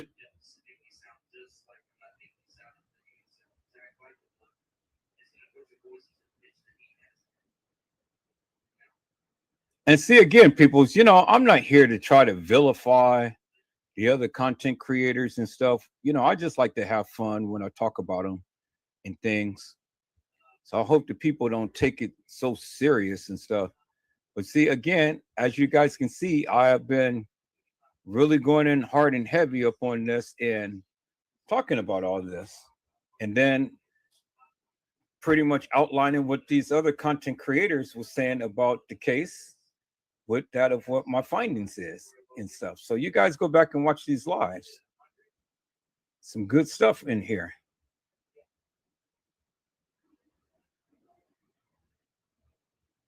But anyway, I'm not going to play this because I'm not going to stir nothing up. Not trying to stir up the pot, peoples. All I want to do is just find that video. 2 videos I need to find. One of Lenore speaking and then another one of when they had the audio version of the dispatch.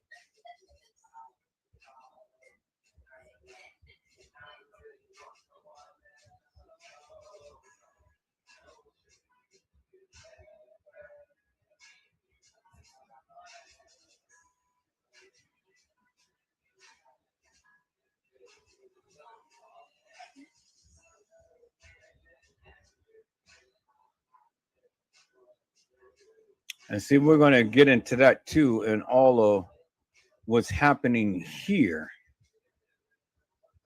See, we're going to get that ain't got nothing to do with Kenneka being found in that upper level. We're going to get into that. So I know where those videos are. But now what I'm trying to figure out is where is that video of Lenora? Lenora talking, peoples. That's what I want to. I just had it. Oh, here. Let me go back to my editing software. I think it's in there. So let me go from the bottom to the top because I know I had it.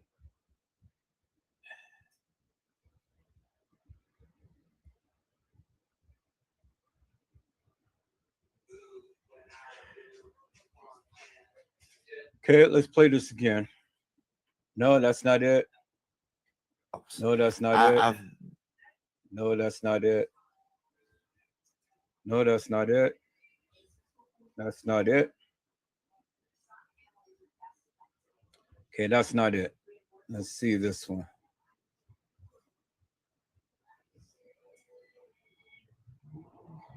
That's not it. That's not it. Uh-oh. Go back to my library. That may. Nope, that's not it. That's not it. That's not it. That's not it. That's not it. That's not it. Okay, let's go here. That's not it. Let's go here. God, now when I don't want to find these videos, I find them. And when I do want to find them, I can't find them. But I That's can't not it. with my phone. That's not it. That's not it. That's not it. That's not it. That's not it. So can I ask you about that day? Yes. When did you guys first find out that Kanika was missing? Okay, I was laying in the bed. I get a call at 4:34, which would be September 9th. So in the morning? In the morning. So you're automatically a little concerned because you're getting called at 4 in the morning. Most Yes. parents are. Yes. Dad, I don't like getting called at 4 in the Yes. morning. Yes. And what did you hear when you got me over the phone? And it was from my daughter's friend. And I heard she said, Mom.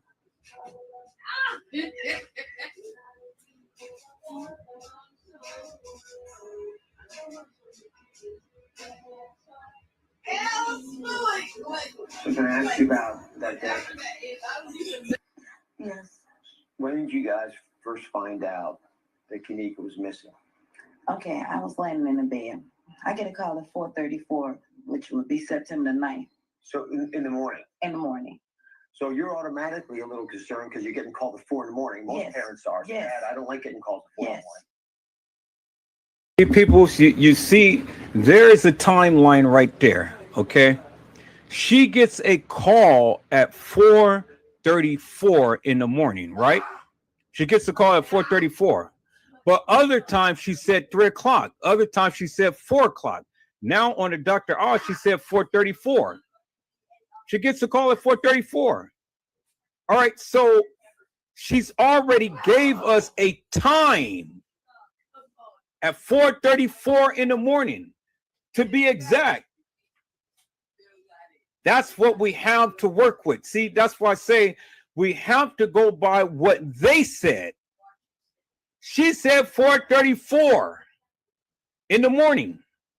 Now let's listen into this because it's significant, people. So let's go. Yes. And what did you hear when you got me over the phone? And it was from my daughter's friend. And I heard she said, Mom, we can't find Kanika. I said, you can't find Kanika? I say, wait, please don't leave my baby. So say one more time. I'm gonna be clear on this. Sorry. So Wait a minute. Who said anything about leaving her baby? They said they couldn't find Kanika. Did they ever say that they were going to leave her baby? Said, Ma, we cannot find Kanika. You can't find Kanika. Please don't leave my baby. Who said about anything about leaving your baby? You see how that just ramped up and hyped it up real quick, people. She automatically assumed that they were going to leave Kanika. She automatically assumed that. But didn't nobody ever say that they were going to leave Kanika? Randall said that she called around 2:30. Well, 4:30. Remember, it's a 2-hour difference, peoples. 4:30 is 2:30. Because 2 hours from California, Chicago time is 2 hours from California. But see, peoples, I'm not here to try to do conversions and things. I don't really care about the time right now, per se, as a conversion is. I'm just trying to establish a principle. I want you to understand what she's saying. She said at 4:30 in the morning, she gets a call. She gets a call.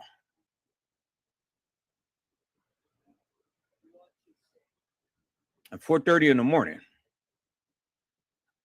which Randall said 4:30 would be equivalent to 2:30 because it's a 2-hour difference. So at 2:30 in the morning, people, she gets a call because that is about the time, as we see on the video, that this girl is getting off the elevator. Okay. So she's getting off the elevator. About 2:34. 2:34 is what the video surveillance says. TM is saying 4:34. Y'all see that, right? 2:34, 4:34. Okay. So at the same time she's getting off the elevator, she's getting a call. Mom, we can't find Kanika. You can't find Kanika. Please don't leave my baby. What makes you think that they're going to leave your baby? Well, what makes you think that they're going to leave her? Did anybody ever say that they were going to leave the establishment and leave Kanika Jenkins there? I mean, come on, people. That's a major rush to judgment right there. So let's see what she has to say. Because, see, she's saying at 2:30 as what Randall said, but let's look at what the case file said. The case files, peoples, the case file said, let's look at the case file. Let's see what the case file said, peoples. Let's go back to the case files. This is why I love doing what I do, because we're going to reference the case files now again. The very first one that stated right here, peoples. It stated that at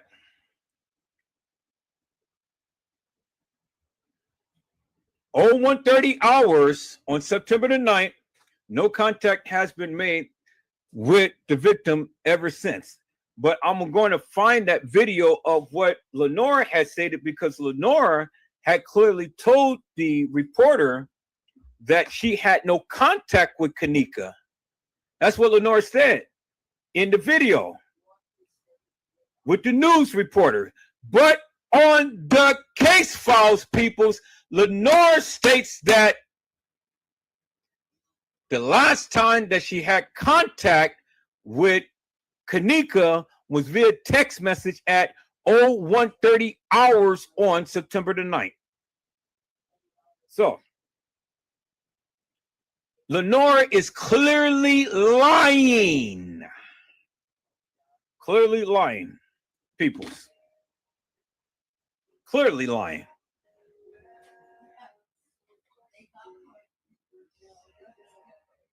Because the reporter had asked her clearly who had contact with Kanika, because it was stated that somebody had contact with Kanika. She tried to play it off and play like she wasn't the one who said it. Well, she was the one who said it, because people, here it is right here. She's the one who said it, because it is right there in your face, peoples. So now you got to ask yourself the question, why is Lenora lying? I mean, it's bad enough that her sister is missing, but why is she lying? What makes her lie, peoples? And that's the question that I raised with the people. We're going to find that video, people. So let's see if we can find it real quick. I got it, but somewhere, I don't know where it is. It's on one of my lives, but I don't know where it is. Okay, let's see.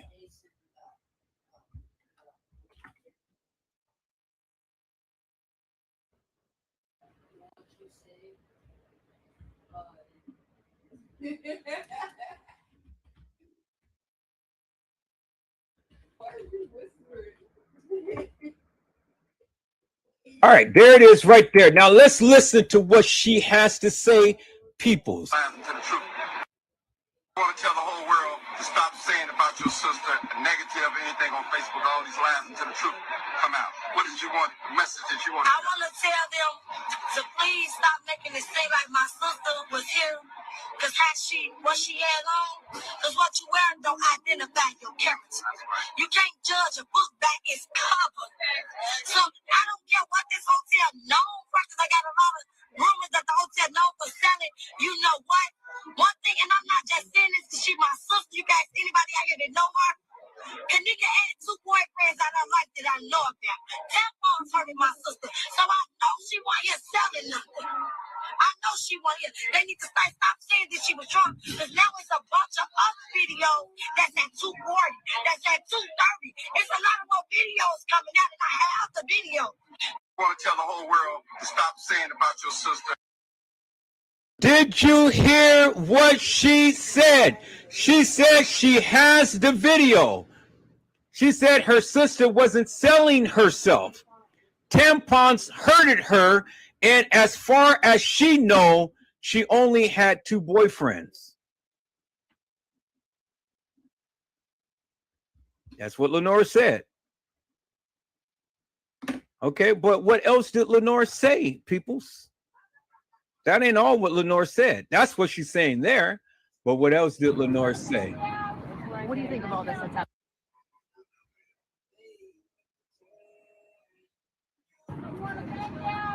What do you think of all this that's happening out here tonight? I feel like it's love, and I thank them for the support, because some people we don't even know. So for them to take out their day and time, maybe call out work, however they did it, they supported my sister, and I thank them. Because we all coming together as one. I think that they actually helping me and my mother and my family be strong. To see that we're not by ourselves fighting. We have a team behind us. It's national. We have a lot of people behind us. The police were out here talking to you. Did you not get the answers you were looking for? No, I did not get the answer because he said he not guaranteed that we could see the tape tomorrow. He's not sure. You have to ask his partner. And that's what you really want to see the tape right Yes, now? that explains the answer to our question. Eternal God, Lord, we thank you for bringing We us won't here even today. have to be up here and we get We thank you for a peaceful protest. the proof. We thank you for the love that What do you think our about all hearts this have of blocking the traffic and our all eyes this? have seen, I and our love it feelings have felt. because I mean they act like they can hear us over the phone, so now we got to take it to the next step. I'm pretty sure sooner or later they will get tired of us coming in front of here. They want to release everything that they have, so we can't do that because in a minute, I mean, we're not gonna stop. We gonna come every day, every single day. We gonna come. So they might as so they might as well just show us like what you holding hostage to the proof for. Like why? Y'all should want to help the family see what's going on. It could have been anybody, child. She only 19, she a baby. Do you think that Rosemont police are not responding to you? They're not working with you? How would you describe it? I feel like they're not financed the best of their ability to show up. Because if it was the other way around and it was one of their kid folks, I'm pretty sure if the results would have been out by now. I want them to act like it's somebody in their family and push hard to fight to show us what's going on and what happened with my sister. Because we're not buying that story that she walked in that refrigerator by herself. Because if she did, y'all say she was stumbling and walking. How did she get entity to open up 2 metal doors? Like the doors, it was a freezer in front of the freezer. It was a big one. Then once you get in there, it was a little freezer. And then the freezer was warm when I got in there. Yeah, and the floor wasn't even wet. So if y'all said the where water from the ice melt is warm. Where? Did y'all mop it up? So many questions. Yeah, so that's why I want to see. There's a camera right there before you enter the freezer. Remind me your first name. Lenore Harris. Will you spell it for me? Leonore. Okay, and last name is Harris? Harris, Harris. I wish you the best. I'm sorry about your sister. Thank you so much. This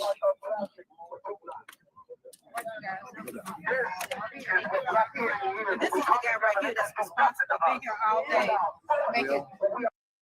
Okay, this is not the one that I wanted to play. I wanted to play the one when the reporter had literally. I want to play this one, but it's an earlier one. So let me see if I can find that. Old footage is Delores speaking with news reporter. Okay, let's see this. Harris, Harris. Okay, and I just talked to police. I know we have their side of it, but they just are trying to get an accurate investigation before they give information. For you all today, you're out here. What's your message to them? I want to get to the bottom of what happened to my sister. Because there's a lot of stories going around. To the point, I don't want to hear that no more. I want to hear what happened to my sister. And I want justice for what happened to my sister. Whoever did something to my sister, I want justice for the time. She didn't deserve it. She didn't deserve it.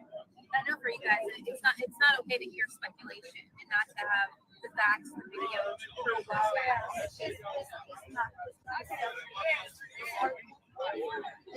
It messed up their mentally, with me. And I just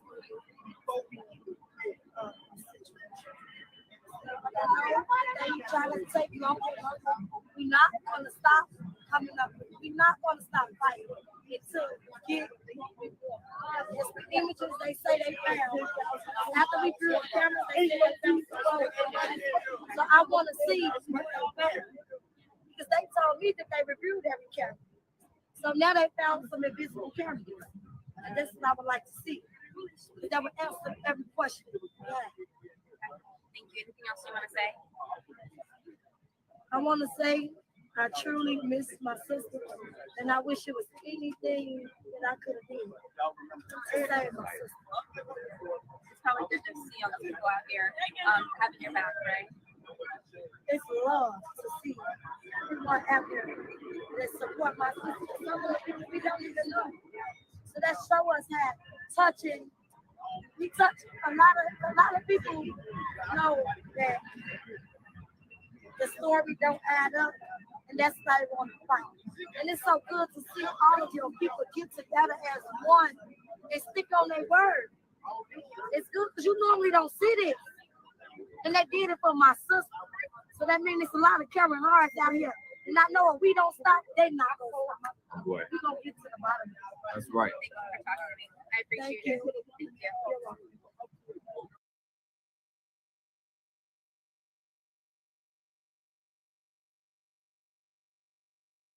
you.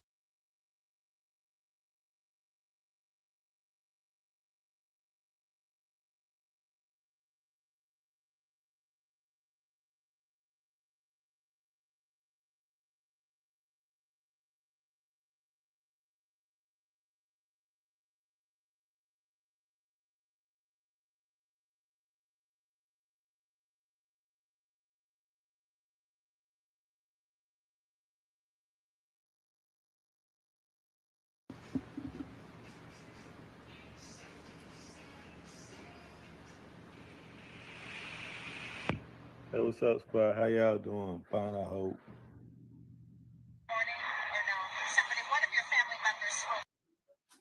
Okay, this is it right here. Now listen attentively.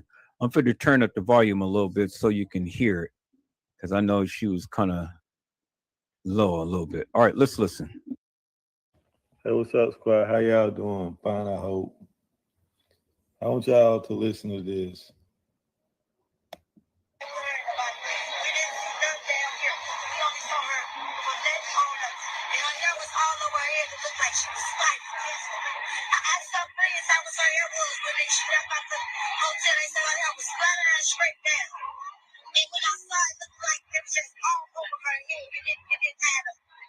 Were you the one who spoke with your sister about 1:30 the night before on Saturday morning? Or no?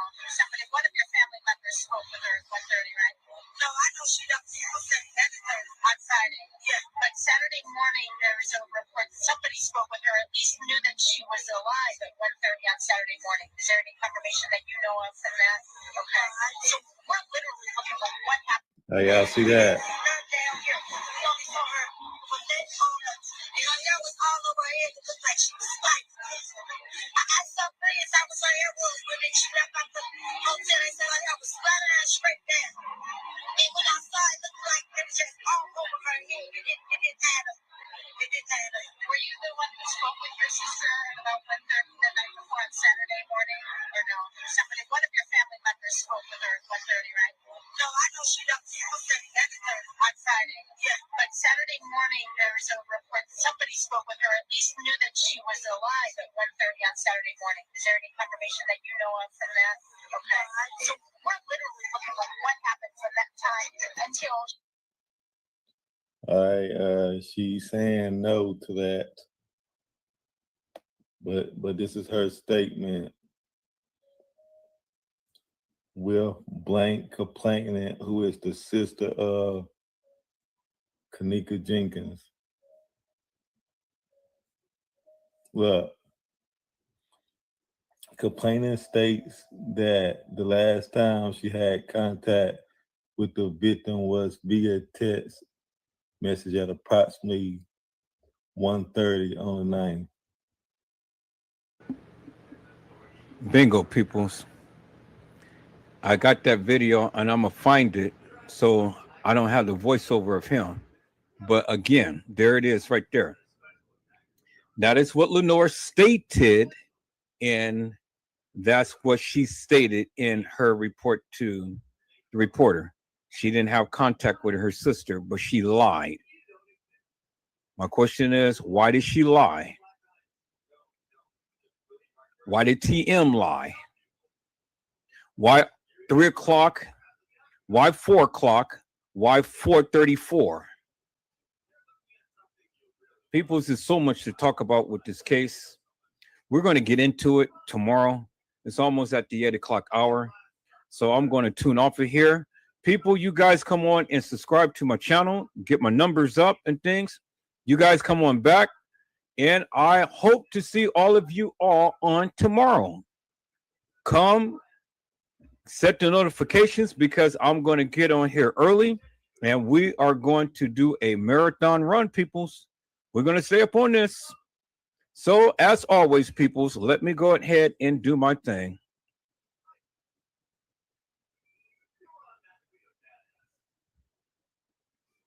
You unravel me. Well, peoples, we have come to the end of this journey on tonight. This has been such a lovely live, peoples. We have went in deep, hard, and heavy, and we have brought out a lot of content for the people to see and make an assessment for themselves. Now, peoples, I am asking each and every one of you to go and watch this live, subscribe to this live, and share it to all of your friends and family, and tell them to come on and watch Edward Joseph Let's Talk Live. Peoples, I am looking forward to talking with the other content creators about this case to see exactly what it is that they know. And so we can be able to politic together and we can be able to grow. So peoples, I appreciate each and every one of you who came to watch this live on tonight. I love you dearly. And there's absolutely nothing you can do about it, people. I greatly appreciate you because it is you who make this live what it is. So peoples, I hope I had said something to encourage your hearts upon today. Tune in again tomorrow when Edward Joseph Let's Talk Live, Edward Joseph Kitchen, Edward Joseph Gospel Hour, Edward Joseph's Blessings Giveaway 2023 will come to you with something wonderful. I love you with the love of Christ, and there's absolutely nothing you can do about it. Peoples, mask up and be safe. And again, peoples, you guys come on tomorrow because we're going to hit this thing hard and heavy. We're going to hopefully politic with other content creators to ask some questions and to get their rendition of what they believe happened to Kenneka Jenkins. People, where there is unity, there is strength. And it is my solemn prayer that we all can come together on one accord and at least be able to come with a consensus and not senseless. So people, as I've always said, if the Lord says to say, I will see you on tomorrow. You rescued me, so God bless you all. Stand and say, I am a child of God. Oh, I am a child of God. I am a child. Thank you for watching.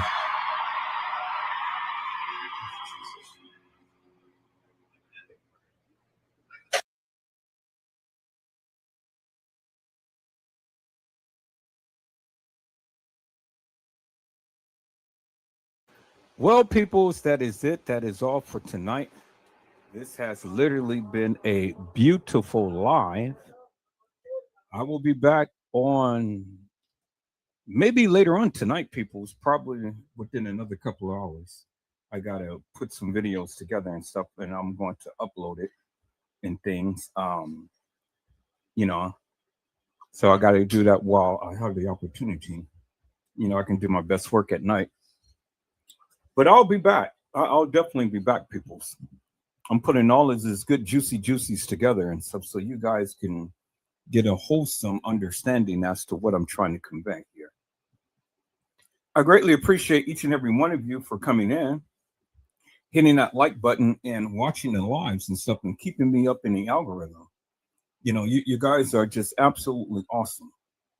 And I hope you got a greater understanding as to what had transpired in the Kenneka Jenkins case. And so people stay tuned because you don't want to miss these other couple of lives that I'm going to be uploading very soon, probably either tonight or sometime tomorrow. It's going to be incredible, peoples. So you really don't want to miss that.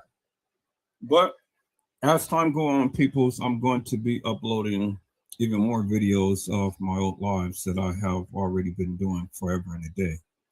You know, to keep me on the algorithm and to continue to keep pumping out and to show you and to bunk all of these hilarious and nefarious people. And so, people, before I leave, let me go ahead and get another dose of this, and then we out of here. Blessings to you all.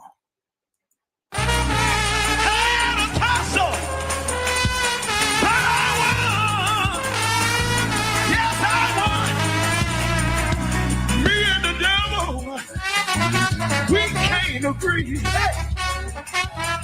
hate him. God knows he hates me. Me and the devil had a tussle.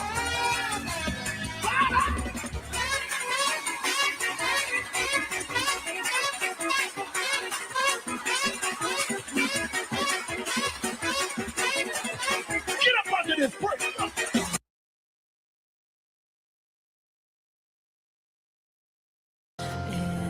Nobody does it better. Sometimes I wish someone could. Okay, peoples. Welcome to Unprecedented. Come to the end of our journey on tonight, peoples. We have come to the end of our journey on tonight. And it is my solemn prayer, peoples, that many of you have gotten a greater understanding as to what is it that I have been trying to convey forever and a day. Now, peoples, I don't want you to get confused and misconstrue anything and stuff, because at the end of the day, peoples, it ain't what I said, is what they have given. It's what they given. And if the people would just take the time to watch my lives in things, then they clearly understand what I've been trying to convey forever and a day. And I think that's the thing that people get confused upon, because they're all the time accusing me of saying things instead of watching what I am trying to show them. This is what they said. It ain't what Edward Joseph said, it's what they said. This is what they given. And these are the things that I pointed out, peoples. So whenever you want to get mad and whenever you want to go ahead and you want to talk all of this madness and stuff, well, then peoples, watch my lives. Watch my lives. And when you watch my lives and when you sit down and zip the lip and listen, then you'll learn something. We're going to go through the case files, peoples. We're going to go through the case files. We're just going to take our time and we're going to read every last case file. And as you can see earlier in this live, you seen what they said. They said that she was in the lower level. They said that she had walked into the kitchen of the lower level, but they never explained how she got to the upper level kitchen and into the freezer. They never explained that, peoples. And they said that they had hundreds of hours of video footage on multiple cameras within the establishment. Hundreds of hours. But all you are left with is just 4 to 5 clips of a person who's supposed to be named Kenneka Jenkins walking herself into an establishment and directly into a freezer. Clips. That's all you got. That is the whole scenario of the Kenneka Jenkins case, is 4 to 5 clips. I want you guys to process that. Clips. So when you want to open up your mouth and you want to talk about X, Y, and Z, well, then let's get down to it. Because I'm ready to challenge anybody that ever talked about this case that proclaimed that they know and stuff. Let's get down and let's talk about what they said. Never mind what you think. Never mind what I say. Let's talk about what they said. Stay focused upon what they said. Understand what they said. Let's see and let's show what they said. Not what you think, not what you feel, not what your theory is and stuff. Show what they said. And that's exactly what I'm doing. Showing you what they said. Showing you what's in the paperwork of what they said. And then when we say upon what they said, then you guys come back to me and give me a good wholesome explanation as to what they said. Because what they said doesn't line up with what you say. Because at the end of the day, peoples, the bottom line is simply this. They said that she came into the establishment at 1:13, and at 3:30, she was walking herself into a freezer. That's it. That's the whole case right there. That's the whole case right there. 2.5 hours, and then she's in a freezer dying. That's their whole narrative. In a nutshell, peoples, because that is what they said. That's it. That's all, peoples. That's all that I have for tonight. I'll be back later on today. I ain't got nothing but time. And we're going to continue with this And we're just going to walk it down. And we're going to read every case file from start to finish. And then we're going to see if we can get a greater understanding of what they said. 2.5 hours of madness. 2.5 hours. That's all it was. From start to finish, from the time to when she was supposed to came to the establishment to the time that she came resting in peace in a freezer. 2.5 hours. Make it make sense, peoples. Make it make sense. And 2.5 hours, and you got people making thousands of lives and trying to fit everything under the sun within 2.5 hours. You can't. You absolutely can't. And that ain't what I said, is what they said. It was written in the case files. 2.5 hours. And that's going to be my title, peoples. 2.5 hours and Kenneka is gone. I'm going to word it some type of way, but 2.5 hours, peoples. That's all that you have. And then the girl's life is gone. Won't you think about that, peoples?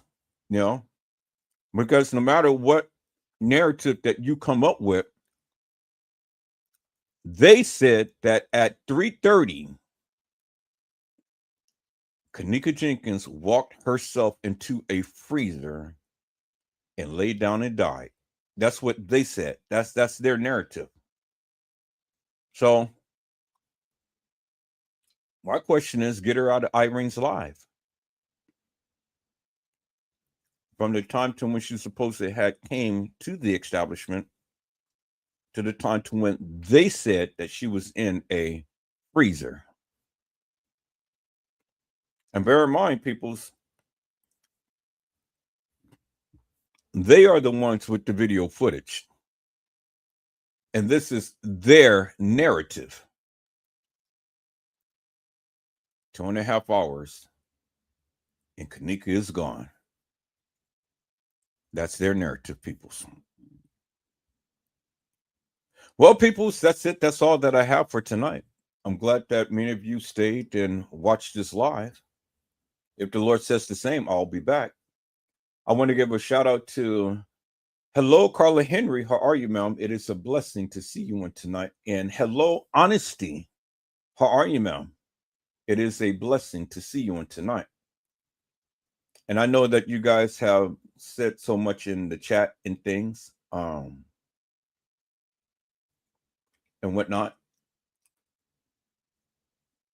And so, let me just briefly just post, all of this in here. So at least you guys have a record as to what was stated in the chat and stuff.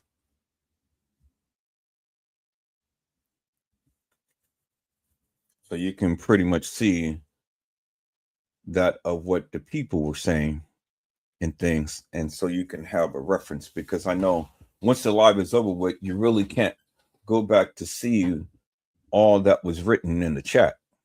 But at least this way you can have the commentary of what the people had said and things. And so that's it. That's all, people. So I really don't understand why the people cannot come and cannot have a good, wholesome conversation with me and things, because my thing is, if all of these people proclaim that they know all about the case and stuff, well, then let's not have why don't we just have an open dialogue? Why isn't it that, we just can't come together and you present your facts and I present my facts, and then we'll discuss it according to what the case file says, according to what the kids had said and things. Why isn't it that we can't do that? because the only facts that I have is that of what they presented. And that's all I've been presenting forever in a day. Everything that I presented, every live that I have did was based upon what they said. So I don't get it, people. So if you got the proof to the truth, well then why not present your proof to your truth? I did many times over. I've shown you what they said. And so that doesn't sit well with the people. And the reason why many won't do that and stuff, because it goes against their narrative. Because what's in the case files doesn't line up with that of what they are telling the people. All of the videos and pictures and stuff that I've shown you doesn't line up to what they are telling the people. I can't make it up, peoples. I mean, it is what it is. This is what they given. It ain't what I've given, it's what they given. And the only thing I'm doing is just talking about it. I'm just presenting it to you from what they said. So if you got anything contrary to what I am showing, well, then bring it. Bring it. Let's have a conversation. You know, let's have a conversation. We got thousands of YouTubers that is supposed to be an expert in the Kenneka Jenkins case, but yet nobody can ever show anything. They get overwhelmed. They get emotional. They get all into their feelings and whatnot. Get out your feelings. Get out your feelings. All I'm asking you to do is just come, sit down, have a good, wholesome discussion, and let's go over what they said and what you perceive to be. That's it. That's it. That's all. In a nutshell, peoples, all you got is just 2.5 hours from the time to when she walked into the establishment until the time that they said that she entered the freezer.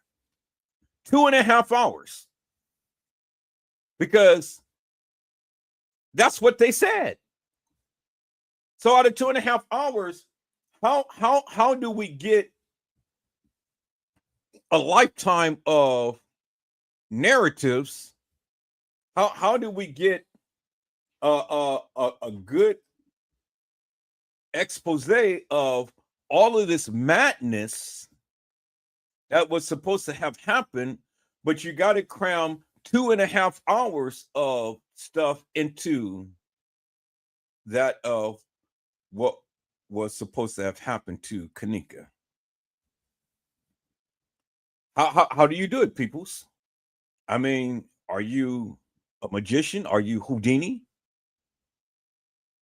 Kenneka was never omnipresent. She's not God, people. She can't be in two places at one time.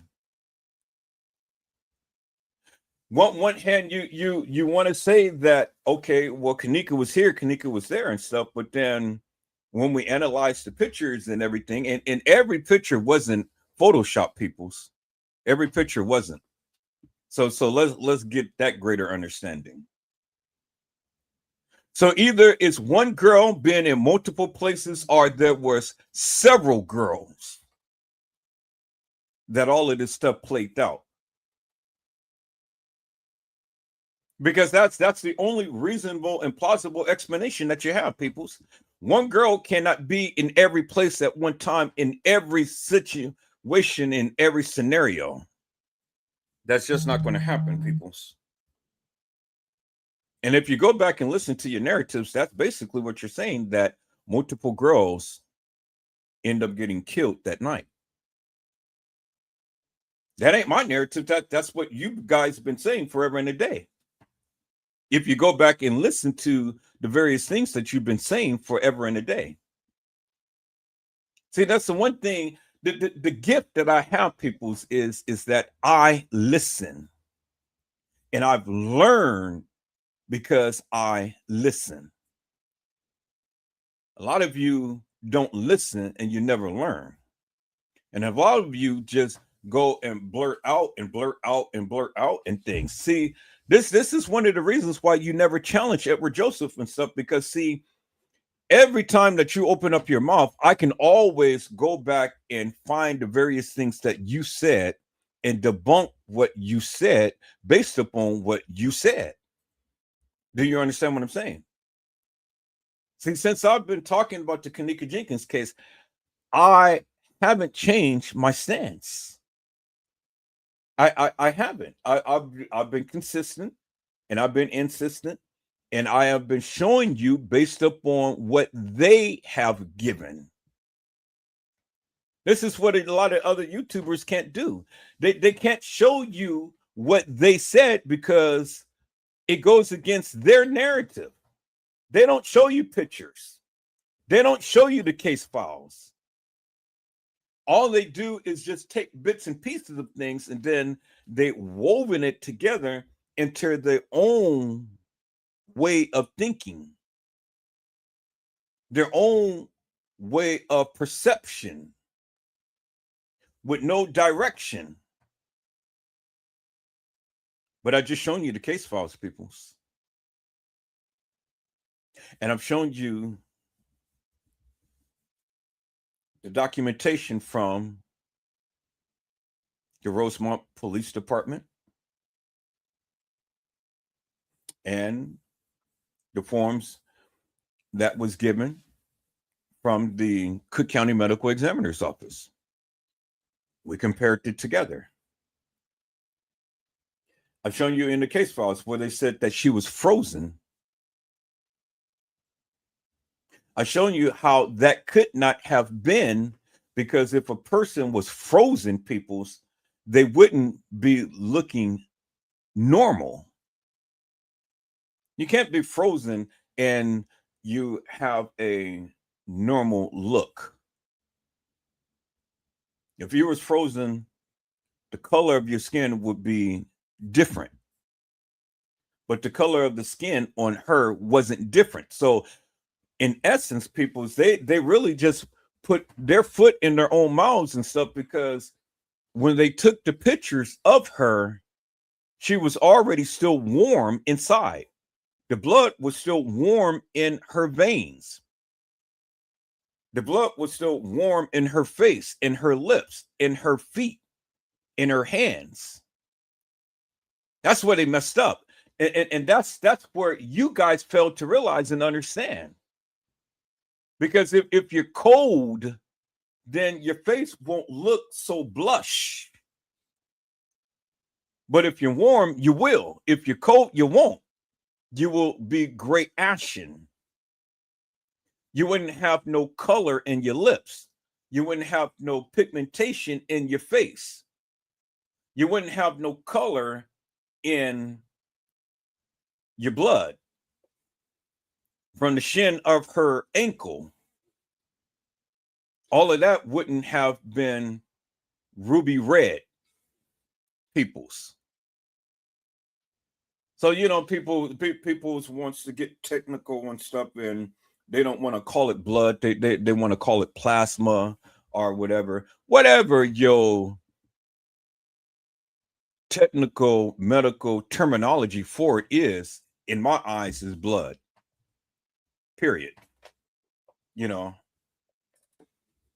I don't care how you want to view it. You ain't got no medical degrees and things.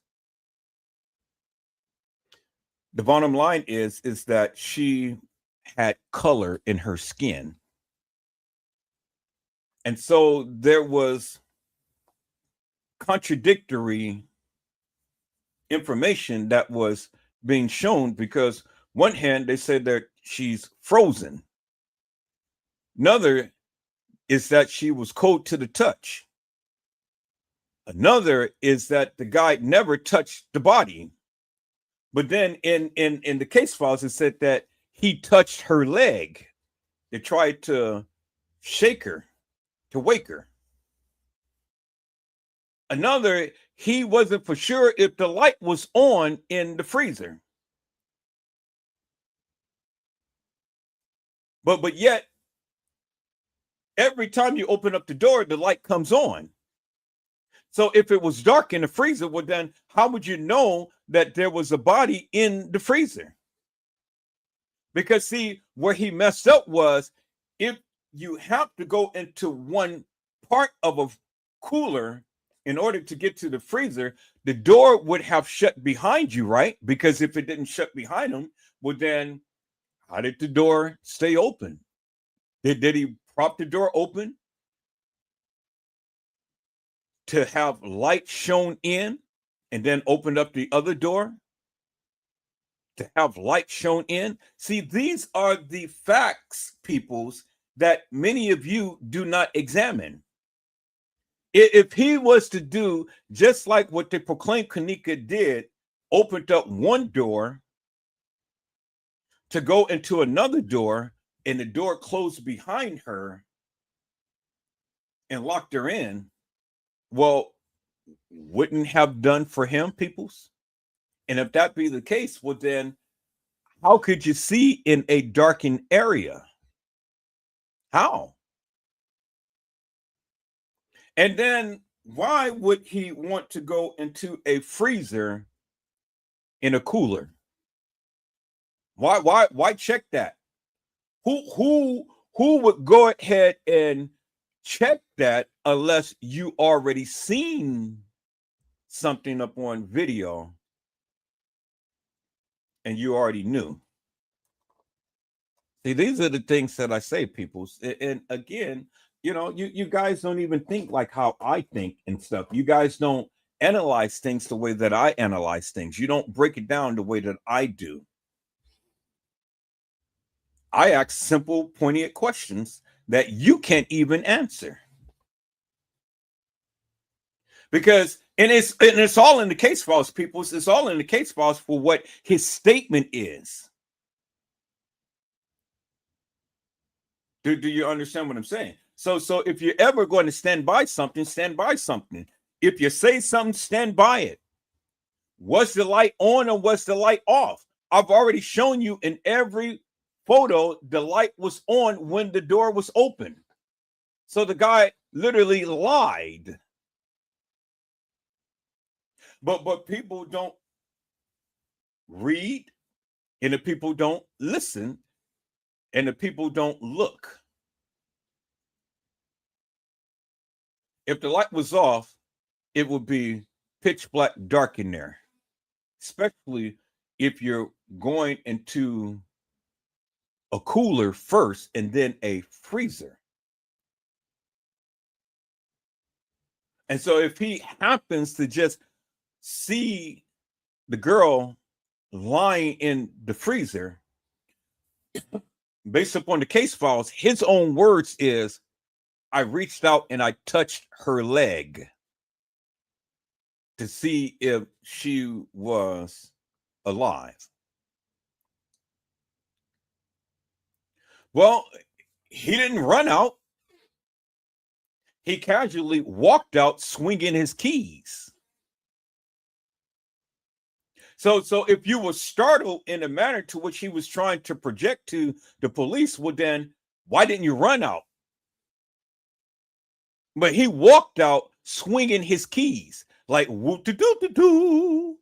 You know, I just found the girl who we were looking for all of this time, and she's lying there in the freezer. So instead of me running, I'm walking casually, swinging my keys. That's all he did, people. You seen it on video. He walked out of the kitchen, swinging his keys. And then as soon as he got up on camera, he got so dramatic and pointing to the freezer to the officer. Like, look, she's in there. Boy, actors, people know how to play to the camera. But see, we all got it on video footage, people. So we seen the aftermath of what happened. We seen it. We seen it with our own eyes. And so how do you interpret that, peoples? How do you interpret that? Because body language is everything. You know, You can tell me one thing, but I'm watching your actions, and your actions is speaking something else. So you can write everything in the case files and whatnot, but I'm looking at what you're doing. And what you're doing doesn't line up with what you are trying to convey. Do you understand what I'm saying, peoples? And so, see, this is one of the reasons why the people won't have a conversation with Edward Joseph, because I simply ask poignant questions that the people can never answer. So, peoples,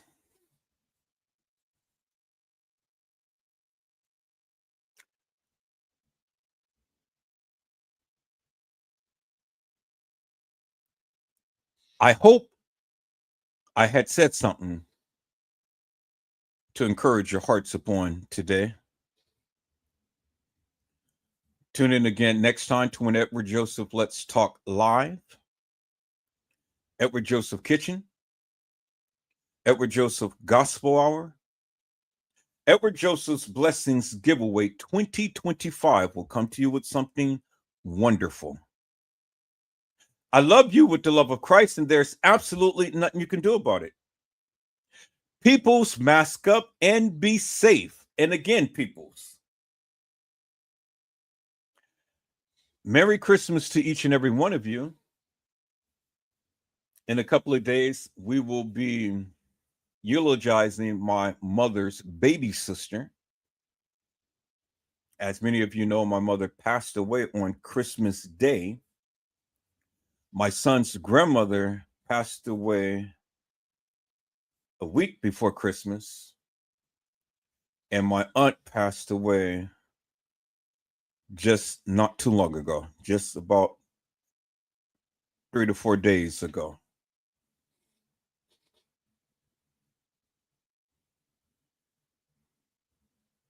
And so, peoples, this is a hard time, but we'll get through it. God bless you all. Thank you for watching.